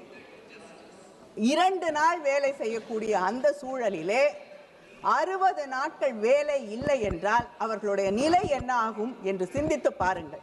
அது மட்டும் இல்லை, இது கூலிக்கான ஒன்று இல்லை. அதை தாண்டி the negotiating power which a worker has is completely destroyed. அதை சற்றாவது சிந்தித்து பார்த்திருக்கிறீர்களா என்று கேட்கிறேன். அதை தாண்டி எங்களுடைய யூபிஏ அரசாங்கம் இந்த திட்டத்தை கொண்டு வந்த போது ஒரு அக்ஷய பாத்திரத்தை அங்கே இருக்கக்கூடிய விவசாய தொழிலாளர்களின் கைகளிலே வழங்கியது. நீங்கள் அதை பிடுங்கிக் கொண்டு ஒரு பிச்சை பாத்திரத்தை வழங்கிக் கொண்டிருக்கக்கூடியது வெட்கப்படக்கூடியது, வேதனைப்படக்கூடியது என்று நான் தெரிவித்துக் கொள்கிறேன். 125 அமைச்சர் கூட சொன்னார் 125 நாட்கள் வேலை தருகிறேன் என்று. 125 நாட்கள் வேலை என்று சொல்லியிருக்கிறீர்கள். உங்களுடைய நீங்க ஆட்சிக்கு வந்த பிறகு ஏதாவது ஒரு ஆண்டாவது 120 100 நாட்கள் வேலை எந்த மாநிலத்திலாவது வழங்கி இருக்கிறார்களா? இல்லை. 40, 46 இதை தாண்டுவது கிடையாது. அப்படிப்பட்ட சூழ்நிலையிலே எங்கள் ஊர் பக்கம் ஒரு சொல்வடை சொல்வார்கள், கூரை ஏறி கோழி பிடிக்க முடியாது, வானம் ஏறி வைகுண்டம் போவது எப்படி என்று. இதுதான் இங்கே இருக்கக்கூடிய நிலை. இதையெல்லாம் தாண்டி வெட்கப்படக்கூடிய ஒன்று, மகாத்மா காந்தி அவர்களுடைய பெயரை எடுத்திருக்கிறீர்கள். தந்தை பெரியார் அவர்கள், மகாத்மா அவர்கள் இறந்த போது இந்த தேசத்திற்கு மகாத்மா. धन्यवाद सभापति महोदय। महोदय, विकसित भारत रोजगार और आजीविका के लिए गारंटी मिशन बीबी जी राम जी विधेयक 2025 जो सरकार के द्वारा प्रत्येक ग्रामीण गृहस्थों को जिनके व्यस्त सदस्य और कुशल शारीरिक कार्य करने के स्वेच्छा से आगे आते हैं, प्रत्येक वित्तीय वर्ष में 125 दिन की कानूनी गारंटी मजदूरी नियोजन उपलब्ध कराकर विकसित भारत 2047 के राष्ट्रीय दृष्टिकोण के साथ ग्रामीण विकास कार्य ढांचे को स्थापित करने के लिए समृद्ध और उत्थानशील ग्रामीण भारत के लिए सशक्तिकरण, विकास, अभिसरण तथा संतृप्तिकरण का संवर्धन करने के लिए तथा उससे स्वसंशक्त या उसके आनुशंसिक विषयों के लिए विधेयक लाया गया है, उसका मैं समर्थन करता हूं। महोदय, यह विधेयक किसान हित तथा राष्ट्र हित में भारतीय सभ्यता एवं संस्कृति के धरोहर को सजोने वाला विधेयक है। महोदय, भारतीय संविधान के कई ऐसे अधिनियमों में अभी भी बहुत ऐसे संशोधन होना है जो बहुत पहले ही होना चाहिए था। हमारे संविधान निर्माताओं ने कहा था कि समय अनुसार अधिनियमों में लोकहित एवं राष्ट्रहित के लिए सरकार को आवश्यक संशोधन करते रहना चाहिए। महोदय, वर्तमान में यह एक भारतीय सामाजिक सुरक्षा योजना है जो ग्रामीण परिवारों को कम से कम 125 दिन के अकुशल शारीरिक श्रम की कानूनी गारंटी देती है, जिससे ग्रामीण गरीबों की आजीविका सुरक्षित होती है, महिलाओं को सशक्त बनाया जाता है और ग्रामीण संसाधनों का विकास होता है, जिसमें रोजगार न मिलने पर बेरोजगारी भत्ते का प्रावधान भी है और इसका उद्देश्य पारदर्शिता और विकेंद्रीकरण के साथ ग्रामीण विकास करना है। इस योजना का मुख्य विशेषता है जो हर वित्तीय वर्ष में हर ग्रामीण परिवार के वयस्क सदस्यों को पहले 100 दिनों का रोजगार मिलता था, अभी 125 दिनों का वेतन रोजगार की गारंटी है। यह एक अधिकार आधारित कानून है। यदि 15 दिनों के भीतर काम नहीं मिलता तो बेरोजगारी भत्ता देय है। कार्यबल में कम से कम 1/3 महिलाएं होनी चाहिए और इसे 50% तक बढ़ाने का लक्ष्य है। सामाजिक ऑडिट और इलेक्ट्रॉनिक फंड मैनेजमेंट सिस्टम के माध्यम से वित्तीय पारदर्शिता सुनिश्चित की जाएगी। अस्थायी संपत्ति बनाने वाले कार्यों पर जोर दिया जाता है, जैसे जल संरक्षण और ग्रामीण बुनियादी ढांचा। आधार कार्ड और बैंक खाते के विवरण के साथ ब्लॉक कार्यालय में पंजीकरण कराया जा सकता है तथा भारत का गांव स्वावलंबी होगा, विकसित होगा। मेरा सुझाव है कि इस योजना में किसानों को भी जोड़ा जाए। महोदय, यह योजना ग्रामीण भारत में गरीबी कम करने, ग्रामीण लोगों की क्रय शक्ति बढ़ाने और ग्रामीण लोगों के प्राकृतिक संसाधन आधार को मजबूत करने में महत्वपूर्ण भूमिका निभाती है, जिससे जमीनी स्तर पर लोकतंत्र को भी बढ़ावा मिलता है। महोदय, आज़ादी के बाद भारत में ग्रामीण विकास नीतियों ने गरीबों को दूर करने, कृषि उत्पादन में सुधार करने, विभिन्न वेतन रोजगार योजनाओं के माध्यम से अतिरिक्त और कम रोजगार वाले ग्रामीण श्रमिकों को काम देने, ग्रामीण बुनियादी ढांचे को मजबूत करने आदि पर ध्यान केंद्रित किया।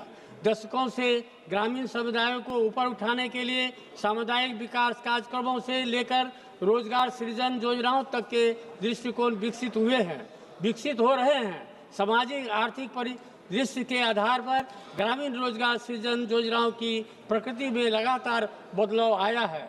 भारत की ग्रामीण रोजगार स्कीम कई अवस्थाओं से गुजरी है, जिसकी शुरुआत ग्रामीण जनशक्ति कार्यक्रम और ग्रामीण रोजगार संबंधी स्कीम जैसे शुरुआती कार्यक्रम से हुई। 1980 में राष्ट्रीय ग्राम रोजगार कार्यक्रम और ग्रामीण भूमिहीन रोजगार गारंटी शुरू किया गया, जिसको 1993 में जवाहरलाल रोजगार योजना में मिला दिया गया ताकि ग्रामीण रोजगार की कोशिशों को आसान बनाया जा सके। किसान हित में अन्नदाताओं के लिए खेती के कमजोर मौसम में काम देने हेतु 1993 में रोजगार आश्वासन योजना शुरू की गई। महोदय, सबसे पिछड़े जिलों को खाद्य सुरक्षा और रोजगार दोनों में सुधार करने के लिए 1977-78 में काम के बदले अनाज कार्यक्रम शुरू हुआ और 2004 में राष्ट्रीय काम के बदले अनाज कार्यक्रम के तौर पर बढ़ाया गया, जो सार्वजनिक कामों पर हाथ से काम करने के लिए मजदूरों के तौर पर अनाज दिया गया। महोदय, जिस प्रकार ऊंचे मकान बनाने के लिए मजबूत नींव डाली जाती है, उसी प्रकार विकसित भारत 2047 के लक्ष्य प्राप्ति के लिए नींव के रूप में माननीय प्रधानमंत्री श्री नरेंद्र मोदी जी एवं बिहार के लोकप्रिय मुख्यमंत्री श्री नीतीश कुमार जी के नीतिगत सोच के द्वारा विकसित ग्राम पंचायत योजना की मजबूत शुरुआत कर योजना को कार्यान्वित करने के लिए विशेष ढांचा तैयार किया गया है, जिससे विकसित भारत बनाने में अहम योगदान होगा। महोदय, योजना के लिए राज्य सरकार के द्वारा कार्यान्वयन कार्य अधिनियम के प्रारंभ की तारीख से 6 महीने के भीतर अधिसूचना द्वारा इस अधिनियम के उपबंधों तथा उसमें दी गई विशेषताओं से संगत स्कीम बनाएगी। योजनाओं को मजबूती, सफल एवं भ्रष्टाचार मुक्त करने के लिए 4 अहम क्षेत्राधिकार बनाया गया है। पहला अधिकार जल संबंधी संकल्पों के माध्यम से जल सुरक्षा, दूसरा कोर ग्रामीण अवसंरचना, तीसरा आजीविका संबंधी अवसंरचना और चौथा कोर मौसम घटनाओं के न्यूनीकरण के संकल्प को क्षेत्राधिकार दिया गया है।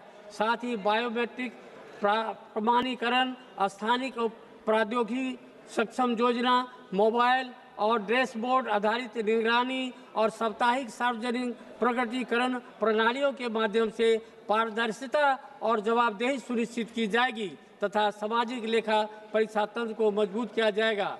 मूल रूप से यह विधेयक विकसित भारत 2047 से लक्ष्य को प्राप्त करने की दृष्टिकोण से लाया गया है। महोदय, महात्मा गांधी जी के राम राज्य का सपना इस बिल से साकार होगा। राष्ट्रपिता महात्मा गांधी के जीवन का आखिरी शब्द हे राम से प्रेरित होकर महात्मा गांधी के सपने को साकार बनाने तथा उनको श्रद्धांजलि देने के रूप में इस विधेयक के साथ चर्चा में भाग लेने के लिए अवसर प्रदान किया। उसके लिए आपको धन्यवाद एवं आभार व्यक्त करता हूं। मैं पुनः विकसित भारत रोजगार और आजीविका के लिए गारंटी मिशन बीबी जी राम जी विकसित भारत जी राम जी विधेयक 2025 का समर्थन करता हूं। बहुत बहुत धन्यवाद। माननीय श्री लावू Shri Krishna ji. Thank you, sir, for allowing me to speak on Viksit Bharat Guarantee for Rozgar and Ajivika Gramin Bill.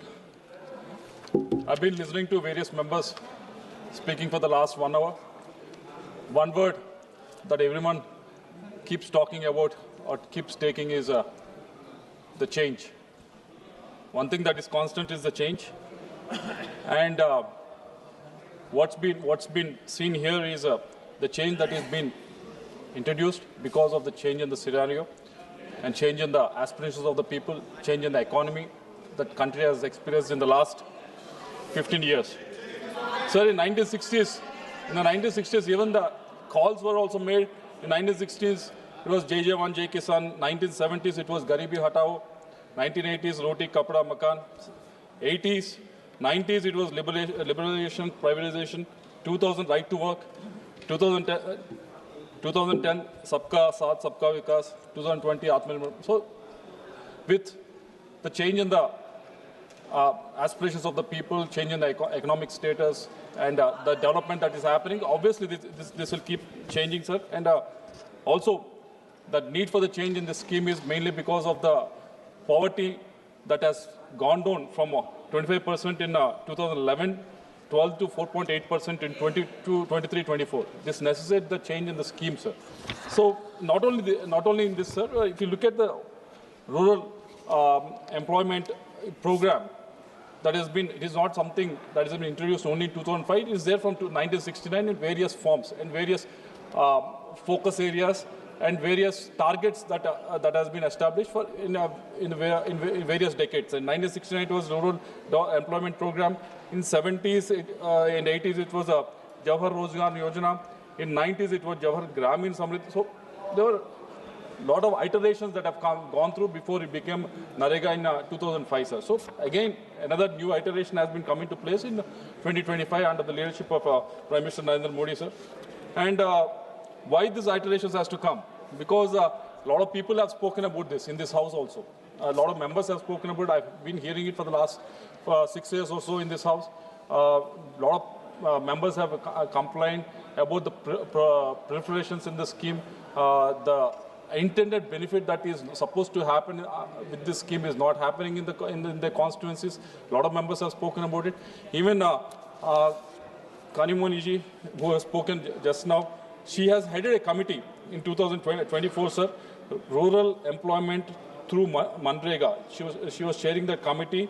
In that committee, there was a recommendation on that under the number 12, sir. It states, it reads that the committee recommend to Department of Rural Development to look into the issue with a practical approach and undertake a study for reviewing the need and justification for increasing the number of guaranteed days of work under Manrega from present 100 days to 150 days. That's one of the, because people have been experiencing is, they also explained the need for the change, increasing in the dates and the days of the work and various other things, scope of work and everything. So based on these recommendations, and there are a lot of other people also commented on it. There's a member who is in Rajya Sabha, I should not be naming it because he's in the other house, but this is his comment. How many ditches will you dig? How many ponds will you build? How many forestations will you do? There has to be a limit. We will have to see it 1 to 2 years whether 100 days of work will continue. These are the comments that have also come into existence, sir, because they have seen, because members are very experienced. They go into the constituency, involved with the villagers, talk to the officers, where the scheme is working, where the scheme is not working. So they made a lot of suggestions and suggestions to the government. Based on the suggestions, they've made this new amendments to this, sir. And also, there are a lot of investigations also done by the union government. In 19 districts of West Bengal, they found non-existent works. The member who has spoken earlier also should be looking into this. Also, they monitored 23 states in financial year 25-26, sir, and it has found that there was no work that has been done, but still there are a lot of large-scale large-scale wages has been taken out under this scheme, sir. So there are a lot of issues that they have raised in this under this scheme, sir. But based on these recommendations, based on the suggestions by various members, the government has taken into the account. So they have recommended that number of days to be increased from 100 days to 125 days, sir. And this is a move in the right direction. And also budget has also been increased. If you see the budget of the scheme in 2005 and 6, when it started, it was only started with 5,400 crores, sir. But last year, it was increased to almost 86,000 crores, sir. So we have seen, I've seen during the time of COVID, it was increased to almost 1,10,000 crores to help the people in the need, to provide them the work and everything. So this has worked well for certain times, sir. It needs some change. So these iterations has been coming to place. So we welcome this new changes that has been made, but we also want to make a statement here, sir, with regards to the Andhra Pradesh, sir. Andhra Pradesh, we've made a lot of requests in this house also. We've made the position clear of economic status of Andhra Pradesh in this house, sir. Ours is a revenue deficit state from 2014 itself, after the unscientific bifurcation that has happened. And we have come to this house and explained the situation of Andhra's financial position on many occasions, sir.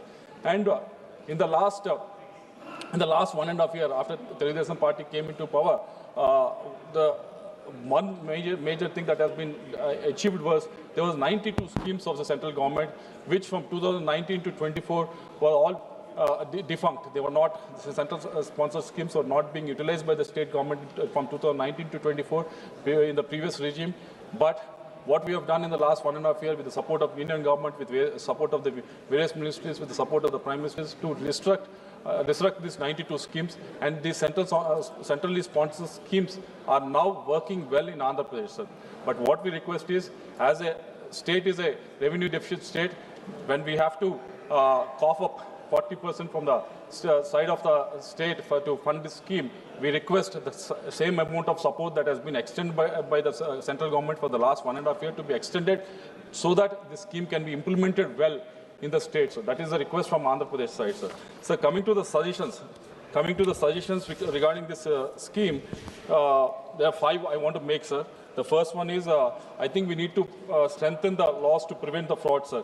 In the last 10 years in Andhra Pradesh itself, there have been 1,11,932 cases of fraud under Narega involving 82 crores has been found.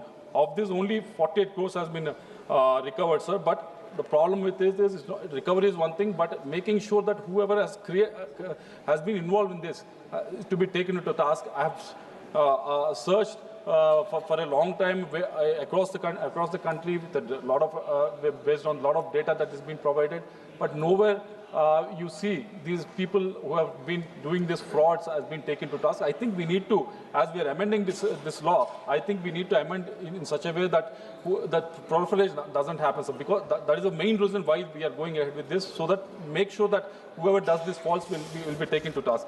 Second is increasing the number of technical assistants. Right now, at present, one technical assistant is assigned for 4 gram panchayats. Imagine one technical assistant, he has to measure 16 working sites in these 4 gram panchayats in 3 days. Imagine him traveling to 16 sites. So it is nearly impossible for him to do it. And what will happen is they try to fraudulently map the working sites and not enter the right works. So I request the ministry to increase the number of technical assistants instead of 4, give one per 2 gram panchayats. Third request is, third suggestion is the wage indexation, sir.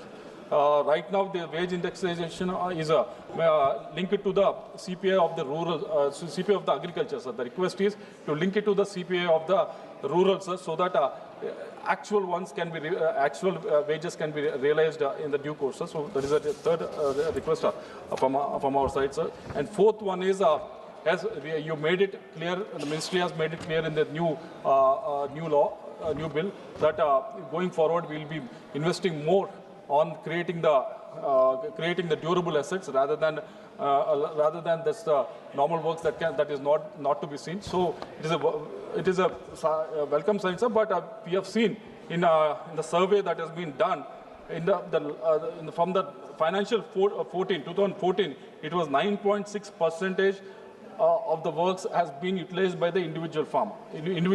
But by 2024, it has been increased from 9.6% to 73.3%. The request is to make sure this, whatever fund that is being used going forward, is used for creating the assets for the community rather than individual. So it will be, the asset can be used properly by the community, sir. That is the fourth one. And the fifth one is the social auditing. Although social audits are mandated under the Narega Act, the establishment of independent social audit units is not statutorily mandated. So we request you to make sure every state is mandatorily doing these social audits and making sure these bodies are also constituted, because most of the states are not even constituting bodies, so that these audits are not happening completely, sir. So these 5 suggestions, we request the ministry to take these suggestions into consideration, and with this we support the bill, and thank you very much, sir. Thank you. Mananiya Shri Raja Bhav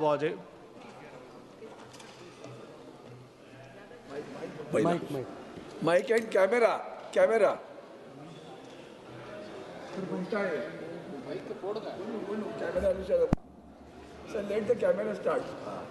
माननीय अध्यक्ष महोदय, मी आज विकसित भारत रोजगार आणि आजीविका mission ग्रामीण विधेयक 2025 या महत्त्वाकांक्षी आणि दूरगामी परिणाम करणाऱ्या विधेयकावर आपले लक्ष वेधण्यासाठी उभा आहे. या विधेयकाच्या मूलभूत रचनेत विशेषतः वित्तपुरवठा, कामाच्या अधिकारावर नियंत्रण आणि अंमलबजावणीच्या पद्धतीत गंभीर त्रुटी आहेत, ज्या ग्रामीण श्रमिकांच्या हक्कांची तडजोड करतात आणि सहकारी संघराज्य व्यवस्थेची पायाभरणी कमकुवत करतात. मी या विधेयकातील 3 मूलभूत चिंता सभागृहाच्या लक्षात आणून देऊ इच्छितो. एक, मागणी आधारित हमी कमकुवत करणारी निर्धारित वाटप प्रणाली माननीय अध्यक्ष महोदय हा नवीन आराखडा केंद्र पुरस्कृत योजना म्हणून राबवला जाणार असून खर्चाचे प्रमाण केंद्र व राज्यामध्ये 60-40 असे विभागले जाईल। यामुळे रोजगाराच्या हक्क आधारित स्वरूप संपुष्टात येऊन तो बजेट नियंत्रित दायित्वाचा रूपांतरित होण्याची गंभीर शक्यता आहे। विधेयकातील कलम 22(4) नुसार केंद्र सरकार काही ठराविक वस्तुनिष्ठ निकषांच्या आधारे प्रत्येक आर्थिक वर्षासाठी राज्यनिहाय निर्धारित वाटप निश्चित करणार आहे।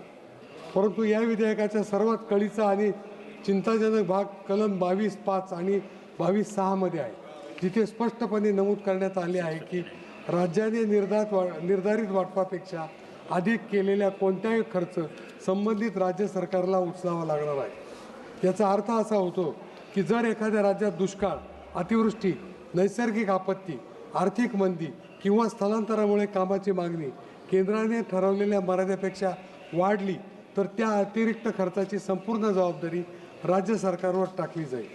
ही तरतूद रोजगार हमीच्या मूळ संकल्पनेलाच हरताळ फासणारी आहे। आर्थिक जोखीम राज्यावर ढकलल्यामुळे अनेक राज्ये वाढीव मागणी पूर्ण करण्याऐवजी कामाचे प्रमाण कृत्रिमरित्या मर्यादित ठेवण्यास भाग पडतील आणि त्याचा थेट फटका ग्रामीण कुटुंबांना बसेल। या व्यतिरिक्त जर पात्र अर्जदाराला 15 दिवसात काम मिळाले नाही तर बेरोजगारी भत्ता तसेच वेतन विलंबाची नुकसान भरपाई देण्याची जबाबदारीही पूर्णतः राज्य सरकारवर टाकण्यात आलेली आहे। हे विशेष अन्यायकारक आहे, कारण अनेक वेळा विलंबाचे कारण केंद्राने विकसित केलेल्या डिजिटल प्रणालीतील तांत्रिक त्रुटी असू शकतात।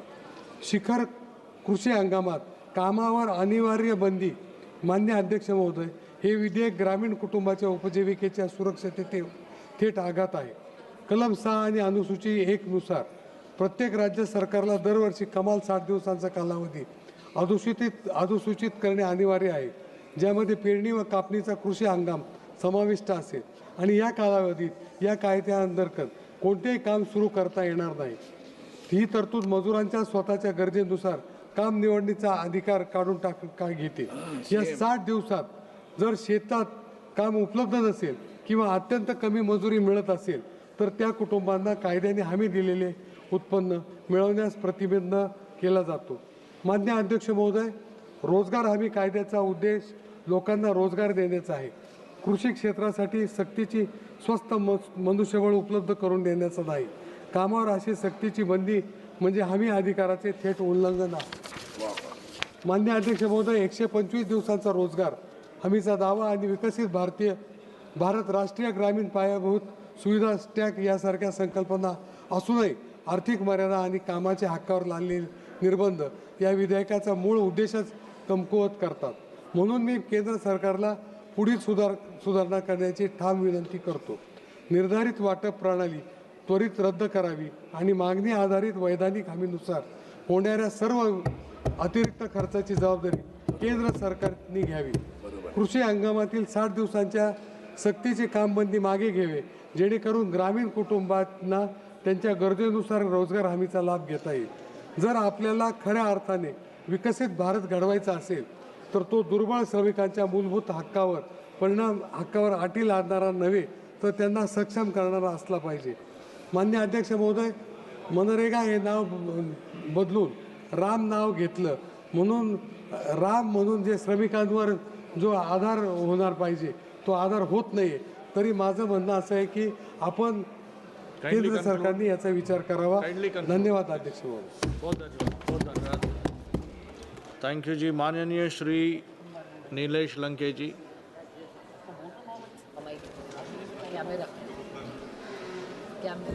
अध्यक्ष महोदय, मी आपले आणि माझ्या पक्षाच्या नेत्या आदरणीय सुप्रियाताईंचे धन्यवाद देतो की मला विकसित भारत जी रामजी विधेयक 2025 वर बोलण्याची संधी दिली। अध्यक्ष महोदय, मी आज या सभागृहात विकसित भारत जी रामजी हे विधेयक 2025 वर माझ्या राष्ट्रवादी काँग्रेस पार्टी आदरणीय शरदचंद्रजी पवार पक्षाच्या वतीने विचार मांडण्यासाठी उभा आहे। अध्यक्ष महोदय, या विधेयकाचे नाव वाचल्यानंतर एक गोष्ट प्रकर्षाने जाणवती की या सरकारला कामापेक्षा नावाचे राजकारण करण्यामध्ये अधिक रस आहे. अध्यक्ष महोदय, UP सरकारच्या काळात जेव्हा ही योजना सुरू झाली तेव्हा तिला महात्मा गांधी राष्ट्रीय ग्रामीण रोजगार हमी योजना असे नाव देण्यात आले होते. महात्मा गांधींचे नाव या योजनेला देण्यामागे एक विचार होता, खेड्याकडे चला आणि ग्रामीण भागाचा विकास. पण आज हे सरकार केवळ राजकीय हेतूने प्रेरित होऊन राष्ट्रपित्यांचे नाव या योजनेवरून पुसून टाकण्याचा प्रयत्न करत आहे आणि त्याला जी रामजी असे नाव देत आहे. अध्यक्ष महोदय, नावे बदलण्याने मजुरांचे नशीब बदलत नाही, तर त्यासाठी प्रामाणिकपणे अंमलबजावणी करणं गरजेचे असते. अध्यक्ष महोदय, या विधेयकात 125 दिवसांची फसवी घोषणा केली गेली आहे. महोदय, सरकार 125 दिवसांचे रोजगारांची भाषा करत आहे, पण वास्तव काय आहे? आज अनेक राज्यामध्ये मजुरांना वर्षाला 50 दिवसही काम मिळत नाही. जुन्या योजनेतील 100 दिवसांचे काम 11 वर्ष पूर्ण देऊ न शकणारे हे सरकार 125 दिवसांचे आश्वासन कोणाला देत आहे? ही केवळ निवडणुकांचा इव्हेंट करण्याची तयारी आहे. अध्यक्ष महोदय, हे बिल रोजगार देण्यासाठी आहे की लोकशाही दिशाभूल करण्यासाठी? देश आज अमृत काळात आहे असे सांगितले जाते, पण वास्तव असे आहे की देशातील युवक बेरोजगार आहे. ग्रामीण भागात काम नाही, शहरात महागाई वाढत आहे आणि असंघटित कामगार जगण्यासाठी झगडत आहे. देशातील युवक बेरोजगार आहे, ग्रामीण भागात काम नाही, शहरात महागाई वाढत आहे आणि असंघटित कामगार जगण्यासाठी झगडत आहे. अध्यक्ष महोदय, या बिलामध्ये कुठेही रोजगारांची कायदेशीर हमी दिलेली नाही. मग सरकार काय सांगत आहे? मिशन राबवू, प्रोत्साहन देऊ, संभाव्यता निर्माण करू, पण युवकांना संभाव्यता नकोत, नोकऱ्या हव्या आहेत. जोपर्यंत कायदेशीर हमी नाही तोपर्यंत हे बिल केवळ घोषणांचा ढीग आहे. अध्यक्ष महोदय, निधीशिवाय मिशन म्हणजे थट्टा.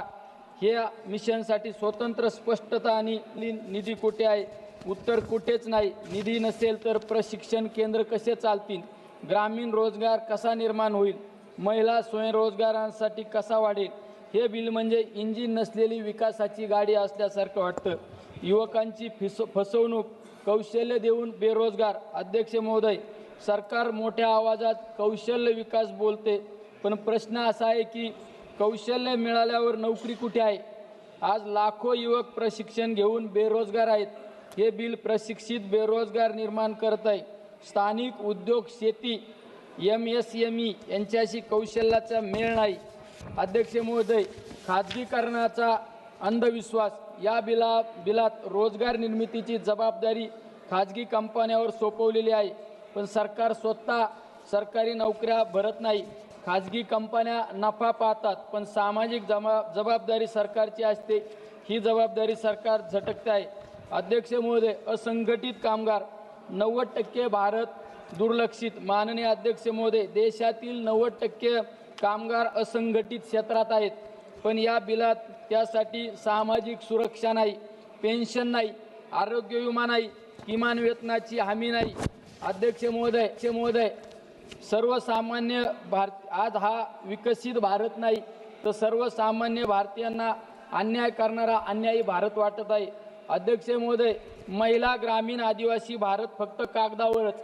महिलांना रोजगार नाही, ग्रामीण युवकांना संधी नाही, आदिवासी भागांचा विकास नाही. हे सगळे शब्द आहेत, फक्त ठोस कृती नाही. स्वयंसहायता गट, शेतमजूर, स्थलांतरित कामगार हे सगळे या बिलात अपेक्षित आहे. अध्यक्ष महोदय, या राज्य सरकारचा दुय्यम वागणूक. रोजगाराची समस्या स्थानिक असते, पण राज्य सरकारना अधिकार नाहीत. हे सगळे निर्णय केंद्रात घेतले जात आहे. हे संघराज्य व्यवस्थेवर आघात आहे. एकच मिनिट राहिला. अध्यक्ष महोदय, आमचा स्पष्ट आणि ठाम मागण्या. माननीय अध्यक्ष महोदय, जर सरकार खरोखर गंभीर असेल तर प्रत्येक कुटुंबासाठी रोजगाराची कायदेशीर हमी द्या. मिशनसाठी स्वतंत्र, पुरेशा आणि कायमस्वरूपी निधी द्या. कौशल्य प्रशिक्षण थेट रोजगाराशी जोडा. सरकारी नोकऱ्या तात्काळ भरा. असंघटित कामगारांना पूर्ण सामाजिक सुरक्षा द्या. राज्य सरकारांना अधिकार द्या. जोपर्यंत या मागण्या होत नाही तोपर्यंत हे बिल आम्हाला मान्य नाही. भारतीय जनतेला कसा भारत हवाय, विकसित भारत हवाय, पण बेरोजगार, उपेक्षित, असुरक्षित नको. धन्यवाद. जय शिवराय. आज या पवित्र सभागृहात केंद्रीय आणि शेतकरी कल्याण आणि ग्रामीण विकास मंत्री श्री शिवराज सिंह चौहान जी द्वारे मांडण्यात आलेल्या विकसित भारत रोजगार आणि आजीविका मिशन गॅरंटी विधेयक 2025 म्हणजे जी रामजी विधेयकावर माझे विचार मांडण्यासाठी मी उभा आहे. माझ्या शिवसेना पक्षाच्या वतीनं मी या ऐतिहासिक विधेयकाचे पूर्ण समर्थन करतो. अध्यक्ष महोदय, ग्रामीण भारताचा विकास हाच विकसित भारत 2047च्या स्वप्नाचा कणा आहे. या विधेयकाद्वारे आपण केवळ रोजगाराची हमी देत नाही आहोत, तर ग्रामीण अर्थव्यवस्थेचा चेहरामोहरा बदलण्यासाठी एक भक्कम कायदेशीर चौकट उभी करीत आहोत. अध्यक्ष महोदय, या निमित्ताने मला रोजगार हमी योजनेची आठवण करून द्यायची आहे. त्या काळात योजना नक्कीच होती, पण तिला मर्यादा होत्या. अध्यक्ष महोदय, काँग्रेसच्या काळात रोजगाराची मर्यादा केवळ 100 दिवसांची होती. आमचे NDA सरकार आता ही मर्यादा वाढवून 125 दिवसांची कायदेशीर हमी देत आहे.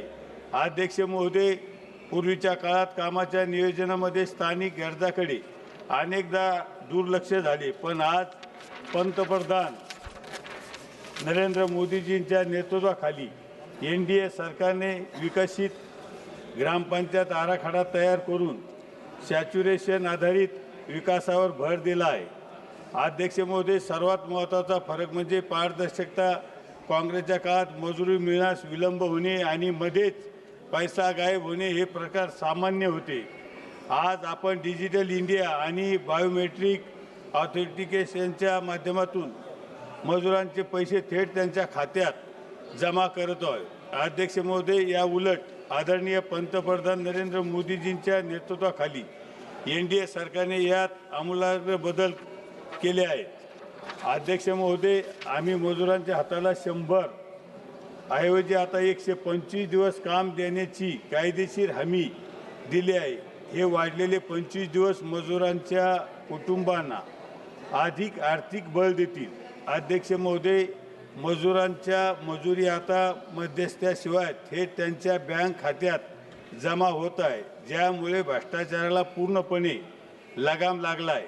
अध्यक्ष महोदय, NDAच्या इतर योजनांचा लाभ सुद्धा आज देशातील प्रत्येक मजुराला फक्त रोजगारच मिळत नाही, तर प्रधानमंत्री आवास योजनेतून हक्काचे घर, स्वच्छ भारतमधून शौचालय, आयुष्यमान भारतमधून आरोग्य विमा आणि उज्ज्वला योजनेतून गॅस जोडणी मिळत आहे. NDA सरकारच्या या सर्व योजनेच्या केंद्रस्थानी देशाचा मजूर आहे. अध्यक्ष महोदय, मी जेव्हा महाराष्ट्र सरकारमध्ये रोजगार हमी योजना आणि फलोत्पादन मंत्री म्हणून काम करत होतो, तेव्हा मी फलोत्पादन आणि मनरेगाची सांगड घालून शेतकऱ्यांच्या बांधावर फळबाग लागवड मोठ्या प्रमाणावर केली होती. आज हे नवीन विधेयक देखील अशाच प्रकारे कन्व्हर्जेशन म्हणजेच विविध विभागांच्या एकत्रीकरणावर भर देत आहे, ज्याचा फायदा प्रत्यक्ष शेतकऱ्यांना आणि मजुरांना होईल. अध्यक्ष महोदय, विधेयकातील क्रांतिकारी बदल आणि भविष्यातील फायदे याबद्दल मी सांगू इच्छितो की वाढलेले 25 दिवस ग्रामीण कुटुंबाची क्रयशक्ती वाढवतील आणि गरिबी निर्मूलनास मदत करतील. अध्यक्ष महोदय, पेरणी आणि कापणीच्या काळात 60 दिवस ही कामे बंद ठेवण्याची सोय राज्यांनी दिली आहे. यामुळे शेतीला मजूर मिळतील आणि कृषी विकासाचा वेग कायम राहील. अध्यक्ष महोदय, प्रत्येक गावाचा विकास आराखडा PM गतिशक्तीशी जोडला जाणार आहे, ज्यामुळे आधुनिक पायाभूत सुविधांची निर्मिती होईल. आणि या विधेयकात जल सुरक्षेसाठी विशेष कामे आणि हवामान बदलाच्या परिणामांना सामोरे जाण्यासाठी विशेष तरतूद करण्यात आली आहे. अध्यक्ष महोदय, मी काही महत्त्वाचे सुझाव ह्या विधेयकाच्या माध्यमातून केंद्र सरकारला देऊ इच्छितो. अध्यक्ष महोदय, माझ्या छत्रपती संभाजी नगर मतदारसंघात आणि मराठवाड्यातील दुष्काळी परिस्थिती पाहता जलसंधारणाच्या कामांना 70% जास्त निधी आणि प्राधान्य मिळावे. अध्यक्ष महोदय, केवळ अकुशल कामे न देता ग्रामीण तरुणांना कौशल्य प्रशिक्षण देऊन त्यांना स्किल्ड श्रेणीत आणण्यासाठी अधिक तरतूद असावी. आणि अध्यक्ष महोदय, महिला, दिव्यांग आणि वृद्ध व्यक्तीसाठी त्यांच्या शारीरिक क्षमतेनुसार कामाचे स्वरूप आणि मजुराचे दर असावेत, जेणेकरून त्यांचा सहभाग वाढेल. अध्यक्ष महोदय, योजनेअंतर्गत हाती घेण्यात येणाऱ्या जवळपास 270 कामाच्या यादीपैकी काही कामे स्थानिक पातळीवर आवश्यक असताना देखील हाती घेण्यासाठी देण्यात आलेली नाही. यासाठी सविस्तर प्रस्ताव तयार करून केंद्र शासनाने सादर केल्यानंतर त्यावर यथावकाश निर्णय घेण्यात येतो. त्यामुळे राज्यामध्ये महत्त्वाची वाटणारी कामे देखील घेण्यासाठी या योजनेमुळे मर्यादा येत आहेत. जसे की वन्य जनावरांपासून शेतकऱ्यांच्या शेतीस होणारे नुकसान टाळण्यासाठी काटेरी कुंपण, तारेचं कुंपण आवश्यक असताना देखील हे काम हाती घेण्यासाठी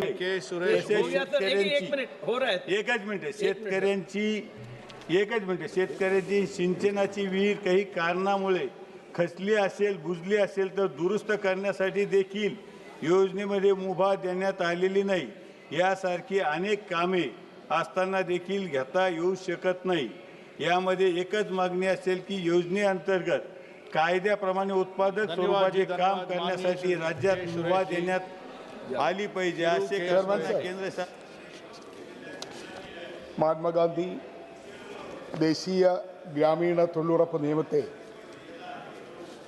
മാറ്റിസ്ഥാപിക്കാനായി അവതരിപ്പിച്ചിരിക്കുന്ന Viksit Bharat guarantee for Rozgar and Ajeevika mission Gramin bill 2025 നമ്മുടെ രാജ്യത്തിൻ്റെ സാമ്പത്തിക യാഥാർത്ഥ്യങ്ങളെയും ധനകാര്യ പരിമിതികളെയും പൂർണ്ണമായി അവഗണിക്കുന്ന ഒരു അപകടകരമായ നീക്കമാണ് ഈ മാറ്റം.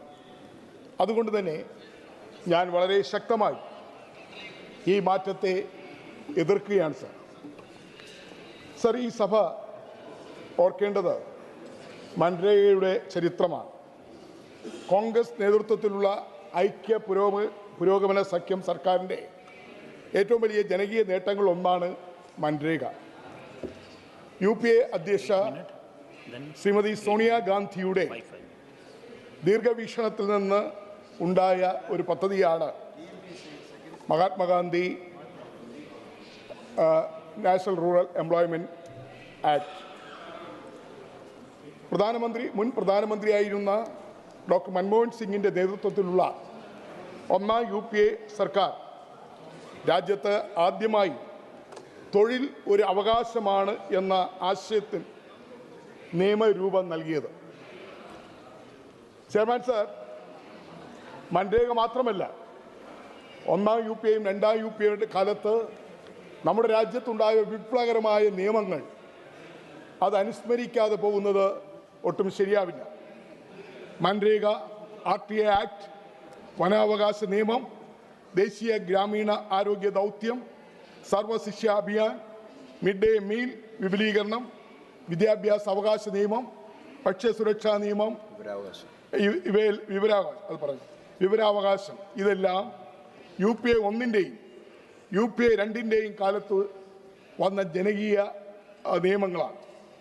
മനുഷ്യകേന്ദ്രീകൃതമായ വികസന മാതൃകയുടെ അടയാളങ്ങളാണ് ഈ നിയമങ്ങളെല്ലാം തന്നെ.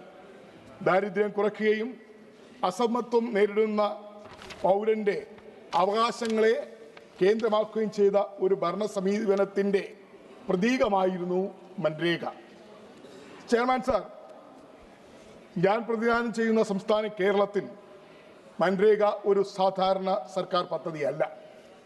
ഗ്രാമീണ സമ്പദ് വ്യവസ്ഥയുടെ ധനകാര്യ ജീവരേഖയാണ് മൻരേഗ. കേരള സംസ്ഥാനത്ത് 40 ലക്ഷത്തിലേയും കുടുംബങ്ങൾ രജിസ്റ്റർ ചെയ്തിട്ടുണ്ട്. പ്രതിവർഷം 10 മുതൽ 12 ലക്ഷം കുടുംബങ്ങൾ സജീവമായി തൊഴിൽ നേടുന്നുവെന്നും ഔദ്യോഗിക കണക്കുകൾ സൂചിപ്പിക്കുകയാണ്. 2024-25 സാമ്പത്തിക വർഷത്തിൽ മാത്രം കേരളത്തിൽ 5.5 കോടിയിലധികം തൊഴിൽ ദിനങ്ങൾ മൻരേഗ വഴി സൃഷ്ടിക്കപ്പെട്ടു. ഇതിൻ്റെ വേതന ചെലവ് ഏകദേശം 1600 മുതൽ 1800 കോടി രൂപ വരെയാണ്.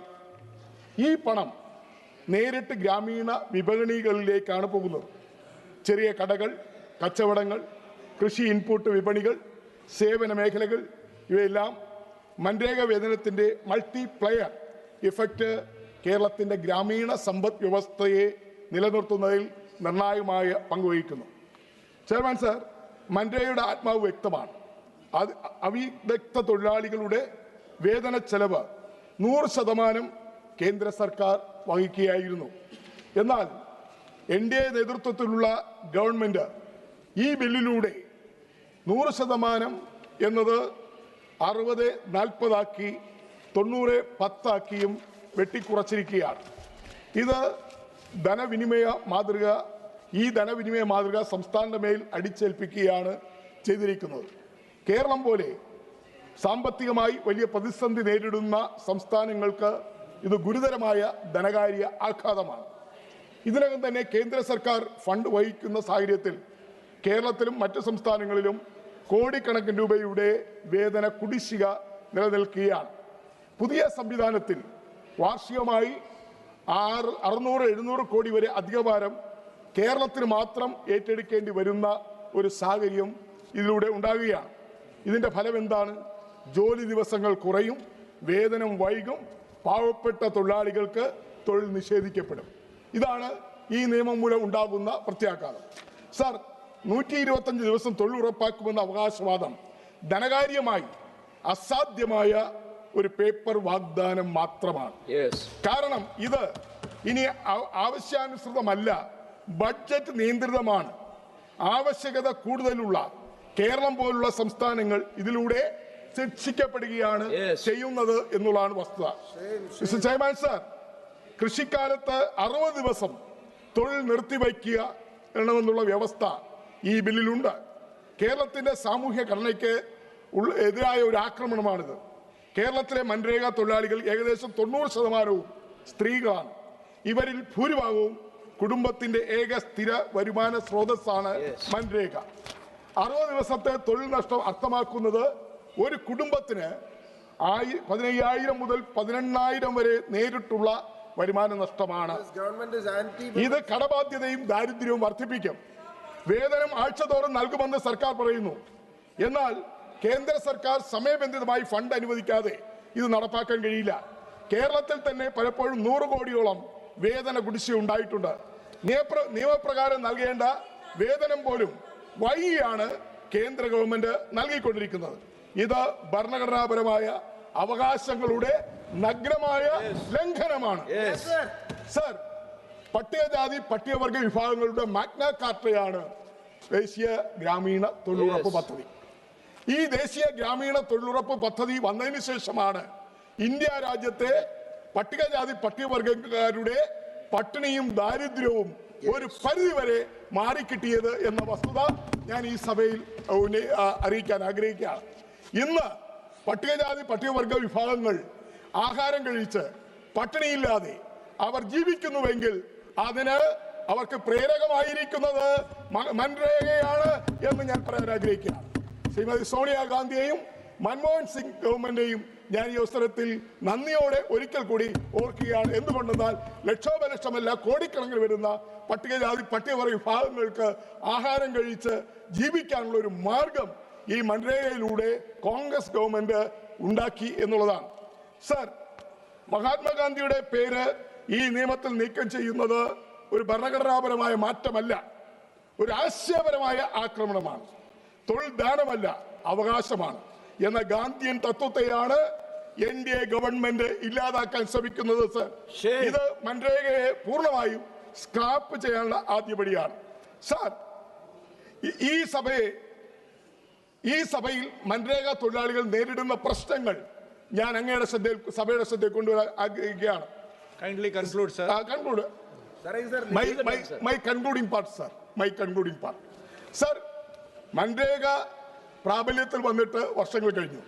പക്ഷേ ഗവൺമെന്റ് ഇതുവരെയും മൻരേഗ തൊഴിലാളികളെ സംരക്ഷിക്കുന്നതിന് വേണ്ടിയുള്ള ഒരു നടപടികൾ സ്വീകരിച്ചിട്ടില്ല.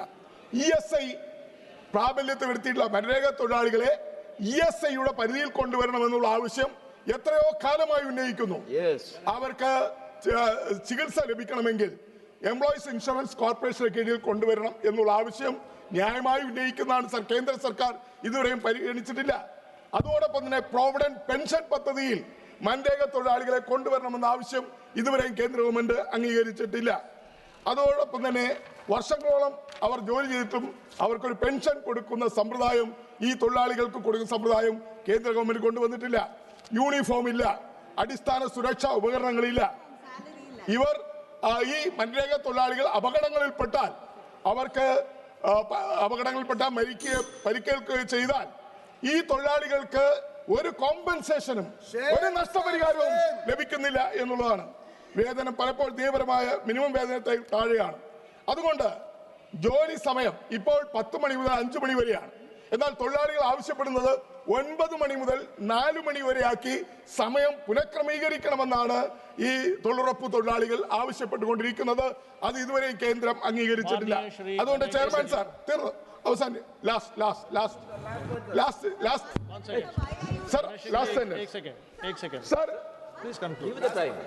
ഈ സഭ, ബഹുമാനപ്പെട്ട ഈ സഭ, ഈ ബിൽ ഇപ്പോഴത്തെ രീതിയിൽ അംഗീകരിക്കാൻ പാടില്ല. മൻരേഗയെ ദുർബലപ്പെടുത്തുകയല്ല, ധനകാര്യമായും സാമൂഹ്യമായും ശക്തിപ്പെടുത്തുകയാണ് വേണ്ടത്. അതുകൊണ്ട് ഞങ്ങളുടെ ആവശ്യങ്ങൾ വ്യക്തമാണ്. അതായത് ഈ വിദഗ്ധ തൊഴിലാളികളുടെ വേതന ചെലവ് പൂർണ്ണമായും കേന്ദ്രം വഹിക്കണം. ആവശ്യാനുസൃതമായ തൊഴിൽ ഉറപ്പാക്കണം. അതുപോലെ തന്നെ സമയബന്ധിതമായ വേതനവും നിയമപരമായ നഷ്ടപരിഹാരവും നൽകണം. ESI, EPF തുടങ്ങിയ സാമൂഹ്യ സുരക്ഷാ പദ്ധതികൾ തൊഴിലാളികൾ ഉൾപ്പെടുത്തണം. ഈ ആവശ്യങ്ങളാണ് എനിക്ക് ഈ നിയമത്തിന്റെ ചർച്ചയിൽ പങ്കെടുക്കുമ്പോൾ, ഈ ബില്ലിന്റെ ചർച്ചയിൽ പങ്കെടുക്കുമ്പോൾ ഉന്നയിക്കാനുള്ളത്. ബഹുമാനപ്പെട്ട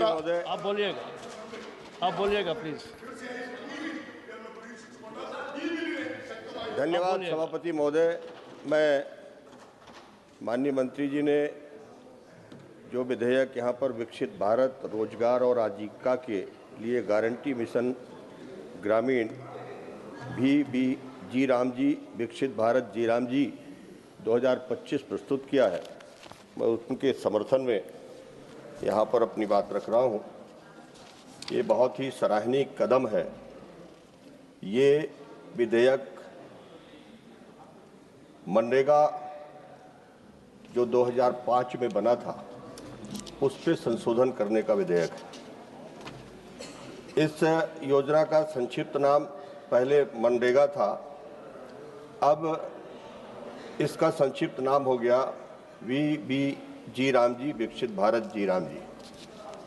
कांग्रेस के मित्र इसमें कड़ी आपत्ति कर रहे हैं, लेकिन जब 2005 में UPF फर्स्ट ने जब ये मनरेगा का कानून बनाया था उस समय पर भी मैं था,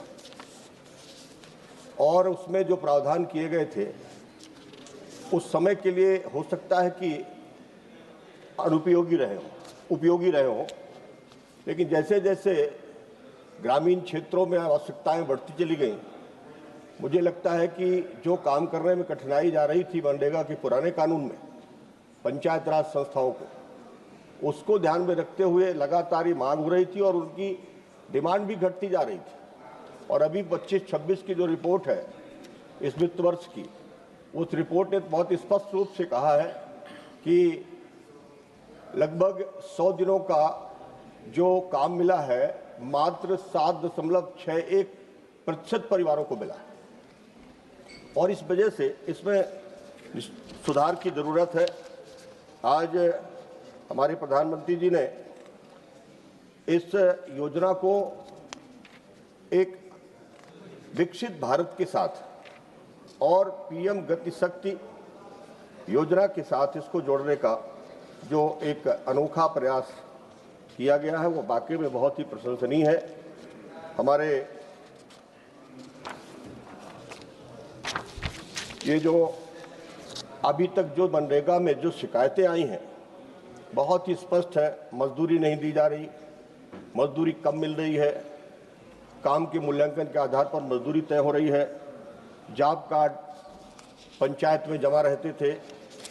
भ्रष्टाचार की गंभीर शिकायतें आती थी। कई ऐसी पंचायतें जो सरपंच हमारे ईमानदारी से काम करते थे, वो भी कहीं न कहीं कानूनी अड़चन में फंस करके उनके खिलाफ तमाम सारी जांचें शुरू हुई और धीरे धीरे मजदूरों की रुचि मनरेगा के कामों से घटती चली गई। किसानों को जो खेती का जब समय आता था तो मजदूर नहीं मिलते थे, तो खेती प्रभावित हो रही है और कहीं न कहीं किसानों की अर्थव्यवस्था पर सीधा असर उसका हो रहा था। गांव में जो पुरानी जलाशय और संरचनाएं थी वो अनुपयोगी होती चली गई। स्वच्छता पूरे देश में जिस तरह से स्वच्छता अभियान माननीय प्रधानमंत्री जी ने जो शुरू किया तो एक जन आंदोलन बना, लेकिन ग्राम पंचायतों में अक्सर देखा गया कि कचरे के ढेर लगे हुए। ऐसी स्थिति में मनरेगा के बनाए हुए पुराने कानून में बदलाव की जरूरत थी। इस संशोधन में विकसित भारत पीएम गति शक्ति के अनुरूप कार्यों का चयन किया जाएगा और ऐसा इसमें प्रावधान किया गया है। इसमें जो सबसे भी हमारे जो साथी लोग बोल रहे थे कि मनरेगा की वास्तविक रूप से बदलाव का कारण क्या है, इसमें जो धारा 4 है इस प्रावधान में 4 ऐसे महत्वपूर्ण कंपोनेंट है जिनमें अब पंचायतों के अंदर काम होगा, जिससे ग्रामीण जीवन भी बेहतर होगा और हम रोजगार की गारंटी भी बेहतर तरीके से दे पाएंगे और नए रोजगार भी सृजित कर पाएंगे। पहली है जल सुरक्षा। जल संरक्षण संरचनाएं अब पंचायतों में बनना शुरू हो जाएगी। सिंचाई की क्षमता बढ़ेगी। भूजल का पुनर्भरण होगा। जो बारिश का पानी है अभी हम उसको रोक नहीं पाते, वो पानी वर्षा और नदी नालों के माध्यम से बह के चला गया। दूसरी जो सबसे महत्वपूर्ण बात इसमें जोड़ी जा रही है, मूल ग्रामीण अवसंरचना। जो हमारी ग्रामीण सड़कें हैं, बहुत सारी सड़कें प्रधानमंत्री ग्राम सड़क है, उसके अलावा भी गांव में सड़कों की जरूरत है, उनको अब इसके माध्यम से बनाने का काम होगा। सामुदायिक भवन जो अन्य गतिविधियों के लिए पंचायतों में आवश्यक होते हैं गांव में, वो भी बनेंगे। स्वच्छता बहुत ही महत्वपूर्ण एक विषय है। अब वो उस पर भी इसमें योजना में शामिल किया गया इस विधेयक में। ऊर्जा और डिजिटल सुविधाएं, जिस तरह से डिजिटल सेवाएं अब गांव-गांव में पहुंच रही हैं, उनका किस तरह से उपयोग लोग कर सके, कैसे हम योजनाओं के साथ उसको जोड़ने का काम कर सके, इस विधेयक में प्रावधान किया गया है। तीसरा है आजीविका अवसंरचना। अब एक तरफ हम रोजगार की गारंटी की बात कर रहे हैं, लेकिन हम उनकी आजीविका को कैसे आगे बढ़ा सकते हैं, इसीलिए कृषि प्रसंस्करण के काम अब इस विधेयक के माध्यम से अब पंचायतों में जरूर काम शुरू हो जाएंगे। पशुपालन का काम शुरू हो जाएगा। आज किसान परेशान है, किसानों की फसल खराब हो रही है हमारा पशुओं से, और उसके चलते वो लगातार कहते हैं कि साहब जो सक्षम किसान हो तो बाढ़ लगा लेते हैं, लेकिन जो गरीब और छोटे किसान है वो बहुत परेशान है। तो जब पशुपालन की तरफ अगर हमारा ध्यान जाएगा, जैसे इस पर प्रावधान किया गया है, तो स्वाभाविक रूप से इससे लोगों को फायदा मिलेगा। एसएचजी के आधार पर जो हमारी जो स्व सहायता समूह है, आज गांव-गांव में बहुत बड़ी संख्या में अच्छा काम कर रहे हैं, उनके उत्पादन को भी बढ़ाने के लिए, ताकि नए रोजगार सृजित हो सके और उनके पास आमदनी बढ़ सके, ये भी काम अब इसमें जोड़ा गया है। भंडारण एवं विपणन, आज बड़ी संख्या में हमारी सरकार एमएसपी के माध्यम से किसानों की उपज को खरीद रही है, और उसका जो भंडारण है और उसका विपणन है, ये अभी कोऑपरेटिव के हाथ में है। अगर ये मनरेगा में भी इसका प्रावधान हो जाएगा तो मुझे लगता है इसका सीधा लाभ गांव के लोगों को मिलेगा। चौथा है जलवायु एवं आपदा। जब कभी कोई आपदा आती है तो पुराने कानून में कोई ऐसा प्रावधान नहीं था कि हम लोगों की मदद कर सकें। अब बाढ़ एवं सूखा में हम उनकी मदद कर पाएंगे। हीट वेव आ जाए, गर्मी का समय आए, और उससे तमाम जिस तरह से जनहानि होती थी उसको भी बचाने का काम इसमें हम कर पाएंगे। प्राकृतिक संसाधन संरक्षण, बहुत सारी ऐसी नेचुरल हमारे पास चीज़ें हैं गाँव में, पंचायतों में, जिनका हम पूरी तरह से संरक्षण करने का काम कर सकते हैं। ये सभी कार्य पीएम गति शक्ति और जीआईएस से जुड़ेंगे, ये सबसे महत्वपूर्ण है। धारा 5 में प्रावधान किया गया है कि जो 100 दिनों की पहले के कानून में रोजगार देने की प्रावधान था, अब उसको बढ़ाकर 125 दिन किया गया है। अभी जो पूर्व के साथी हमारे विपक्ष से कह रहे थे कि वो तो खत्म किया जा रहा है, 100 से बढ़ाकर के 125 दिन कर दिया गया, ये तो बहुत बड़ी बात है। और उससे एक जरूर काम किया गया है कि किसानों की बुवाई के समय का जो समय है, 60 दिन का, उस 60 दिन में मनरेगा से जो ये आपने जो इस योजना के काम चलेंगे, उस योजना में उस समय पर उसको रोका जाएगा, ताकि किसानों को श्रमिकों की जरूरत जो पड़ती है उससे उनको आसानी से उपलब्ध हो जाए।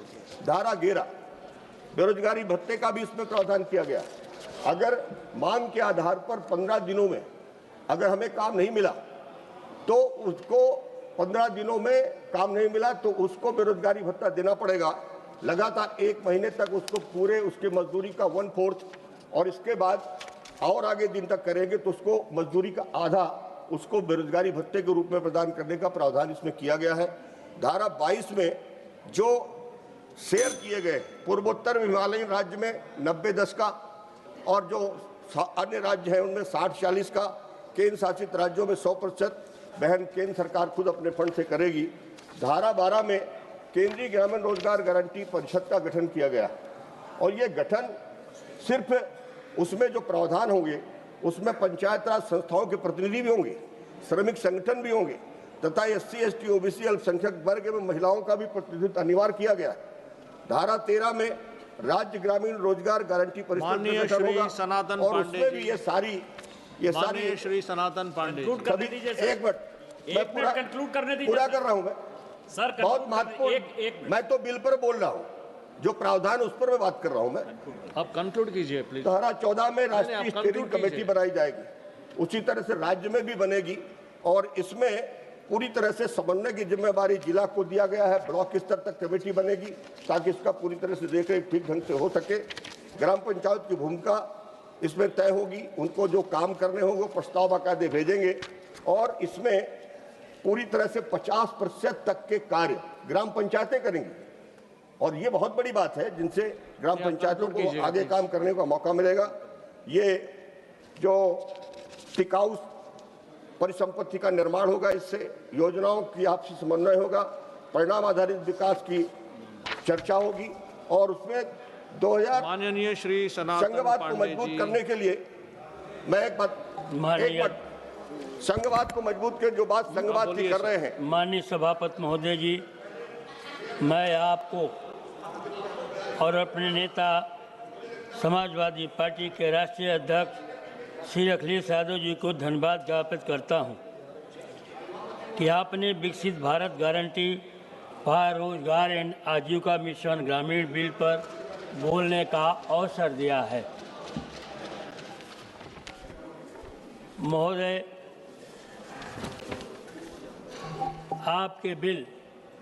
आपने जो बिल लेकर आया है, मैं खास तौर से उत्तर प्रदेश की चर्चा करूंगा। उत्तर प्रदेश में इस काम में 40,000 मनरेगा के कर्मी लगे हुए हैं। मनरेगा कर्मी कहते हैं उनको। वो उनका अटेंडेंस लेते हैं, उनकी रोज़ की हाजिरी लेते हैं, उनका आज तक मानदेय तय नहीं हुआ। ये पूरे देश भर में 4,50,000 की संख्या है। इस पर बिल में कोई चर्चा नहीं की गई है। इन्हें मानदेय कब मिलेगा, कितने दिन बाद मिलेगा, क्या मिलेगा, इस पर कोई चर्चा नहीं की गई है। दूसरी तरफ आपने इसका नाम बदला है। सबसे पहले नाम बदलने से भारत के गरीब मजदूरों का कल्याण नहीं होने वाला है। आप भारत के मजदूरों के प्रति, गरीबों के प्रति चिंतित होते तब मनरेगा नाम पर ही अपने योजनाओं को सुधार करके देश के जो है गरीबों का भला कर सकते थे।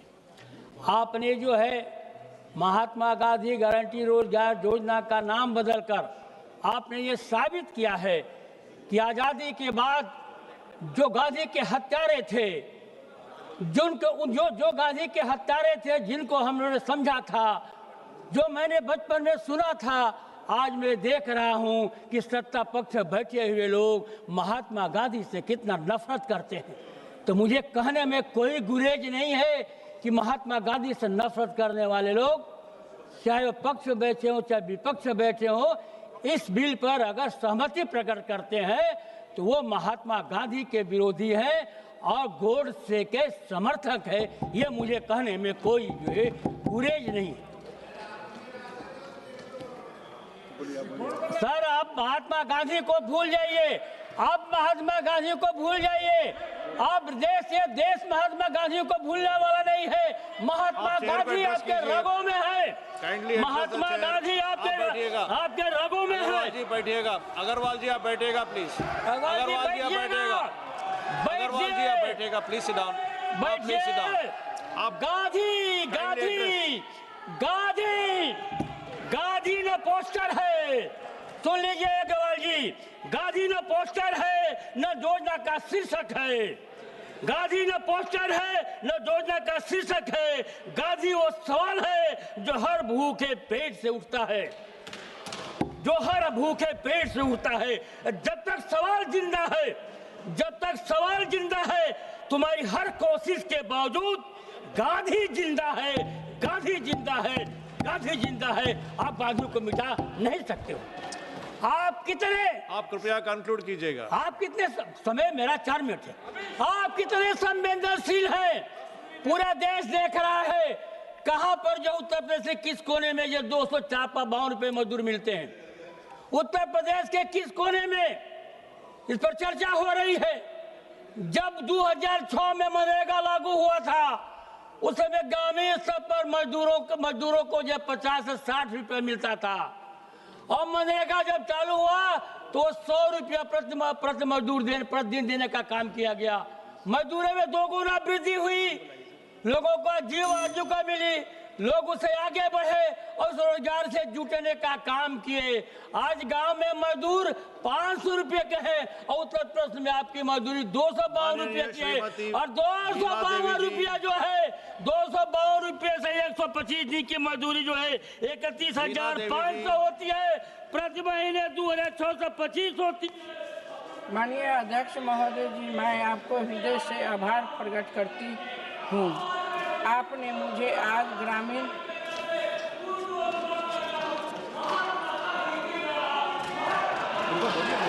आप मैडम बोलिए, मैडम आप बोलते रहिए। आदरणीय अध्यक्ष महोदय जी, आपको मैं हृदय से आभार प्रकट करती हूँ। आपने मुझे आज ग्रामीण भारत तकदीर बदलने वाली एक ऐतिहासिक और क्रांतिकारी विधेयक पर बोलने का अवसर दिया। मैं अपनी पार्टी लोक जनशक्ति पार्टी रामविलास की ओर से विकसित भारत गारंटी फ्रॉम रोजगार और आजीवन मिशन ग्रामीण विधेयक जो 2025 का मैं समर्थन करने के लिए खड़ी हुई हूँ। सबसे पहले मैं देश के यशस्वी प्रधानमंत्री श्री नरेंद्र मोदी जी को, माननीय ग्रामीण विकास मंत्री श्री शिवराज सिंह जी चौहान जी को बहुत बहुत बधाई देना चाहती हूँ। आज उन्होंने हम महात्मा गांधी जी के ग्राम स्वराज और राम राज्य के सपनों को सचमुच साकार करने की दिशा में एक बहुत बड़ा ऐतिहासिक कदम उठाया है। अध्यक्ष महोदय, हमें यही समझना होगा कि 2005 का भारत और नहीं है, आज 2025 का भारत है। जब 20 साल पहले मनरेगा लाया गया था तब देश में क्या हालत अलग थी। उस समय गांव में न पक्की सड़क थी, न बिजली थी, न पानी थी, न और इंटरनेट की कोई सुविधा थी। उस समय गरीब का स्तर बहुत ऊंचा था। लेकिन आज 2025 प्रधानमंत्री श्री नरेंद्र मोदी जी के नेतृत्व में ग्रामीण भारत की तस्वीर पूरी तरह बदल चुकी है। ग्रामीण जो गरीब जनता है जो 25.7 घटकर हो गया है, 4.86 रह गई है। ये कोई मामूली उपलब्धि नहीं है। आज गांव में स्तर जो बिजली है, जो 24 घंटा बिजली रहती है, अंधेरे में डूबने रहने वाले गांव आज जगमगा रहे हैं। प्रधानमंत्री ग्रामीण सड़क योजना के तहत 2014 से अब तक लगभग 4 लाख किलोमीटर सड़क बनी है, जिसमें गांव का शहर की दूरी कम हुई है। जब जल जीवन मिशन के तहत 15 करोड़ से ज़्यादा ग्रामीण घरों में नल जल योजना चालू। मैडम कंक्लूड कीजिएगा।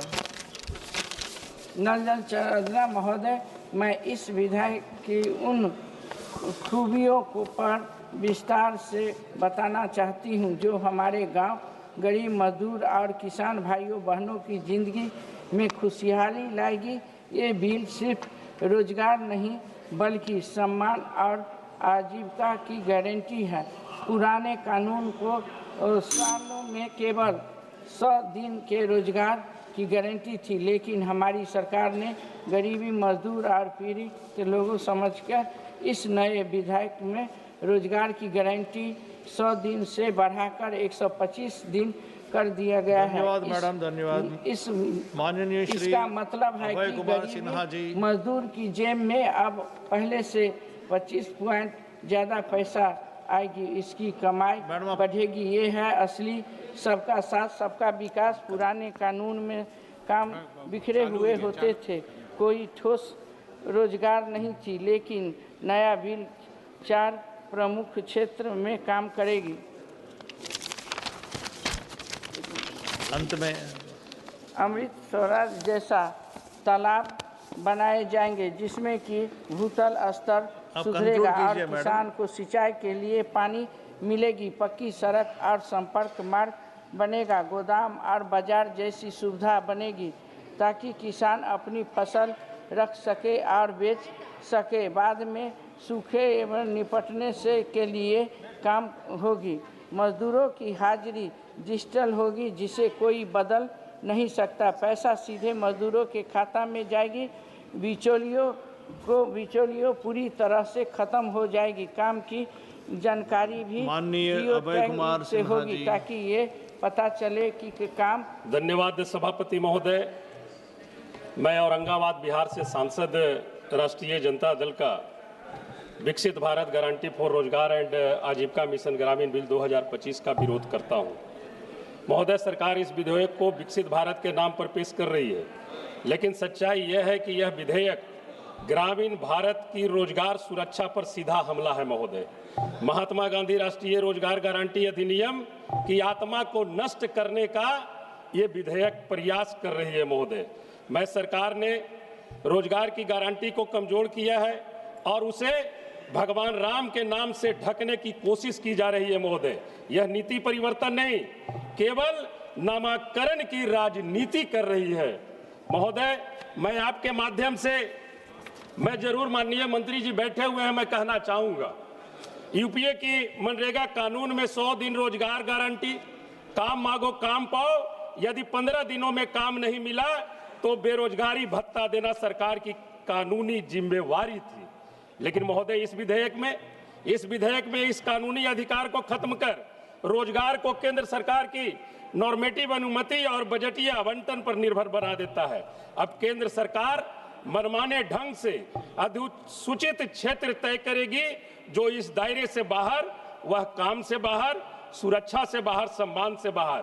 माननीय सभापति महोदय, इस विधेयक ने ग्राम सभाओं की ताकत छीनकर ग्रामीण रोजगार का निर्णय अब गांव नहीं दिल्ली तय करेगी। यह संघीय ढांचे और पंचायती राज व्यवस्था दोनों के खिलाफ है। महोदय, महात्मा गांधी जी के पंचायत स्वराज का सपना, उनका नाम हटाकर यह सरकार पूरा करना चाहती है। महोदय, मैं माननीय मंत्री महोदय जी से कहना चाहूंगा कि आपकी एनडीए गठबंधन की सरकार 2014 में आप आए थे। 2014 में क्या बोल के आए थे और 2014 से आज 2025 में उस अनुपात में आप महंगाई देख लीजिए, और उस अनुपात में आप महंगाई कर रहे हैं, तो कम से कम इस गरीब मजदूर का मानदेय तो उस अनुपात में आप बढ़ा देते। जो आप 252 रुपया उनका मानदेय है, उस मानदेय को तो कम से कम 400 कर करके आप प्रस्तुत करते। 365 दिन में आपने 125 दिन की इस विधेयक में गारंटी दिया है।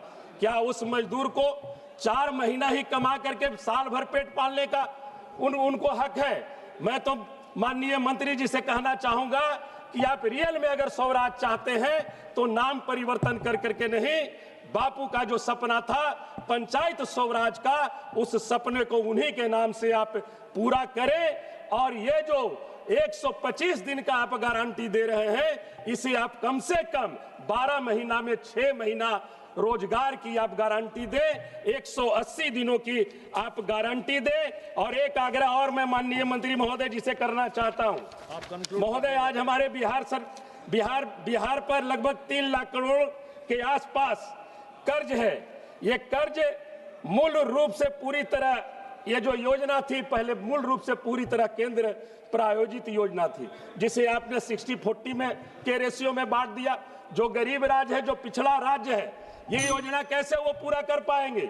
इसलिए रियल में आप चाहते हैं, आप मजदूरों के हक के लिए आप अगर इस विधेयक को लाए हैं तो इस 60-40 योजना को बंद करते हुए पूरी तरह से, जैसे पहले यूपीए सरकार में जो योजना का मापदंड था 90-10 का, उस रूप में आप इसे लागू करने का काम करें। यही मैं आपसे आग्रह करना चाहता हूं। और ये चीज अगर लागू नहीं होती है तो इसे आप समिति में भेजकर आप इसे पास कराएं। बहुत बहुत धन्यवाद। Thank you, sir. Sir, it was Gurudev Rabindranath Tagore who first used the term Mahatma to pay tribute to the father of our nation, Mohandas Karamchand Gandhi. What this government is doing in the title of this bill is insulting and humiliating two of India's greatest, Mahatma Gandhi ji and Gurudev Rabindranath Tagore. You have insulted Gandhi ji by erasing his name from the title of the bill. But I am not surprised at all, because you're the same people who hero worship the man who shot bullets in the sacred body of our father of the nation. You have made a habit of insulting great Indians. You insulted Kobi Guru by saying he was born in Shantiniketan. You insulted Pandit Ishwar Chandra Vidyasagar by destroying his statue. You insulted Raja Ram Mohan Roy just recently. You insulted Shahitya Samrat Bomkim Chandra Chattopadhyay by calling him Bomkim Da. তারপরেও আপনারা vote পাকি হয়ে বাংলায় vote চাইতে চলে আসেন। কার ভরসায়? রামজি জানে। Not only the greatest luminaries of our country, you have also insulted the scheme itself. In 2015, someone said on this floor of Lok Sabha about Manregas, and I quote, "Gadde khorne ka scheme," unquote. I would like to remind the Treasury benches, I'm sure they prefer not to remember it, but let me remind them who it was. It was none other than our Honorable Prime Minister of India, Sri Narendra Damodar Das Modi. He was the one who said, and I quote, "Gadde khorne ka scheme," unquote. You hate the poor. You hate the marginalized. You hate the weak. This is the true brand of your politics, and you hate the people of Bengal. When you could not defeat us politically in the last 6 elections, you deprived the funds which were genuinely owed to our state. Basically, you are anti-federal to the truest sense. Prior to the suspension of the fund releases in 2022, West Bengal was among the top performing states under Manrega, with approximately 1.37 crore rural households receiving employment. Since March 2022, you have not released funds to Bengal. 59 lakhs registered Manrega's workers in Bengal have been deprived of wage payments for over 3 years, directly impacting rural livelihoods and household income security. You owe us, no sir, I have 7 minutes. You owe us rupees 52,000 crore just on the Manrega account. If you do not want to listen to us, at least listen to the highest courts of the land. You have deprived people of their rightful wages. They have worked honestly. You have not paid them. It's inhuman. You owe Bengal a total of rupees 2 lakh crores. First to clear the Manrega dues, then talk about bills with new names and clauses. I must point out the funding pattern of this bill, sir. Earlier, the funding pattern was 90-10. 90% by the union government, 10% by the states. But now, you have changed it to where states will need to pay 40% of the funds. Doesn't matter for West Bengal. আপনারা আমাদের 100 দিনের যারা কাজ করেছেন তাদেরকে তাদের প্রাপ্য টাকা দেননি। আমাদের মাননীয় মুখ্যমন্ত্রী আমাদের পশ্চিমবঙ্গের রাজকোষ থেকে সেই টাকা মিটিয়ে দিয়েছেন। You have given a mandatory 60 days off period. You're forcing 60 days of forced unemployment on them. You have made a national level steering committee to determine how much employment will be given in which state. However, you have not included any representation from the states. Sir, I'll finish. When 3 out of 10 workers are not eligible for the Aadhaar payment system, why are you forcing a payment system which deprives workers? And most importantly, you could have increased the wages for the workers. You choose not to. This reveals your true intentions. Hence, you must send this bill to a parliamentary committee, as you have a terrible track record of passing bills without scrutiny. So we insist the bill be sent to a parliamentary committee. Earlier, 8 out of 10 bills would go for scrutiny. Now, sadly, only 2 out of 10 bills are scrutinized.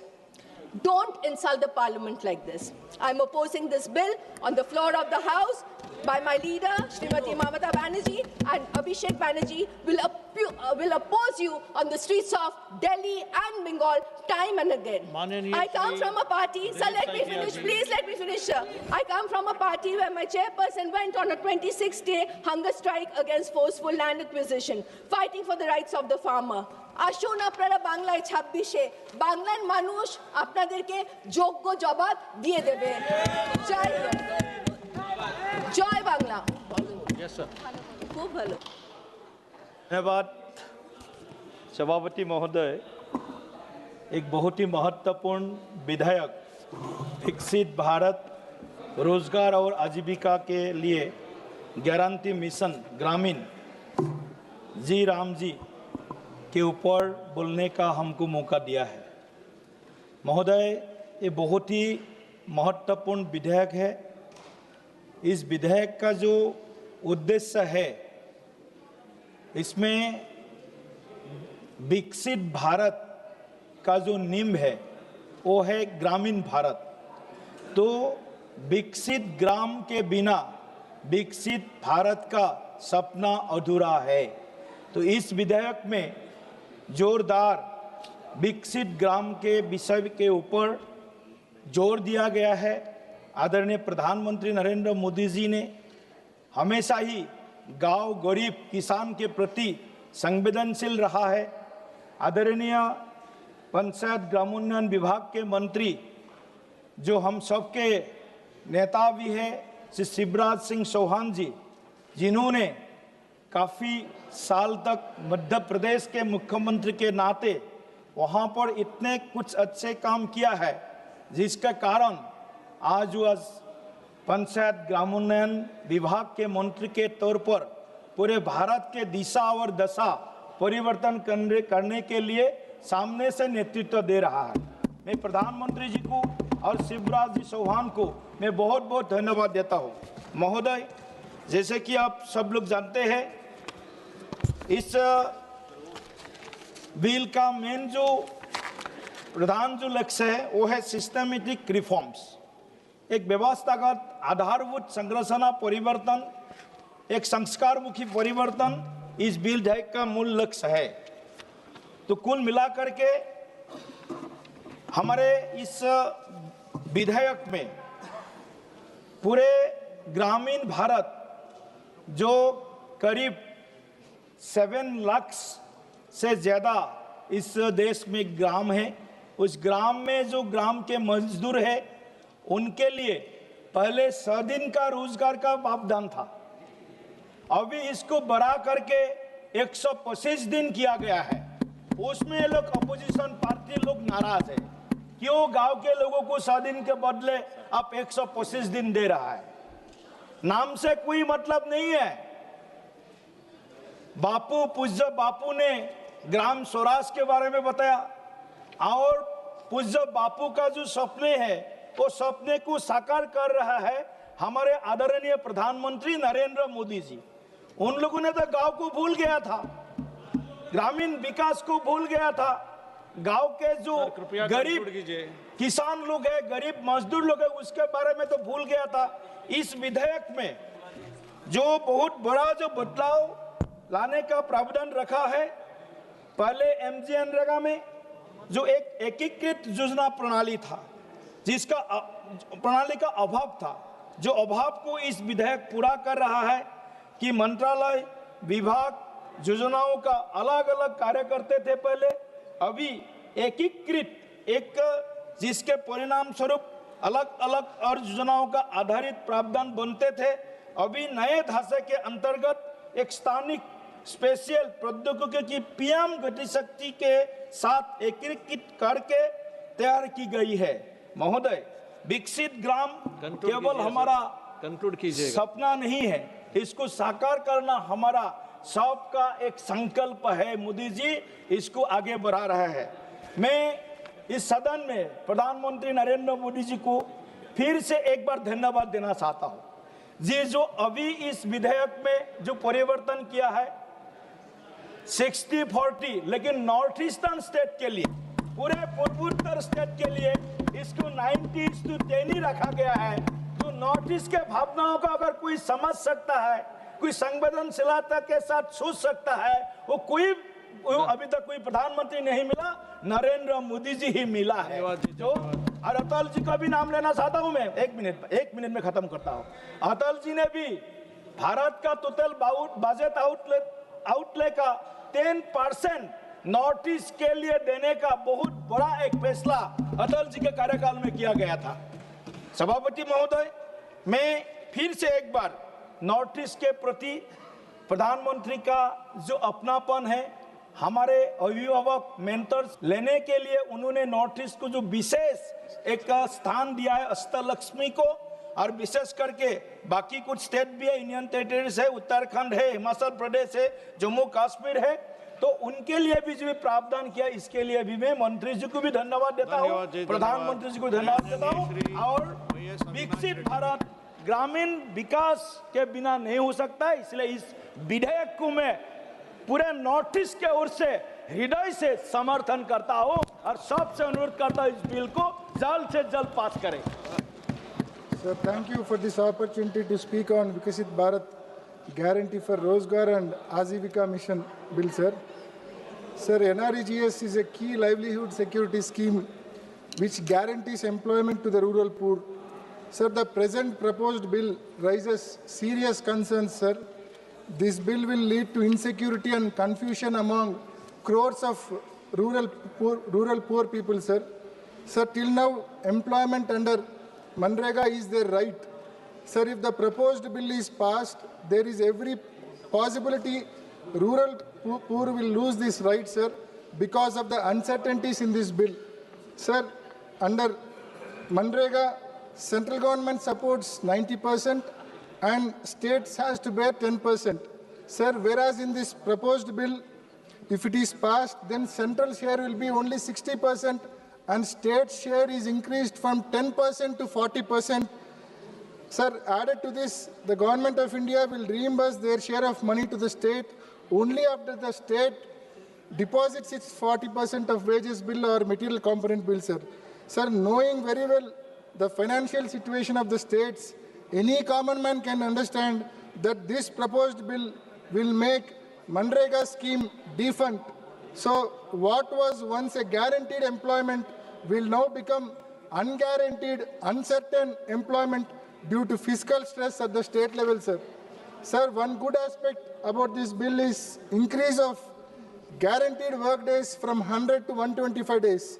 Sir, when it comes to reality, Government of India will be able to pay its 60% share of money.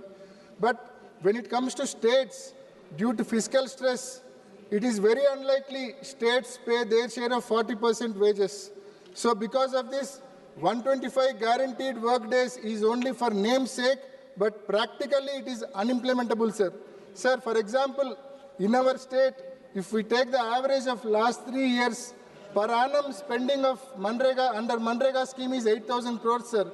Sir, 40% state has to bear means 3,200 crore rupees per annum state government has to bear, sir. Sir, is it possible for state government to bear that much amount, sir? Sir, practically impossible for state government to bear that much amount. Sir, due to the above mentioned reasons, I request the government to refer this bill to JPC or select committee so that a wider consultation with all the stakeholders including state governments, local bodies can be done, and necessary changes can be made to the proposed bill so that the right of the rural poor to the guaranteed employment is protected and strengthened, sir. Thank you.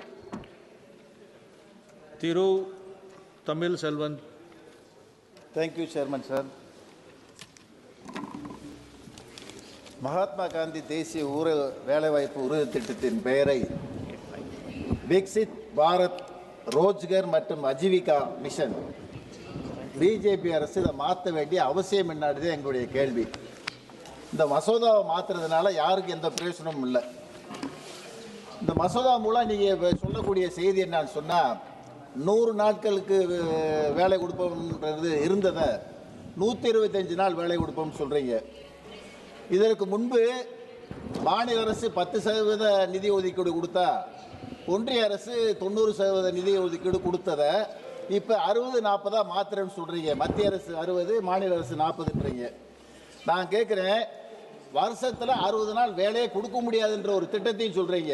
இந்த வேலை உறுதி வாய்ப்புன்றது எங்களுடைய குழு தலைவர் மாண்புமிகு Kanimozhi madam சொல்லும்போது அழகாக சொன்னாங்க. இந்த வேலைன்றது ஏழைகளுக்கு வருடம் முழுவதும் 100 நாளுக்கு மேலாக வேலை கொடுக்க வேண்டும் என்பதுதான் உறுதியான திட்டம், மகாத்மா காந்தியின் திட்டம், 100 நாள் வேலை. ஆனால் அந்த திட்டத்தையே நீங்கள் முடக்கிற நோக்கத்தில் பிஜேபி அரசு பாடுபட்டு இருக்கு. 2006 காங்கிரஸ் அரசு கொண்டு வந்த இந்த திட்டத்தை பிஜேபி அரசு ஆட்சிக்கு வந்து 11 வருஷத்துல காங்கிரஸ் கொண்டு வந்த திட்டத்தை பெயர் மாற்றி அந்த திட்டத்தை சீருழைப்பு செய்வதுதான் பிஜேபியுடைய திட்டம்.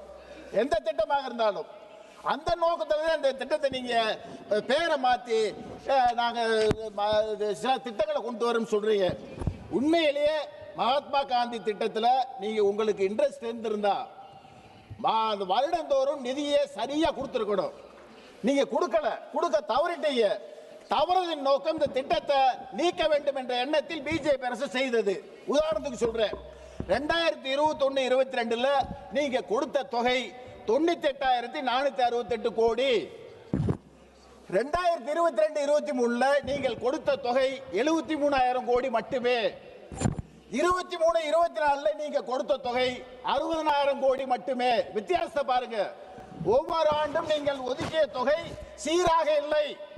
இந்த திட்டத்தை முடக்க வேண்டும் என்ற நேரத்தில் பிஜேபி அரசு செய்த சதி என்பதுதான் என்னுடைய வாதமாக வைக்கின்றேன். 100 நாள் வேலைன்றது நாங்கள்லாம் கிராமத்திலிருந்து வந்தவங்க.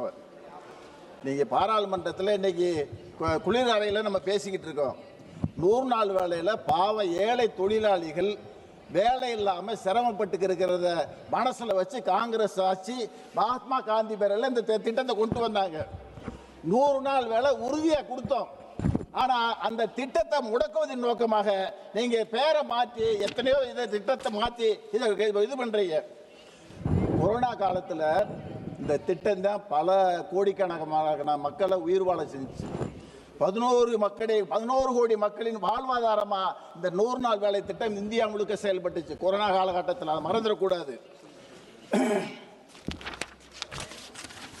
இடையில பிஜேபி அரசு 2 திட்டத்தை ஒரு என்னமோ சொன்னீங்க, பண மதிப்பிழப்பு செய்கிறோன்றீங்க, கருப்பு பணம் மீட்புன்றீங்க. நான் கேட்குறேன், பணத்தை 1000 ரூபா நோட்டை செல்லாதுன்றீங்க. பேங்கில் போய் எல்லா பணத்தையும் மாற்றணும். எவ்வளவு கருப்பு பணம் வந்துச்சுட்டு இது வரைக்கும் ஒன்றிய அரசு பிஜேபி அரசு சொல்லிச்சா? பதிலே இல்லை. ஆனால் சுவிஸ் வங்கியில் இருக்கிற பணத்தை நாங்கள் எடுத்து ஒவ்வொரு குடும்பத்துக்கும் அந்த கருப்பு பணத்தை எடுத்து ஒவ்வொரு குடும்பத்துக்கும் 15 லட்சம் ரூபாய் கொடுப்போம் பிஜேபி அரசாங்கம் தேர்தல் அறிக்கையில் சொல்லிச்சு. ஆட்சிக்கு வந்து 11 வருஷம் ஆச்சு. ஆண்டுக்கு 2 கோடி மக்களுக்கு வேலை கொடுப்போம்னு சொன்னீங்க. சுவிஸ் வங்கியில் பணத்தை எடுத்து 15 லட்சம் ரூபாய் மக்களுக்கு வரி வங்கி கணக்கில் போடுவோம். இது வரைக்கும் கொடுத்த பாடு இல்லை, ரிசல்ட்டும் இல்லை. ஏற்கனவே மோடி அரசு எங்க தமிழ்நாட்டுக்கு செஞ்ச துரோகத்தை நான் பட்டியலிடுறேன். ஜிஎஸ்டி மூலமா தமிழ்நாட்டுக்கு உரிய நிதியை கொடுக்கல, கல்வி நிதியை கொடுக்கல, பேரிடர் நிதியை கொடுக்கல, வளர்ச்சி நிதியை கொடுக்கல.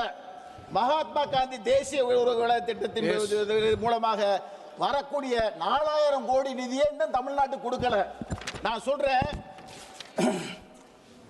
தமிழ்நாடு முதல்வர் தளபதி ஸ்டாலின் நாடாளுமன்ற தேர்தலின் போது தேர்தல் வாக்குறுதி கொடுத்தாரு. வணக்கம். இந்தியா கூட்டணி ஆட்சிக்கு வந்தால், ஒரே நிமிஷம், இந்தியா கூட்டணி ஆட்சிக்கு வந்தால் 100 நாள் வேலை 150 நாளாக உயர்த்தி தரப்படும், 400 ரூபாய் கூலி உயர்வு கிடைக்கும் என்ற செய்தியை சொன்னார். இந்தியா கூட்டணி வரவில்லை. ஆனால் பிஜேபி ஆட்சிக்கு வந்த பிறகு தங்கம் விலை காங்கிரஸ் ஆட்சி காலத்தில் வெறும் 20,000 ரூபாய் பவுன், இன்னைக்கு 1 லட்சம் ரூபாய். டீசல் விலையை குறைக்கல, பெட்ரோல் விலையை குறைக்கல. ஆனால் காங்கிரஸ் அரசு கொண்டு வந்த திட்டத்தை முடக்குவதன் மூலமாக ஒன்றிய அரசு பாராளுமன்ற மசோதாவை திமுக வன்மையாக எதிர்க்கிறேன். श्री अमराराम। माननीय सभापति महोदय, आपका धन्यवाद।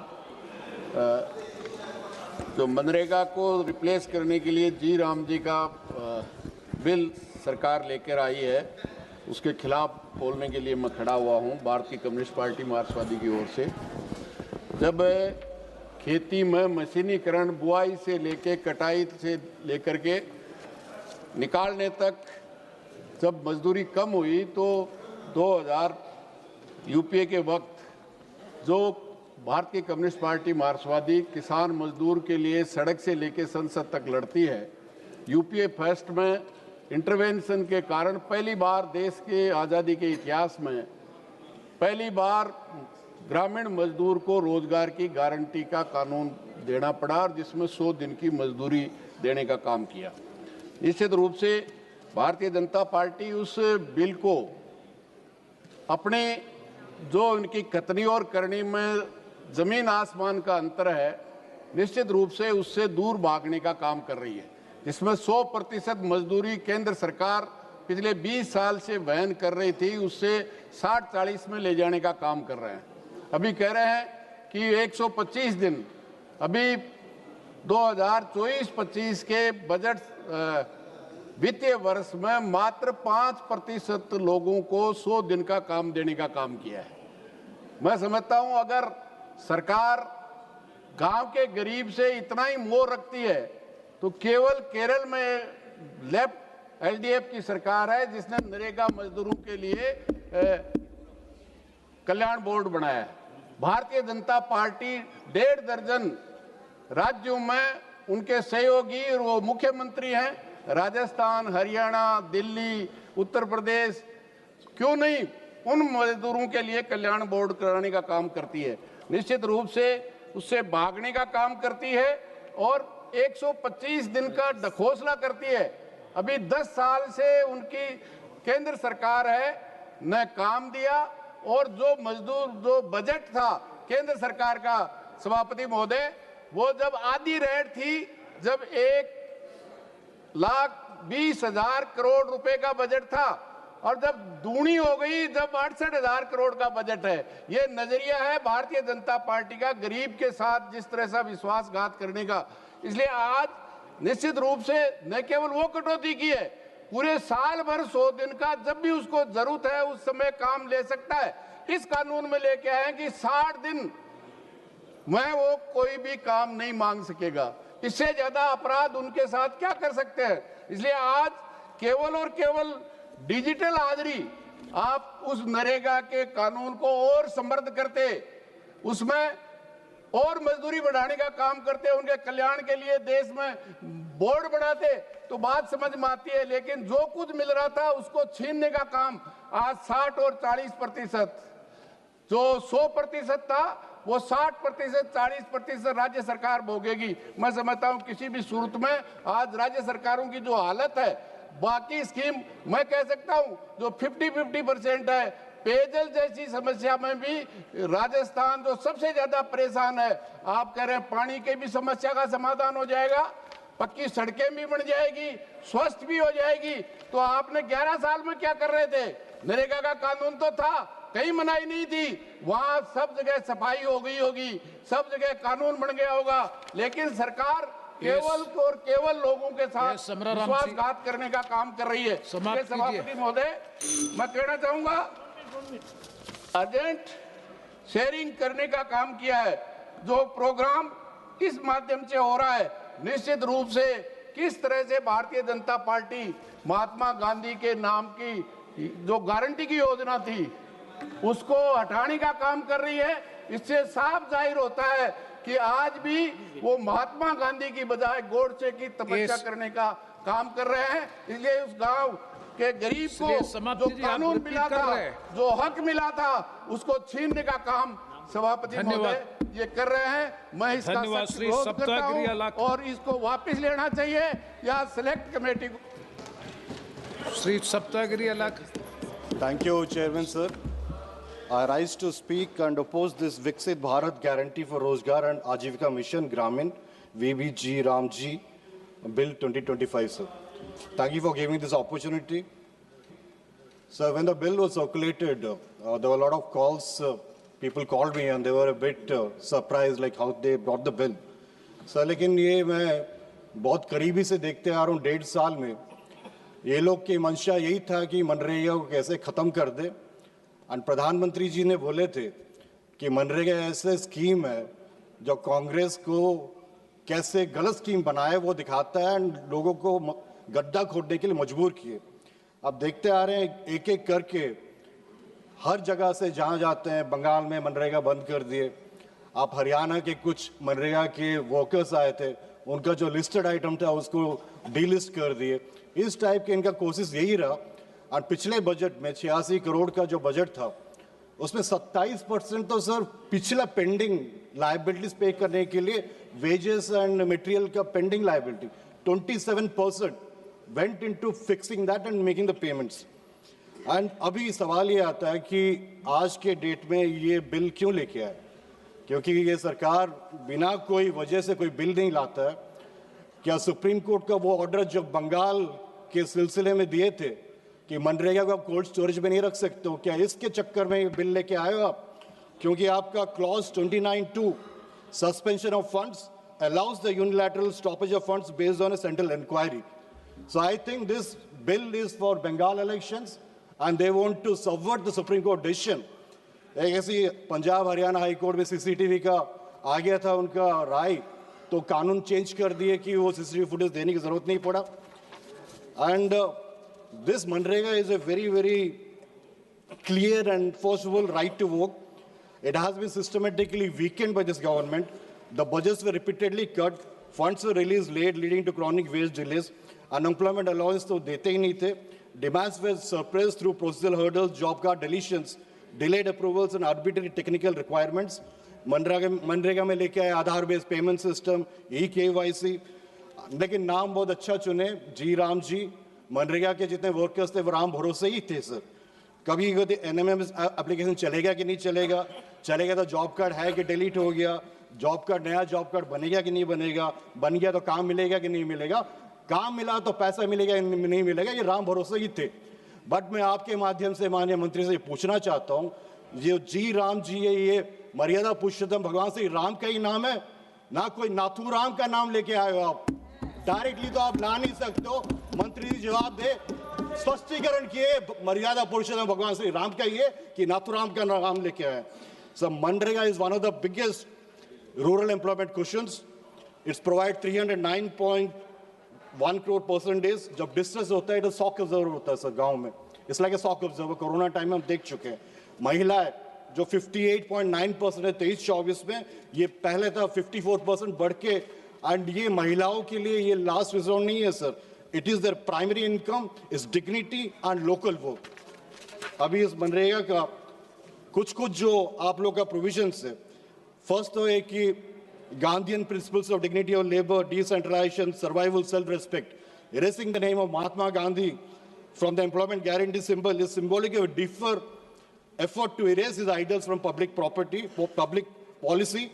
आप गांधी जी का जो आखिरी में हे राम ही बोले थे, आप उनका नाम हटा के राम लेके आए हो। इसमें सर क्लॉज 3 and 5 का मैं करता हूँ। Clause 3 and 5 the promise employment guarantees, but this so-called guarantee is contingent on notification, plans and allocation determined by the executive. Under Clause 4, rural works must first be identified and approved. Under Clause 5, employment is guaranteed only within those identified works. But under Clause 6, even identified works may be suspended by law. Therefore, if no work is identified or notified under Clause 4, no enforceable right arises under Clause 5 regardless of worker demand. So, दूसरी point है, clause 4 and 4.5 and 4.6, normative allocation, budget ceiling. Sir, I just started. Oh, please. I'll wrap up in 2-3 minutes. I just started. I'll finish in 2-3 minutes. But 5 minutes it's... 2 minutes I'll wrap up, sir. Sir, this normative allocation is very, very dangerous. Normative allocation ceiling, and ये लोग try कर चुके, experiment try कर चुके. Ministry of Expenditure, they said that they will have a 60% of cap on the Manrega demand. Manrega is right to work, right to job. Anyone demands work, they will get this job. But ये अभी जो normative allocation है, budget ceiling है, ये पश्चिम बंगाल पे पहले लागू करेंगे, फिर तेलंगाना में करेंगे, कर्नाटक में करेंगे, ऐसे चलता रहेगा. And the mandate says statutory suspension of work for 60 days. Yes, Ji, now please try to conclude. I'll complete. So one last point, and then I'll come to the conclusion. Please. It directly contradicts the principle of work for demand. It legally prohibits workers from seeking public employment during peak distress points.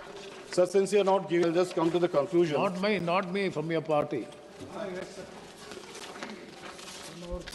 Sir, Manrega is not just another scheme. It is the primary fallback of the poorest household when agriculture fails and market disappears. P.P. Chaudhary ji. Sir, I'm just finishing 2 sentences. Instead of strengthening the law, ensuring timely payment, restoring trust, the government systematically weakened Manrega through underfunding, delays and exclusion. Having allowed it out in practice, it now seeks to abolish it in the law. I want to end with 2 lines. एक ही दिन में सब नहीं हुआ खत्म, हम कई रोज से बिछड़ रहे थे. Sir, this law, if passed, they are killing Manrega in entirety. Thank you. Thank you so much. Thank you. Shri P.P. Chaudhary ji. Thank you. धन्यवाद सभापति महोदय.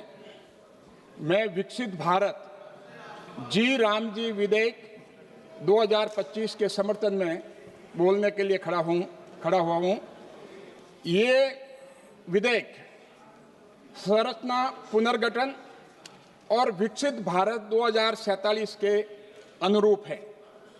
जब मोदी सरकार ने सत्ता संभाली तो उसे केवल एक कल्याणकारी योजना नहीं मिली, बल्कि एक ऐसी व्यवस्था विरासत में मिली जो रिसाव, भुगतान में देरी, विकृतियों से ग्रस्त थी. मोदी जी के सामने चुनौती रोजगार गारंटी की अवधारणा को त्यागने की नहीं थी, बल्कि उसे सुधारने, आधुनिक बनाने और भारत की बदली हुई ग्रामीण अर्थव्यवस्था के अनुरूप ढालने की थी. सभापति महोदय, सीएजी रिपोर्ट 2013 में जब आई तो उसमें साफ लिखा हुआ, मैं बहुत ही संक्षिप्त में बताना चाहूंगा कि जॉब कार्ड जारी करने में हमेशा देरी होती थी. एक ही व्यक्ति को कई जॉब कार्ड मिलते थे. मजदूरी का भुगतान गरीबों को नहीं होना, प्रबंधन सूचना एमआईएस में आंकड़ों की विसंगतियां और धन का दुरुपयोग, ये सारी चीजें हुई थी. और यही नहीं, जब ये कहते हैं धन की बात करते हैं और धन का भी उपयोग, मजदूरों की एक तरफ भुगतान नहीं करना और उसका उपयोग नहीं हुआ.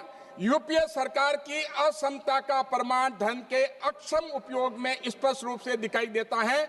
वर्ष 2006-07 में अप्रयुक्त शेष राशि 3,250 करोड़ थी, जो उपलब्ध कुल धन का 26.92% थी. ये गरीबों को भुगतान होना था, लेकिन इन्होंने भुगतान नहीं किया उस समय. ये अप्रयुक्त राशि 2012-13 में बढ़कर 13,715 करोड़ हो गई, जो कुल उपलब्धता धन का 32.2% थी. यूपीए शासन के अंत तक उनकी प्रमुख योजनाओं को आवंटित कुल धन का लगभग 1/3 खर्च ही नहीं हुआ. और खर्च किस लिए होगा? उन्होंने मजदूरी नहीं दी गरीबों को. और उसके बाद में मैं जो बताना चाहूंगा सभापति महोदय, 2005 में योजना की शुरुआत से अब तक सरकार ने मनरेगा पर 17 लाख करोड़ रुपए खर्च किए हैं. लेकिन एनएसएस 2009-10 के आंकड़ों के अनुसार इस राशि का केवल 1/5वां हिस्सा 3,40,000 करोड़ ही मजदूरी के रूप में वास्तविक लाभार्थियों तक पहुंचा. 17 लाख करोड़ सरकार के खजाने से उठ गया, लेकिन मजदूरों को 3,40,000 करोड़ ही पहुंचा. इसीलिए मजदूर चिल्लाते थे कि नरेगा का उनको पैसा यूपीए सरकार में नहीं मिल रहा है, कांग्रेस सरकार में नहीं मिल रहा है. शेष राशि कहां गई? राजनेताओं, नौकरशाहों और बिचौलियों के द्वारा हड़प ली गई. ये न केवल इस योजना के क्रियान्वयन में व्याप्त भ्रष्टाचार को उजागर करता है, बल्कि यूपीए नेतृत्व की भ्रष्ट नीतियों प्रवृत्तियों का भी प्रमाण है। गांधी जी ने कभी नहीं सोचा था कि मेरा नाम रखेंगे कानून पे और ये लूट मार करेंगे और ये भ्रष्टाचार करेंगे। और ये तो मोदी जी आए हैं जो डायरेक्ट बेनिफिट ट्रांसफर के तहत में जो उनके खातों में सीधा पहुंचता है। मैं धन्यवाद दूंगा राजीव गांधी जी को कि उन्होंने पब्लिकली ये स्वीकार किया कि जो राशि भारत के तिजोरी से गरीबों के लिए जाती है उसमें से 15% उन तक पहुंचती है, 85% बीच में खा जाते हैं। तो अगर डायरेक्ट बेनिफिट ट्रांसफर का काम किया है तो ये मोदी जी ने किया। और यूपीए सरकार ने मनरेगा को कैसे कमजोर किया आप देखिए साहब कि उन्होंने 2010-11 में जो 40,000 का बजट था मनरेगा का उसको घटा कर करके 2012-13 में 33,000 करोड़ कर दिया, क्योंकि उनको समझ में आ गई कि मनरेगा के स्वयं के विचारक भी इसके क्रियान्वयन के असंतुष्ट थे। राष्ट्रीय सलाहकार परिषद के सदस्य और मनरेगा की अवधारणा से जुड़े जीन द्रेद ने भी स्वीकार किया कि राजनीतिक प्रतिबद्धता की कमी है और यूपीए सरकार को अब मनरेगा पर कोई चुनावी लाभ नहीं दिखता, इसलिए उन्होंने राशि कम की है। और यही नहीं, जब मोदी सरकार ने सत्ता संभाली तो उसे कोई प्रभावी सामाजिक सुरक्षा तंत्र विरासत में नहीं मिला, बल्कि एक ऐसी व्यवस्था मिली जो विश्वास की कमी, रिसाव और कमजोर विश्वसनीयता से ग्रस्त थी। हमारे सामने चुनावी चुनौती वैचारिक नहीं थी, वो प्रशासनिक और संरचनात्मक थी। पहला कदम पारदर्शिता और भरोसे की बहाली था और माननीय प्रधानमंत्री श्री नरेंद्र मोदी जी दूरदर्शी नेतृत्व में तकनीक का उपयोग कर मनरेगा को पुनर्जीवित किया गया, नहीं तो मनरेगा का वही खत्म हो जाता। और यही नहीं, तकनीक का सुधार करके आधार आधारित प्रणाली लागू की और लगभग 13 करोड़ लोगों को उसमें सम्मिलित किया।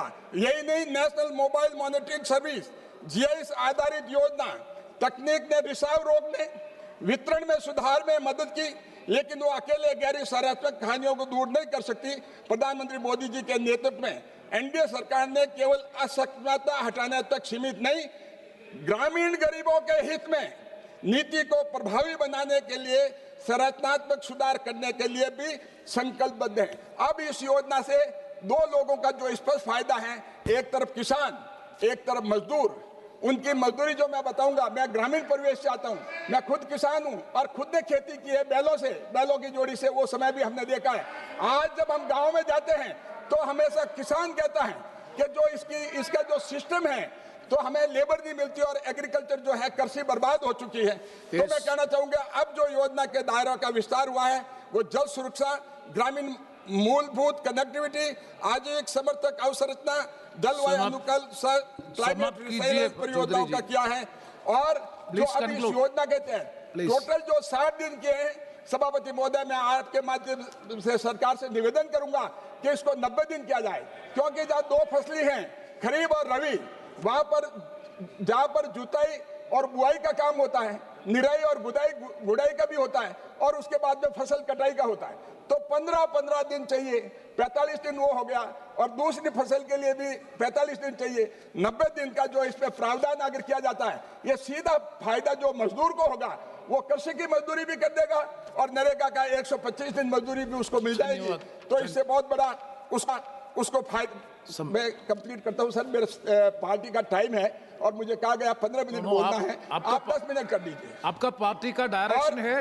ये सर मैं ये कहना चाहूंगा कि जहां पर 57% ग्रामीण परिवार स्वयं कृषि से जुड़ा है और 46.1% कार्यबल कृषि क्षेत्र में संलग्न है, इतने बड़े लोगों को इस बिल के द्वारा फायदा होगा। कांग्रेस और विपक्ष को मैं कहूंगा, ये किसानों के लिए और गरीबों के लिए आप इसका समर्थन करें और इसको पास कराने में मदद करें।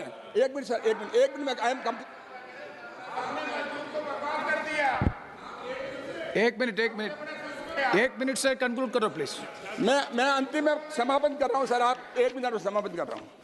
जल्दी। समय नहीं दिया तो क्या कर सकते हैं सर, किसानों और गरीबों के लिए मैं बोल रहा हूं, आप समय नहीं दे रहे हैं। अब आप सुन लीजिए साहब, 4-5 लाइन बोल रहा हूं लेकिन धीरे बोलूंगा, बहुत ही महत्वपूर्ण है। माननीय प्रधानमंत्री श्री नरेंद्र मोदी जी के दूरदर्शी नेतृत्व में भाजपा सरकार ही गांधी जी के मूल्यों, भावना और शिक्षाओं को शास्त्र में उतारने का कार्य कर रही है। स्वच्छ भारत से लेकर गौ संरक्षण तक इस सरकार ने राष्ट्रपिता के नाम का केवल उच्चारण नहीं किया है, बल्कि उनके आदर्शों को धरातल पर साकार किया है। गांधी जी के आदर्श केवल योजनाओं के नामकरण से नहीं, बल्कि गांव को विकास की मूल इकाई बनाए और आत्मनिर्भर भारत की दिशा में मार्ग प्रशस्त करने से साकार होता है। तो मैं यही कहूंगा, गांधी जी ने ये कभी नहीं सोचा था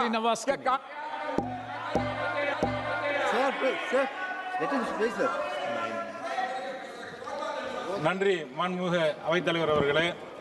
விக்சித் பாரத் கிராம்ஜி என்ற இந்த மசோதா மீதான விவாதத்திலே பங்கேற்பதற்கு வாய்ப்பு அளித்தமைக்கு நன்றி தெரிவித்துக் கொள்கின்றேன். மகாத்மா காந்தி தேசிய ஊரக வேலை உறுதி திட்டம் நாட்டினுடைய ஏழைகள், விவசாயிகள், குறிப்பாக கிராமப்புற மக்களுக்கான வாழ்வாதாரத்திற்கான திட்டம். அவர்களுடைய வேலையில்லா திண்டாட்டத்தை குறைக்கக்கூடிய திட்டம்.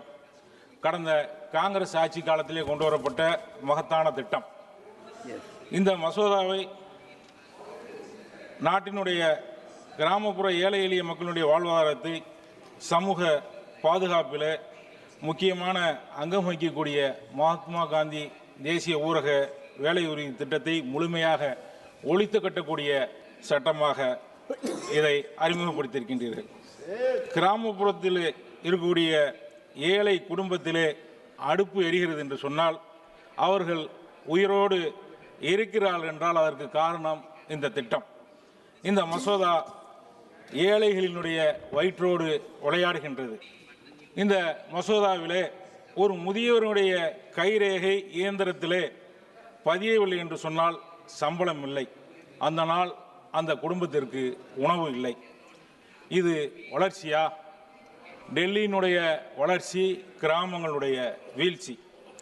ஒரே கையெழுத்தில் ஒன்றிய அரசு நிதியை நிறுத்தலாம். அதாவது ஒரே கையெழுத்தில் ஆயிரக்கணக்கான வீடுகளினுடைய அடுப்புகளை அணைக்கலாம். இந்த மசோதா ஒன்றிய அரசின் அதிகார குவிப்பையும் மாநிலங்கள் மீதான நிதிச்சுமையும் நாட்டின் அடையாள அழிப்பையும் மட்டுமே நோக்கமாக கொண்டு உருவாக்கப்பட்டிருக்கின்றது. இதுவரை 100 நாள் வேலை திட்டத்திலே 90% பங்களிப்பை ஒன்றிய அரசும் 10% நிதியை மாநில அரசும் பங்களிப்பாக அளித்து வந்தது. ஆனால் இந்த சட்ட திருத்தத்தின் மூலமாக 60% ஒன்றிய அரசும் 40% மாநில அரசும் கொடுக்கக்கூடிய அளவிலே சட்ட திருத்தம். ஏற்கனவே இந்த திட்டத்திற்கான நிதிகளெல்லாம் முறையாக விடுவிக்கப்படவில்லை. தமிழகத்திற்கு மட்டும் 3000 கோடிக்கும் அதிகமான நிதி விடுவிக்கப்படாமல் இருக்கின்றது. கல்விக்கான நிதி நிலுவை, ஜிஎஸ்டி நிதி நிலுவை என்று மாநிலத்துக்கு கொடுக்க வேண்டிய பல்வேறு துறைகளுக்கான நிதிகளுக்கு நிலுவையில் இருக்கின்ற போது இந்த திட்டத்திலும் 10%லிருந்து 40% உயர்த்தி இருப்பது எந்த அளவு நியாயமானது? இதுவரை மாநில அரசுகள் ஒதுக்கி வந்த வேலைகளை இனி ஒன்றிய அரசு மட்டுமே ஒதுக்க முடியும் என்று திருத்தியிருக்கின்றீர்கள். அந்தந்த மாநிலங்களில் என்ன வேலை தேவை என்பது ஒன்றிய அரசுக்கு எப்படி தெரியும்? இந்த முறையின் மூலமாகத்தான் எதிர்க்கட்சி ஆளுகின்ற மாநிலங்களுக்கு குறைவான வேலைகளை ஒதுக்கி பாரதிய ஜனதா கட்சி ஆளுகின்ற மாநிலங்களுக்கு அதிகமான வேலைகளை ஒதுக்கி ஆட்சியை தொடருவதற்கு முயற்சிப்பீர்கள். இதிலே வெளிப்படைத்தன்மை இருக்குமா என்று கேட்கின்றேன். கடந்த 10 ஆண்டுகளாக தொடர்ந்து பல உறுப்பினர்கள் இந்த அவையிலே மகாத்மா காந்தி ஊரக வேலை உறுதியளிப்பு திட்டத்திலே 100 நாட்களில் இருந்து 150 நாட்களாக உயர்த்த வேண்டும், ஊதியத்தை இன்றைக்கு இருக்கக்கூடிய விலைவாசிக்கு ஏற்றார்வால் உயர்த்த வேண்டும் என்று தொடர்ந்து வலியுறுத்தினோம். அதை பற்றியெல்லாம் இதிலே ஒன்றும் உயர்த்தவில்லை. காந்தியினுடைய உயிரை பறித்த தத்துவத்தை கொண்டவர்கள் இன்றைக்கு காந்தியினுடைய பெயரை பறித்து கொண்டீர்கள். காந்தியை கொன்றவர்கள் இன்றைக்கு அவருடைய பெயரிலே இருக்கக்கூடிய இந்த திட்டத்தை கொண்டிருக்கின்றீர்கள். தங்களுக்கென்று எந்த வரலாறும் இல்லாத, எந்த அடையாளமும் இல்லாதவர்கள் நாட்டினுடைய வரலாற்றை, அடையாளங்களை அழிப்பதிலே கவனம் செலுத்திக் கொண்டிருக்கின்றீர்கள். முதல்ல நாட்டினுடைய சாலைகளுடைய பெயரை மாற்றினீர்கள், மாவட்டங்களுடைய பெயரை மாற்றினீர்கள், ரயில் நிலையங்களுடைய பெயரை மாற்றினீர்கள். இப்போது தேசப்பிதாவினுடைய பெயரை இந்த திட்டத்தில் இருந்து மாற்றுகின்றீர்கள்.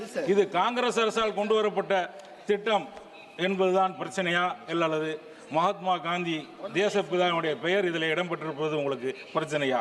சுதந்திர போராட்டத்தில் துளியும் பங்களிக்காத உங்களால் இது போன்ற வேலைகளை மட்டுமே தான் செய்ய முடியும். இந்த அவையில் 3 உறுப்பினர்கள் தான் இருக்கின்றோம். ஆனால் எங்களுக்கு வரலாறு இருக்கின்றது. எங்களுடைய இந்திய யூனியன் முஸ்லீம் லீக் கட்சி எங்களுடைய சுதந்திர போராட்டத்தில் பங்கேற்ற தலைவர்களால் கட்டமைக்கப்பட்ட கட்சி. இந்திய அரசமைப்பு சட்டம் உருவாக்கப்பட்டதில் அங்கம் வகித்த தலைவர்களால் உருவாக்கப்பட்ட கட்சி. நாங்கள் இந்த நாட்டை माननीय मंत्री सदस्यों के लिए रात्रि भोज की व्यवस्था एमपी डाइनिंग प्रथम तल संसद भवन में की गई है। माननीय सदस्य सुविधा के अनुसार रात्रि भोज लेने का कष्ट करें। Thank you. श्री हरेंद्र मलिक।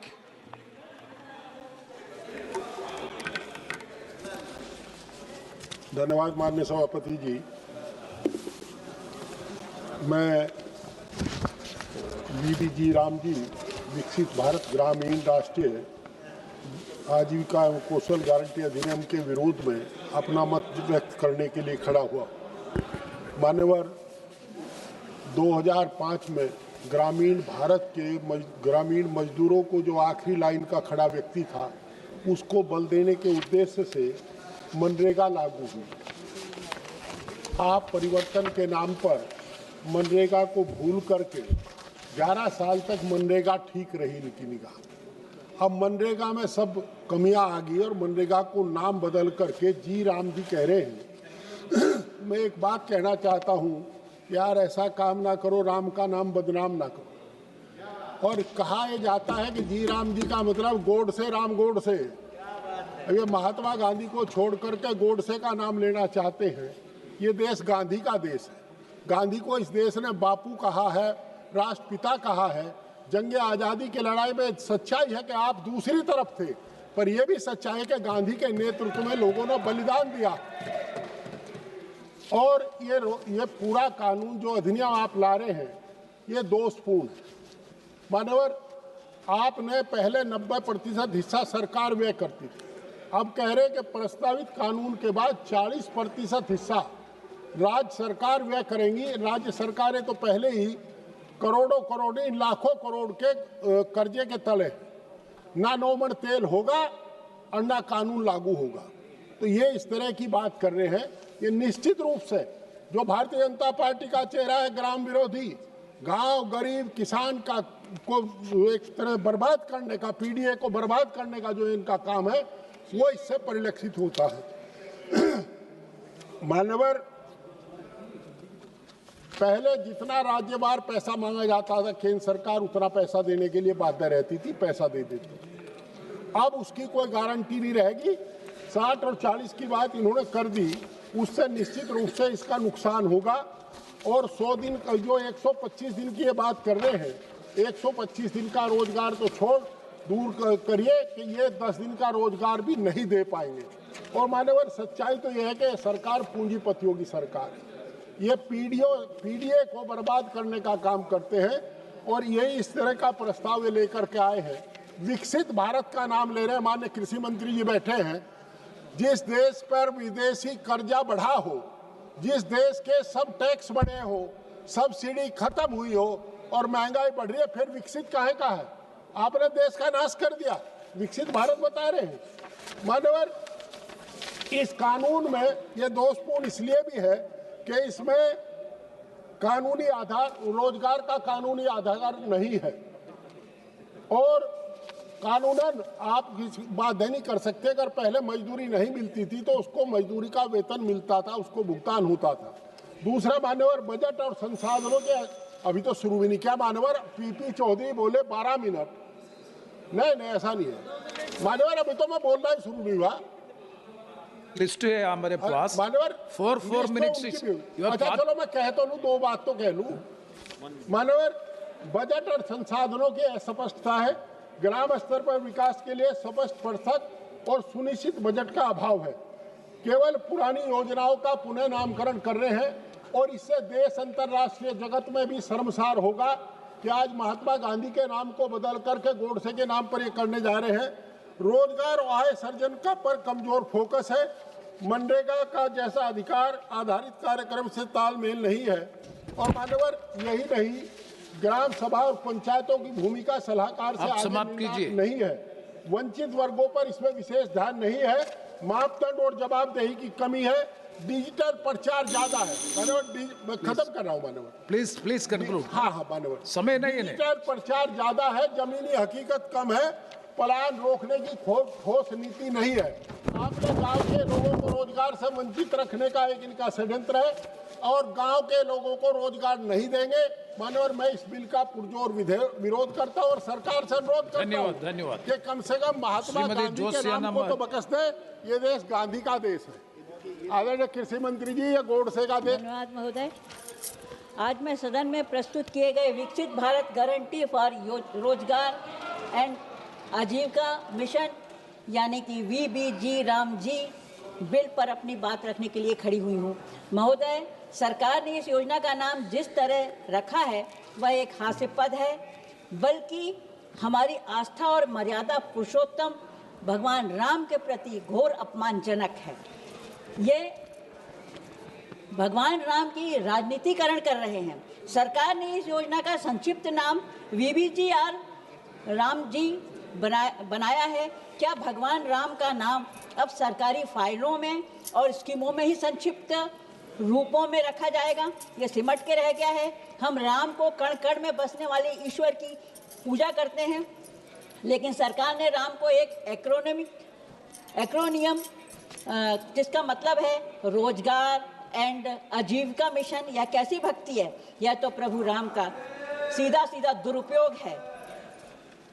अगर आपको पुरानी सरकार की योजनाओं का नाम बदलना ही था तो आप इसे मनरेगा 2 भी कह सकते थे, ग्रामीण रोजगार योजना भी कह सकते थे, लेकिन केवल राजनीतिक लाभ लेने के लिए ये योजना राम जी के नाम दे देना और उसे विकसित भारत जैसे भारी भरकम शब्दों के नीचे दबा देना, यह हमारी संस्कृति का अपमान है। कबीर दास जी ने सही कहा है ऐसे दिखावे को देखकर कि माला फेरत झुक गया न मन का फेर, कर का मन का छाड़ के मन का फेर। अध्यक्ष जी, सरकार केवल नाम की माला जप रही है, लेकिन इसका मन गरीबों और मजदूरों और राज्य के कल्याण के लिए नहीं है। नाम में राम है और काम में कपट है। नाम बदलने के पीछे असली खेला फंडिंग की कटौती है। मनरेगा के तहत मजदूरी 90% पैसा केंद्र से आता था, लेकिन अब इस नए बिल में केंद्र सरकार बीच और केंद्र का और राज्य सरकार का 60-40 का रेशो है। मेरा सवाल है, छत्तीसगढ़ जैसे आदिवासी बाहुल्य राज्य जहां बड़ा हिस्सा वनों का है जो आपकी कृपा से अब कटने लगे हैं, संसाधन बहुत सीमित है, यह 40% का अतिरिक्त बोझ कैसे उठाएगा? आप कह रहे हैं कि हम विकसित भारत बना रहे हैं, लेकिन असल में आप राज्यों की कमर तोड़ रहे हैं। जब राज्य सरकार के पास फंड ही नहीं होगा तो गरीबों की समय पर क्या मजदूरी मिलेगी, जो अभी भी नहीं मिल रही है और तब भी नहीं मिलेगी। मनरेगा को कमजोर करने की एक साजिश नजर आ रही है। महोदय, मनरेगा एक अधिकार है हमारे ग्रामीणों का, हमारा महात्मा गांधी इसमें नाम है, जिसे हमने महात्मा गांधी, हमारी सरकार ने महात्मा गांधी के नाम से रोजगार गारंटी दी थी, और आप देते हैं सिर्फ मोदी की गारंटी जो कभी पूरी नहीं हुई। 11 सालों में हमने देखी। महोदय, जिसे इस सरकार ने धीरे धीरे कमजोर कर दिया है। पहले बजट कम किया, फिर आधार और पेमेंट की जटिलता बढ़ाई और अब फंडिंग का बोझ राज्यों पर लाद दिया। मैं सरकार से मांग करती हूँ, भगवान राम के नाम का उपयोग इस तरह सरकारी योजनाओं के शॉर्ट फॉर्म के लिए बंद करें। यह करोड़ों लोगों की आस्था का विषय है, इसे अपनी ब्रांडिंग का हिस्सा ना बनाएं। राज्यों पर थोपे गए 60 और 40 के रेशो को वापस ले और केंद्र सरकार अपनी पुरानी जिम्मेदारी निभाए। अध्यक्ष, सभापति महोदय, नाम बदलने से नियत नहीं बदलती। अगर सच में राम राज्य लाना चाहते हैं तो गरीब की थाली और राज्यों के खजाने की तरफ चिंता कीजिए और ना केवल कागजों पर राम का नाम लिखे। महात्मा गांधी का नाम हटाने का मैं पुरजोर विरोध करती हूँ। जय हिंद, जय छत्तीसगढ़। धन्यवाद। Shri M Raghunandan Rao. Sir, mic से।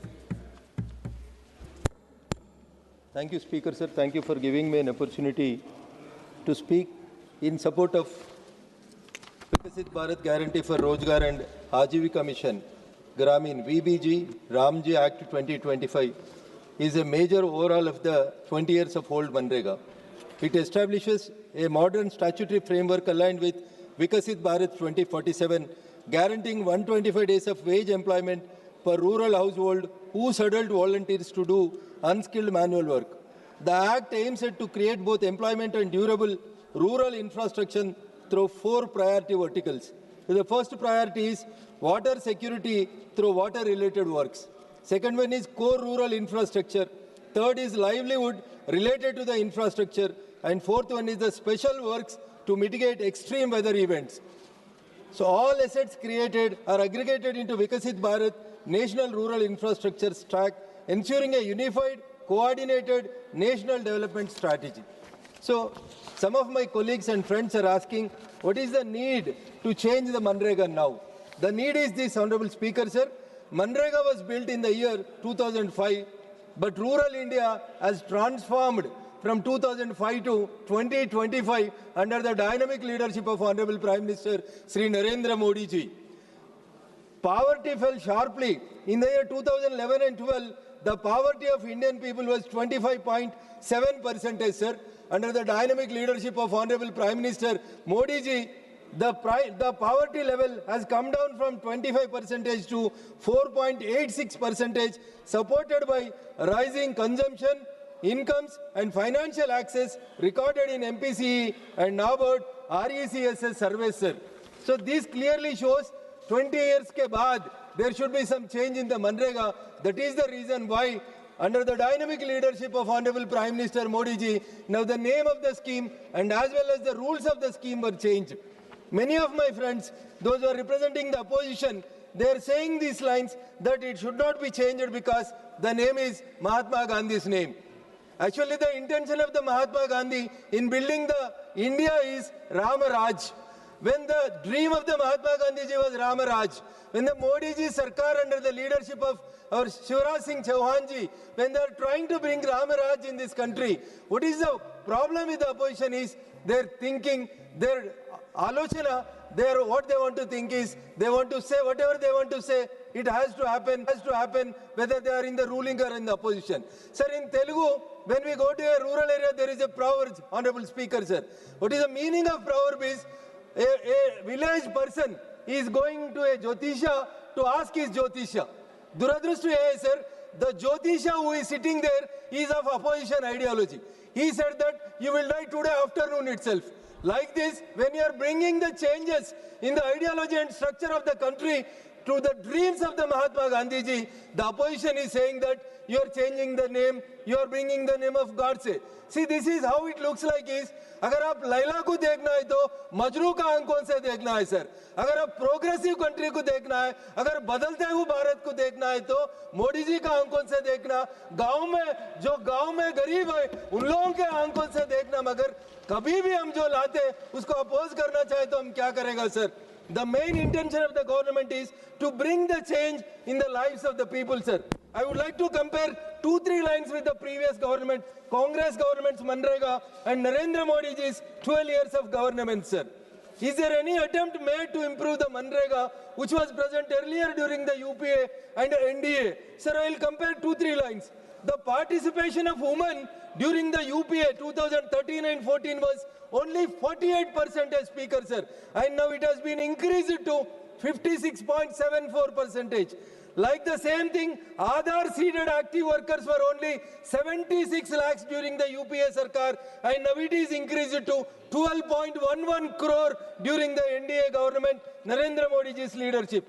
Workers on APBC were 0 during UPA, and now it is 11.93 crores, sir. The geo-tagged assets during UPA were 0, and during NDA it is 6.44 crores, Your Honor. E-payments were only 37% during UPA 2013 and 14. Now during 25-26, under the dynamic leadership of Honorable Prime Minister, it is 99.99%. Speaker, sir, individual assets during the Congress where UPA government was only 17.6%. whereas now it has been increased to 16.96%. Despite these advances, misappropriation continued, digital attendance was bypassed, and assets often failed to match the expenditure. The scale and persistence of these issues showed that Manrega's architecture had... Honorable Speaker, sir, 1 minute to conclude.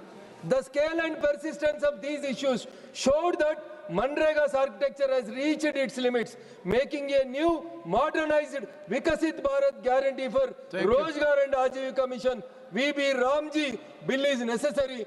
Hence, I support this bill. Thank you. And, Speaker, sir, last line, sir. If you want to change the time changes, you should change like a giraffe, sir. Being a science teacher, I would like to say in one sentence, struggle for existence and survival of the fittest. As the time changes, we should also change according to the time. Thank you. If you don't change, the dinosaurs has been removed and it is being seen in the TVs. But if it exists as it changes its lifestyle. Thank you, Speaker, sir. Sir, हमारे मंत्री शिवराज सिंह चौहान जी जो बड़े कदावर नेता हैं और जिन्होंने गरीबों की बड़ी खिदमत की और यहाँ पे पहुँचे, उनसे मैं ये तवक्का नहीं कर रहा था, मैं उनसे ये एक्सपेक्ट नहीं कर रहा था कि जिन्होंने अपनी ज़िंदगी में मेहनत से और गरीबों के काम करके नाम पाया हो, वो इस इतनी अच्छी स्कीम में तब्दीली करेंगे। और जहां आपकी हुकूमत ने आयुष्मान भारत जैसा हेल्थ के मामले में स्कीम लाई, डायरेक्ट ट्रांसफ़र स्कीम लाई, किसान के उसमें बैंक अकाउंट में पैसा डाला, वहाँ जो आपने वो अच्छे काम किए, इस काम से आपके उन कामों पे भी असर पड़ेगा। कोई जस्टिफिकेशन नहीं थी इस स्कीम में तब्दीली करने की, और आपसे मैं दोबारा कहूँगा कि ये हम तवक्का नहीं रख रहे थे। और इसका नाम जो आपने मनरेगा का चेंज किया, इसकी तो बिल्कुल ही कोई जस्टिफिकेशन नहीं थी, क्योंकि ये महात्मा गांधी के नाम से जुड़ा हुआ था, जिसको पूरी दुनिया जानती है। और जानती है किस बात के लिए जानती है? इंसानियत के लिए जानती है, हिंदुस्तान की आज़ादी के लिए जानती है, गरीब परवरी के लिए जानती है। आज आप जानते हैं कि अगर मुल्क में सबसे बड़ा कोई मसला है तो वो बेरोज़गारी का है। आज काम नहीं मिल रहा है। आज पीएचडी करके, इंजीनियरिंग करके लेबर का काम लोग ढूंढ रहे हैं, और लेबर का काम अब नहीं रहा है। पहले गांव में बीआरओ का काम मिलता था, पीएचई का काम मिलता था, पीडब्ल्यूडी का काम मिलता था। अब वो काम सब मशीनों ने संभाल लिया है।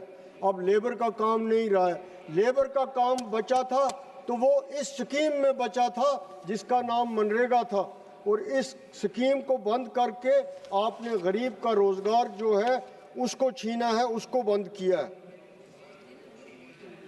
जहां साथ साथ एक गरीब को अपने काम का पैसा मिल रहा था, वहां बगैर किसी तवालत के, बगैर किसी टेंडर के गाँव में काम भी डेवलपमेंट का हो रहा था। कहीं फुटपाथ बन रही थी, कहीं पार्क बन रही थी, कहीं कुछ और काम हो रहा था। वो सिलसिला बंद हो गया। जहां एक मजदूरी बंद हुई, वहां वो सिलसिला भी बंद हो गया। इसी तरह मैं एक और चीज़ कहूँगा कि जो आपने कहा कि 40% अब स्टेट्स दे देंगी या हमारी यूटी में 10% दे देंगी, तो ये हो गया इस स्कीम को और ज़्यादा डिफंक्ट करना। स्टेट्स का हाल आपको आगे ही पता है। यूटीज़ के पास मुलाजमों को तनख्वाह देने के लिए पैसा नहीं है, ठेकेदारों की बिल वहाँ पड़ी हुई है। हमारे जम्मू कश्मीर में मंत्री साहब आप जानते हैं कि